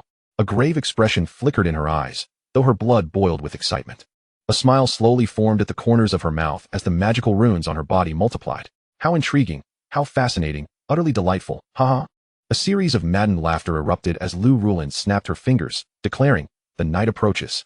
On the ground, darkness surged like a tidal wave, and in an instant, a pitch-black carpet formed beneath her. Lu Rulin's figure gradually melded into the tide, while in the sky, Stree's silhouette flickered and reappeared on the ground. delivering a simple yet powerful punch that sent the tidal wave into a frenzy of towering waves. Lu Ruolin emerged in the distance, proclaiming amidst the darkness, "I am everything." Countless obsidian arrows materialized around her, and with a mere gesture of her finger, a torrential rain of arrows was unleashed. Stree crossed his arms defensively before him, as the rain of arrows detonated upon impact, yet his gaze remained locked on Lu Ruolin. "Is that so? Then I shall annihilate everything." The heartbeat intensified, and he inhaled deeply, exhaling a stream of energy as he propelled himself to a height of 1,000 meters, surveying the darkness below with a commanding gaze. Stree pivoted and dove downward, unleashing his spiritual energy mid-descent, adding an extra thrust to his already accelerated plunge, reaching an unprecedented speed. From afar, only a shadow could be seen plummeting rapidly. In an instant, Stree collided with the ground. Like a meteor crashing to earth, the ground caved in violently, and the dark tide became exceedingly unstable, revealing the underlying rock layers. Yet, the swirling waters around Stree spiraled upward, forming 4 towering columns of water, each about 100 meters high, rapidly spinning as countless shadows emerged, all resembling Lu Ruolin. Stree narrowed his eyes slightly. For the first time, he felt a hint of pressure emanating from Lu Ruolin. But that was all it was. With a powerful push of his knees, the already ravaged ground fractured again as Stree soared toward one of the water columns, delivering a fierce punch that shattered it into oblivion. Yet, countless Lu Ruolins surged forth, their dark daggers relentlessly striking at Stree. Stree showed no inclination to defend himself. With Lu Ruolin's attacking intensity, she could not hope to breach his skin's defenses. After all, despite their apparent exchanges, they were separated by an entire realm. Lu Ruolin might be able to stall him with the unique nature of her spiritual contract, but to inflict harm on the defensive prowess of the Zun clan was a fanciful notion. Lu Ruolin seemed to understand this as well. Yet her assault did not cease for a moment. As time passed, after shattering the 3rd water column, Stree began to sense something amiss. The flow of his spiritual energy exhibited a slight lag. At that instant, Lu Ruolin's figure suddenly materialized. Did she sense it? Alas, it was too late. Assimilation. Her voice echoed from the void, as the dark runes rapidly spread across Stree's form, and at this moment, his expression finally shifted. A terrifying surge of spiritual energy erupted, causing the dark tide to recede under its impact, yet those magical runes remained entirely unaffected. Burn. Lu Ruolin's true form emerged in the distance, her face pale as a ghost, the runes swiftly dissipating. With a soft utterance, the runes upon Stree ignited in flames. His hardened skin was swiftly consumed by the pitch-black flames, the ethereal energy within him surging desperately in an attempt to dispel them. Yet, in the next moment, he was horrified to discover that the energy not only failed to work, but acted as an accelerant, intensifying the flames. Futile, Lu Ruolin sighed. "Your greatest flaw as a member of the wild tribe is your arrogance. Had you struck me down with a thunderous force from the outset, perhaps I would not have been able to infuse so much dark energy into your body. However, now your physique has accepted the demonic mark as part of itself. This mark shall accompany you for the rest of your life." Lu Ruolin's figure slowly ascended into the air. "Oh, I almost forgot. Your life won't last much longer." Roaring in defiance, Stree emitted a deep, guttural sound, and within mere seconds, more than half of his body had been eroded. These bizarre demonic flames were not only scorching his flesh, but igniting his very soul. In the face of overwhelming agony, Stree could scarcely utter a word. His hand reaching out as he fixed his gaze on Lu Ruolin from a distance, his eyes filled with hatred. As life ebbed away, his battered form disintegrated into the last vestiges of ash. Lu Ruolin let out a slight breath of relief. This was her final gambit, and if it proved ineffective, retreat would be her only option. Fortunately, despite Stree's status as a transcendent being, his strength was rather ordinary. Otherwise, her demonic mark would have indeed been ineffective. The battle had drained her ethereal energy significantly, and Lu Ruolin, weary, returned to the sky above Yan Muqiong and the others. With Jiang Shirshir's gradual recovery, they had managed to eliminate the remaining members of the wild tribe. After completing their mission, they descended to the ground, minimizing their ethereal fluctuations to advance covertly. The disappearance of a small team of the wild tribe, led by a Soul Realm member, would undoubtedly attract the attention of their kin, and soon a multitude of wild tribe members would converge upon the area in search. Clearly prepared for their withdrawal, Zhang Manwu retrieved several off-road motorcycles from her dimensional space, and they effortlessly mounted and drove away. "Put on your helmets and goggles. Our higher-ups have yet to appear. We must find a way to distance ourselves from here." Yan Muqiong's voice carried a hint of urgency, and the others wore solemn expressions. After completing the 4-feather mission, if their condition was dire, they could request a retreat. Yan Muqiong had just submitted such a request, but received no response. Although the reason was unclear, they could not afford to remain idle. "Don't worry, Captain. Without higher-ups aiding our retreat, we can still score plenty of points," Zhang Manwu said optimistically. "Let us hope so," Yan Muqiong murmured. If it were anywhere else, she might feel at ease, but this was the wild tribe world, and the recent turmoil here kept her on edge. Lu Rulin, hovering above, felt helpless. She had already sensed the withdrawal of the others, but she too was in the phase of recovering her ethereal energy, her strength diminished to a mere fraction. The message to retreat had been sent, yet a fierce battle was raging at the Wild Tribe fortress, preventing the higher-tier human experts from crossing over. She closed her eyes, using her scant ethereal energy to scan the surroundings, and momentarily found no approaching Wild Tribe members, allowing her to breathe a sigh of relief. Thus, the group cautiously made their way across the ground while Lu Rulin seized the opportunity to recuperate. As darkness descended, the 36-hour cycle of the Wild Tribe world heralded a long night. Yen Muqiong and her companions were still some distance from the Wild Tribe fortress, and during their earlier retreat, they encountered several small Wild Tribe squads. Fortunately, these teams were generally between the realms of void and condensation and failed to detect their presence. As night fell, deep within a mountain, Jiang Lin temporarily carved out a cave in the rock, then used her teleportation to bring everyone inside. Inside the mountain, tents were set up, and the group gathered around temporary lighting, consuming compressed military rations. Although their faces remained pale and their forms slightly disheveled, the joy on their faces was unmistakable. When we return, we will be members of the Phoenix Feather Pavilion, Jiang Shishir exclaimed, her face beaming with delight. Even the typically aloof Yen Muqiong displayed a hint of happiness. Joining the Phoenix Feather Pavilion represented a significant advancement for her and a response to her family's expectations. Oh, truly deserving of the legendary 4-feather mission. A moment's inattention could have cost us our lives, Zhou Yakin sighed. At school, they were all top-tier geniuses, basking in glory. But it was only upon commencing the Phoenix Feather assessment tasks that they realized that genius here was hardly noteworthy. I wonder how Wang Yu and her team are faring. She pondered. Being on a 4-feather mission, they were aware of some details regarding Wang Yu's team. While they rested within the mountain, Lu Rulin, outside, found a large rock to conceal herself in the shadows. Sensing the location of the others, she couldn't help but chuckle bitterly to herself. How are they faring better than I am?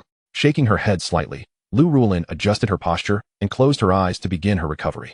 Hours passed, and her ethereal energy was nearly replenished, yet the depletion of the dark matter remained challenging to compensate for. That peculiar dark matter was what she had stored by converting large amounts of ethereal energy. After her battle with Stri today, it was almost entirely exhausted. Just as she began to convert dark matter, an inexplicable aura of terror suddenly descended upon her from above. Within the cave, the lightly sleeping Yen Muqiong and the others simultaneously opened their eyes. Zhang Manwu, without a moment's thought, expended most of her ethereal energy to teleport everyone outside the mountain. Boom. Accompanied by a tremendous and muffled roar, the group turned their solemn gazes toward the mountain behind them, which was rapidly collapsing. Amidst the swirling dust, they seemed to glimpse a purple light at the summit. Go. Lu Rulin's figure flashed into view before them, a pinnacle being of the sacred realm from the Wild Tribe. The group's eyes momentarily lingered on the feathers adorning Lu Rulin's chest before they turned and fled without hesitation. Taking a deep breath, Lu Rulin prepared to turn and confront the threat, only to find a towering purple figure had appeared beside her unannounced. Members of the Phoenix Feather Pavilion, came the heavy voice, imbued with an endless chill. Do you dare to enter our Wild Tribe world? You are but a spirit race. As soon as the words left his mouth, Lu Rulin barely had time to see the figure before she transformed into a vast cloud of black mist, exploding away. Materializing at a distance, Lu Rulin's complexion was as pale as parchment. Without the support of dark matter, she could not afford to withstand an attack casually. The strike that failed to slay her left the Wild Tribe members somewhat astonished. The peculiar spiritual contract was indeed capable of transcending levels to eliminate Stri. Yen Muqiong and the others, not far from their escape, turned ashen at this revelation.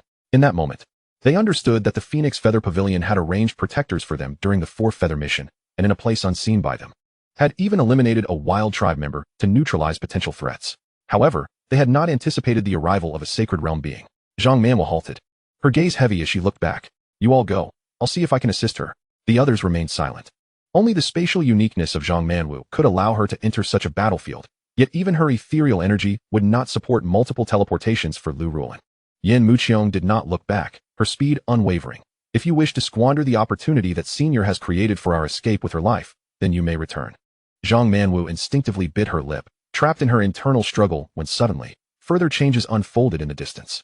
The denizens of the sacred realm seemed eager to cease their prolongation. Approaching Lu Rulin, who had materialized before him, he remarked, upon the return of his soul, to inform you all that Fengyu is not a place one can casually visit. Is that so? Lu Rulin replied with a resigned smile, questioning whether he was familiar with this object. With that, she opened her palm, revealing a golden orb that shimmered upon it. Sensing the peculiar aura emanating from it, Osrit's brow furrowed with confusion. Indeed, it bore a summoning essence, but did he truly believe that the barriers of the Wild Tribe's world could be so easily breached? Indeed. Lu Rulin nodded slightly, yet added, what if I were to summon the 10 extremities? With a playful grin, she crushed the golden sphere. In an instant, Osrit's hair stood on end. At the moment the orb shattered, he felt the presence of 10 distinct auras, as if an unseen gaze were fixated upon them. Chapter 56, The Arrival. Osrit's expression shifted. Even the 10 extremities would require time to penetrate the world's barriers. Before that, I shall deal with you. With those words, he unhesitatingly seized Lu Rulin by the shoulder. The remnants of dark matter surged forth, threatening to envelop her in shadows, yet an overwhelmingly dominant spiritual energy dispersed the darkness. Lu Rulin let out a muffled sound, her gaze locked onto Osrit, insisting that he leave now, for perhaps there was still a glimmer of hope for him. To kill you would yield the same result. Osrit had no intention of wasting further time. Empowered by his ferocious spiritual energy, he exerted force, causing Lu Rulin's shoulder to cave in. Just as the energy prepared to wreak further havoc, Osrit was struck with terror as he realized he had lost control over it. A figure appeared silently beside him. Jiang Lin observed the wild tribe world with curiosity, muttering, it's quite similar to ours, I assent it. He then turned to the visibly terrified Osrit, commenting, yet the life forms cultivated here are indeed formidable. TSK, how many maidens must swoon over such muscles? Jiang Ling's sudden appearance rendered the surrounding air almost palpable, and Osrit found himself stripped of control over his own body. Lu Rulin's gaze was fervently fixed upon Jiang Ling. Her eyes gradually ablaze with passion. Even suspended in midair, she knelt on one knee without hesitation, her injured arm hanging limply while she placed her other hand over her heart, lowering her head. Seeing this, Jiang Ling, with a hint of exasperation, unleashed a surge of life energy, swiftly mending Lu Rulin's wound while assisting her to her feet. There was no need for such formality. As she felt her shoulder rapidly healing, Lu Rulin's eyes glimmered with even greater fervor. Indeed, only that supreme existence could silently breach the barriers of worlds and restore the injuries inflicted by a sacred realm being with such ease. Who are you exactly? Osrit inquired, his voice trembling slightly. The apparent disregard Jiang Ling exhibited left him feeling impotent with rage, for he knew all too well that the moment Jiang Ling arrived, his life was no longer his own. Oh, I almost forgot about someone else. Jiang Ling, upon hearing Osrit's voice, suddenly recalled, snapping his fingers as numerous grotesque spatial rifts materialized at Osrit's location. The formidable body of the sacred realm was torn apart along with the rifts, and the encroaching darkness of the void consumed it entirely. Having completed these actions, Jiang Ling then asked, is there anything else? No, nothing at all. Lu Rulin shook her head vigorously. Very well, what of the task force? I instructed them to depart first, my lords of the 10 extremities. Oh them. Jiang Ling yawned. They're rather slow. I was just a bit bored and came to check in. Lu Rulin silently wiped the sweat from her brow, recognizing that only one such as him could dare speak of the 10 extremities in such a manner. What is wrong with your neck? Jiang Ling curiously questioned Lu Rulin, who had been keeping her head down. Her visage was strikingly lovely, not at all marred by any unsightliness. It's nothing at all. Lu Rulin hastily waved her hands. Perhaps I'm just not quite accustomed to this. Oh, a case of acclimatization? Jiang Ling pondered, stroking his chin thoughtfully before stating, let me escort you all outside. There are 2 empires approaching nearby. With that, he placed a hand on Lu Rulin's shoulder, causing her to shiver. And before he realized it, he had transported her before Yin Muqiong and the others. The sudden appearance of Jiang Ling and Lu Rulin startled those who were flying at full speed, prompting them to instantly assume defensive stances. Upon recognizing Lu Rulin, they breathed a sigh of relief, only to tense again as their gaze shifted back to Jiang Ling, who stood there with the presence of an ordinary person yet exuded an unsettlingly disjointed aura. Moreover, his unfamiliar face heightened their apprehension. It's all right. It's all right. This is Lu Rulin. She was about to speak when Jiang Ling's expression abruptly changed. Ignoring everything else, he swiftly covered her mouth, laughing nervously. No need to explain. Without waiting for anyone to respond, an immense and profound spatial power solidified the entire area, and in the next moment, they vanished from their location. The wild tribe fortress, the entrance to the human world, was encircled by an extraordinarily vast circular stronghold. Upon its battlements stood colossal electromagnetic cannons. Within the fortress, a meticulously condensed beam of spiritual energy surged skyward, expanding in the atmosphere to form an inverted shield over the entire stronghold. At this moment, the wild tribe's army surged forth in seemingly endless waves, recklessly assaulting the fortress. Inside, the electromagnetic cannons and other defensive weaponry roared incessantly, while numerous strong individuals from the human side ascended to repel the wild tribe's onslaught. This was the battleground where the war between the human race and the wild tribe was most fiercely contested. Jiang Ling appeared beside the shield with the others, stating, it's not advisable for you to traverse the world barrier. He approached the shield, placing a hand upon its surface, and amidst their astonished gazes, a portal opened. Jiang Ling turned and beckoned, let us go. Only then did the others awaken from their stupor, hastily entering the shield. Jiang Lin chose a location away from the battlefield, where no wild tribe presence lingered. Once they all entered, he followed suit and sealed the entrance. It was only upon entering the shield that they truly relaxed. Jiang Shishir stole a glance at Jiang Lin, who was closing the shield, and then leaned toward Lu Rulin, saying, "Sister, who is he?" Lu Rulin motioned for silence, suggesting that he seemed to dislike discussions about himself. "Come on, why aren't we moving?" Jiang Lin inquired, puzzled by their hesitation. The shock of Jiang Lin's appearance was overwhelming for them. Merely the scale of that instantaneous teleportation, spanning countless kilometers, was enough to astonish anyone. Moreover, for Zhang Manuel, who shared the spatial affinity, the implications of such a level of teleportation were unmistakable, especially in light of Jiang Lin's mention of crossing world barriers. The enormity of his power could not be overstated. An emperor. Yet, they were left wondering about Jiang Lin's identity. All of them hailed from notable families and had some understanding of the emperors of Longhua, yet none had heard of someone named Jiang Lin. Furthermore, Lu Rulin's reaction suggested a profound connection between him and the Fengyu Pavilion. The implications of this were indeed intriguing. It was no secret that the Fengyu Pavilion was predominantly composed of women, particularly at its upper echelons, where no man had ever appeared. The 10 phoenix feathers, each a paragon of beauty, have garnered the attention of many admirers, including those of imperial strength who have once expressed their affections towards one of them. However, such overtures were met with icy rejection and stern warnings. While rejection is to be expected, the nature of the warnings inevitably leads to speculation about whether the Phoenix Feather Pavilion harbors an inexplicable aversion towards men.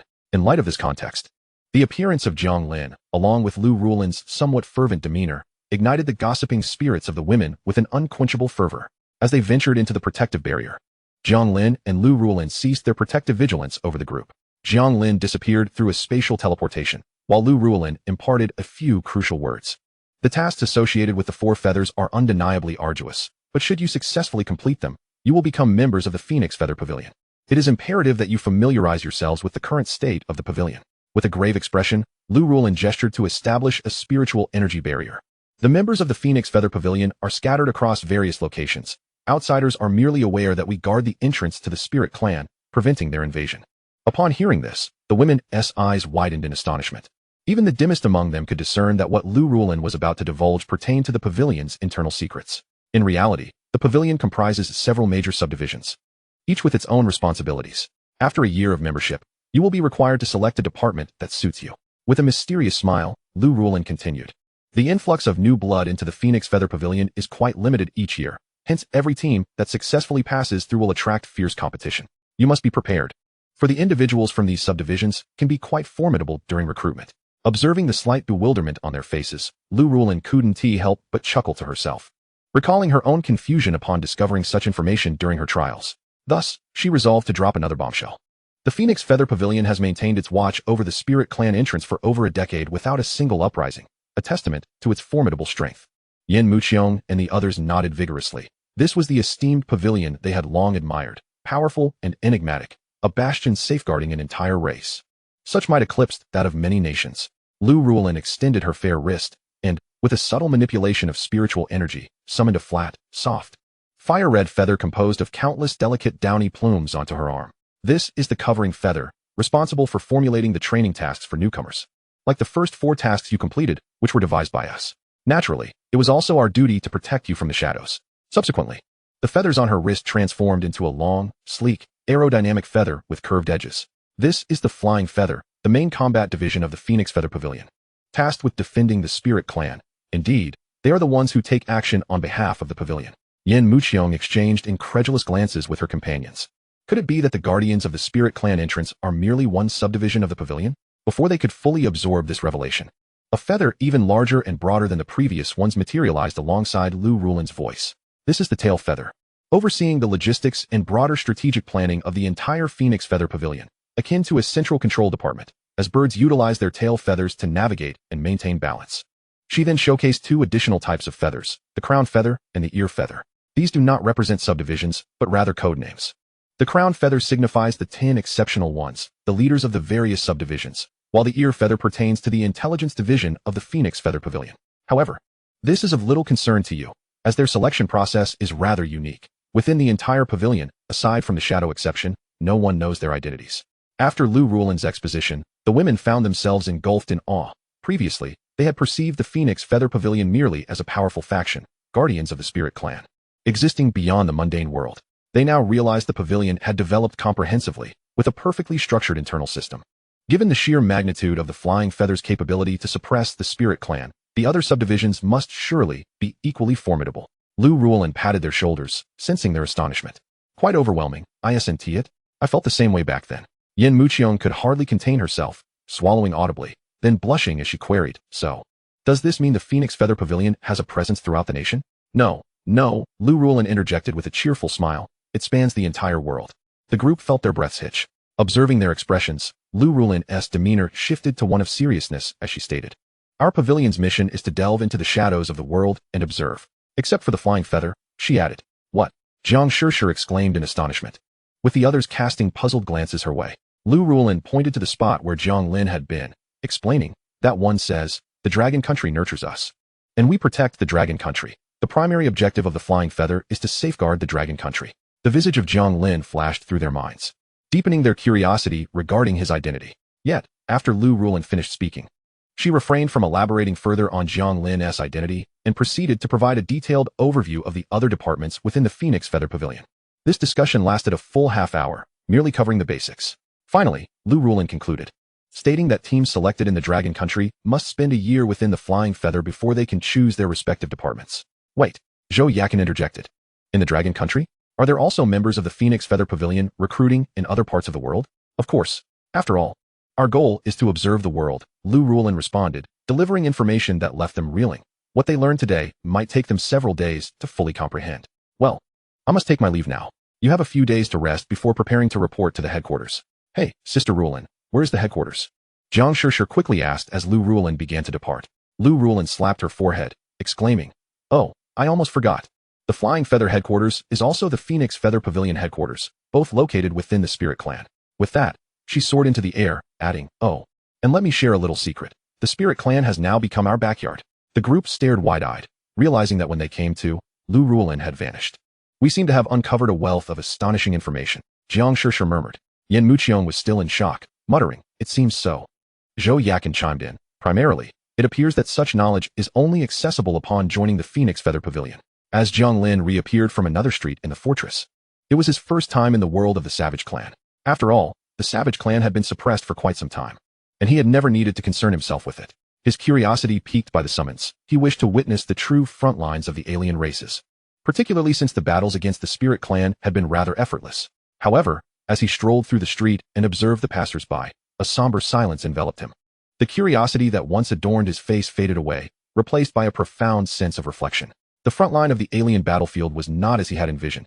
The bystanders exuded indifference, their eyes brimming with fatigue and apathy. War is eternally brutal and devoid of victors. Even in the battlefield between the Dragon Kingdom and the Savage Tribe, decades have passed without change.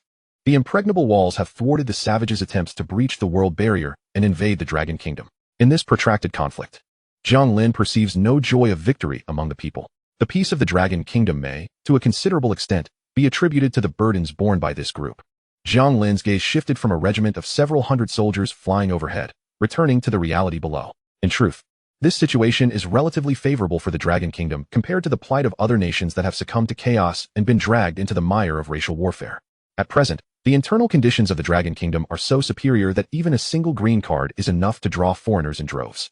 It is evident that the circumstances within the Dragon Kingdom are far more favorable than those abroad. While nearly every nation across the globe is conscripting soldiers, the Dragon Kingdom still implements a system of voluntary military service based on educational qualifications. The fortress facing the Savage Tribe boasts external walls towering 100 meters high. Jiang Lin appeared atop the wall in a flash, seemingly unnoticed by the soldiers diligently maintaining the electromagnetic cannons nearby. In the defense of the city, these technological weapons of humanity rival the strength of ordinary Soul Realm experts, especially as some have begun to harness spiritual energy. Jiang Lin's gaze fell upon a turret several meters high, reminiscent of a stronghold, his demeanor resolute. Humanity's technological advancements have indeed enabled the race to extend its existence by a century during the era of spiritual energy. Even now, as the spiritual realm has given rise to formidable experts capable of wielding power at will, these advancements still play a crucial role on the battlefield. Moreover, the rapid assembly of technological weapons stands in stark contrast to the lengthy growth trajectories of Soul Realm practitioners, which typically span 2 or 3 decades. Beyond the city walls, countless savages are assaulting the protective barrier. Nearby, the energy coalesced atop a pulse cannon erupted violently, sweeping across the ground where savage warriors stood, obliterating dozens in an instant. Such pulse cannon fire is abundant on the battlefield. However, the ranks of savage warriors seem endless. At the forefront of the barrier, a massive breach has been created, allowing a multitude of savages to surge through, entering the blind spots of the pulse cannons, while some particularly powerful savages forcefully break through. At this moment, the elite of humanity spring into action, intercepting these savages in the blind spots of the pulse cannons. The battlefield is littered with the fallen from both humanity and the savages, their numbers beyond reckoning, the land beyond the fortress stained a dark brown. Jiang Lin's eyes flickered as a haze of yellow light enveloped his vision, transforming the battlefield below into a realm teeming with countless souls of the dead. Most horrifyingly, even in death, these spirits continue to engage in savage combat, their lingering wills suggesting that the war remains unresolved. With a deep sigh, Jiang Lin dispelled the vision of souls and returned to the city. He sought out a place akin to a bar, bustling with individuals either on the verge of heading to the front lines or freshly returned from battle. Here, one could encounter a diverse array of people. Some, burdened by the strains of high-intensity combat, sought solace, while others, filled with curiosity, gathered information. It was a veritable melting pot of humanity. After ordering a couple of drinks, Jiang Lin settled into a corner to observe. The savages seemed resolute in their intent to break free and unite with the Sea Tribe, escalating the intensity of the conflict several notches. The bar was nearly filled to capacity, with armed individuals preparing for combat everywhere. Within this fortress, aside from the official military, numerous civilians sought to earn official merit points. Over the years, the Dragon Kingdom has cultivated a cooperative dynamic with its populace, where the military serves as the main force on the battlefield while civilian teams provide support, representing a unique form of total mobilization. This is one of the reasons the Dragon Kingdom is still regarded as the most peaceful nation on Blue Star despite being besieged by several powerful clans. However, unbeknownst to outsiders, this arrangement was not initially the intention of the Dragon Kingdom's leaders. In the wake of spiritual energy resurgence and the invasion of myriad races, the leaders first envisioned the official forces shouldering the entire burden, even suppressing various factions without public knowledge. Had it not been for the formidable might of the Sea Tribe and the ferocity of the Savage Tribe, the Dragon Kingdom would not have been compelled to adapt to its current state under pressure. After absorbing the myriad expressions of humanity and downing his last drink, Jiang Lin rose to leave. What he witnessed on the front lines today has somewhat overturned his previous perceptions. Before, he approached the world's dynamics with a gamified mindset. Yet now, having encountered so much reality, a weightier mood settled upon him. He sighed in resignation, realizing it was too late for change. Had this been a few years prior, before the establishment of the Phoenix Feather Pavilion, perhaps he could have altered the world's trajectory. Yet, having taken that step, he found himself momentarily lost in thought when suddenly, a figure collided with his shoulder from behind. "Move aside." A shout rang out as two burly figures forcefully shoved Jiang Lin aside, pursuing the fleeing individual ahead. Jiang Lin, regaining his balance after stumbling, couldn't he help but smile wryly. One cannot shield everything forever, as it would lose its excitement. The earlier weight lifted, he decided to enjoy the unfolding drama. The bar's entrance opened to the street, and this sudden skirmish attracted considerable attention, especially as the two robust men barreled forward in pursuit of the earlier figure. "Clear the way. Everyone, step aside." The two men bellowed, channeling spiritual energy as they closed in on their target. Jiang Lin trailed closely behind, unnoticed by those around him. As he followed, he finally discerned the appearance of the fleeing individual, a mere child. The child appeared disheveled and emaciated, clutching something tightly as he sprinted. Logically, the two men should have easily caught up after employing their spiritual energy, yet the child's speed was surprisingly swift, the gap between them barely narrowing. Soon, the child led the two into a maze of alleyways within the fortress, displaying a familiarity with the terrain that allowed him to evade the majority of onlookers. In a different area, many were oblivious to the underlying situation, and upon witnessing the two men pursuing the child, discontent flickered in their eyes. Nonetheless, most opted to observe from a distance, understanding that in this frontline bastion, all present possessed considerable levels of spiritual energy, and recklessly intervening could be unwise. However, a few could not stand idly by and chose to take action. A young man, approximately 25, drew his long blade upon witnessing the commotion, blocking the path of the two men. Why pursue a mere child? Upon meeting resistance, the two men exchanged glances, a flicker of unease passing between them. Then, one of them grimaced, "That little bastard stole my brother's ashes." The young man's expression shifted as he had hastily glimpsed the object the child held, which resembled a small urn. Just as uncertainty gripped him, the other burly man, seething with rage, produced a cremation certificate. "Stand aside." The young man's expression drastically altered. An unnatural look etched upon his face as he stammered, "I'm sorry, I don't know who I am." The burly man paid him no heed and turned away. departing. Gritting his teeth slightly, the young man quickly followed in their wake, pursuing them through the intricately woven architecture of the fortress. Above, Jiang Lin observed with a faint smile at the corner of his mouth, intrigued by the unfolding scene. He noted that, as the chase ensued, they appeared to be moving further away from the fortress. A child led the way, with two muscular men momentarily delayed, yet still close behind, followed by the bewildered young man. The towering walls of the fortress loomed ahead. They found themselves at the rear, an area devoid of the wild tribe's assault, hence sparsely populated. As the distance to the wall dwindled, the child showed no signs of slowing down. Instead, he gritted his teeth and quickened his pace, sprinting directly up the sheer wall. In mere moments, he ascended the 100-meter-high wall and leaped down. During his descent, he even utilized his spiritual energy to propel himself, crashing to the ground like a boulder. A cloud of dust erupted upon impact, and the trio, just reaching the wall, caught sight of a small figure racing across the open plain beyond the fortress. The burly man's countenance shifted in alarm as he emitted a frustrated roar. Old ox. Without a second thought, he leaped down, charging towards the small figure that was about to escape the barrier. The other muscular man hesitated briefly, but soon followed suit, while the young man, witnessing the child nearly break free, dared not hesitate and sprinted after them. The barrier of the fortress was unidirectional, allowing the child to dash through unhindered, and the three soon followed, emerging into a terrain of mountains and forests. The child quickly vanished into the woods, and as the three pursued, the young man's anxiety deepened upon losing sight of them. The moment he entered the forest, his expression shifted dramatically.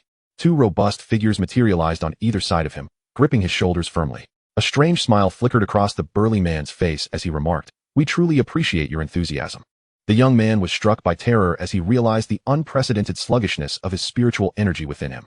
Then, as a figure emerged from the shadows, his face drained of color and sheer fright. The individual bore an uncanny resemblance to him, save for the tattered garments that adorned his form. The other person even mirrored his astonished expression, taking a hesitant step back in disbelief. "What do you think?" The figure suddenly spoke, a peculiar smile gracing his features. The young man's eyes widened in disbelief as he stared at his right hand. The other's right hand was several sizes larger than his left, its purple skin marred by bulging veins. "Wild tribe," he exclaimed incredulously. "How can you take on human form?" "Ah," inadvertently revealed, the figure responded, placing a hand upon his right hand. In an eerie spectacle, the purple appendage began to writhe and gradually morphed into an ordinary human hand. 59th. Race traitors. What do I resemble now?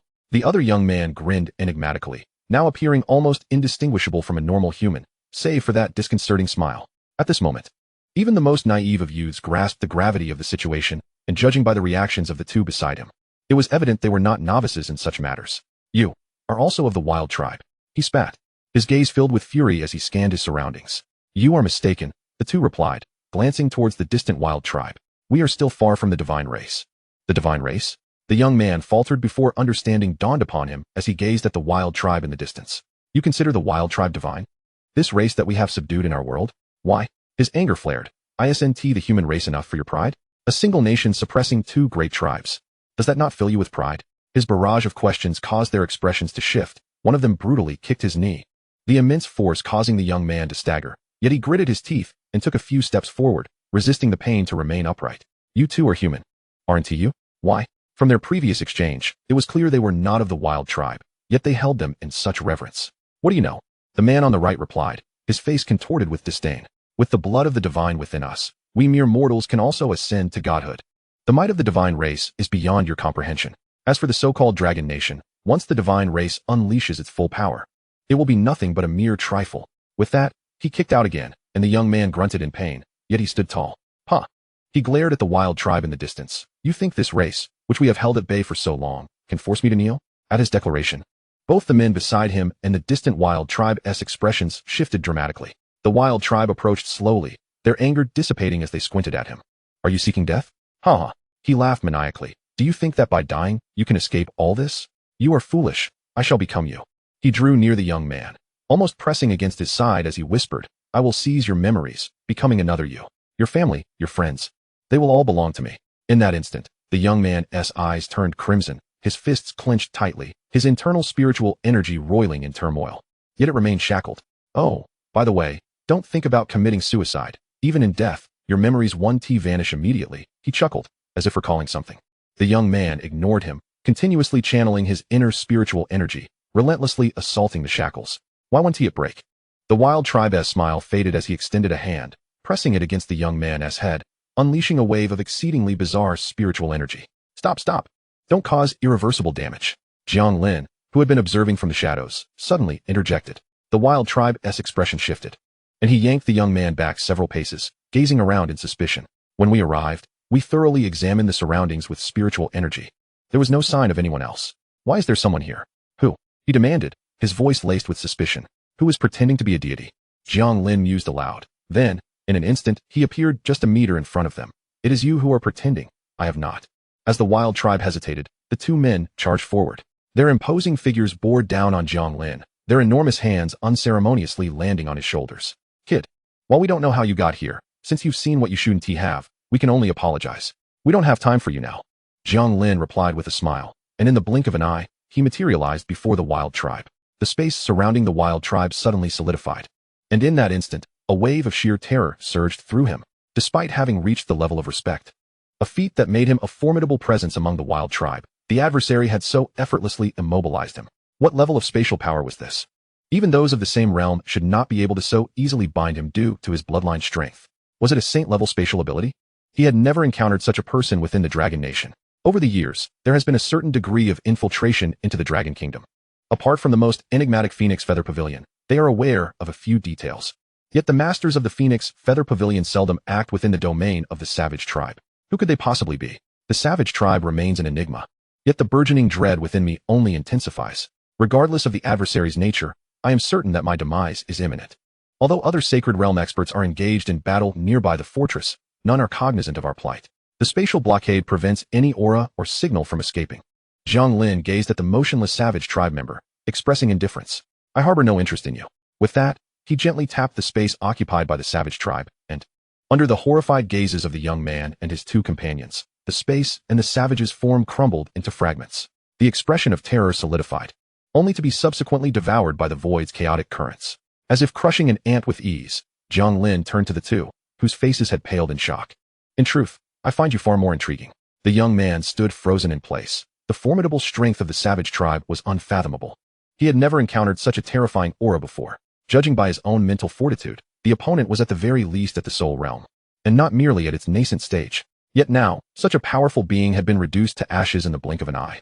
Who on earth is this person? After his spiritual energy had replenished, Jiang Lin took his time before acting, as he now approached the two trembling individuals, scrutinizing them intently.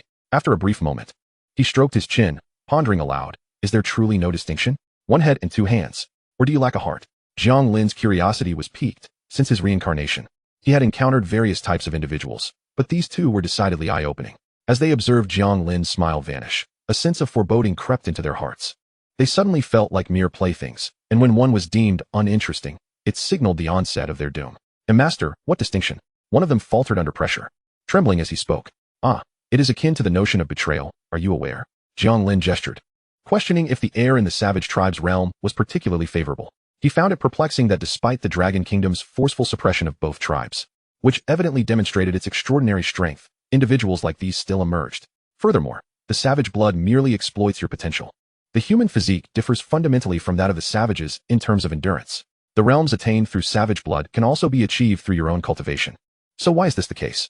The expressions of the two shifted dramatically, for they dared not question the authenticity of Jiang Lin's words. Jiang Lin continued, deep in thought.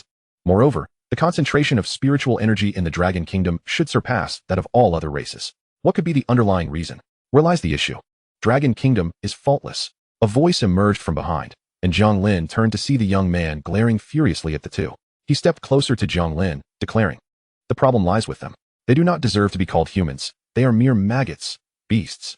It was evident that, having survived a calamity, he was not yet grateful, his fury overshadowing any relief. Among countless races, it was our human ancestors who forged a path to ascendancy. We traverse this path without any right to betray our forebears, for all that we possess is their hard-won legacy, their pride, and their aspirations. And you are trampling upon their wishes. His rage was palpable, veins bulging on his forehead, his eyes burning with a murderous intent. Seeing Jiang Lin deep in thought, seemingly unperturbed, the two could not help but retort, we had no choice. Indeed, not everyone is born as you are, possessing top-tier spirit contracts. What difference is there between those of us with only F-class spirit contracts and ordinary people?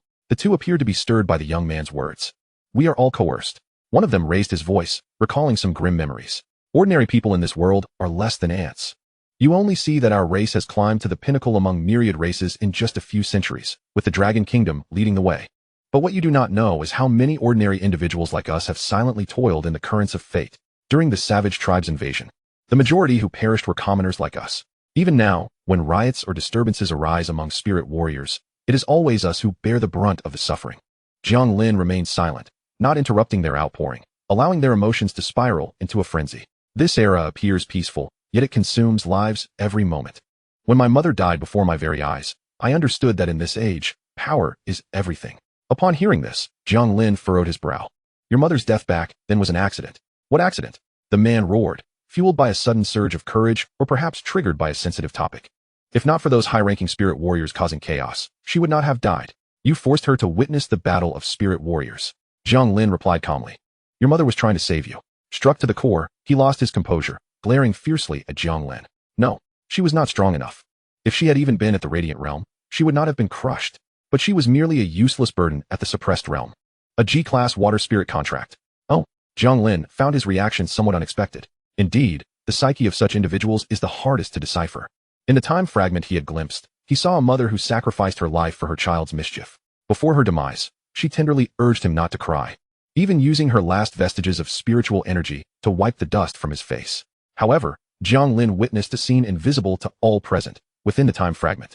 A plain-faced woman, bloodied yet smiling, gently conjured a trickle of water to cleanse the dust from the face of the boy who appeared indifferent. She seems to differ from your imagination, Jiang Lin sighed softly, deactivating the time fragment. Suddenly, a resounding slap echoed through the air, accompanied by the sight of a burly man being flung away, rolling on the ground several times before coming to a halt. Do not project your incompetence onto others. The young man's face was etched with fury, his gaze fixated menacingly on the fallen man. Even ordinary people are one of the foundations of this world. Without them, how could there be humanity? Each individual has their rightful place in this world, whether heavy as a mountain or light as a feather. The greater the power, the greater the responsibility. You only perceive ordinary people drifting along, unable to control their own fates. Yet you fail to see the countless formidable warriors who brave the alien battlefields, sustaining a sky for you ordinary folk. Jiang Lin regarded the young man with newfound interest. What is your name? The young man was taken aback, surprised by Jiang Lin's inquiry. He quickly composed himself and bowed respectfully. Thank you for saving my life. My name is Li Zhan. You may call me Xiao Zhan. Oh, you are quite commendable, Jiang Lin remarked with a smile. Upon hearing Jiang Lin's praise, Li Zhan felt a twinge of embarrassment, scratching his head awkwardly, the fervor of his earlier speech dissipating. Jiang Lin's gaze shifted from the dazed individual on the ground, who had been affected by Li Zhan's words, to the other person. And you? Do you have anything to say? Me? The other individual appeared to be acutely aware of their fleeting existence, a peculiar smile gracing their countenance. The dynamic of the strong subjugating the weak is inherently fascinating. Is it not? Upon hearing this, Jiang Lin, filled with curiosity, extracted the temporal silhouette of the other party, his eyes widening in astonishment. Previously, I harbored doubts about the existence of innate malevolence in some individuals, yet now I am convinced. Senior, what have you discerned? Li Zhan, who had been closely observing Jiang Lin, inquired hastily. You need not concern yourself with such matters, young one, Jiang Lin retorted, casting a sidelong glance at him. The past of this burly man was steeped in blood, including the blood of his own parents. Li Zhan regarded Jiang Lin's expression with a mixture of intrigue and respect, nodding in acknowledgement of his words. Indeed, you have a point. Oh, I was curious about something earlier but failed to grasp it fully, Jiang Lin remarked, a thoughtful look crossing his face. It seems the human race has treated you rather well, has it not? Such an environment is not something found in every race. Contemplating this, Jiang Lin felt a pang of frustration. His extensive efforts seemed to have been in vain. The current state of these two individuals evoked a sense of betrayal regarding his endeavors. Li Zhan stepped forward, his demeanor icy as he regarded the two men. Senior, there is no need to inquire further. As you have stated, some individuals are simply born evil, and such people will naturally repent in the underworld. The underworld? The burly man in the distance slowly rose, a glimmer of amusement flickering in his eyes, mirrored by the other beside him, both adorned with peculiar smiles. Ha! Those up there, preaching about reincarnation, can only be believed by fools like you.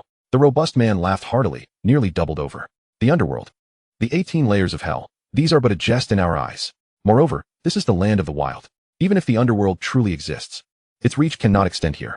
We die, and that is the end of it. Let us act swiftly. Li Zhan's breath hitched, anger surging anew within him. However, before they could speak further, it was Jiang Lin who erupted with fury. You dare mock the underworld? While I often find its concept rather juvenile, Only I have the right to scoff at it. With that, Jiang Lin's face contorted with rage as he struck the nearby space, causing a multitude of cracks to rapidly spread. From the inky fissures emerged two figures, one clad in black and the other in white, both wearing high hats and garments symmetrically adorned in their respective colors. In the astonished gaze of Li Zhan, the black and white figures first offered a slight bow to Jiang Lin before advancing toward the two men. They extended their hands, and to the horror of the two, passed through their corporeal forms, subsequently pulling forth two transparent figures that bore an uncanny resemblance to them. As the ethereal forms were extracted, the sturdy bodies of the two men crumpled to the ground. Chapter 61. The Eradication Plan. Li Zhan remained fixated on this spectacle, scarcely daring to breathe. For someone who had long been attuned to the legends of the underworld, these two figures were all too familiar, the notorious black and white impermanents. Anyone with even a cursory understanding of underworld lore would recognize their role. However, it was said that their influence was confined to the realm of the Dragon Kingdom. And here they stood in the domain of the wild. Only within the fortress boundaries established by the Dragon Kingdom's army could one catch a whiff of the underworld's essence. This was merely an echo, as Li Zhan had learned through clandestine channels that these essences were the pathways for guiding the souls of Dragon Kingdom warriors. For the emissaries of the underworld could not traverse here. This remained the world of the wild. Yet, the recent appearance of black and white impermanents and their direct method of soul reaping, Li Zhan found himself increasingly perplexed by Jiang Lin. After the two souls were escorted away and the space healed, Li Zhan snapped back to reality. Yet when he glanced forward again, Jiang Lin had vanished, and his attention shifted to the two lifeless bodies on the ground. He sighed softly. Now you truly have reached the underworld. Enjoy yourselves. Back within the fortress, Jiang Lin was still fuming. Despite his considerable efforts, why did some insist on undermining his toil? Moreover, the renown of the underworld was known even among other nations and races. How could there be those within the Dragon Kingdom who doubted it? Suddenly, he recalled how they had previously discussed their willingness to face the onslaught of the three races, accepting the challenge with apparent ease. In retrospect, it seemed they had long been aware of how well the Dragon Kingdom had sheltered many, to the extent that they had forgotten how this peace was achieved and the nature of the era they inhabited. TSK, they are all old foxes. Upon further reflection, Jiang Lin realized he had been overly concerned. The Dragon Kingdom had evidently devised strategies for scenarios such as the current one, and among the vast population of humanity, the existence of a few traitors was hardly surprising. However, the more he pondered, the greater his ire grew.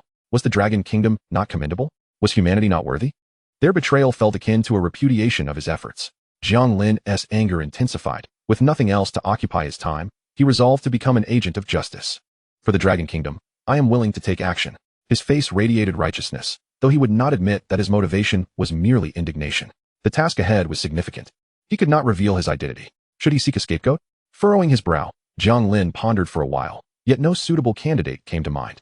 His aim was to target all the wild beings lurking within the human fortress, and these beings had reached a state where their anthropomorphic forms were indistinguishable from humans, making silent elimination preferable. However, some existed on the front lines, indistinguishable from ordinary humans in their slaughter of wild beings.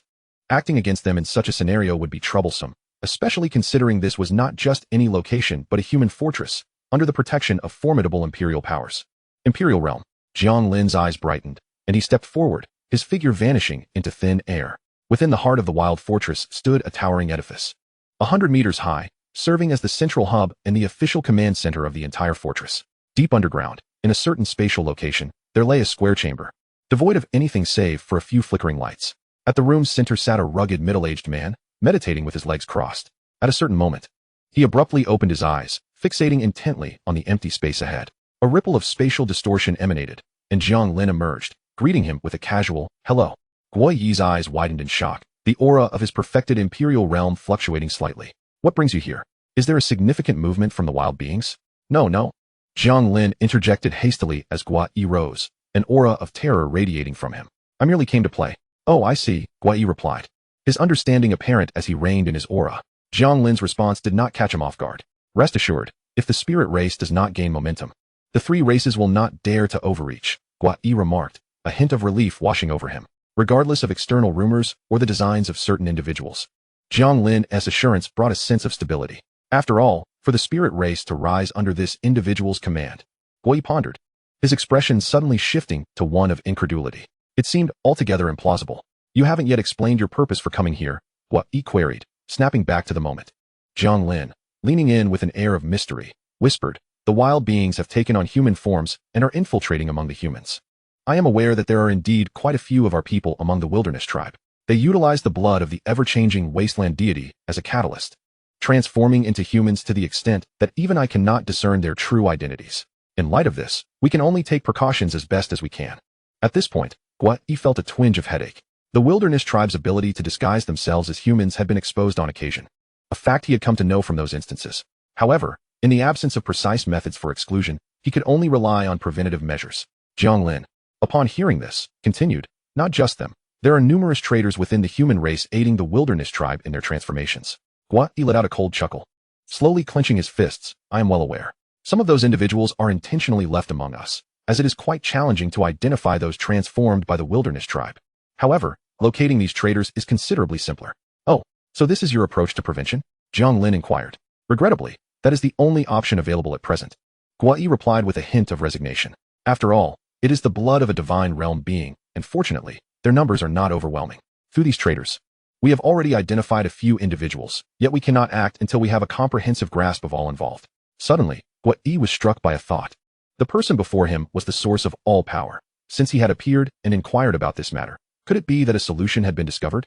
Over the years, the infiltrating wilderness tribe had become akin to a thorn embedded in their flesh, painful yet impossible to extract indiscriminately, as no one knew how many fragments of that thorn would remain within their bodies. Are you capable of identifying all the lurking wilderness tribe members? Wouldn't that be quite straightforward? Jiang Lin asked, somewhat perplexed. Is it truly so? Guai's breath suddenly became ragged, for these infiltrators had souls indistinguishable from those of humans.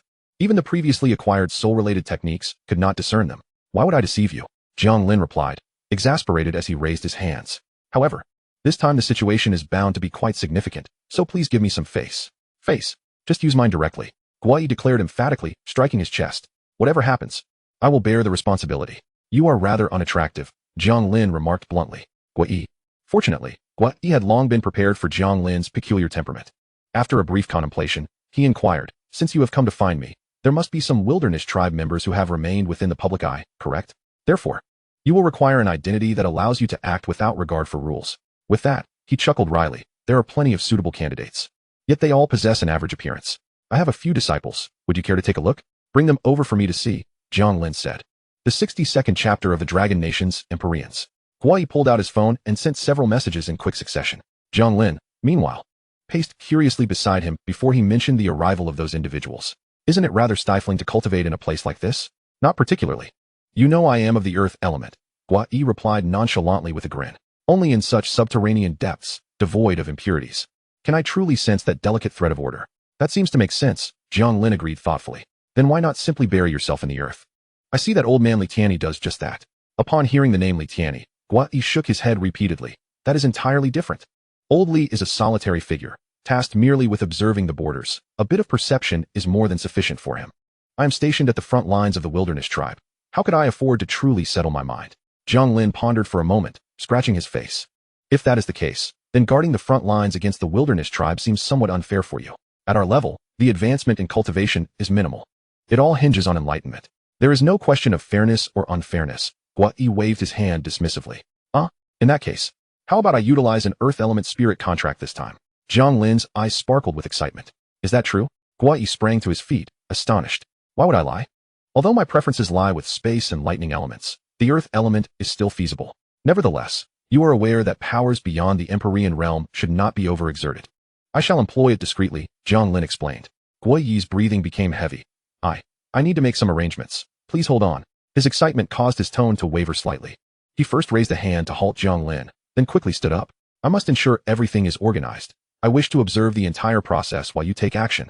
Then go ahead and make your arrangements, Jiang Lin replied nonchalantly, raising his hands. How much you can observe is your concern, but I must warn you.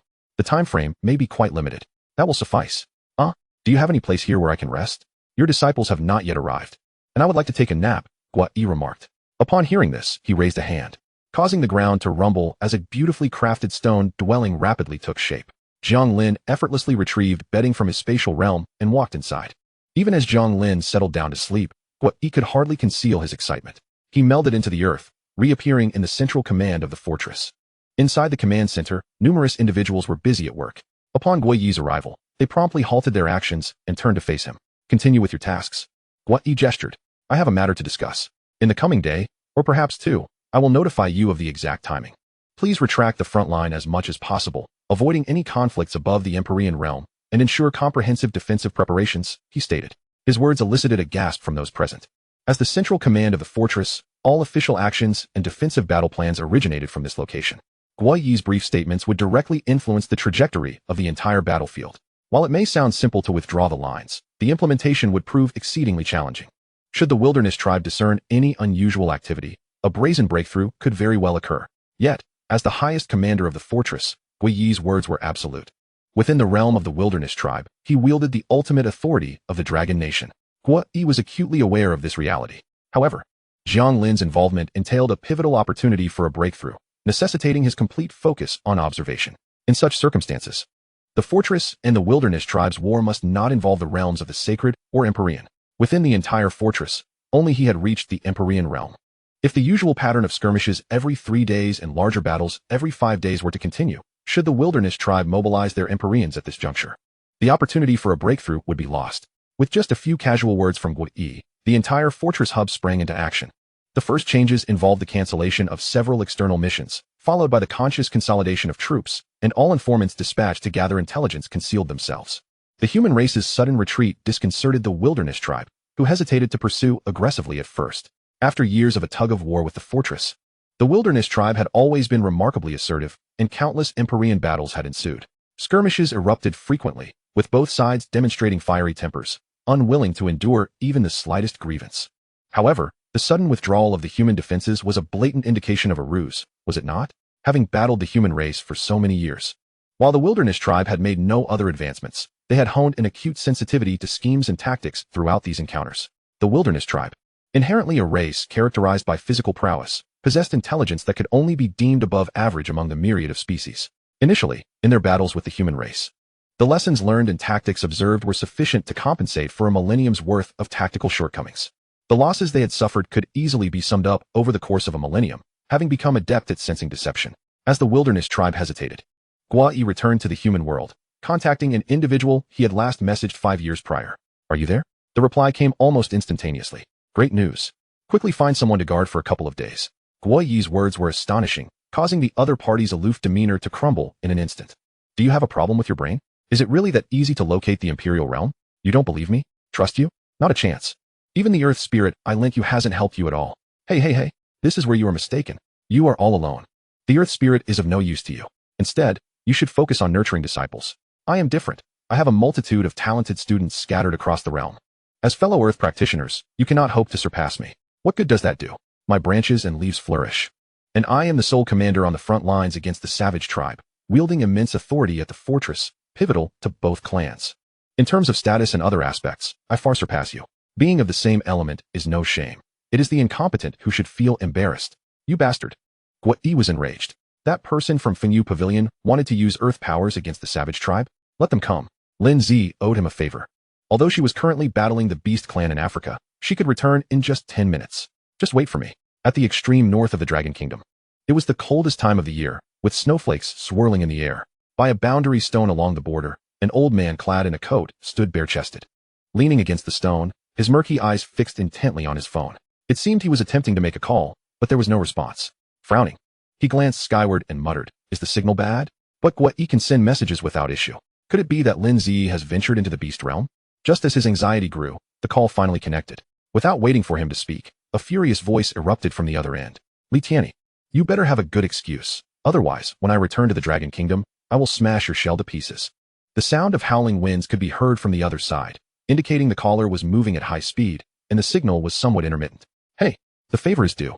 Li Tianyi was too impatient to engage in pleasantries and got straight to the point. Brotherly, are you in a hurry?" The tone on the other end shifted unexpectedly. "Cut the nonsense. Hurry back and help me guard for a couple of days." Now that it's a serious matter." Lin Zi's demeanor changed. She paused, her expression serious. "What is going on? Is there movement from the Snow Clan?" "No.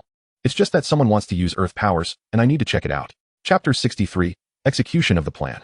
On the African savannah, a woman chewing on a piece of dry grass suddenly widened her eyes in disbelief. "Is it true?" Roar. A low growl came from beside her as a robust cheetah nudged her with its massive head. The dry grass fell from her mouth, unheeded. As she gently petted the cheetah's head and leaned closer to the phone screen, seemingly verifying the authenticity of the message. "Don't fool me, okay? Weren't we warned last time? I really don't want to be caught off guard. What is there to fear? It's in the savage territory. And it's only a minor action. Li Tianyi stood up anxiously. Hurry back. I don't have much time. Besides, it's just a slight move in the savage territory. They are not that petty, and that person has provoked them more than once. Fine, fine, I'll be there in 5 minutes. Lindsay impatiently brushed off non-existent dust from her clothes, rubbed the cheetah's head again, and said, Be good, hide and wait for me for 2 days. With that, she soared into the sky, a streak of rainbow light illuminating the heavens. A few minutes later, Li Tianyi, who was pacing back and forth in anxiety, suddenly looked up. In the distance, a brilliant figure broke through the swirling snow, racing towards him. In the blink of an eye, the snowstorm within a radius of several thousand meters ceased. Lindsay appeared before Li Tianyi. Go, go, go. Hurry up. Though she said this, the envy in her eyes was unmistakable. At that moment, Li Tianyi's face was filled with a broad smile, wondering how Guo Yi managed to summon that person. He felt fortunate to be in his orbit. All right, just go. Lindsay waved her hand, then pulled out an ancient brown long knife from her spatial ring and plunged it into the snow. Crossing her arms, she turned her back to Li Tianyi. For the next 3 days, not a single Snow Clan member will cross this line. Li Tianyi's expression turned solemn as he clasped his hands in gratitude. Thank you. With that, his figure vanished into the ground. At the savage tribe fortress, several tall and upright men stood before Guo Yi, all maintaining a straight posture, their eyes fixed ahead. After all, Guo Yi had instructed them that they were about to meet someone of great importance, and they should present their best selves, as it could lead to a significant opportunity. To have their teacher from the Imperial realm say such things left them all astonished. They had dropped everything to come to Guo Yi's training ground. However, upon arrival, apart from Guo Yi, there was only one person who appeared to be glancing around. Likely a university student? Where is the person we are supposed to meet? As the men pondered, Jiang Lin approached them, his expression contemplative as he glanced at Guo Yi. Ahem. Guo Yi cleared his throat. Let's introduce ourselves. Name, position, realm, etc. Though surprised, the others began to introduce themselves as Guo Yi spoke. Guo Yi had 4 disciples. The tallest among them stood at about 1.90 meters. With a robust yet scholarly appearance, sharp brows, bright eyes, and a straight nose that carried an air of intellect. Peng Ji, currently the captain of the 3rd squad of the near defense team at the Savage Tribe Fortress, Peak Soul Realm, with an Earth Spirit contract. Next to him stood a slightly shorter man, around 1.83 meters, with a resolute face and piercing eyes, his voice resonant. Qin Xianyi, captain of the 1st squad of the near defense team, Peak Soul Realm, with a Lava Spirit contract. Wang Lihua, deputy captain of the Central Dispatch Support Team, with a cracked Earth Spirit contract, initial stage of the Respect Realm. Zhao Qi, deputy captain of the Special Operations Team, with a heavy Rock Spirit contract, initial stage of the Respect Realm. All 4 men shared their statuses, and they quickly grasped that the important person Guo Yi spoke of was Jiang Lin. While they were puzzled, Guo Yi did not elaborate further. All seems well. Jiang Lin nodded slightly, then pointed to Wang Lihua. He will do. Guo Yi's expression brightened. Observing the reactions of the others, he noticed their apprehension. They were aware of their teacher's temperament and were astonished to see a smile on his face. The men exchanged incredulous glances, clearly astonished. Ahem. Guo Yi realized he had lost composure, clearing his throat again. Lihua, for the next 2 days, you will stay by my side. Whatever Lihua does afterward, do not act rashly. Guo Yi's words left them momentarily confused.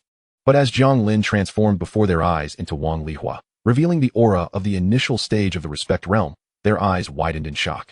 Ignoring the others, Jiang Lin waved at Guo Yi. I think I understand, just keep an eye out. With that, he placed a hand against the wall. And with a surge of earth elemental energy, his figure vanished. Now, Guo Yi turned to the remaining men with a serious expression. You are not yet at the required realm, so do not dwell on unnecessary details, but remember what I am about to say. First, for the next few days, no matter what he does, you must trust him completely. Do not question or speak unnecessarily. Second, if the opportunity arises, observe closely how he acts. Whether in the flow of energy or the manner of his strikes, do not overlook even the slightest detail. Thirdly, and lastly, when one perceives the tumult of earth element spiritual energy surrounding them, it is imperative to disregard it and promptly sever all external sensory perceptions. Such power will manifest to you as nothing more than a blinding glare. The assertions made by Guo Yi grew increasingly preposterous, further stirring a profound realization among the group regarding Jiang Lin's extraordinary nature. Upon transforming into Wang Lihua, Jiang Lin returned directly to the fortress, still clad in the uniform of the Central Dispatch Support Team. As he stepped onto the street, numerous passers-by cast astonished glances in his direction. Despite Wang Lihua and others appearing exceedingly compliant before Jiang Lin and Guo Yi, they held considerable authority within the fortress. The primary duty of the Central Dispatch Support Team is to maintain a central stronghold and provide support across various locations, their uniforms ubiquitous on the battlefield, ensuring that Wang Lihua's visage was well known within the fortress. However, for someone of his stature to don the uniform and venture onto the street struck an odd note. Jiang Lin paid no heed to the curious stares. He first approached the edge of the fortress barrier, where dense earth element spiritual energy surged forth and coalesced into a sharp spike, which he then drove into the ground. He repeated this process, inserting a spike crafted from earth element spiritual energy in the southeast and southwest directions of the fortress. After completing this task, he gazed skyward and softly uttered, "Rise." Boom, boom, boom, boom. For resounding detonations reverberated throughout the fortress, as a layer of earthy shield enveloped the barrier, plunging the entire fortress into shadow.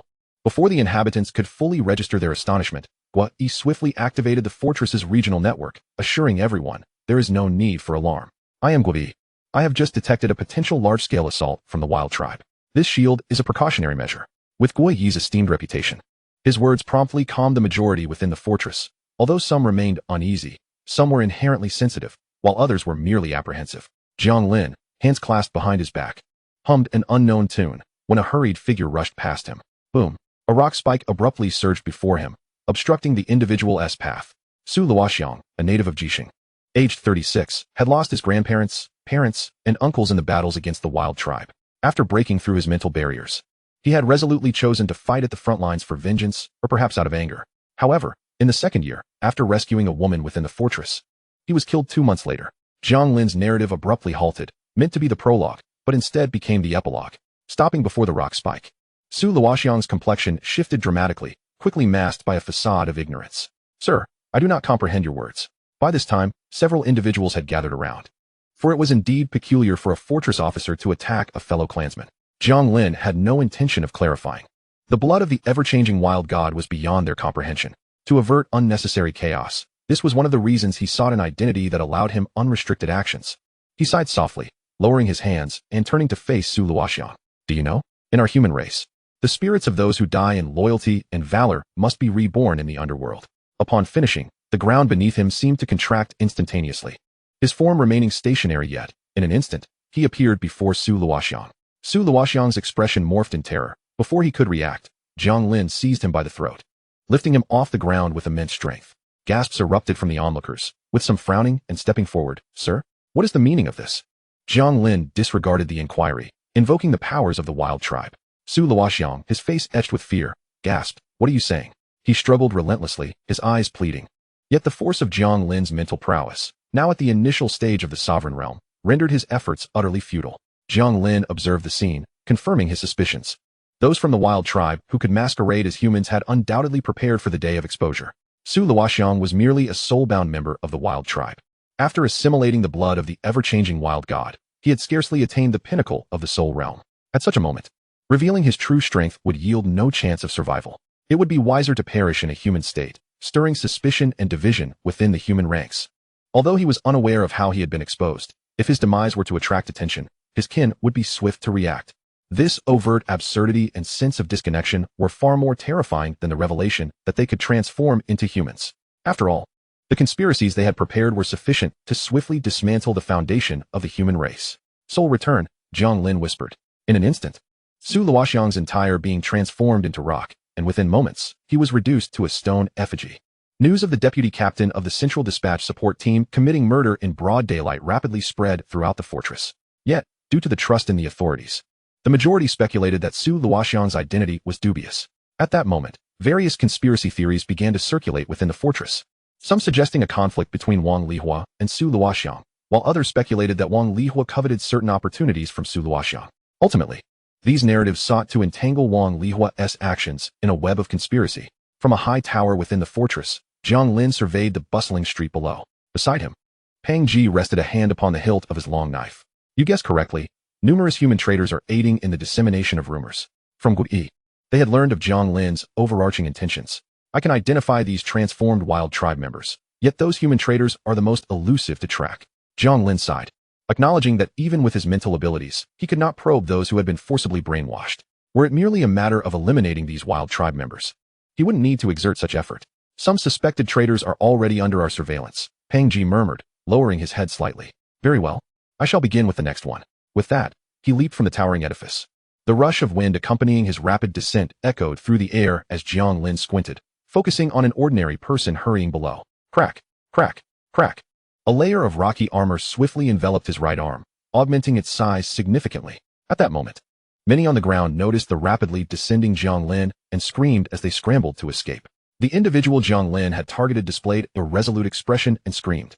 In the next instant, a colossal rocky arm struck him, reducing him to mere pulp, sending a tremor through the street as spiderweb-like cracks swiftly spread. In the center, vivid red blood slowly seeped into the fissures. Rising from the ground, Jiang Lin shed the rocky armament, reflecting on Feng Wenxin, who, after graduating from university, had arrived at the wild tribe fortress filled with fervor. The very next day, he had befriended 2 seasoned fighters in the fortress who treated him kindly. Considering him their protege, they shared laughter and camaraderie, united by a common goal. Yet, following a single night, he was no longer himself. Soul return, Jiang Lin remarked indifferently, casting a glance at the remnants on the ground as he turned to depart. At this moment, the crowd, which had refrained from uttering a sound, finally erupted in screams. Many glared at Jiang Lin's retreating figure with fury, yet the uniform he wore and his terrifying prowess at the initial stage of the sovereign realm held them rooted in place. Deep within, they continually reassured themselves that he was an official expert, and such actions must surely be justified, with the authorities undoubtedly taking action. Yet, the visceral shock of the scene before them had already driven their anger to a boiling point. Why not explain it to them? With our authority, they would certainly believe us. Qin Qianyi could not help but inquire, standing before a massive floor-to-ceiling window in a room somewhere. Jiang Lin, with his back turned to him, initially intended to engage in a casual game, yet he never anticipated that the treachery of these human traitors would run so deep, verging on the lethal. Su Luoxian's composed acceptance of death, even after passing, without displaying any traits of the wild race, led Jiang Lin to realize that the infiltration might be more profound than he had imagined. To Jiang Lin, the wild race infiltrators were negligible. It was the traitorous humans who constituted the rotting roots. Then why employ such thunderous methods to eliminate them? Qin Qianyi still did not comprehend. Humans are emotional beings. When faced with such provocative scenes, even the utmost trust would waver. Jiang Lin turned his gaze toward him, stating, "The human heart is inscrutable. Even the mind-linking contracts at the Imperial realm cannot swiftly filter out all the human traitors within the fortress. A gradual approach would allow the adversary to prepare, needing only a sage or even a supreme expert to seal their minds and evade detection." A shock coursed through Qin Qianyi, and he suddenly looked at Jiang Lin. "So you intend to incite turmoil, providing the wild race with more opportunities to expose these human traitors?" Chapter 64, Coercion. Within the human race, public opinion has always wielded a terrifying influence. These human traitors, therefore, serve as the optimal tools for inciting public discourse, with Jiang Lin intentionally handing over incriminating evidence.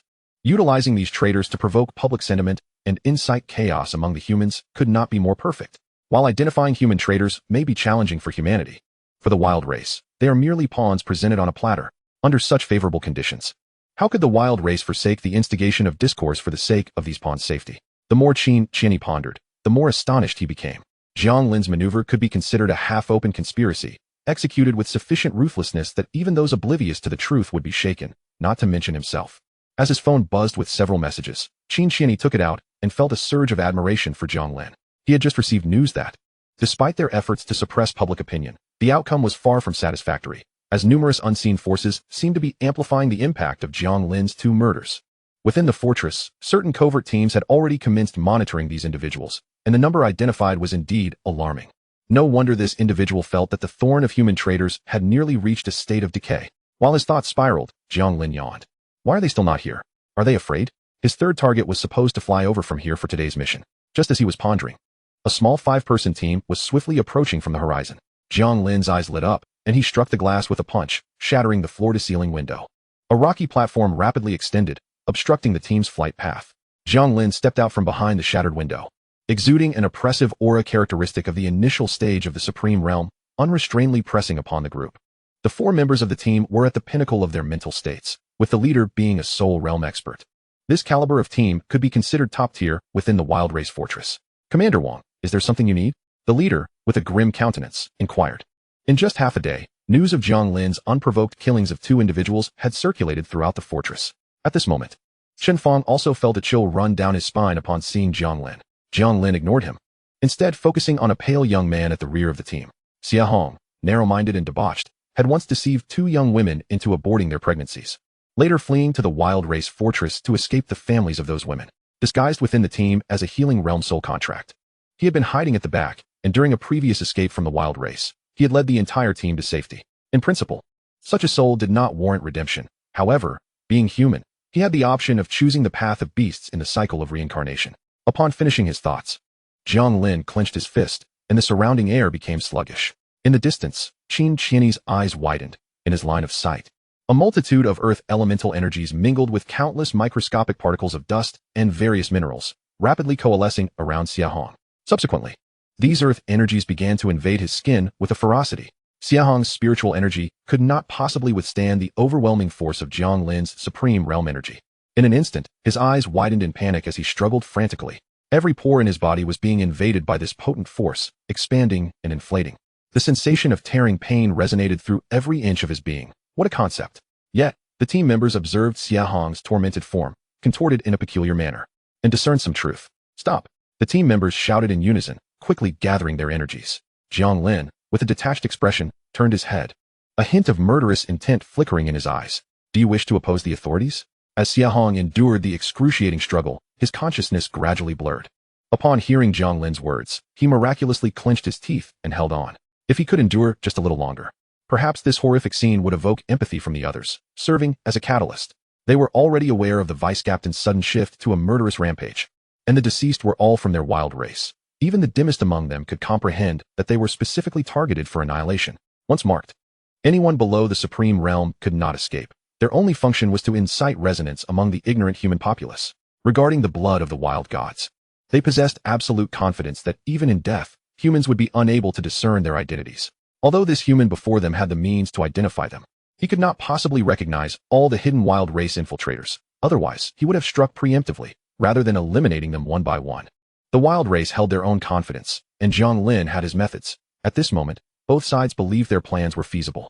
Unfortunately, the wild race remained oblivious that after dealing with the first wild race member, Jiang Lin's focus had already shifted to those deeply concealed traitors. Beyond the gaze of the authorities, a myriad of minuscule earth minerals surged into Xiahong's body. In merely a few seconds, his form had swelled to twice its size. The team's members felt their eyes nearly burst from their sockets, their breathing becoming labored as they cast resentful glances at Jiang Lin. Yet, the overwhelming strength of Jiang Lin, coupled with his official status, rendered them hesitant to act, regardless of their fury. Ultimately, Xiahong's endurance was insufficient against such a vast disparity in power. He was painfully crushed to death. Discarding his now oversized corpse to the side, Jiang Lin dusted off his hands, seemingly wishing to rid himself of the grime. It appears you are unaware of his true nature, he remarked. The expressions of the team members shifted slightly, recalling Jiang Lin's previous words. Having accompanied Xiahong for so long, they were somewhat familiar with his character. However, since entering the Wild Race Fortress, Xiahong had maintained a low profile, and the team had a relatively favorable impression of him. But those are merely your one-sided claims without any evidence. Does the authority now kill without the need for proof? The leader of the Soul Realm expert spoke, his voice hoarse under the immense pressure. Jiang Lin's gaze drifted to a distant point before retracting, responding calmly, indeed. With that, he turned to leave, leaving the team members, fists clenched in frustration. Captain, we cannot let this go unpunished. What of the authorities? They cannot simply slaughter the innocent like this. Xiahong's death was utterly unjust. The members of the squad could no longer contain their frustration, and they spoke out in indignation. While we may lack the strength, we cannot allow this to continue. At the heart of the fortress, within the official central hub, Gua Yi presided over the proceedings, where the atmosphere was already rife with activity. It was imperative to root out all these traitors. Gua Yi's expression was grim. He had initially believed these human traitors were well within his control. Yet, after Jiang Lin had provided the wild tribe with a slight opening, these traitors emerged like mushrooms after a rainstorm. In just half a day, the number of identified human traitors had more than doubled. It was at this moment that Gua Yi realized that beneath the once mighty stature of humanity, a festering rot had taken hold. As tensions escalated, the traitors, upon noticing Jiang Lin's maneuvers, sought to incite discord among the human ranks. They, too, had come under the scrutiny of the authorities. With their ranks swelling, each new addition darkened Gua Yi's countenance further. By this point, his face was as dark as the bottom of a pot. Following this debacle, his position as commander of the Wild Tribe's frontline fortress would surely be untenable. This was a personal failing, and Gua Yi would not attempt to feign innocence. The pressing issue at hand was how to eradicate these human traitors root and branch. Jiang Lin's actions were anything but sluggish. By afternoon, he had claimed 2 more lives from the Wild Tribe, and the brutality of his methods was witnessed by many. While the authorities remained silent, they subtly stoked the flames of public opinion. Coupled with the machinations of the human traitors, the atmosphere within the fortress was on the brink of explosive unrest. Conversations within the fortress almost exclusively revolved around Jiang Lin. Nearly everyone expressed intense outrage at his actions. Some of the more hot-tempered individuals had even gathered before the central control building, but the authorities maintained their silence on the matter. Inside the building, Guai sat in his office, his face dark with anger, while his secretary hurriedly reported the latest developments. The central authorities had identified over 100 more individuals, bringing the total number of human traders to over 1,000, a significant portion of whom were low-tier spirit contracts. Yet their powers had recently surged astonishingly. Based on this information, we have compiled a list of approximately 200 individuals whose recent conduct and actions indicate a traitorous probability exceeding 90%. The secretary spoke rapidly, yet clearly. Moreover, the actions of Lord Wang Lihua have significantly impacted the authorities' credibility. If this continues, even when the truth eventually emerges, it will be exceedingly difficult to regain lost ground. After a moment's hesitation, the secretary adjusted his gold-rimmed glasses and tucked a stray lock of hair behind his ear. Should we consider making a preemptive move to apprehend them? Guai Yi's fists tightened. The rod had already begun to spread, and he had to seize this opportunity. His resolute stance yielded unyielding support from the authorities for Jiang Lin, despite the throngs of individuals surrounding the central control building demanding accountability, and the online discourse nearing a boiling point. The only official statement issued concerned the identities of these individuals. However, the populace was not naive. Upon investigating the identities of the deceased, they discovered that the individuals were entirely innocent, with virtually no criminal records. Such revelations ignited their fury toward the authorities, culminating in widespread protests. Public sentiment reached a fever pitch, and the authorities, feeling the pressure, released a statement asserting that these individuals were mere illusions conjured by the wild tribe. Yet, had this statement been issued at the outset, it might have had some impact. Now, it appeared to be a desperate and haphazard response to mounting pressure. Nonetheless, many sensed something amiss. After all, the authorities had guarded the wild tribe's frontline for years, maintaining a certain level of prestige. In a modest dwelling within the fortress, a group of seemingly ordinary men and women convened, some seated, others standing, each lost in contemplation.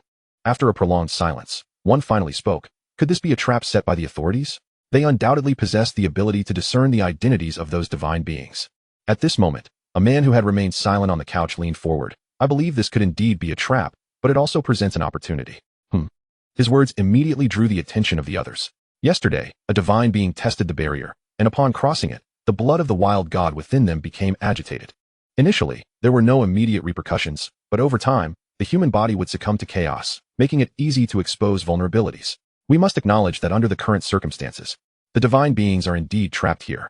If the barrier remains intact, they will perish. The implications of this statement darken the faces of the group.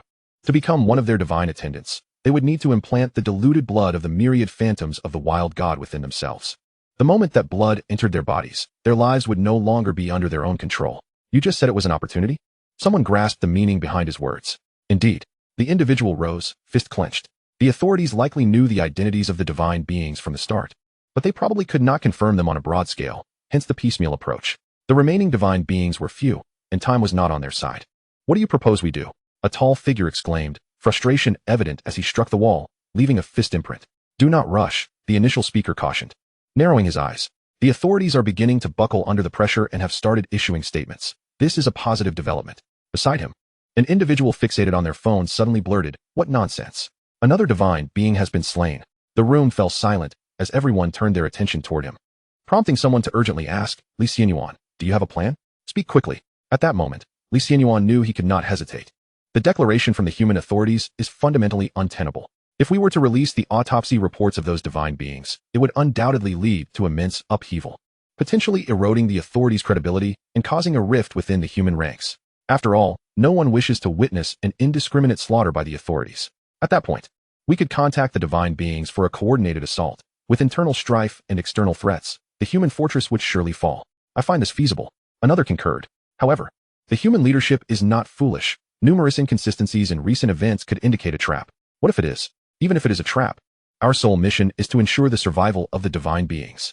Indeed, even if it is a trap, we must leap into it. Unbeknownst to these human traitors, Jiang Lin's focus had long since shifted to them. The vast information disparity left them oblivious to the true danger as outside. Jiang Lin continued his relentless slaughter of the wild tribe. A figure descended from the sky, crashing violently to the ground. The tremendous impact cracked the earth beneath, and from the fissures, jagged stone spikes erupted, impaling the very body that had fallen. Jiang Lin slowly descended, his cold gaze sweeping over the surrounding pedestrians. Once filled with rage, their expressions transformed as they met Jiang Lin's icy stare, as if doused in a frigid torrent of water.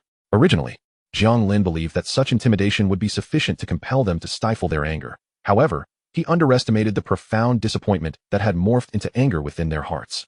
When the first individual resolutely charged forth to confront Jiang Lin, they could no longer contain themselves. Hundreds of figures ascended into the sky, encircling Jiang Lin. A voice rang out in fury, demanding to know why the innocent were being wantonly slain. Even if you are an official, reasons and evidence are necessary. Jiang Lin, momentarily taken aback, then revealed a slight, cold smile. Wang Lihua acts without the need for an explanation. Those I have slain are all deserving of their fate. In this moment of reckoning, Jiang Lin had initially contemplated fabricating an excuse to placate the crowd. Yet, prior to executing this individual, Gua Yi had relayed news of a significant catch. All that remained was to exacerbate the conflict. This revelation spared Jiang Lin considerable effort. He surveyed the throng with a disdainful expression, declaring, "With your mere strength, you cannot impede me, and should you dare to strike, imprisonment awaits you. Think carefully." As his words echoed, a multitude of official forces materialized beyond the encirclement, their expressions devoid of emotion as they surrounded the gathering. The people's fury surged uncontrollably. Initially, they could still argue that Wang Lihua was acting independently, but the arrival of these official forces unequivocally indicated the government's stance. "This matter shall be reported to the central authorities. Wang Lihua, let us see how you conclude this." The officials' resolute demeanor meant that, no matter their rage, the crowd could only acquiesce in silence. The official forces embodied not only authority, but also strength. Although they outnumbered the officials, they had never coordinated amongst themselves, and their overall combat capability paled in comparison to that of the official troops. Engaging in conflict would be akin to striking a stone with an egg. Ultimately, the confrontation ended with their retreat, while Jiang Lin departed unscathed. However, the tempest was far from over. The emergence of official forces elevated the incident of Jiang Lin's public execution to a new level, inciting a palpable animosity towards the government throughout the fortress. In this tumultuous atmosphere, numerous human traitors infiltrated the ranks, exacerbating the situation. Jiang Lin's campaign of extermination was far from concluded. He needed to efficiently continue his hunt of the wild tribes, forcing these human traitors into hasty action. As time elapsed, by the following day, Jiang Lin had methodically dispatched several more wild tribesmen. At this juncture, any official appearing on the streets would attract a wave of hostile gazes. Within the fortress, officials and non-officials had transformed into two volatile powder kegs, on the verge of explosion. The relentless slaughter of the wild tribesmen finally compelled Li Xianyan and other traitors to take action. Previously, they had instigated riots at various locations, which, though suppressed by the government through forceful means, suggested that the officials were struggling to maintain control. Furthermore, these riots had been triggered with astonishing simplicity. At this moment, Li Xianyan and his associates reconvened. He spoke gravely, "We cannot continue down this path. Only 3 divine beings remain, and the madman Wang Lihua could strike at any moment.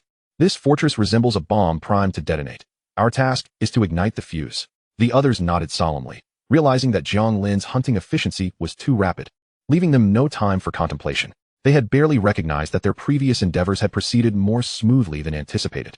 "I sense something amiss. The government's actions do not align with their typical methods." Someone hesitated to voice from the corner. The others turned to regard him. He appeared to be the eldest among them, his murky eyes filled with contemplation and doubt. "I have lingered within the fortress for many years. This does not resemble the official handling of matters." His words brought a semblance of calm, prompting the group to reflect upon the discrepancies in the situation. The elder continued, "Moreover, given the current state of affairs, even if we refrain from intervening, internal strife within the fortress is inevitable." At that moment, they received another piece of news. One of the remaining wild tribesmen had been slain. Li Xianyan's phone suddenly rang, and upon seeing the caller ID, his expression drastically changed. He hurriedly answered, and an extremely furious voice erupted from the other end. "Hurry, ignite the riot. The wild tribe's army is nearly upon us." Accompanying the voice was the sound of wind rushing, as if they were in rapid motion. Upon hearing this, the expressions of the others shifted, and Li Xianyan rose, declaring, "Now is the time for us to play our part. Regardless of the government's intentions, we cannot remain idle. It is time to detonate this bomb." Meanwhile, within the central control tower of the government, news of the large-scale assembly of the wild tribe's army reached them. Gui Yi's complexion paled. How could they muster such power to mobilize the wild tribe's forces? He was unaware of how the human traitors had achieved this. But the reports indicated that the number of assembled troops had exceeded any previous year. They had to respond. Just as he was about to issue orders, his phone rang. Upon recognizing Jiang Lin's call, he quickly answered, "Leave the army to me. We have 2 wild tribes left." "How is the situation with the human traitors?" "Almost complete. Even if there are still some, they can only emerge now. As for those who fled to the human realm, they have already been contained. They cannot stir up trouble." As Jiang Lin navigated the towering buildings, he focused intently on the rapidly fleeing wild tribesmen. "Very well, I shall ensnare you now." With that, he accelerated. Dozens of earthen dragons surging from the ground to seize that individual. A chill radiated from him, slowing the dragon's pace. This was indeed a wild tribesman of Pinnacle Soul Realm. Seizing the fleeting opportunity as the dragon slowed, the fugitive plummeted into the intricate streets below, desperately attempting to evade Jiang Lin. Yet, Jiang Lin's speed surpassed his own, transforming his figure into a cloud of sand, reappearing atop the closest earthen dragon. Jiang Lin closed one eye, forming a gun shape with his hand, seemingly targeting the swiftly descending figure. An instinctual sense of peril coursed through the fugitive's body, compelling him to act without hesitation. He encased himself in a thick layer of ice. In the next instant, a slender yellow line struck the deep blue ice with explosive force, causing cracks to rapidly spread, yet it allowed him to narrowly escape catastrophe. As the thin line was obstructed, he promptly dispelled the ice encasing him, lunging forward as the yellow line pierced through the ice, leaving a bottomless pit in the ground. At that moment, he dared not linger. The silhouette of the city wall loomed in the distance, hope seemingly within reach. Suddenly, a gust of wind swept in, carrying a cloud of dust. The expression of terror on his face froze as he looked down in disbelief at his own body. Countless specks of dust and yellow sand erupting from within him, dissipating into the ether. Jiang Lin materialized at his side, ignoring the man and instead focusing on the distant city wall, where another figure raced towards the exit. Once more, Jiang Lin retrieved his phone, dialing Guai. One left. Rest assured, I am prepared. Once he falls, I shall promptly ensnare him. Preparations were not confined to Guai. Across the fortress, many individuals like Li Xianyan wore solemn expressions as they stepped out of their homes. However, before they could communicate with others, they abruptly discovered that messages and comments they had posted on social media were being deleted in real time. Inside the fortress, the official forces, which should have rallied to confront the army of the barbarian tribe, were now scattered across the streets. As Li Xianyuan and his companions stepped out of their homes, they were greeted by a 100-strong contingent led by a Soul Realm expert, silently occupying the entirety of their street. The elder behind them paled at the sight. It dawned on him that the official target had always been them. The 67th 12-spell array. What is your intention? Li Xianyuan feigned calmness, though a flicker of fear danced in his eyes, skillfully portraying the image of an unsuspecting civilian. The leading figure, Qin Xianyi, smirked coldly at the scene. Tightening his grip on the long blade, he wielded as he stepped forward from the ranks. To have lurked beneath our noses for so long indeed demonstrates some skill. However, today, that group of barbarians will meet their end, and you mutts will not remain idle either.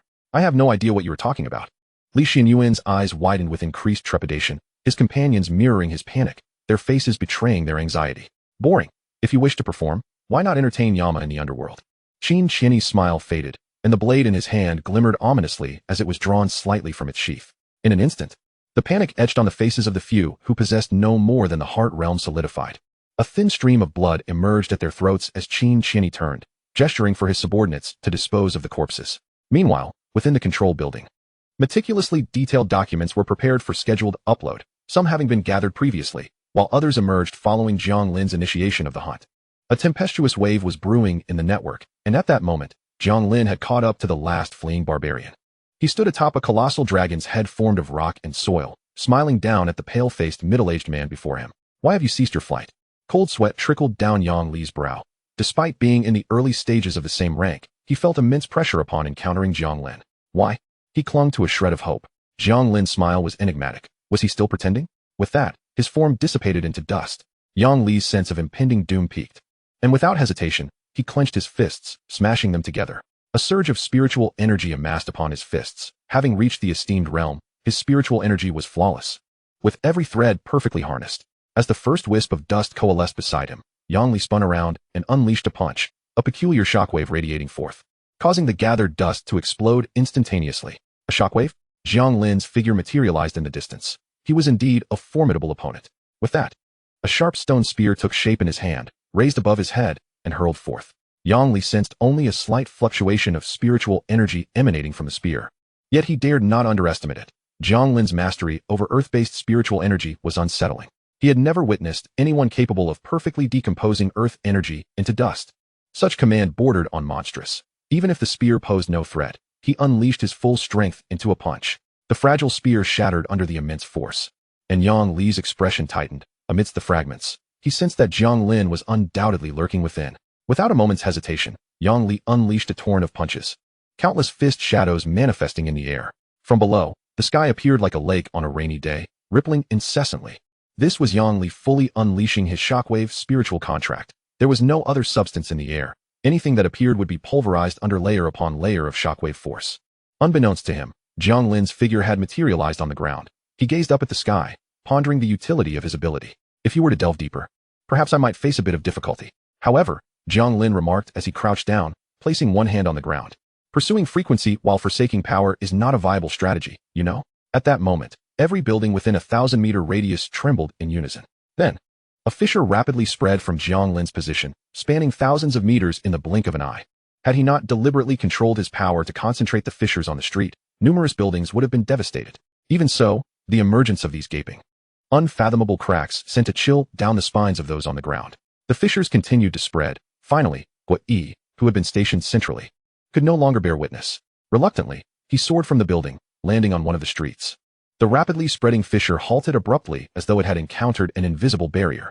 Try to cause less destruction, he called out in exasperation. Jiang Lin, seemingly hearing his plea, chuckled nonchalantly before gradually rising to his feet.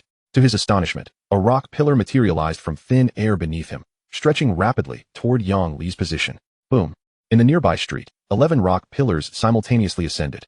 Jiang Lin stood with his hands clasped behind his back until the pillars elevated him to the same height as Yang Li. A ring of earthy yellow light enveloped the 12 pillars, causing the entire space to shudder. Yang Li's eyes widened in horror as he felt an overwhelming suppression on his spiritual contract. Jiang Lin suddenly turned. Watch closely, boys. He then extended his palm and slowly clenched it. The rock pillars began to compress rapidly, demolishing the buildings in their path. Yang Li's face drained of color as he anxiously unleashed a flurry of punches, waves of shock energy erupting continuously. Under the force of the shock waves, the buildings disintegrated into fragments, and the onlookers had long since fled. Otherwise, countless lives would have been lost. Yet, at that moment, the once invincible shock energy proved ineffective against the 12 rock pillars, which bore an unexpectedly terrifying hardness. Yang Li desperately intensified the shockwave frequency, causing the surrounding space to visibly distort, yet the massive pillars remained resolute in their advance. As the distance between them diminished, the pillars ultimately converged into a circular formation. Jiang Lin gazed skyward. Did you see? Merely increasing frequency, while powerful, still pales in comparison to the ultimate solidity of Earth. Fear crept onto Yang Li's face. Every opponent he had faced thus far had sought to evade the enigmatic shockwaves, too intimidated to confront him head-on. Yet now, Jiang Lin had directly shattered his pride. The only light lay above in the sky, and snapping back to reality, Yang Li hurriedly ascended. How could there be such a significant opening? Jiang Lin sighed softly. 12 spell array. Activate. Boom. A flash of yellow light ignited upon the colossal pillars, frenzied spiritual energy surging forth, and at that moment, Yang Li felt as if the very sky were collapsing. Instinctively, he directed his shockwave energy against the pillars once more. Jiang Lin silently covered his ears. Then, the pillars, propelled by the shockwave, began to move. Under the force of the shockwaves, the 12 pillars collided repeatedly. The internal structures of these pillars appeared to be unique. The instant they clashed, a sound capable of rupturing eardrums erupted. Yang Li trembled violently in the center, blood streaming from his orifices as he lost consciousness. The 68th Barbarian Tribe's Imperial Realm. Yet, even as Yang Li lay unconscious, his body in midair continued to be relentlessly battered by invisible shocks. The intangible sound waves reverberated incessantly, his body being battered back and forth like a ragged sack. The formidable force of these sonic assaults stemmed from his own tremor attacks.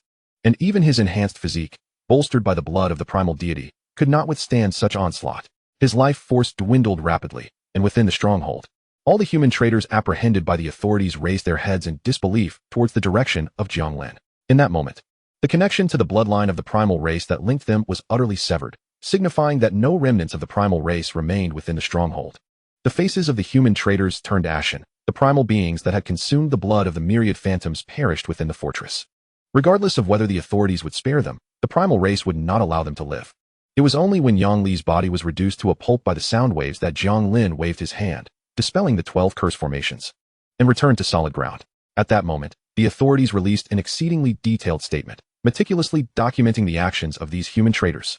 The inhabitants of the stronghold then realized that the authorities had unwittingly orchestrated such a grand scheme. However, concerning those few Jiang Lin had slain, the authorities possessed little evidence. For these primal beings had, from a physiological genetic perspective, transformed into humans through the blood of the myriad phantoms. Even Jiang Lin, unless they voluntarily exposed themselves, could not procure irrefutable evidence. Yet, as these human traders were revealed and their intricate connections unveiled, the so-called evidence seemed less significant. Following this revelation, a profound sense of dread replaced any sense of relief. Prior to this, no one had known that the primal race could disguise themselves as humans, and those around them, who appeared no different, could, in reality, be human traitors? In an instant, the atmosphere within the stronghold turned fraught with anxiety, as no one could predict whether the person who had just smiled at them would, in the next moment, be replaced by the primal race. At the outermost walls of the fortress, Guo Yi's silhouette emerged, and he sighed, acknowledging that suspicion was ultimately challenging to resolve. It's all right, Jiang Lin stated beside him, gazing towards the distant, ominous mass of primal beings outside. Before I depart, I shall establish a mental barrier to assist you in screening the human traitors at the entrance. As for within the stronghold, Jiang Lin's expression grew suddenly solemn. Guo Yi, with a resigned sigh, acknowledged that preventing these human traitors from infiltrating Long Country was already commendable. Within the stronghold, as long as humanity persisted, human traitors would continue to emerge. This was an unavoidable reality.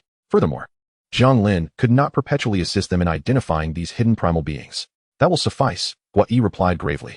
Being prepared was certainly preferable to being caught off guard by a treacherous strike. At that moment, a small black suddenly appeared above the gathering primal army in the distance, steadily approaching until it hovered just outside the fortress's barrier. Guo Yi's pupils narrowed slightly, and upon discerning the figure's identity, he exclaimed in surprise, Lord Tai, that old fellow has come? Observing that no army was congregated within the barrier as anticipated, Lord Tai raised his colossal fist and struck the barrier with tremendous force, causing the energy ripples to ripple like stones cast into a lake. Guo Yi, witnessing this scene, scoffed coldly, vanishing from sight and reappearing before the barrier, standing merely a layer apart from Lord Tai. Old fool, are you seeking death? Guo Yi mocked. With you? Lord Tai, standing beyond the barrier, embodied the primal race's traits, towering and possessing deep purple skin with visible bulging veins. He crossed his arms, coldly scrutinizing Guo Yi. You must be struggling to protect yourselves now, I presume? After uttering this, he fixated on Guo Yi, attempting to discern something from his expression. Unfortunately, Guo Yi bore naught but a slight smirk, devoid of any other emotion. Instead, his words struck Lord Tai with a jolt. Do you think a handful of worthless infiltrators and some human traitors can upend our stronghold? Lord Tai's expression shifted slightly after receiving news of the human traitors. He too believed this was an unprecedented opportunity, immediately opting to launch a military offensive. However, upon arriving beneath the stronghold, he was met with the defiant demeanor of the defenders. Lord Tai cast a skeptical glance at Guo Yi before his gaze fell upon the fortress walls behind him, where, aside from a few scouts, there was naught else. A smile crept upon his face. Are you attempting this ruse again? Your empty city strategy was indeed executed well back then, but do you truly think the same trick will work twice? Guo Yi paused for a moment, then shrugged helplessly. What can I say? I merely wish to test it. No matter, Jiang Lin's voice unexpectedly interjected. I had already promised you. The instant his voice resonated, Lord Tai, without hesitation, executed a series of rapid movements, warily fixating on Jiang Lin beside Guo Yi. Jiang Lin's presence emerged, devoid of any discernible aura, as if he were the only one present beside Guo Yi. This was the most peculiar aspect. Regardless of the life form, there should always be some trace of existence. And humans, whose vitality exudes a rich essence, should be particularly evident to the primal race, a species acutely attuned to such life forces.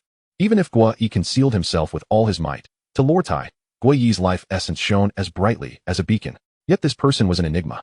Lord Tai sensed only an expansive void. Jiang Lin paid him no heed, instead placing a hand on his brow as if pondering. Is everyone here? Ah, old fellow. I have suddenly conceived an idea that might entirely resolve the issue of the primal race transforming into humans.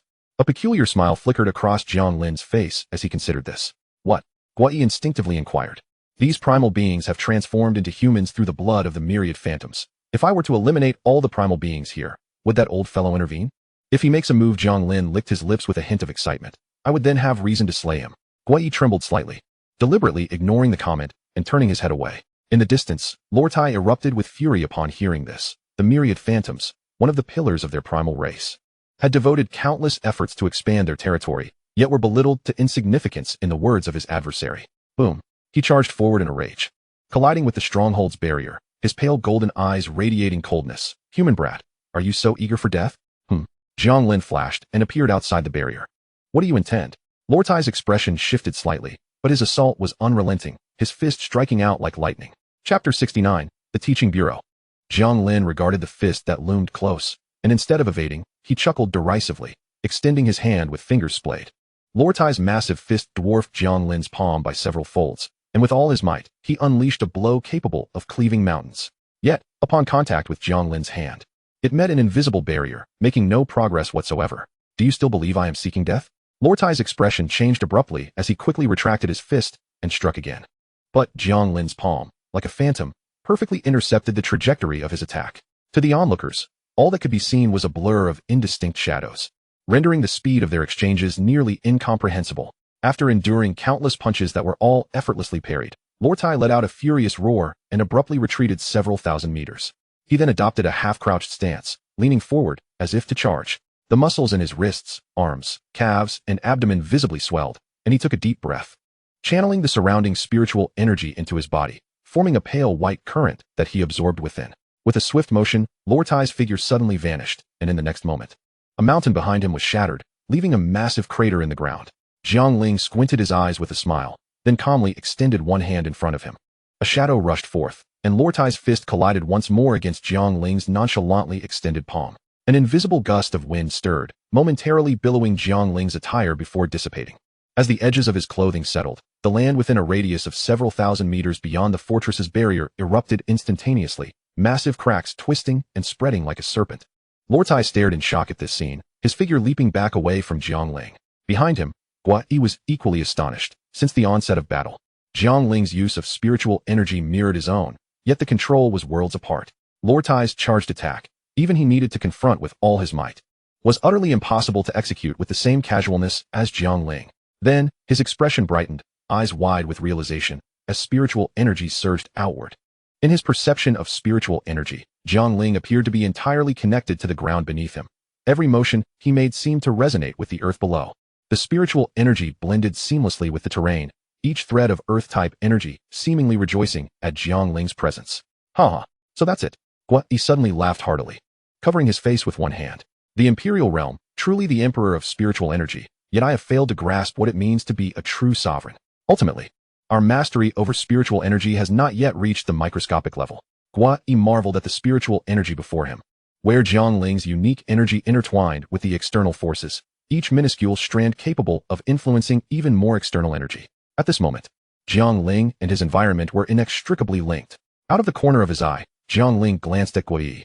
The earth element, unlike others, offers boundless possibilities as long as one stands upon its soil. Thus, ultimate control is the zenith of the earth element. After speaking, Jiang Ling reached out, grasping the air, and the ground trembled violently as a massive fissure, several dozen meters wide, extended from beyond the fortress barrier, vanishing into the distance. Some members of the barbarian army in the distance were caught off guard, plummeting directly into the unfathomable chasm. Lortai, however, had no time to concern himself with them. His hair stood on end, and a piercing pain akin to needles surged from deep within him, every cell in his body screaming to flee. Instinctively channeling his spiritual energy, Lortai soared into the sky. Meanwhile, from within the pitch-black abyss below, a gigantic hand formed from rock and soil, over 100 meters wide, swiftly reached upward, attempting to seize the ascending Lortai. Yet, the hand's ascent was ultimately a fraction too slow. Having extended nearly a kilometer, it seemed to reach its limit.